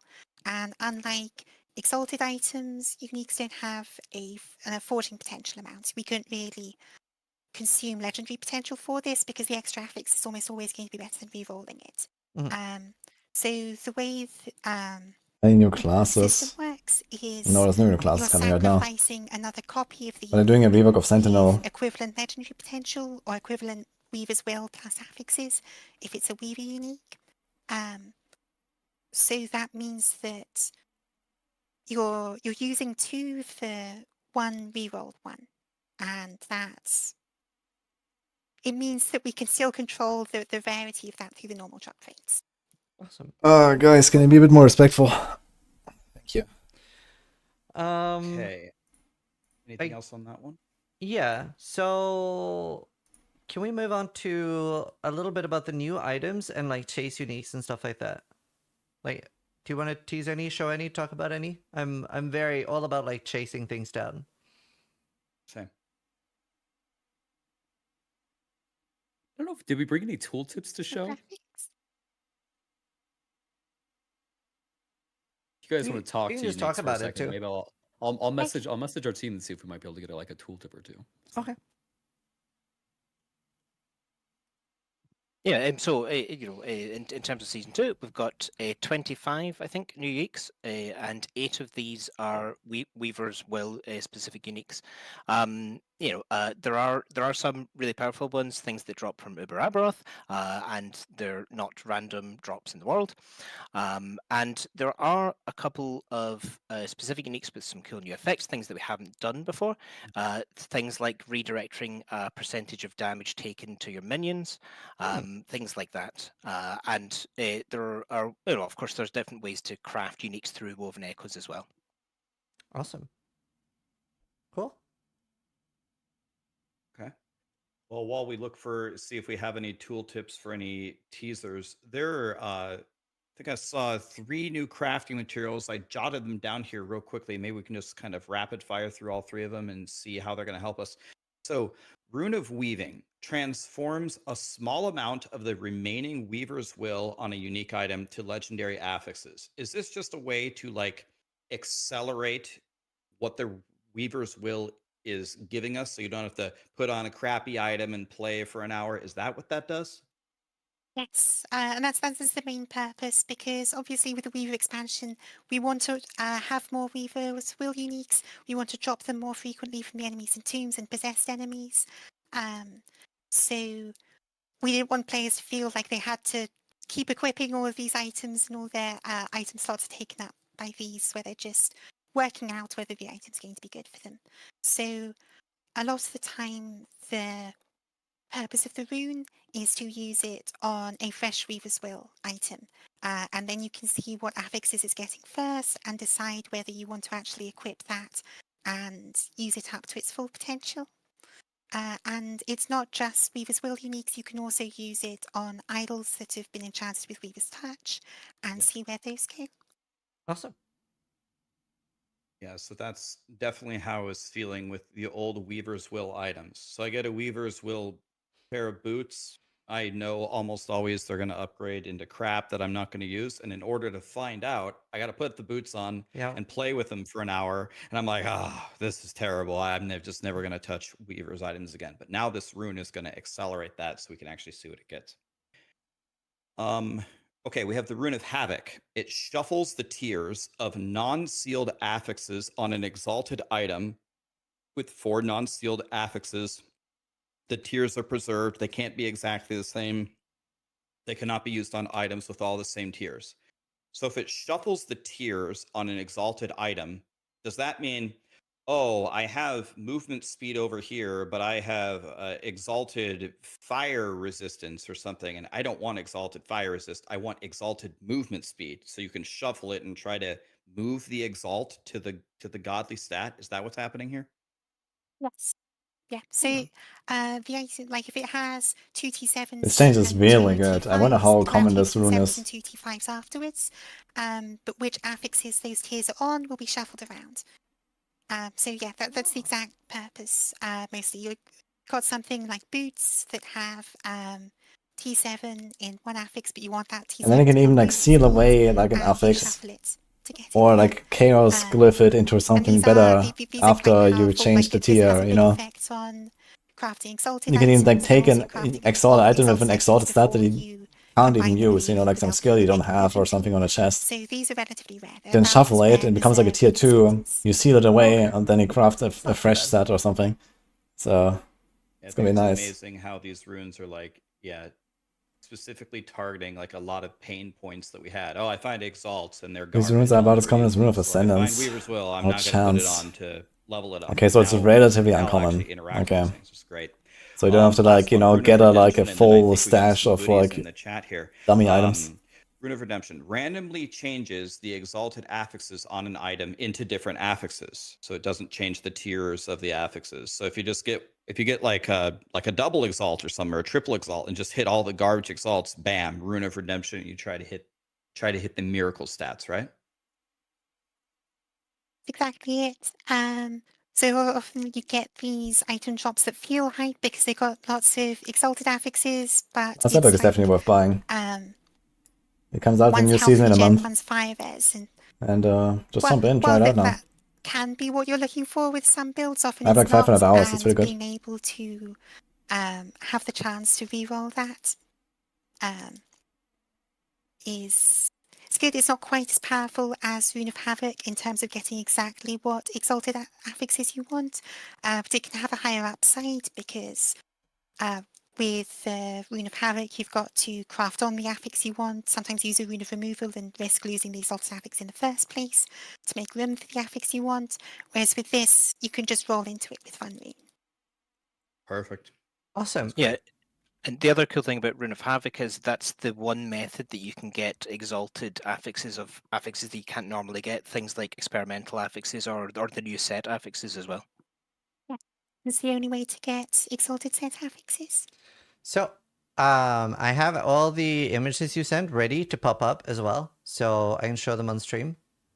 And we'll start with this one, Scissor of Atropos, 5 Weaver's Will. That looks really cool. Gain a stack of Kismet when you direct use a melee attack. What's Kismet? Is that a class skill thing or? Sounds like Kiss Me. It's a buff that's unique to this item. So the effects you see here are the full effects of Kismet. Ah, when used as throwing attack, consume stacks to gain 8 throwing critical strike. Very cool. Per stack. Is there a max amount of stacks? Yes, it is 8. It'll say that in the old text. Oh, okay, cool. Awesome. I will pop open another one. Interesting. That's probably for something like Javelin or Sentinel or something or so, right? Then we have. I wonder if we can do something like that with like the Needle. Chakram. Block chance with is the converted to parry shuriken throw. chance. 25 melee crit. Multi per meter from the target up to 5 meters. 5 Weaver's Will is a 20 kind of increased range interesting with low Fireman number. and puncture, 90 melee damage. And so is this the same max Weaver's Will as on normal items? Like it's not always 5? Or? Yes, but Weaver's Will items still have an effective level for Weaver's Will, the same way that regular items have an effective level for legendary potential, and that affects how likely they are to roll with high Weaver's Will or high legendary potential. And so it can roll with 28 Weaver's Will, but that's even less likely than a regular existing Weaver's Unique. Very cool. Can I ask a question here on these uniques with the Weaver's Will? So when we play with this and we move through the Weaver's Will, does it add additional power to the existing affixes, or does it add another affix that it pumps up? Or can it add multiple affixes? These gloves are completely It busted, has man. What one the or fuck more is this? new affixes, the same way that Weaver's Will does on existing items. Okay. So it's not buffing up the existing affixes. It's going to be something separate as you play with it. Thanks, Amcas, for Prime. And then next up we have Immortal Vice. 30% of hit damage taken from bosses and rare enemies is dealt over 4 seconds instead. While you have more than 10% of your max health is delayed damage. Damage to health below your endurance threshold is reduced by 30%. Elite, melee attack speed, 90 health, and lots of strength. This is one of the Uber Abbey uniques right here. And actually, is this, are you showing the one that has the roll ranges attached to it? Let's see. I got the team is feeding them. Yeah, these gloves are insane. It's the one without ranges. I see. Yeah, both. Cool. Yeah, so Immortal Vice and Shattered Worlds are the two Uber Abbey uniques, and we have both of those with roll ranges on there. Ah. And so these are with legendary potential, not with Weaver's Will. Yeah, there's legendary potential. The Weaver themed uniques that you get inside tombs and from the tomb bosses, those tend to be Weaver's Will, whereas the new uniques from Woven Echoes, with the other new bosses, new Brabloth, are just regular legendary potential uniques. Cool. Can I ask something again about the Weaver's Will? So when you get one of these like Uber uniques with 5 Weaver's Will, and it's going to add a new affix, are all Weaver's Will items pulling from the same Weaver's Will affix pool? Or if we get like a Weaver's Will item from Uber Aberoth, can it put like a special Weaver's Will affix that we can't see on other regular items? The Weaver's Will always pulls from the regular affix pool for that item type. So if you've got a unique 2-handed sword with Weaver's Will, it will apply regular 2-handed sword This is also pretty crazy. This one, like. Okay, so with our current knowledge of the game, we should be able to like plan out what would be like the ultimate item. Like, oh, you have this sword and you want to hit, I don't know, melee damage again or something, and that would be like the ultimate Giga Chad weapon. Yeah. Okay. And you can plan all of it out with the new Weaver's Will uniques. Awesome. I'm also showing Shattered Worlds. You are immune to slow. You have haste, 5% crit, 10 ult attributes, 100% effect of frenzy, and +1 ult skills. And I actually really appreciate that you're showing the roll that I'm going to be dropping from my first kill. So that was considerate. It's missing the legendary potential that it's going to have, but other than that. This guy. That looks nice. That looks broken, actually. There's so much RNG on this thing. That's very cool. I think we have one more that I didn't show. I don't think I showed this. I didn't show this, did I? I like how that one's all about going fast. Can't be slowed. You have haste. Yeah. Double the frenzy. You're just a crackhead. Must go fast. Yeah, I don't think I showed this. +2 max killing. What is haste? Haste Nice. is, I think, 20% movement speed or 30% movement speed. Oh. It's usually like a very short-lived buff on like mostly Very rogue. cool. This is going to be very exciting with Weaver's Will. Yeah. Awesome. One's one of the unique drops from one of the tomb bosses. Very cool. Yeah, thank you for showing those and teasing those. That's very cool. Cool uniques, to be honest. They I did also some got cool, some cool of the stuff new there. rune tooltips in here. If we can spread those out later, they're actually high-res ones because I think they. Did we show these in the trailer? I think. Yeah, they're in the trailer. Yeah. Okay. Real quick before we go to the next topic, question on those runes. When you use them, do they have the opportunity, or do they consume forging potential on use? Do you need to have forging potential to use them? Yeah, so fairly standard 20 forging potential for both. That's still potentially subject to change based on balance testing, but we think it's going to stick as 20. Okay. Awesome. So we have a rework, the Sentinel rework. Can you give us more insights into that? Are these buffs or nerfs or new functionalities? I remember last season Sentinel, big nerf. I had a thing on my stream called Forge Guard Friday, and believe me, I haven't hated Fridays ever more in my life than when I was forced to do Forge Guard Friday. I really hope we're getting some good news over there. That's awesome. Apologies that Friday was hard on you, but it shouldn't be that way going forward quite as much. Yeah, we expect that there's going to be a lot of new competitive builds for Sentinels in Season 2. Generally, they will be more powerful than they were previously. We have a big rework coming in for Volatile Reversal, which of course was a very powerful skill, so we've been able to redistribute some of that power across the rest of the Sentinel class, which is giving it a lot more options here. For example, we've done things like we've given a big boost for Electrify builds. We've reworked Time Rot. It's quite powerful. It's much more well supported throughout all the trees. We have some really cool additions to the passives, like the ability to wield a two-handed weapon alongside a shield at the same time. So Forge Guard should be. Oh, we can now play Warrior in last Epoch. And, yeah, absolutely. And we've had a lot of improvements, a lot of updates to the passive trees in general, especially for the Paladin and the Void Knight, as those haven't been touched in quite a long time. So yeah, I think people are going to have a really good time with the Sentinel reworks that are coming out this season, and we'll be unveiling more just little pockets of passes and stuff like that as we get closer to launch. Awesome. It's just so much stuff that like I'm looking forward to, and one of the things I'm really looking forward to is Mastery respec. What's the cost of that? And also like thank you so much for allowing the respec of Mastery. For those that don't know, that's the last Epoch's version of Ascendancies, and you can respec those now.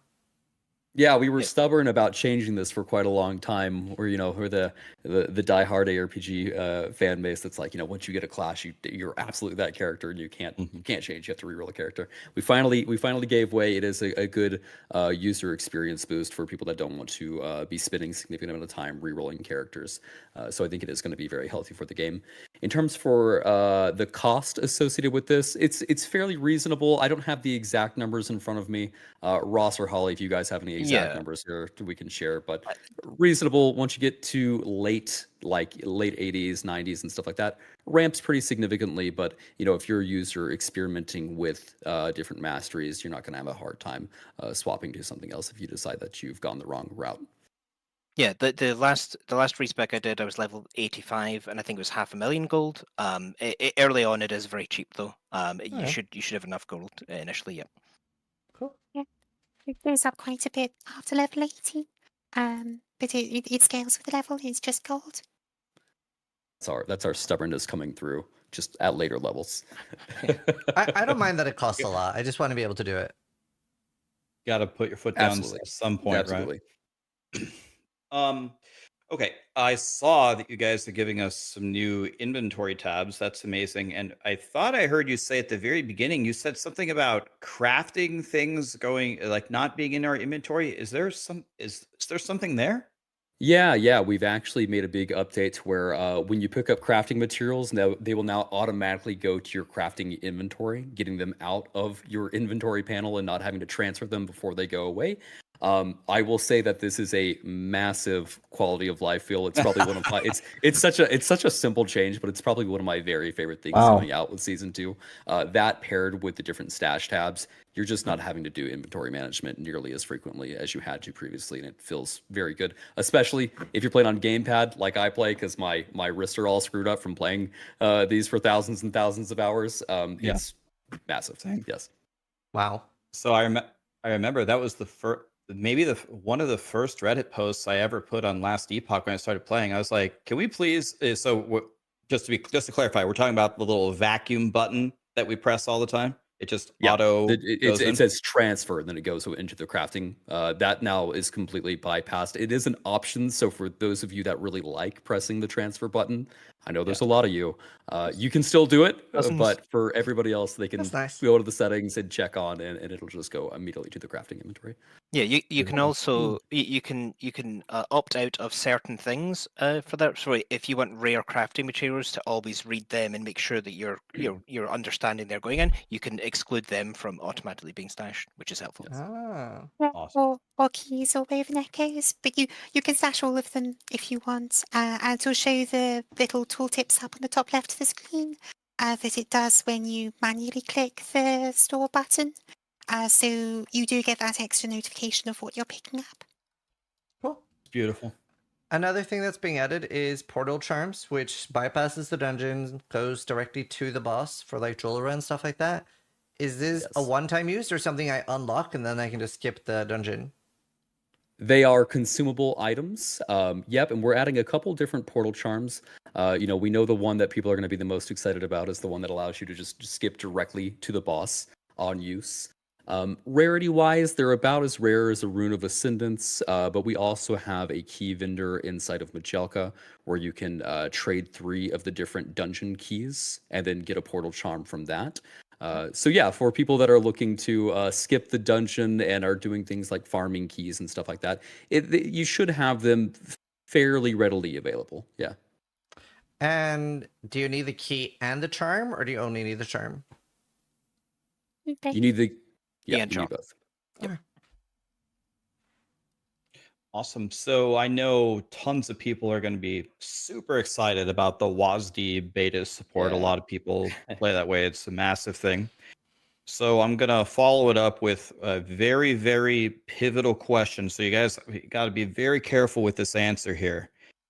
Is there any news about Last Epoch coming to consoles? There's a lot of players out there that are dying for you to release it over there. Yeah. Well, okay. I'll start with WASD. So WASD is something, recently people have gone and played in WASD, and there's a lot of people that says, I'll never be able to play an action RPG without WASD. And so we did want to go and experiment with this and see how quickly we might be able to get a prototype of this across the line. We were actually able to prototype it fairly quickly and verify that it feels good. And then we had to take a little bit more time to do all of the user-facing, input schemas and stuff like that. It actually took a little bit longer than actually implementing that base functionality of WASD. For consoles, nothing to announce currently, but what I will say is that there is an absolute ton of work going into the gamepad experience for PC.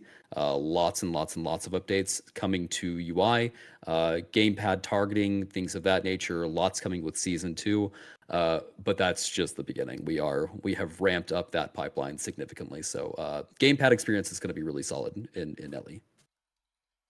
Cool. Awesome. That's awesome. Aberoth as well is getting a lot of changes.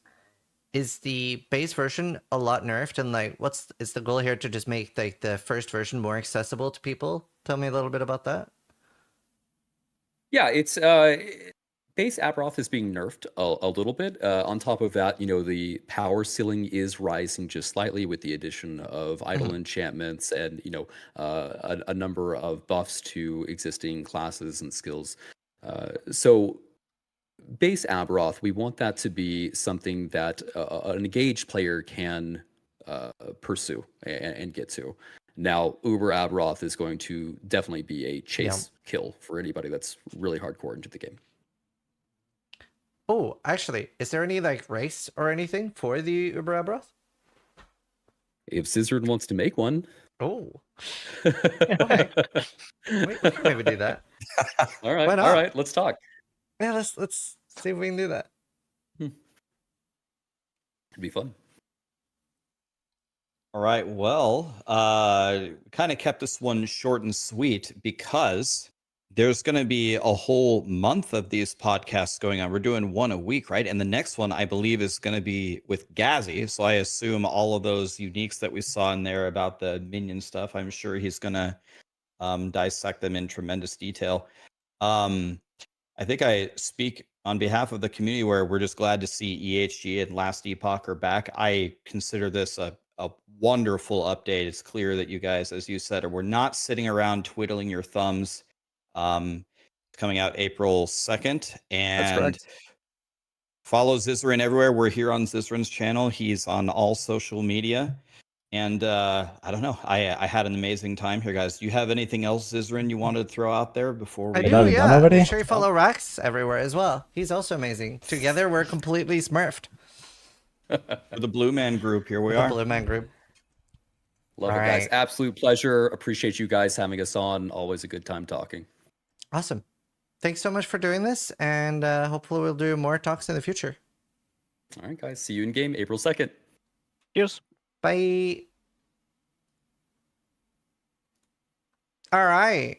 That was awesome. They've been cooking. That was super fun. Okay, well, was actually a nice little podcast. Kind of short, but I guess they have 3 more to go, so I guess they're gonna have some stuff in the coming weeks that are gonna show off as well. One sec, I'm just seeing if I can organize the Uber Aberoth race.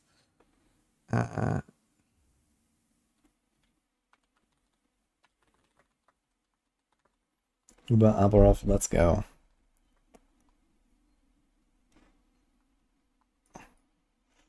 Last time I got second. But I was the first to die to him. That was kind of funny. Alright, I guess I can put on some music again here. I actually turned off my Spotify earlier completely.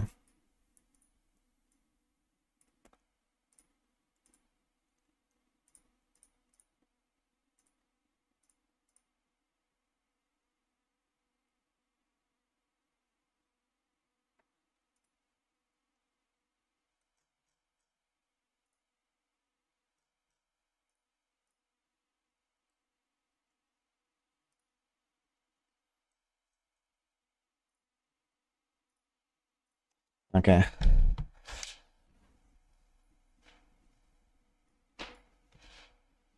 Which class will I play? Whatever I have to get vote first. Okay,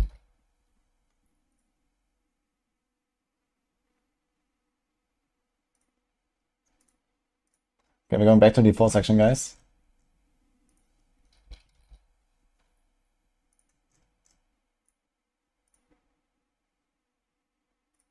Shadow Dagger Falconer. Dude, Shadow Dagger Falconer is like a year old. That's outdated as fuck at this point.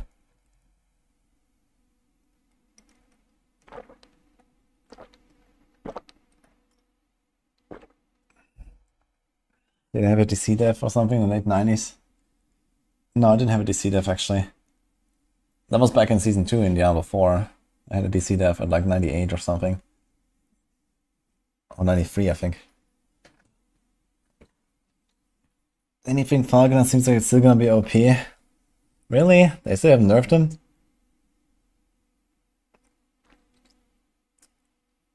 Yeah, I go with this organize the race. Let's see. I'm definitely gonna be prepping. If prepping a fuck ton for this fucking PoE race, I can definitely prep for the last Epoch race. And I'm not in the closed beta test, so I'm actually eligible for a reward. Pork.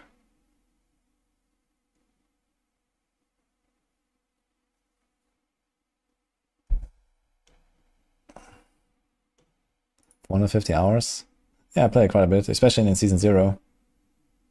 I was blasting like a full month or something.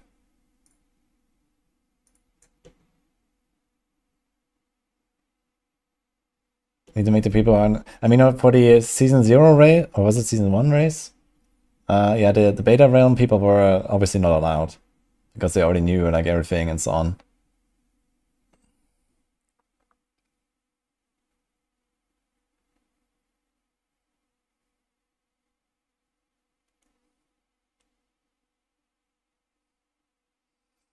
They made leveling really slow. It takes forever to get to 100 now. Really? They made it slow? When did they make it slower?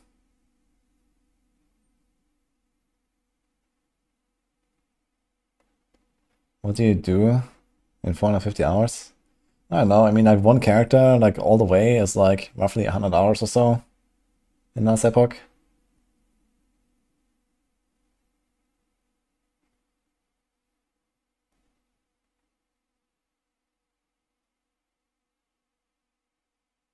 Yeah, Robert says that on YouTube chat. During the Imperial Uprising thing. Okay, I didn't realize they actually nerfed leveling speed. Interesting. Yeah, I haven't logged in for like since July, so been a while for me. Anyway, guys, I have some patch notes to go through. Guess we make another notepad.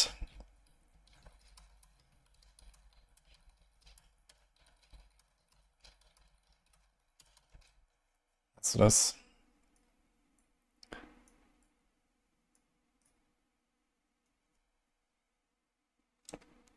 Up 150 is low. I barely played LE. Well, I played enough to get a world first 100 rogue on hardcore. So that was nice.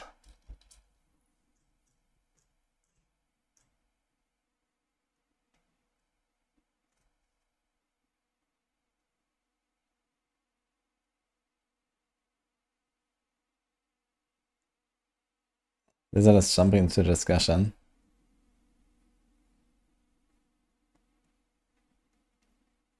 Wait, on Scissor stream or what?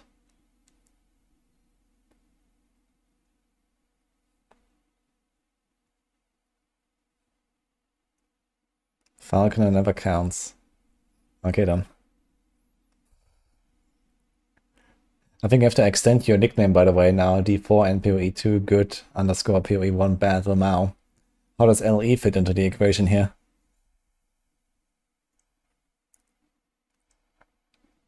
Okay, so here's most of the stuff that we saw in the Campfire, so let's just go through this real quickly before we go into the patch notes.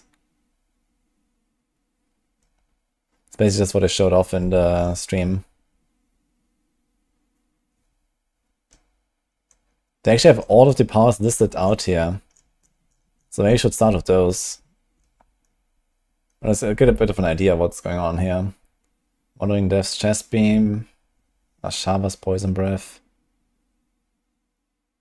So that's a wave of acid that deals 40% poison damage over 4 seconds. Applies 10% more poison damage to each 1% of the target's current life affected by damage over time. So it can do 40,000% poison damage when the entire bar is filled. Interesting.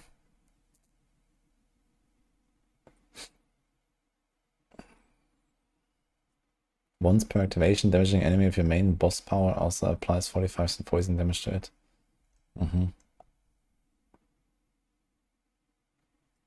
Name is going longer, yeah. Wait, how often can you change your Twitch nickname?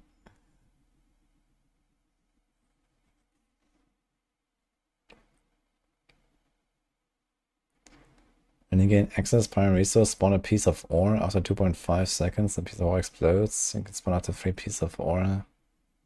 Activating your main boss power spends all your primary resource to increase its damage by 1.5% of resource spent. I think you can actually make builds around these boss powers. It's gonna be interesting to see.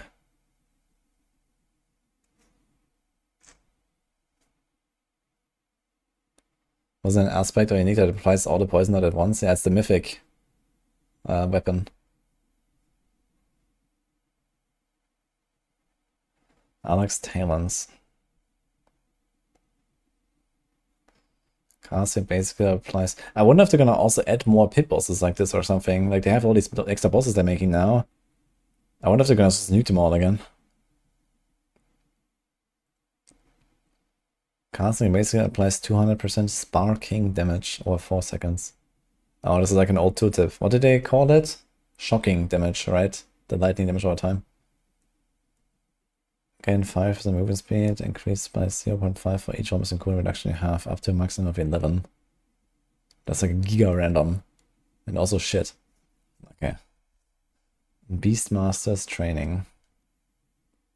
An enemy casts a summon skill or call a mercenary for reinforcement only if your summons or mercenary taunts enemies and gains 4% damage reduction. Okay, useless. If summons deal 5% more damage, increased by 0.25 for each 1% bonus critical damage you have from items on Paragon, up to 17% X.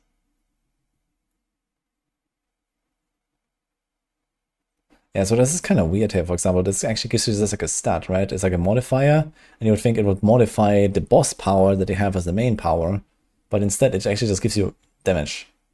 So that's probably what it's gonna be for most. Like these others here, were just like, okay, main boss power does this, main boss power does that, and here you just get damage. So it's gonna use that.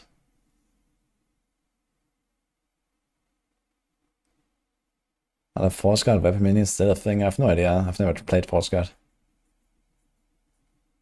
Probably. I guess you can get a bit of an idea when you look at the Maxwell tier list and builds they have. Whenever you gain Fortify, additionally gain 20% of the amount as barrier. Kind of interesting. I wonder if that actually can go all the way to 100% barrier, or just 20%. Casting a core skill while you have a barrier knocks down close enemies for 1.1 seconds. Can occur in any more than 5 seconds. Okay. Flash Reaper's Disruption. Damaging a vulnerable enemy removes the vulnerable and then stuns them. And surrounding enemies for 0.5 seconds. This then applies 100% more stagger to bosses.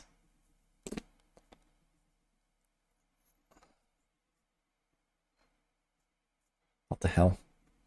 Gain 5% vulnerable damage. Increase by 0.25 for each 1% of crowd control duration bonus I have, up to 10.5. Why are these numbers so awful? 10.5, 11. I guess it's probably because you can upgrade them 20 times and it starts at like level 1 and then goes to level 21 or something like that, or goes to level 20 and then they always do the same shit. Same with the glyphs, right? It always has this like awkward extra number. Hatreds embrace haste. Casting the Shadow of Fire skill grants movement speed up to 11%. Gain 5% crit chance, increased by 0.5 for each 1% shadow resistance you have. Up to 22.5. That's a lot of crit chance. Coma Sparks. When you evade, apply 200% sparking damage over 4 seconds to close enemies. Your evade cooldown is reduced by 5%, increased by 0.2 for each almost lightning resistance from bonuses you have, up to 11. Okay. So it's like for teleports, basically. Yeah, like teleport enchant. Outlaw Sharpshooter's Eye. Oh shit. Dealing direct damage to a distant enemy slows them and surrounding enemies at 40%. You deal increased damage to enemies the further away they are, up to 10.5%. Thanks, non-Neo for the Prime.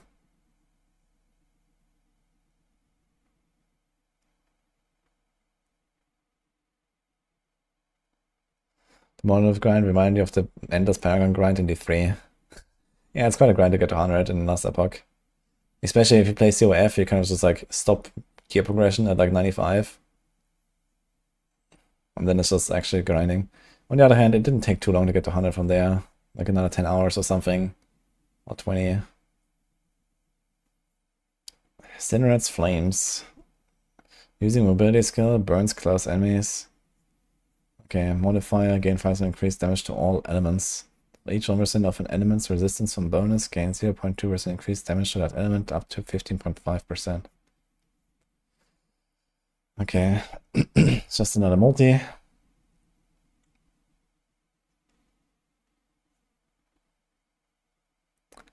Scarix Toxins. When enemy applies damage or time effectively, they apply 1000% poison damage to them for over 4 seconds. When you take damage from a damage or time effect, you have a 5% chance to be healed instead. Increased by 50% of your poison resistance on bonus. Okay. Taurusk's Rage. Damaging character or enemy makes them surrounding enemies unstoppable, but again 10.5% increased damage, attack speed, and move speed for 3 seconds. Yikes.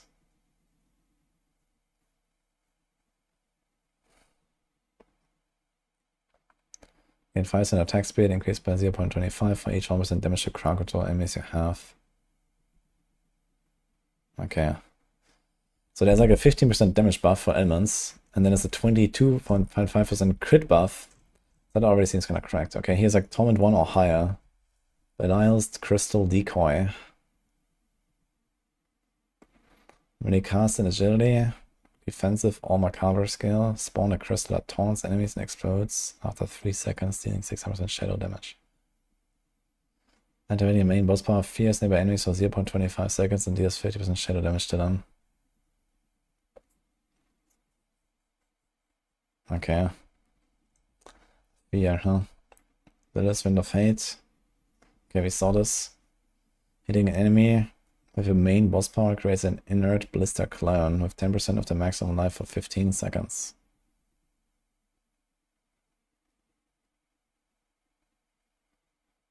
Killing the wizard removes 5.25% of the elite's life. Elite can have up to 3 blisters active once except for world bosses.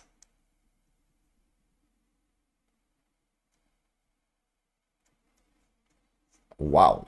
Wait. What? There's no cooldown on this. So you can just spawn free. Like, even if you don't kill them, this is insane. What the fuck? And if you do kill them, that's ridiculous. What the hell? This one is insane. He's gonna have 3 extra targets at all times at any boss. That is cracked.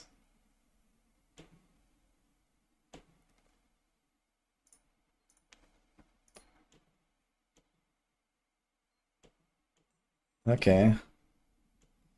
Duriel's Burrow. We saw that. Activating a main boss fight grants a 21% increased dodge chance for 2 seconds. And you dodge and attack your mobilized nearby enemies for 3 seconds. Okay, that was certainly not going to be additive and give us 100% dodge chance, right? Okay, Belial's Eye Beams. After you drink a healing potion, gain 75% damage reduction for 2 seconds. And summon Eye Beams that corrupt enemies.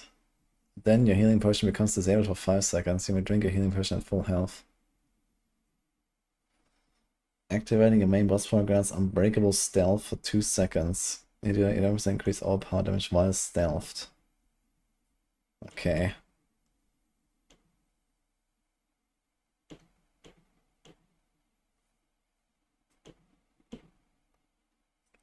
And Dariel's Flaming Skull. After standing still for 1 second, summon a skull for 4 seconds that rotates around you and breathes fire that burns enemies for 1200% damage.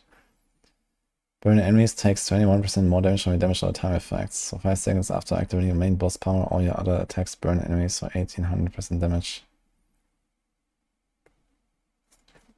That seems like a lot of burn. I wonder if that's actually like enough to really do anything.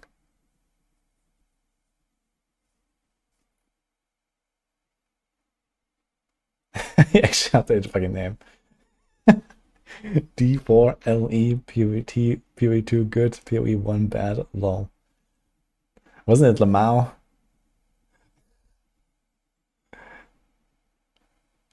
All these boss powers CC. And to be fair, there's a huge opportunity cost for these boss powers. Like, some of them are pretty cracked, I think. Beast in the Ice's Sleet. After casting phase skills which apply crowd control or stagger effects, shoot out sleet spikes that deal 80% cold damage and freeze enemies for 2 seconds. Your main boss power now chills enemies. Damage for 2.5. Okay. Grigor's Lightning Square. After you cast a core skill, lightning tiles outwards for 1.2 seconds. Okay. Once per activation, damaging an enemy with your main boss power stuns enemies that hits for 0.25 seconds. Didn't we have one like that already? With like a stun once per activation?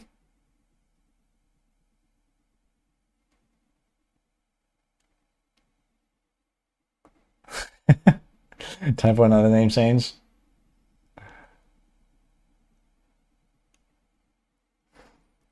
Lord Seer's Blood Pool.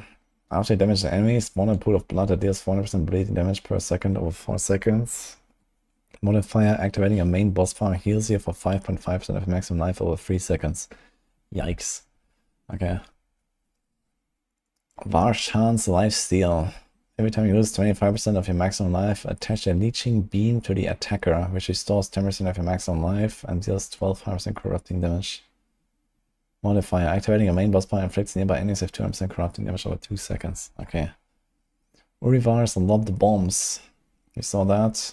Modifier killing enemy if your main boss power reduces the ultimate skill's cooldown by 0.2.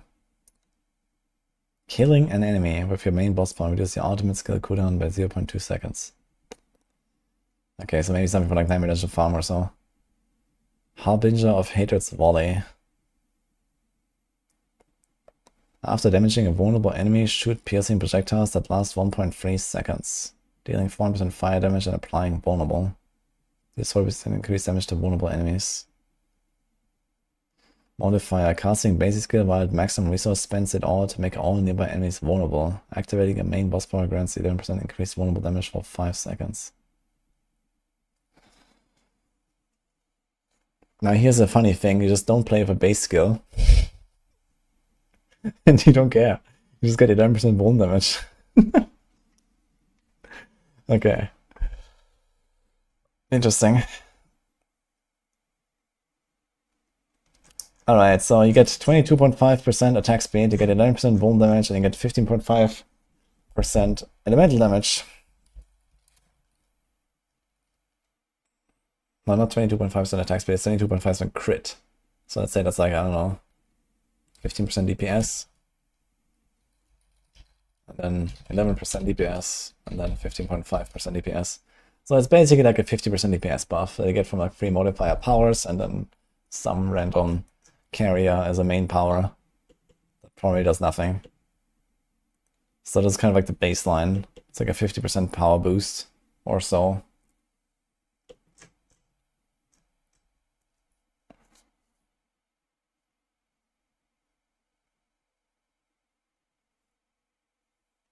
Might just play RF Spiritborn. I'm definitely gonna try that out on Tuesday. The RF Spiritborn. And then maybe we definitely want to see the Ice Shard Sork.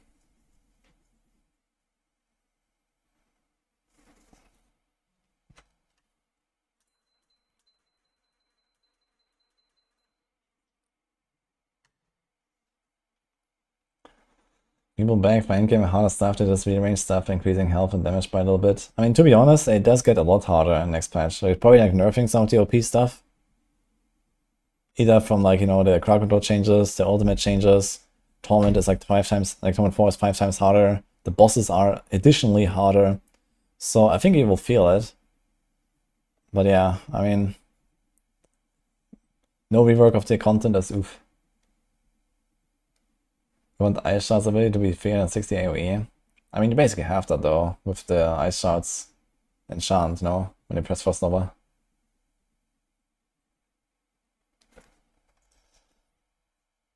Okay, Belial is coming back. Layer boss rework.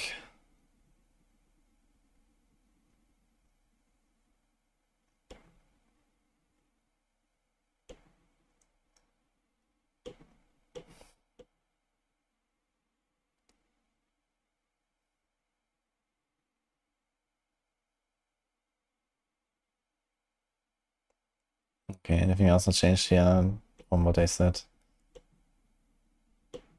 First unique item dropped by neighbors will be from their unique pool. Further unique items will have a 50% chance to be from the general unique pool. Interesting, okay. When playing at a party, neighbors have 30% chance per additional party member to drop an extra unique from their unique pool. Ah, okay. So it actually, like the party bonus kind of scales down in higher torments. So, you know, in Torment 4 you get like, I don't know, 5 or 6 uniques, and then 1 extra for 3 people in the party. So it's actually not a big deal. Here, 5 on Torment 4 instead of 6, there we go. So you go from 5 to 6 as a party. But it's guaranteed from their unique pool. So it's basically like 2. Layer boss keys.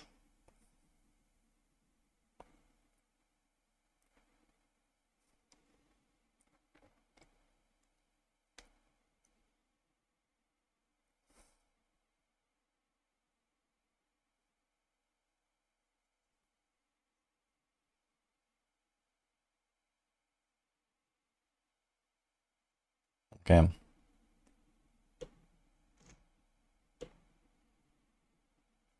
Can you increase the rotation speed of the beam? No, I think the rotation speed was the same. But for example, for Dance on Knives, this might be kind of interesting because you can like dance around exactly in like the right angle to keep the beam on the target. I think it'd be funny. Any good news this season? Yeah, honestly, it does look like they are doing some cool updates. Just kind of like not enough when it comes to like reworking the actual content.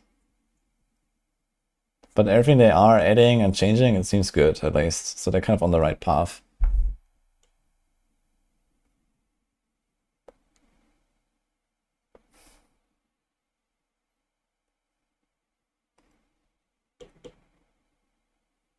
New legendary aspects and uniques. Okay, we've seen those.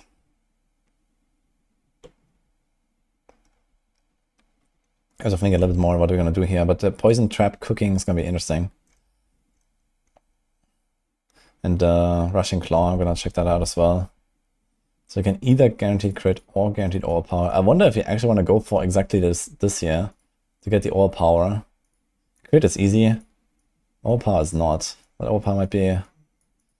Yeah, I guess you want to go like all in. I need to check exactly how rushing claw charges work with like resetting charges.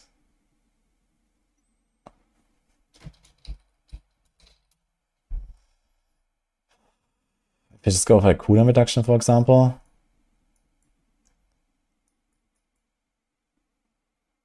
Charge cooldown 4 per 20 seconds. I'm not sure if you only get 4 back or if you get all of them back if you have more maximum. I think you get all of them back.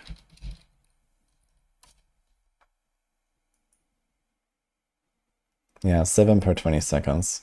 So you have 75% cooldown reduction. Then this means every 5 seconds you get all of your charges back. And you can have how many? A lot of charges. Actually.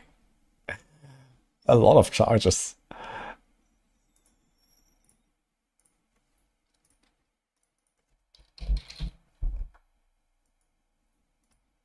So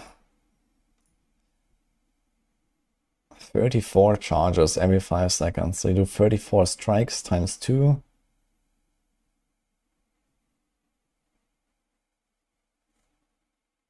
And then it also scales up to times 2. I mean, it's a lot of fucking damage.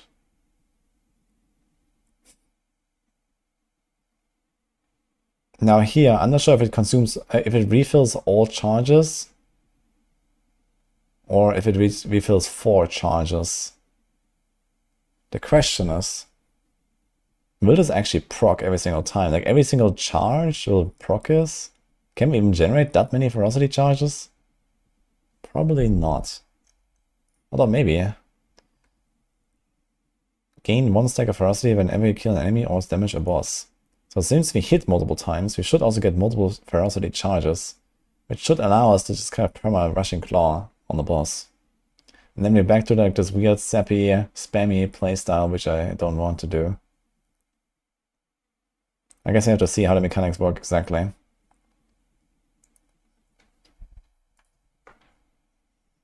But it could be pretty wild. Flicker strike login. Yeah, it's not exactly flicker strike because it doesn't like it that kind of auto targets, but only like right around your target location from your cursor basically, and it doesn't like just like teleport you all over the place. Honestly, I think playing with Rushing Claw just doesn't feel that great. It's kind of nice, like very early game, maybe like level 30 or some shit. But I was actually quite happy so far not having to use Rushing Claw in late game builds. Because just go like Jar Rune, Hunter, and that's it.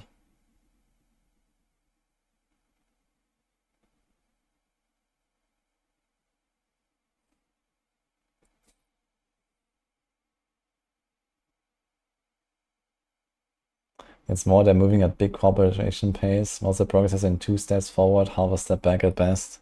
Yeah, kind of.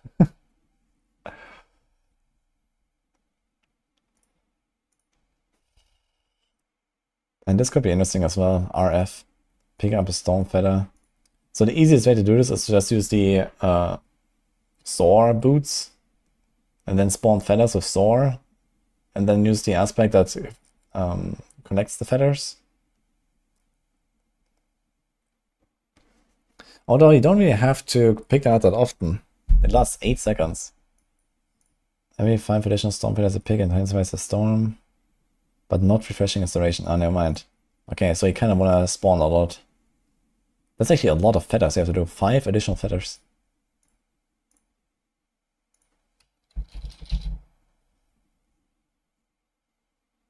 Here, casting a focus skill and recall. So you want recalling feathers.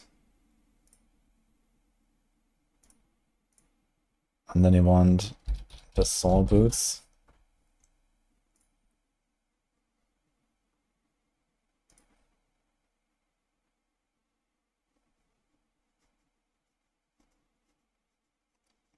So you spawn 10 and recall them because we have, what is that thing called? Vortex. Yeah, Soul cast Vortex. So like this, you do a soar and you instantly spawn 10 feathers and you take them back. So this way, you start the fight and get this buff for 8 seconds. You get 10 feathers. So you already have 2 extra stacks of this buff, increasing damage by 100. But not refreshing duration. The firestorm is considered per eagle.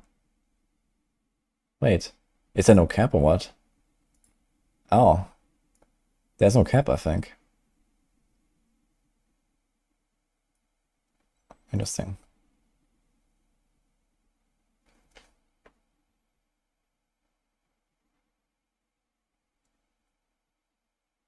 This is season 8, yes. Okay, this could be relatively powerful, actually. 300%, 100% X. So let's say in those 8 seconds, we jump 10 times. I'm not sure if that's realistic. Let's say 5 times.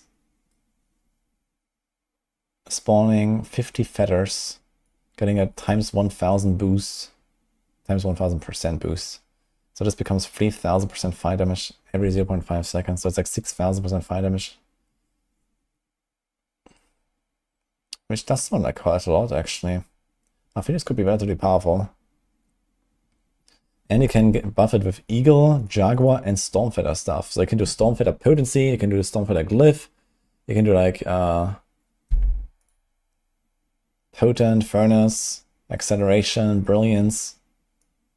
I think Soar is actually going to be a thing. Like Soar RF is going to be kind of a build.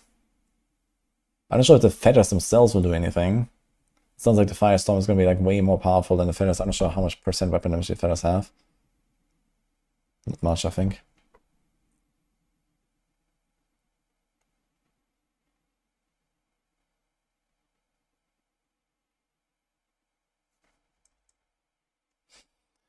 Okay, features offered for testing. Okay, account copy, PTR boost.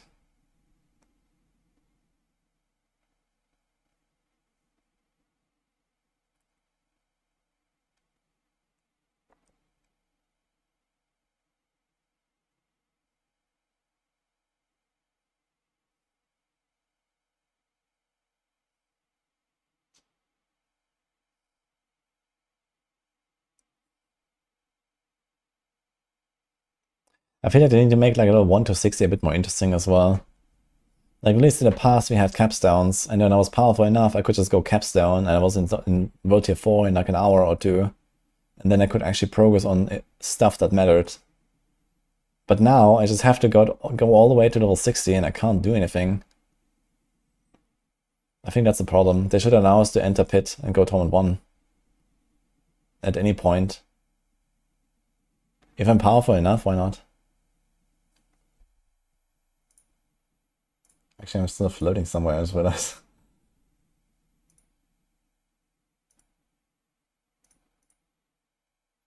Okay.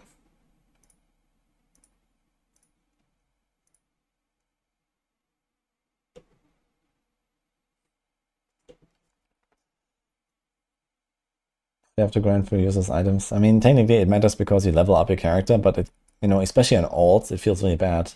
Knowing that I either can get boosted to level 60 in like 10 minutes, or I can boost myself with caches, at least most of the way there really fast. Why would I ever level a character, right? I don't get anything. And that's a big problem, I think.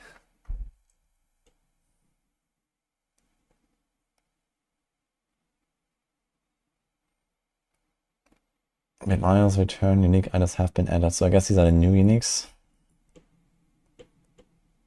Firing boost has increased.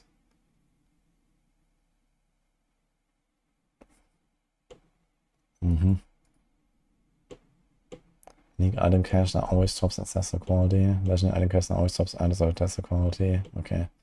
That's nice, actually. That will help. This also means I can just kill off all my characters at the end of the season. I don't have to worry. I don't need to keep any characters or items around for PTRs.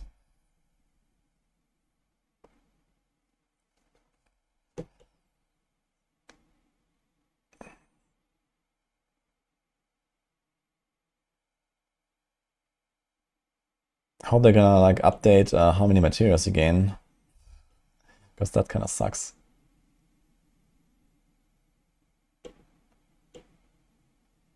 Okay, how does okay? Let's see the patch notes, guys. Game updates. Okay, and these are the new items. They've already shown them above. Okay, skills. Rushing Claw, 20% buff. Poise Rushing Claw. Rushing Claw now has 20 maximum charges. Oh shit. Casting consumes all of its charges to increase the damage by 25% per charge and hits a larger area. Wait, that is now one of the upgrades. But it is also part of the skill.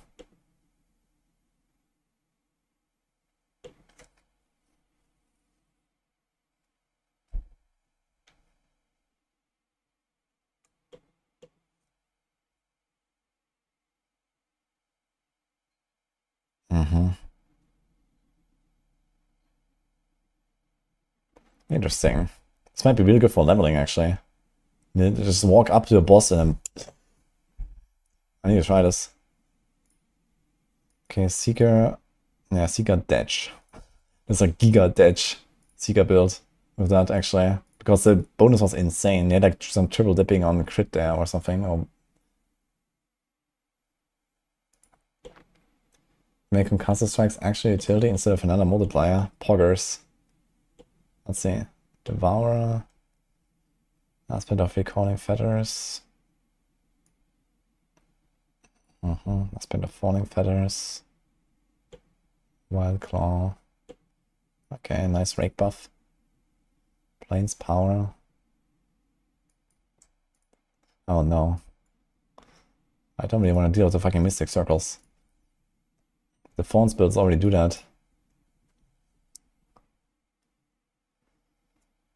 Unique items. Rune words. Xan. Your next attack will cause your hits to be a guaranteed critical strike and overpower for 0.25 seconds. Oh, they are killing with snapshotting. Look at that. Why did they not mention this? What? This was not worth saying on the Campfire?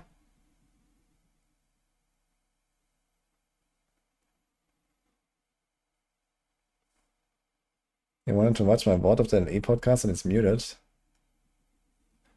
What? That should not be the case.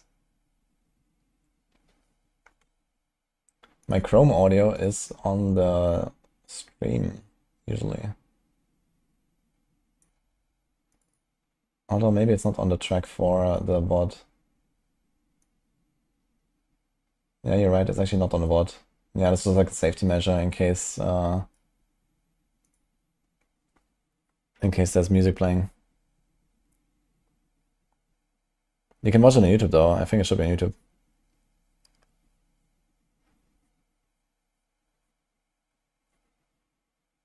On the current live stream.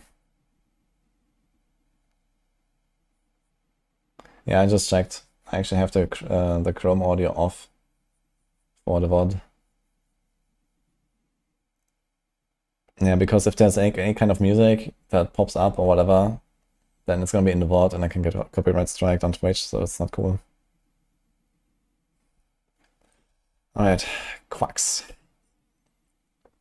Casting a skill other than a basic or defensive spends all of your primary resources to increase the damage up to 100% for 1 second. They are actually killing the snapshotting. But why do they have different durations? This is 0.25 and this is 1 for no reason. But okay. But Xan only costs 300, dude. That was insane. So you trigger this 2 times with like a Decrepify, and then you get guaranteed crit overpower. Or I can even do Seer, like every so often, like especially in like slow attacking builds or something. That's kind of cracked.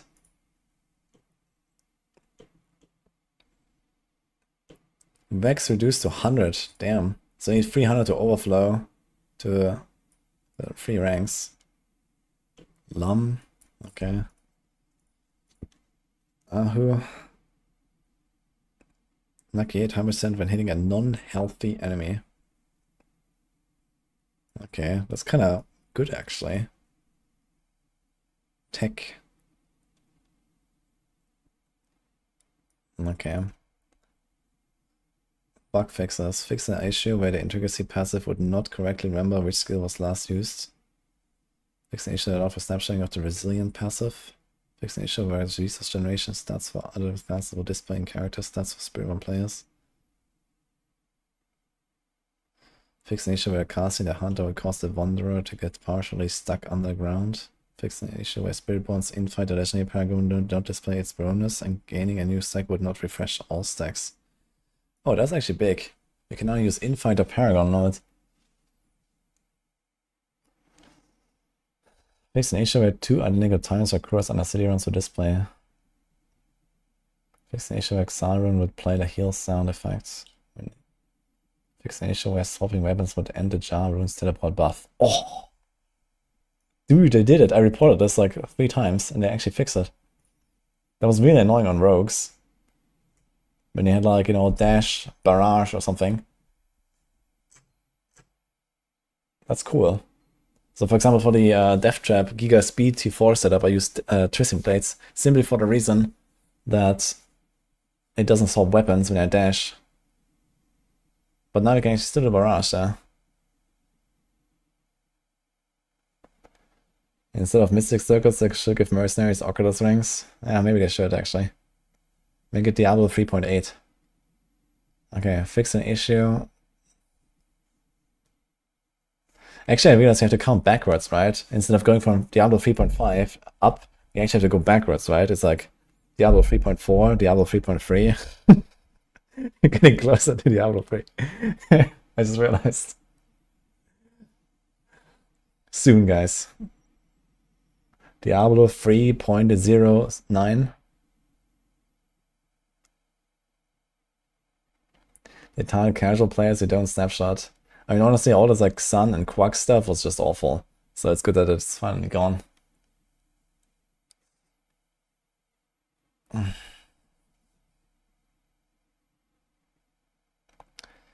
Fix an issue with Nago and say combo could sometimes break and the target died right before Spirit tries to do its ice explosion.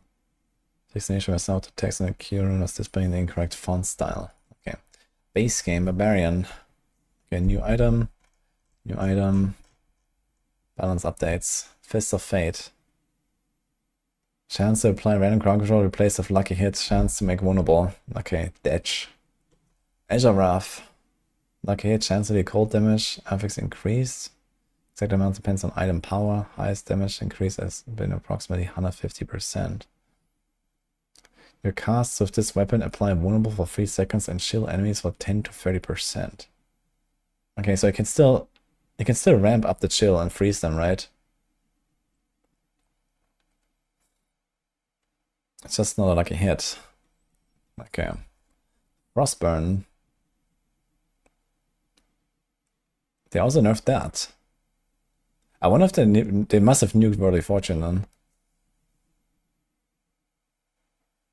You deal 35% increased fire damage to chilled enemies and 35% increased cold damage to burning enemies. Oof.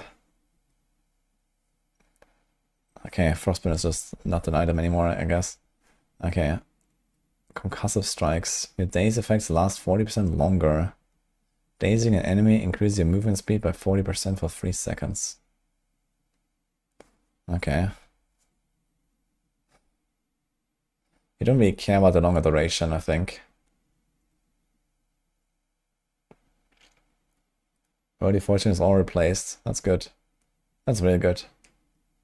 Actually, good changes.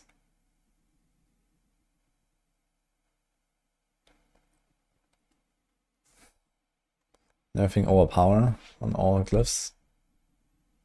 New affixes, lucky hit chance, impairment reduction, crowd control duration.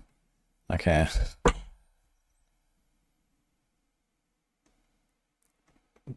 Barbarian, enhanced mighty throw. Mighty throw grants 25% attack speed for 6 seconds. Swapping weapons near any of your throw waves creates an additional pulse. Mighty throw generates 20% of your maximum life as barrier for 5 seconds.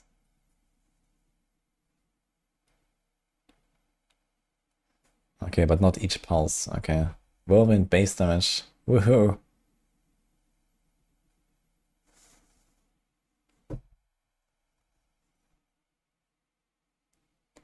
Channeling Whirlwind for 2 seconds increases damage on the next weapon mastery skill by 35% if used immediately after Whirlwind ends.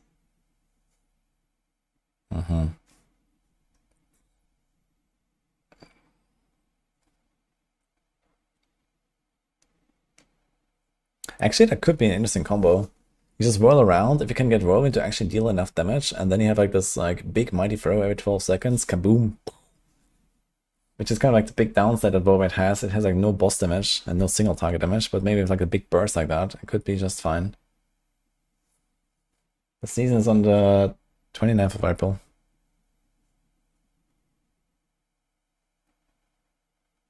Didn't do anything to Nightmare Dungeons on the city existing Uber bosses. Well, the bosses have been changed, but the rest not, yes. And Whispers, it's kind of unclear if they're gonna remove all of the Whisper zones now and we go back to the standard Whispers that we used to have.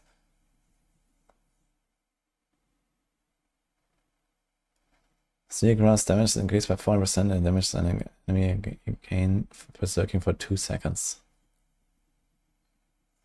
Okay, I wonder if like Seagrass is actually gonna be like a damage ability, but I kind of doubt it. But maybe for leveling this could be good. Power charge. Charge cooldown reduction with bosses increased to 6. Move to violent double swing enhancement. And the enhancement is the gain resource back. And violent double swing, which one is that? Is that the vulnerable or the berserking? Okay, so you always make stuff vulnerable now, and then you can choose between getting resources back on stun or extending berserking. So you're probably gonna go for the berserking in that case. Ground stomp base damage. Dude, what? They almost doubled ground stomp. Okay, but I nerfed this, I see.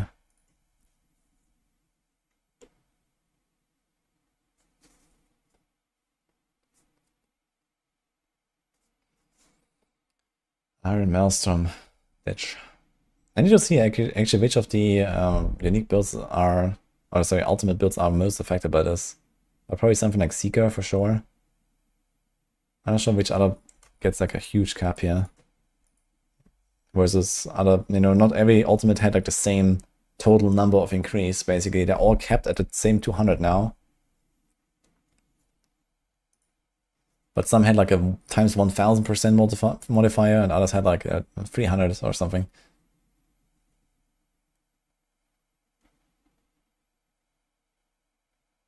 Suppose we do Nightmare Dungeons for the boss powers. Now the boss powers come mostly from the lair bosses and the incursions from the season theme. Not much in Nightmare Dungeons, I think.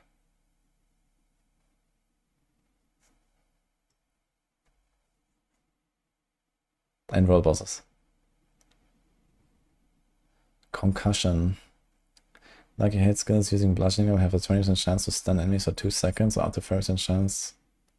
Also deals 30, 60, 90 physical damage. Okay, so they just nerfed it, but didn't actually replace the stun stuff. Hamstring. First time you apply bleeding to enemies, slow them. Okay. To be honest, that's probably like more useful than this was. Expertise. Okay, legendary aspects.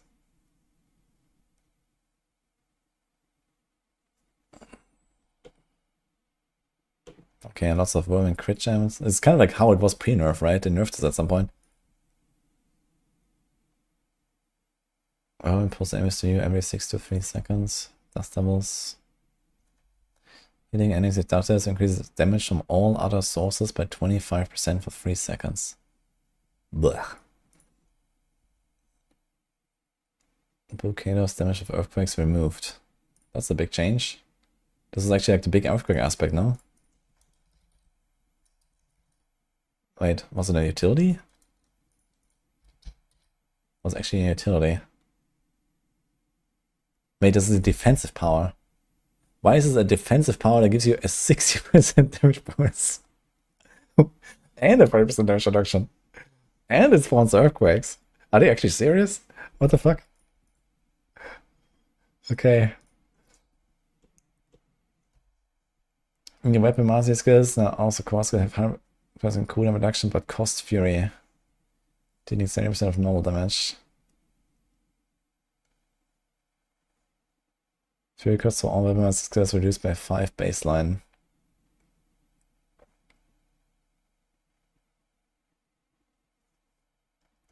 Okay. Ring of Red Fury. After spending 100 Fury within 5 seconds, your next non-channeled core or weapon mastery skill cast. So it works for everything now, not just Hoda, upheaval, left blow. So that's kind of big, especially for like the new Mighty Throw stuff, I think. Wombo combo. Blizzard knows balance. Yeah.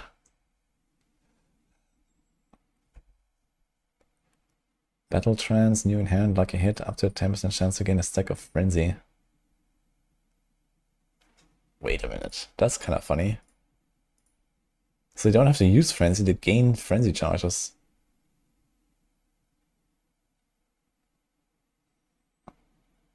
Huh. Very interesting, but it's only 10%, and lucky hit on Barb is hard. So this is tough. So maybe on bosses you still have to use Frenzy, but not everywhere else. Damage now deals and scales with whirlwind damage. Whirlwind explodes every 3 seconds. Critical strength of whirlwind reduced this time until next explosion, down to 1 second. Okay, so you have to kind of like weirdly... Oh my god, this sounds awful, man. So you have to kind of like weirdly like tap it at different intervals, and you have to like check when it's ready. Like, how do you do this? No, you don't have to release it anymore. Okay. Dude, I would much rather have like the old Gores back, where you just kind of like, you know, you stack it up. Let's say, like, you know, as you whirlwind for like 10 seconds, it stacks up some buff, and then, you know, let it go, and boom, you know? I think that was actually very, very interesting design. And now it's just kind of like you hold whirlwind down, and it just kind of like adds to the overall blob of whirlwind damage. So it does not really anything you can do. I feel like the old Gores was like the best design of the item so far.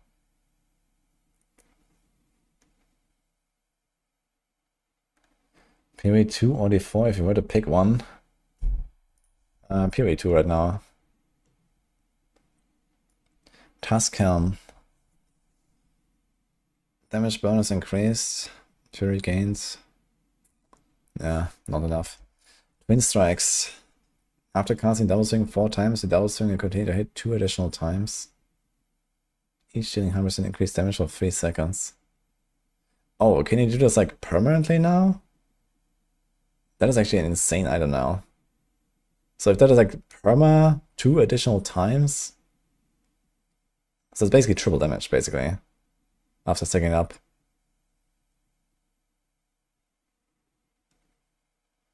I think the season is boss based because of PoE 2 bosses being so good. Nah, I think they had this already, like... I mean, PoE is only out for 4 months now. 3 months, actually, right? They didn't have time to react to that, I think.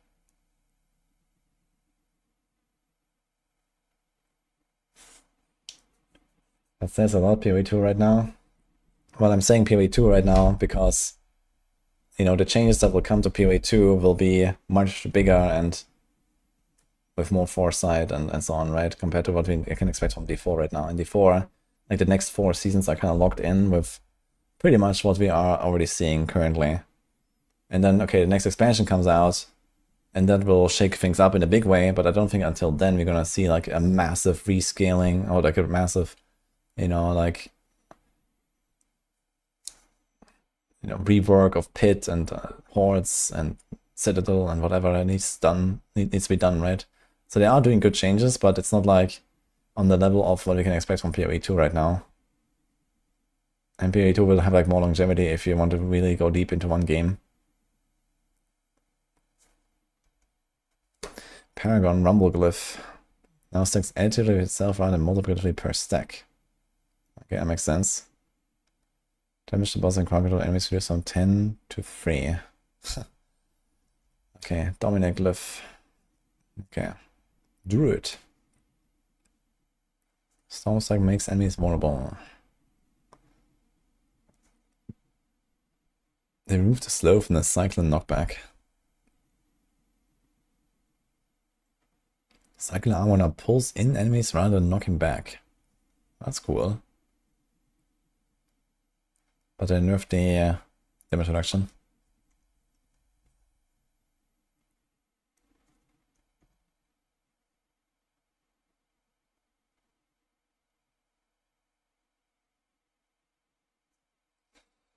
Enemies who are hit by Cyclone armor are slowed by 70% and take 50% increased damage for 6 seconds.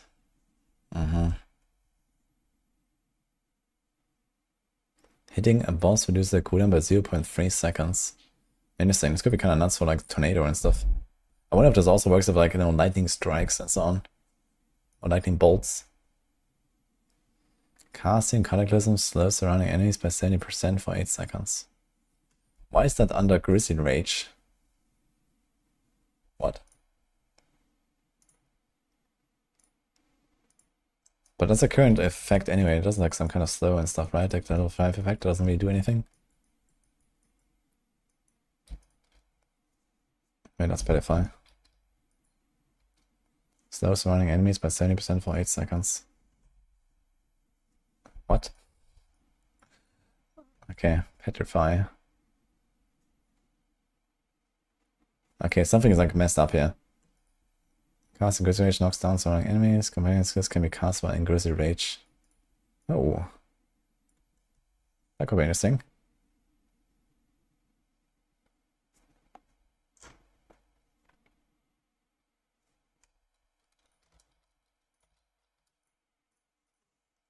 Snapshots, the patch notes are at the bottom. Lacerate. Okay. Passives, charge atmosphere. Okay, that doesn't matter. Spirit boons. Chance of lightning bolts increased from 1 to 35. Good.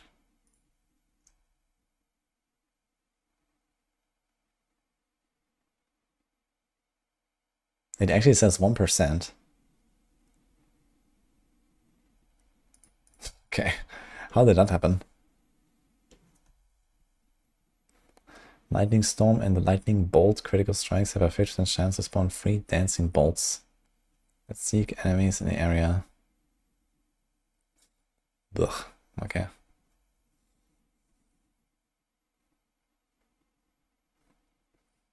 Stoneburst deals first increased damage, is guaranteed to all power when it detonates at maximum size. Ah. Okay, they actually made Stoneburst more interesting now, so you actually channel it. And don't just like weirdly tap it. I think they should actually make the channel even longer. You should make that channel like, you know, larger and larger and larger, and then boom. I think that would be cool. But I think it's like a 2-second channel or something. But does it scale with attack speed? I'm not 100% sure how that works exactly.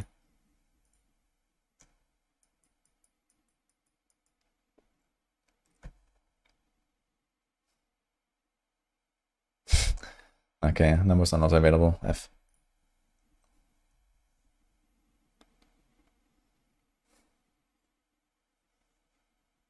Critical strike damage per stack changed from 10, 200 max to 3, 60 max, but now grants multiplicative. Okay. Paragon.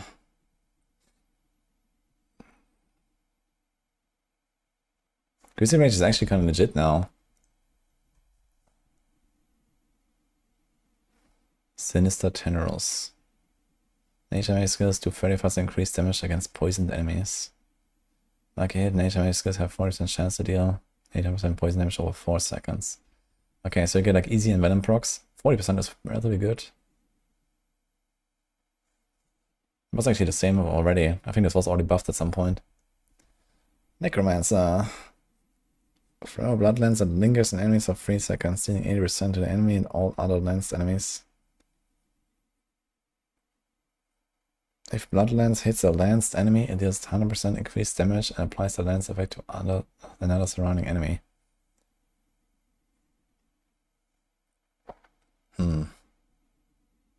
So I kind of want to try to hit lanced enemies. It's only double damage though on single target.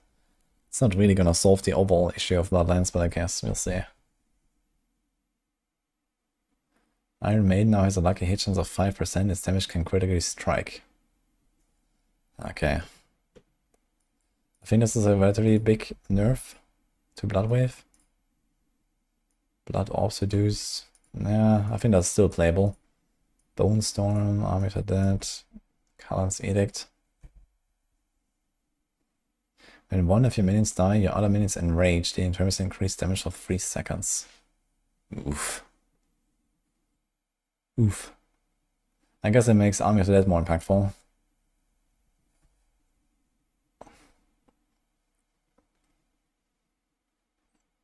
Next up, Blood Wave's bonus damage reduced from 200 to 240 to 100. Okay. Casimies.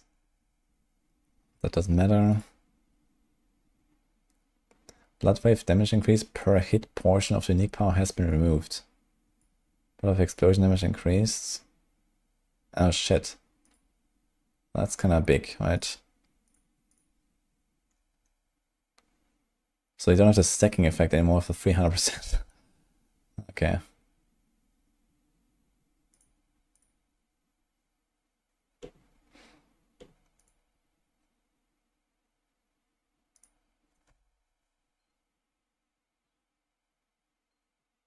Rogue.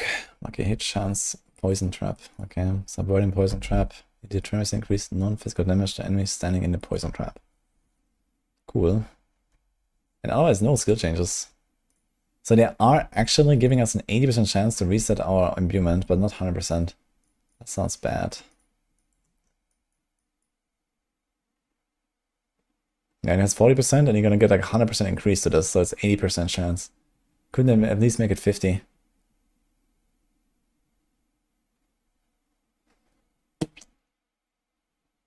Okay.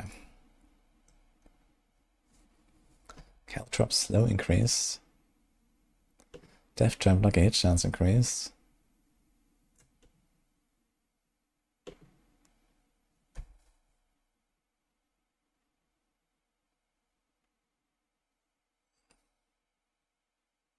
If Death Trap kills or overpowers an enemy, its cooldown is reduced by 10 seconds. Alright. Kinda random with the overpower, I feel. But you can overpower with Banish Lords. So the existing Death Trap build will actually be kinda nutty, as long as we can still get a core tag. Oh no. They actually nerfed. No, they did not. Okay, all good. Wait, they actually buffed Death Trap. Enemies hit by Death Trap take 50% increased damage from your trap skills for 8 seconds. What? Dude, they're actually buffing Death Trap Rogue.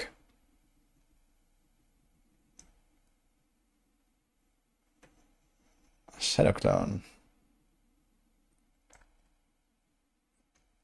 I think the Rain of Arrows nerf is also going to be very noticeable.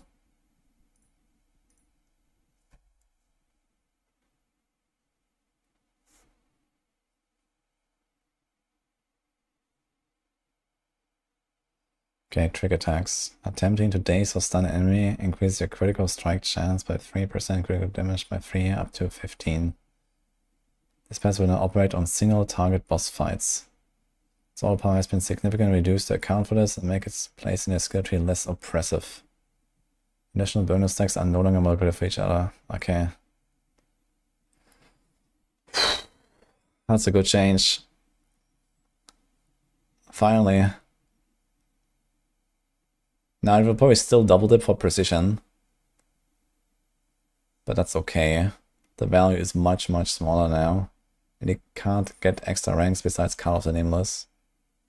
So this, I think, this is probably the end of Call of the Nameless.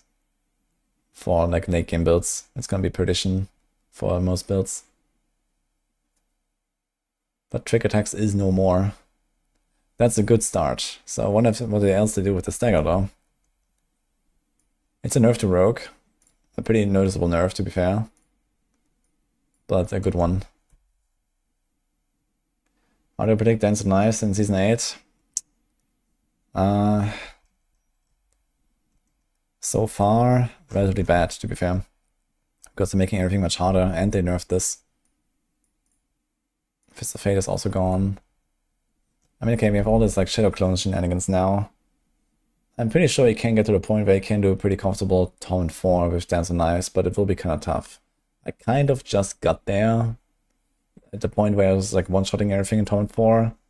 And then I switched to Death Trap, and Death Trap was just like annihilating. So doing Dance of Knives, you need some pretty serious gear, I think, in the future. And especially if you want to do any kind of bossing, that's gonna be pretty yikes.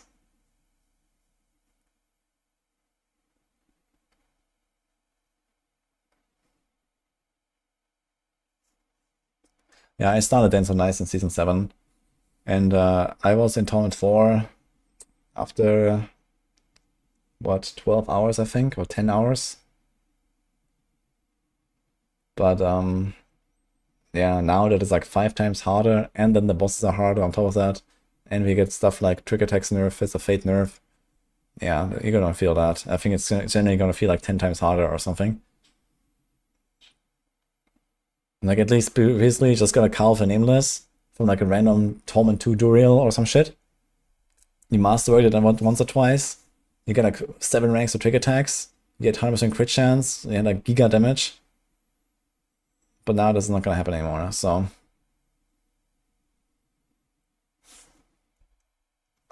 Trap Mastery. After the trap skin activates, gain 4% crit chance for 4 seconds. I wonder if that counts for caltrops. I need to test this. Exposure. Lucky 8, damaging a trapped enemy has a 40% chance to reduce the active cooldown of your trap skills by 30%. Increase your trap skill damage by 10% for 10 seconds, taking up to 100%. Okay, 100% is legit, and the cooldown. I wonder if we're gonna do some weird, like, spam barrage to trigger exposure to spam poison trap kind of build. I guess it all comes down to barrage again. But we'll see. The poison trap itself also got buffed like a hit. I can now have 8 poison traps out. Okay, aspects of Nebulous Bruise.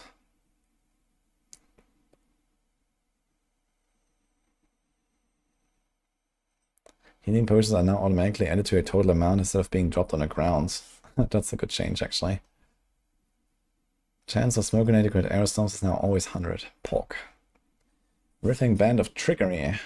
Start a few skills to create a key card trap that taunts and lures enemies, dealing shadow damage over 6 seconds. This counts as a trap skill, and only 1 decoy trap can be active. I wonder if this can actually deal damage now, but I don't think so.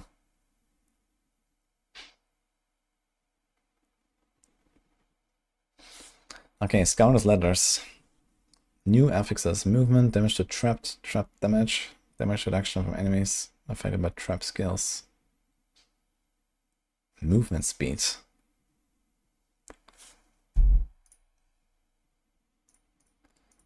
What about the core thing?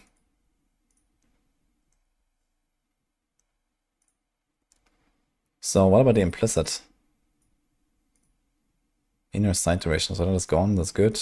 This is, I mean, this movement speed while inner sight. Okay, so basically it gained 2 stats that it previously didn't have. And max life. So it's movement now, and then damage. Okay. Your trap skills can be thrown and will spawn a death trap every 10 seconds when you cast. You step through the shadows to your death trap and cast, gaining 30% increased damage for 5 seconds. Yeah, this is cracked. Like this guy, like the whole Death Trap build. Like forget about Poison Trap, man. The whole Death Trap build is insane at this. I just wonder if it still has the core tag. They didn't say that it changed the inherent affix here. So it sounds like they didn't remove the core tag. And if your traps, like if all of the traps are now covering core skills, that's gonna be cracked. Like you got a 30% multi, you got a bunch of additive, that's like, I don't know, 10, 15 multi. You have this extra death trap every 10 seconds. Okay, it's not that much, but every 10 seconds you get an extra death trap. It's not bad. And you also teleport there. So now you have dash, shadow step, death trap, and jar rune to teleport. They buffed the traps in general. It's gonna be insane. Dude, I think I'm gonna start Rogue and go Death Trap, man, and then they're gonna try the Poison Trap stuff. And then I'm probably gonna make like an RF Spiritborn or something, and then like an Ice Shard Sorg.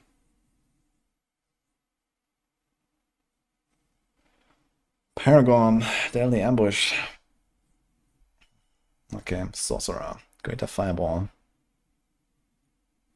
Fireball deals 10% increased damage to burning enemies, and a non-boss enemy takes this damage while below 25% life, they are instantly killed. Okay, so this is Gonski. Dude, Shadow is finally dead. That's crazy. What? They did it. Blizzard. Call for Fisher Blizzard. Okay. I'm going all in on Poison TB again. Yeah, they did some clone fixes, but Poison TB clone is still not working properly, so I wouldn't do it. Spoiler for bug fix, the beast boots not affecting traps was listed as fixed. Ooh, so we're getting that as well. Okay, it's actually gonna be cracked. Death Trap is gonna be really good. This might just be the strongest rogue build now, and the fastest. Like, Death Trap was really fast.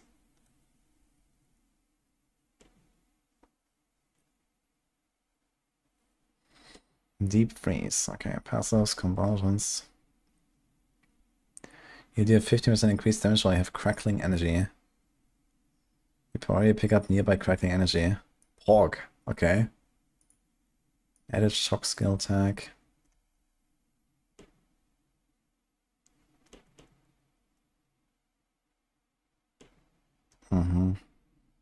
This now functions the same as Flame Peter Glyph. Added damage to burning as part of the calculation.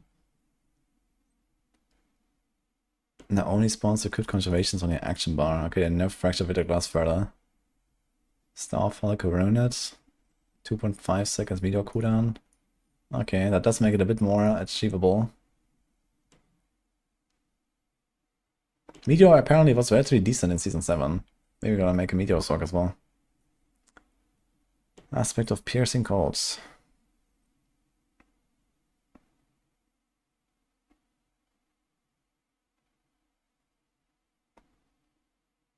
Shots pierce 5 times, deal 50% increased damage, an additional 10% more damage per subsequent enemy hit. Okay. Meteorites now do their own damage. Bonus damage from meteor now applies to all meteorites. Not sure what this means exactly. Do they mean meteor ranks?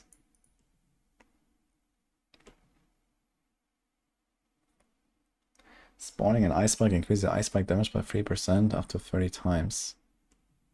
That's kind of big, actually. Static Surge.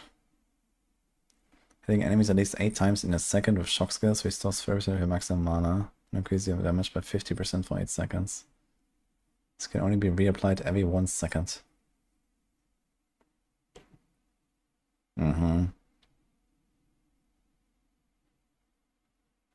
The enchantments are 30% stronger, and each equipped enchantment grants 30% increased damage with their main element. What? What? Okay.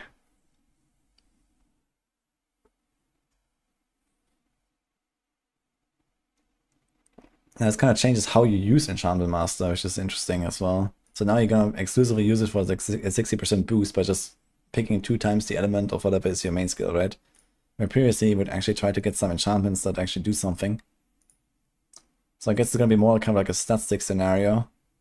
But I'm gonna try to find some synergy, I guess. Like if you're playing like a Blizzard build, I don't know. What do we even put? Like ice plates, I guess, and then something. Third enchantment skill. Yeah, I wish they would do like a third enchantment skill, but it's not like just a third enchant, but it's like a bit like the Spirit Hall, you know? There's like a passive effect and not a trigger effect that you get for each skill, and then they have like some cool stats they can add, you know? Like, I don't know, Spark gives you like extra crit chance, and I don't know. Maybe Chain Lightning gives you like extra maximum mana and whatever. Flame Shield gives you extra maximum life or whatever. So it could be kind of fun.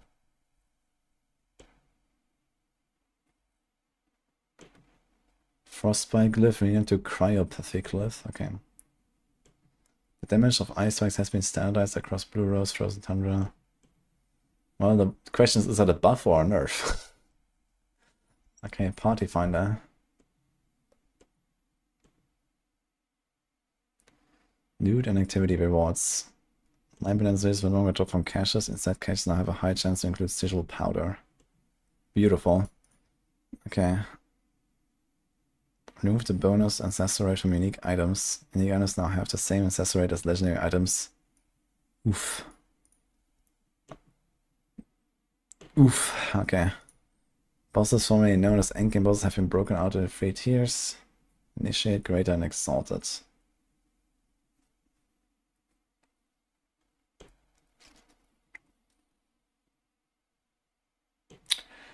To convey the varying difficulty and rewards. I mean, that's not really true, right? I mean, if you look at, like, I don't know, Rogue gets, like, Scoundrel's Letters and Kind of the Nameless, and Ezharath from Duriel. Ezharath, oof. Cowl is now also relatively oof, I guess. Maybe not completely. And then Scoundrel's Letters is only for 1 build. Like, a bunch of these items that dropped in, like Flame Scar is like a Duriel drop, for example.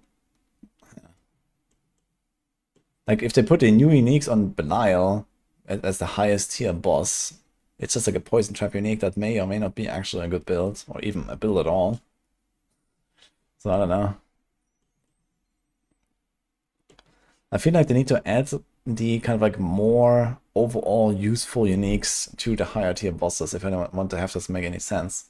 The build enabling uniques on the lower tier bosses so they can actually get a build online, and it's because it's like so random, you know, what people are playing, and it also changes season by season.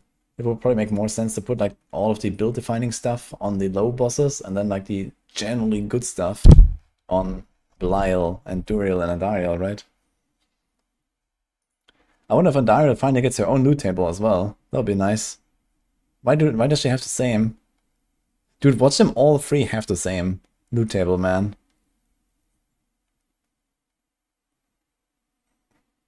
Beastie Nice is the only interesting boss fight, Duriel too. I mean, they're reworking all of them, so they might all be really cool now. I honestly have no idea what Urivar even does. Apparently he has some bombs that we saw from the season powers. They set that in Campfire. Okay, maybe they're gonna reshuffle all of the DOS drops, but I guess we'll see.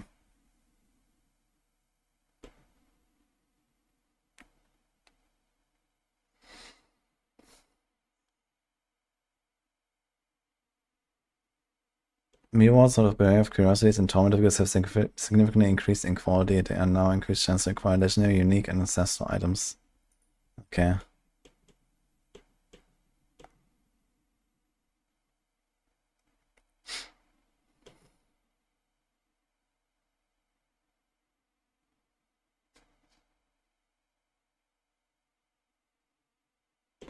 Okay, where standard unique items are readily attainable for initiate and greater level bosses, but the path ancestral unique items slide directly through defeating the exiled layer boss Belial. Because Belial can reward ancestral uniques, you want to give players more freedom on how they get to him. By allowing initiate and greater level bosses to have a chance at dropping any unique item, these bosses should always feel more relevant to fight. I wonder if there's actually going to be like some kind of like in-game note about you know, which uniques can you get from that, right? When you open the chest on Belial, and then it says, okay, get the Grégoire loot, get the Urival loot, get the Duriel loot. Like, it should actually tell you, okay, these are the uniques you can get from that boss. I think that would be nice. At least on the Belial chest.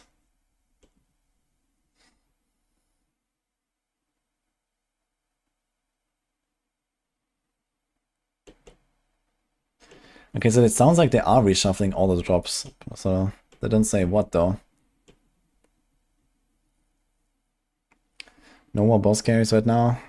I mean, the carrying will still happen, but you have to bring your mats, yes. Or you just, you know, I mean, if you have enough mats, you can just give your keys to the people to open, right? If you want to do that. But it sounds like in general you're gonna do like a bit less bossing, and you're gonna get a bit less free mats.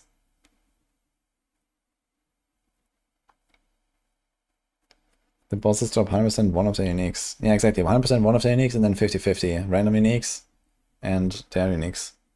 But in the case of Belial, you know, I guess it would make sense if it would like show you like what are the drops.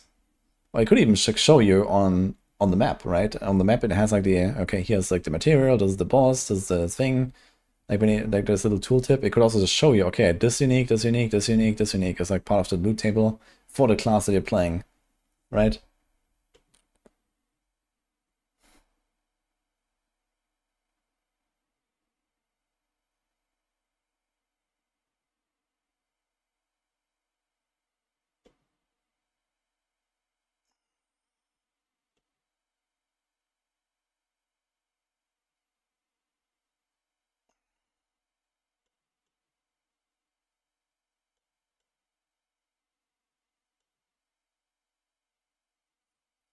Experience received from monster kills until level 25 has been reduced.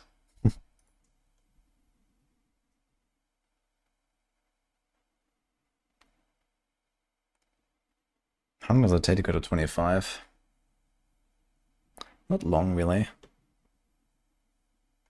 I guess you might just like speedrun to 25 with either just a campaign, which you do anyway, I guess, or the season start. You probably just like run the campaign. Although last time I did not do this campaign actually. In season 7 I started and just did like, I just blasted through the season zones. But now we're not gonna do that because there's no season zones that are really crazy or something. So it might be like a campaign start angle.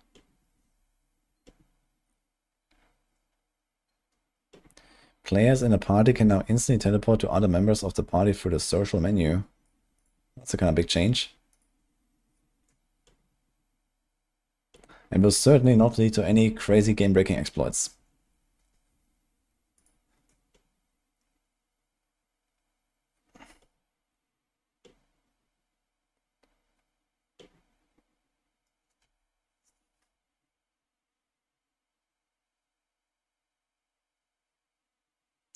I still don't know half the boss moves in D4. Yeah, the bosses in D4 are not the same as PoE 2, that's for sure. Okay, barbarian bug fixes.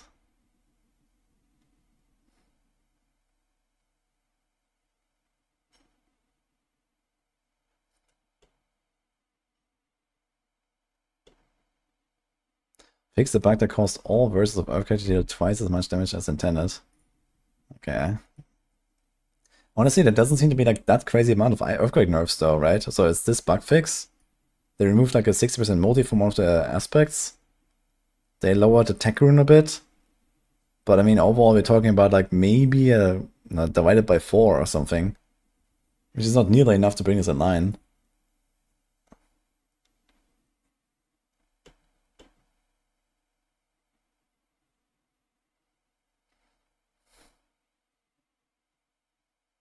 Okay, they nerfed the Rumble Cliff as well, but I guess that's included there.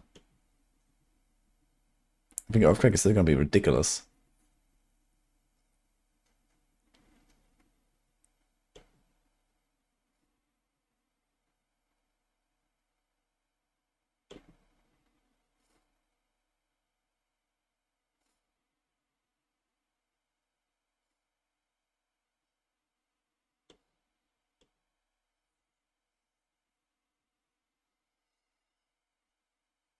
Fix the nature where Shroud of False Death could reduce the number of summonable companions.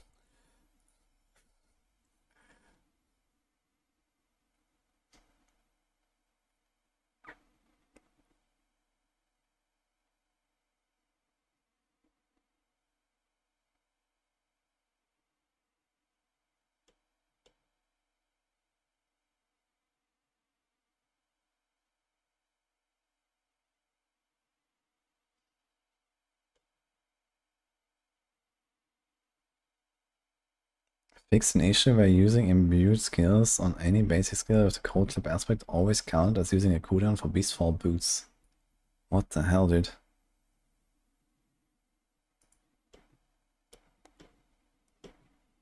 Fix an issue where Beastfall boots would not empower trap skills when they were also core skills due to Scoundrel's Letters. Oh man, this is insane. So not only does Scoundrel's Letters keep the core skill thing, but you also get the Beastfall thing now. That's cracked.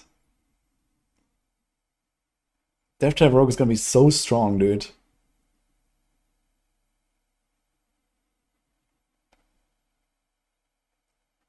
And the Poison Trap stuff might be good too. Honestly, maybe the best way to play Poison Trap is actually just combine it together with the Death Trap. And then your rotation is... Rotation, instead of like a core skill, is just Poison Trap, Death Trap, Poison Trap, Death Trap, Poison Trap, Death Trap. I think this is what you're gonna do, actually. You're not gonna shoot fucking Barrage anymore. You're gonna do Poison Trap, Death Trap. And Poison Trap is also a subterfuge skill that triggers fucking Dance Macabre, giving you the 75% bonus for your Death Trap. Oh my god, dude. I think that's gonna be insane.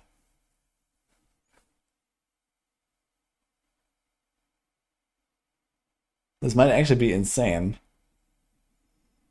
It's actually like a full, like, core skill build now.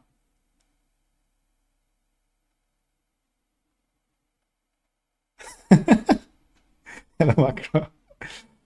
The best build now does 1% of its current damage. I mean, that's fine.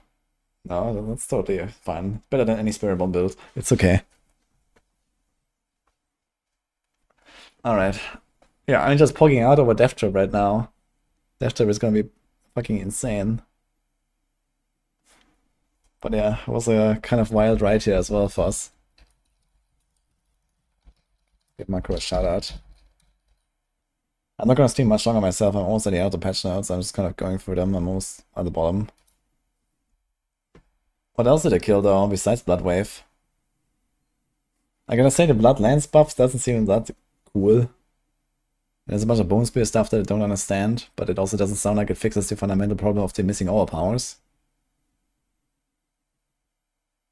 And then you have like this weird popcorn skelly Army of the Dead shenanigans. They killed Soul Rift, Army of the Dead, and Bone Storm. Okay. I thought they wanted to make Army of the Dead great again. What happened?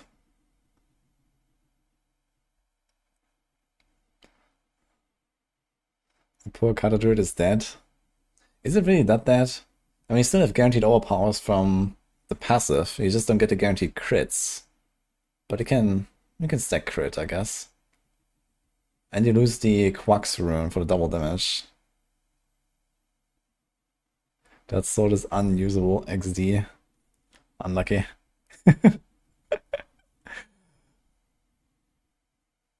Yeah, rogues get like... Okay, there's still no mention of stagger in this patch note so far, and we're almost at the end, so I don't have hopes that there's any more mention of any stagger shenanigans. So this means the rogues are in a really cool spot, but not in high pits. F.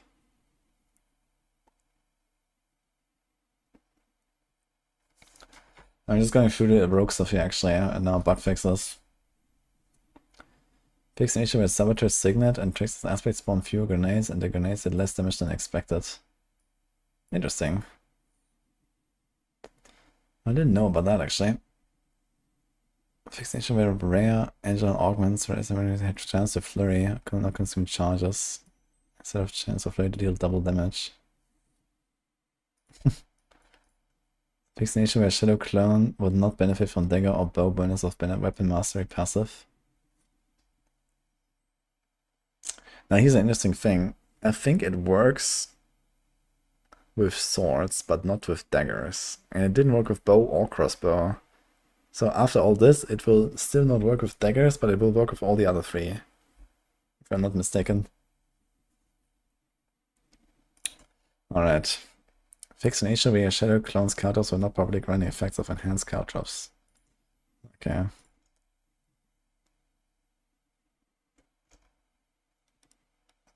Fixed various instances where the incinerate enchantment did not interact properly with the aspect of conflagration. Okay.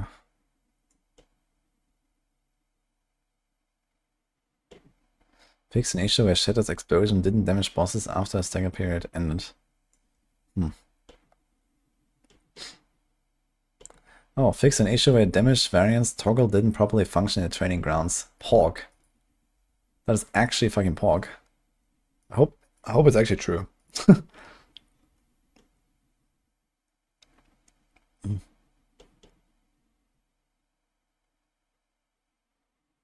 Fix an issue where Crown of Lucian would occasionally prevent other sources of increased damage from functioning properly. Porg?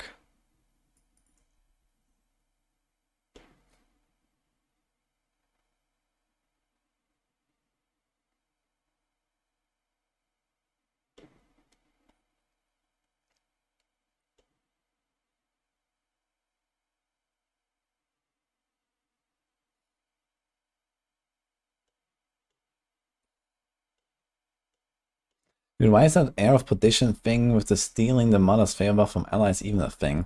Why did they ever make this a thing? Like, who has ever used that mechanic for any purpose? Besides exploiting the fucking shit out of it.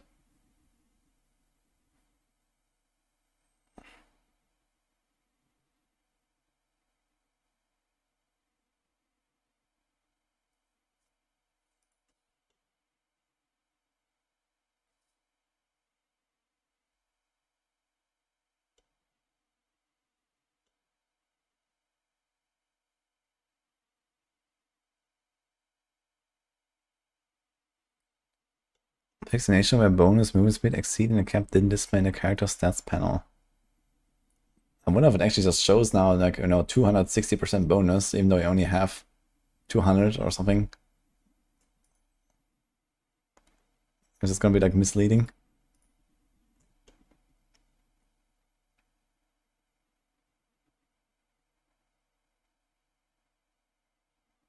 What? Fix an issue where the recipe for crafting Millennium Tart didn't have a prompt to show the required materials to craft it.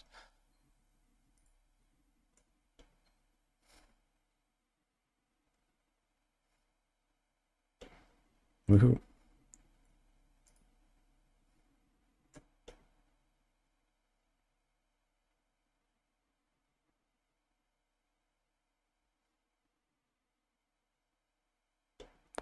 Malefic Crescent, this is the druid neck, right? For the...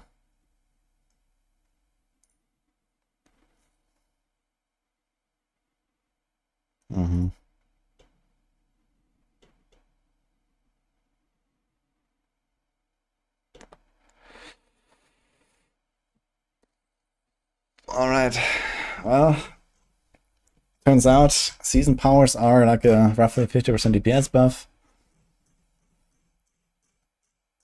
Rogues are gonna be fucked against bosses because of stagger. But Death Trap is gonna be pork. Okay, we need to get to cook a little bit. Death Trap Rogue. Poison Trap Rogue. It might be the same build actually. It might be just one build. Double Strike again. I'm gonna try that. Some Spiritborn stuff to try. Okay, I think overall the changes are pretty good on the patch notes, but again, the problem remains, no fundamental issues that are really addressed here. Well, some of them, but very little. No content changes besides the bosses, and so on. So yeah. But I think the patch notes overall look okay. I think the balance will still be all over the place. I think some of the nerfs are probably not enough, like Earthquake especially. Seems like it might still be way too strong and so on, but we'll see. What builds out there? Cataclysm might also still be relatively strong, honestly. But yeah. Anyway, guys, I think I'm going. Hope you enjoyed the stream. We're gonna go through this again tomorrow at some point and, maybe figure out more stuff. Maybe start making some planners for Season 8. Yeah, Trick Attacks is Giga nerfed. But we have been asking for that for a long time, so that's a good change, actually. They said they will nerf in week 1 or 2 if something is too OP. Yeah, if it's like ridiculously OP, then they will probably nerf it, yes. But if something is just like really, really powerful and more than the rest, then, you know, if it's not like a ridiculous gap, then it's probably fine. Isn't changing the boss's power to need a rework? Well, I still expect them to be mostly loot pinatas. I mean, okay, getting to Tournament 4 is harder now, the bosses have been beefed up, so maybe they are like really hard. But the thing is, if they are really hard, what you will do is you just go down 1 tournament level, and then you will one-shot them there, you know? And that's it. So he's gonna do tournament 3 rotations until you do tournament 4 rotations, you know? So it doesn't really change a thing. And especially without any kind of like, you know, racing and leaderboards and like, you know, conquest for the first Belial kill, at, you know, like the first 1,000 people that kill Belial in Tournament 4. You know, this kind of stuff is missing. Yeah, this stuff would be cool, right? When you actually have to go through the bosses, get the materials, get the Belial proc, and then go kill him, and then you get on the leaderboard for being like one of the first 1,000 people in the season. You know, this kind of stuff would be cool. But we don't have that. And maybe they will do it at some point finally, especially now when the bosses are actually hard and Tournament 4 is actually hard, especially like, you know, the first days of the season, for example. That will make a lot of sense.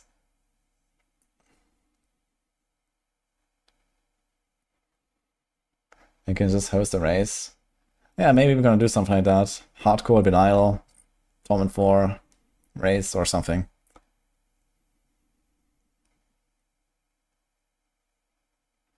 This first 1,000 stuff really doesn't matter to 90% of the players. You mean like 99.99% of the players. But yeah, of course. You know, there's only so few spots, so few people will get there, but it's still a kind of a fun event, right? The season start, people are watching, people are, you know, like checking out who's going to be the first, you know, to kill them, with what build, how did they do it, how did they progress there, they're going to learn something on the way, right? This is like the fun part of it. And people always love that shit. And it's actually going to bring people to play and blast and stream the game as well, you know? Yeah.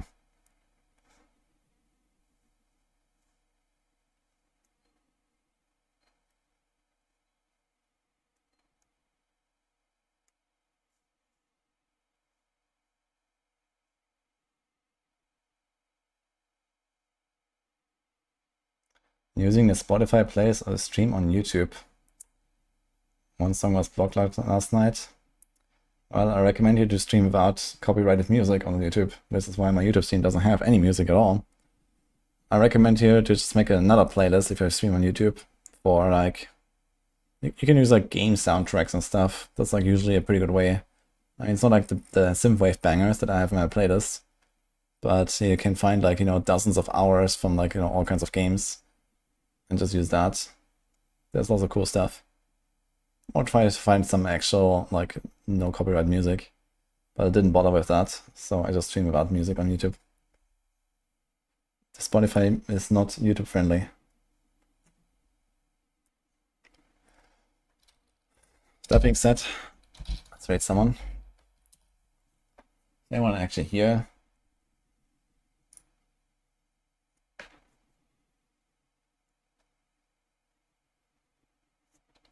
It's gonna write that mods.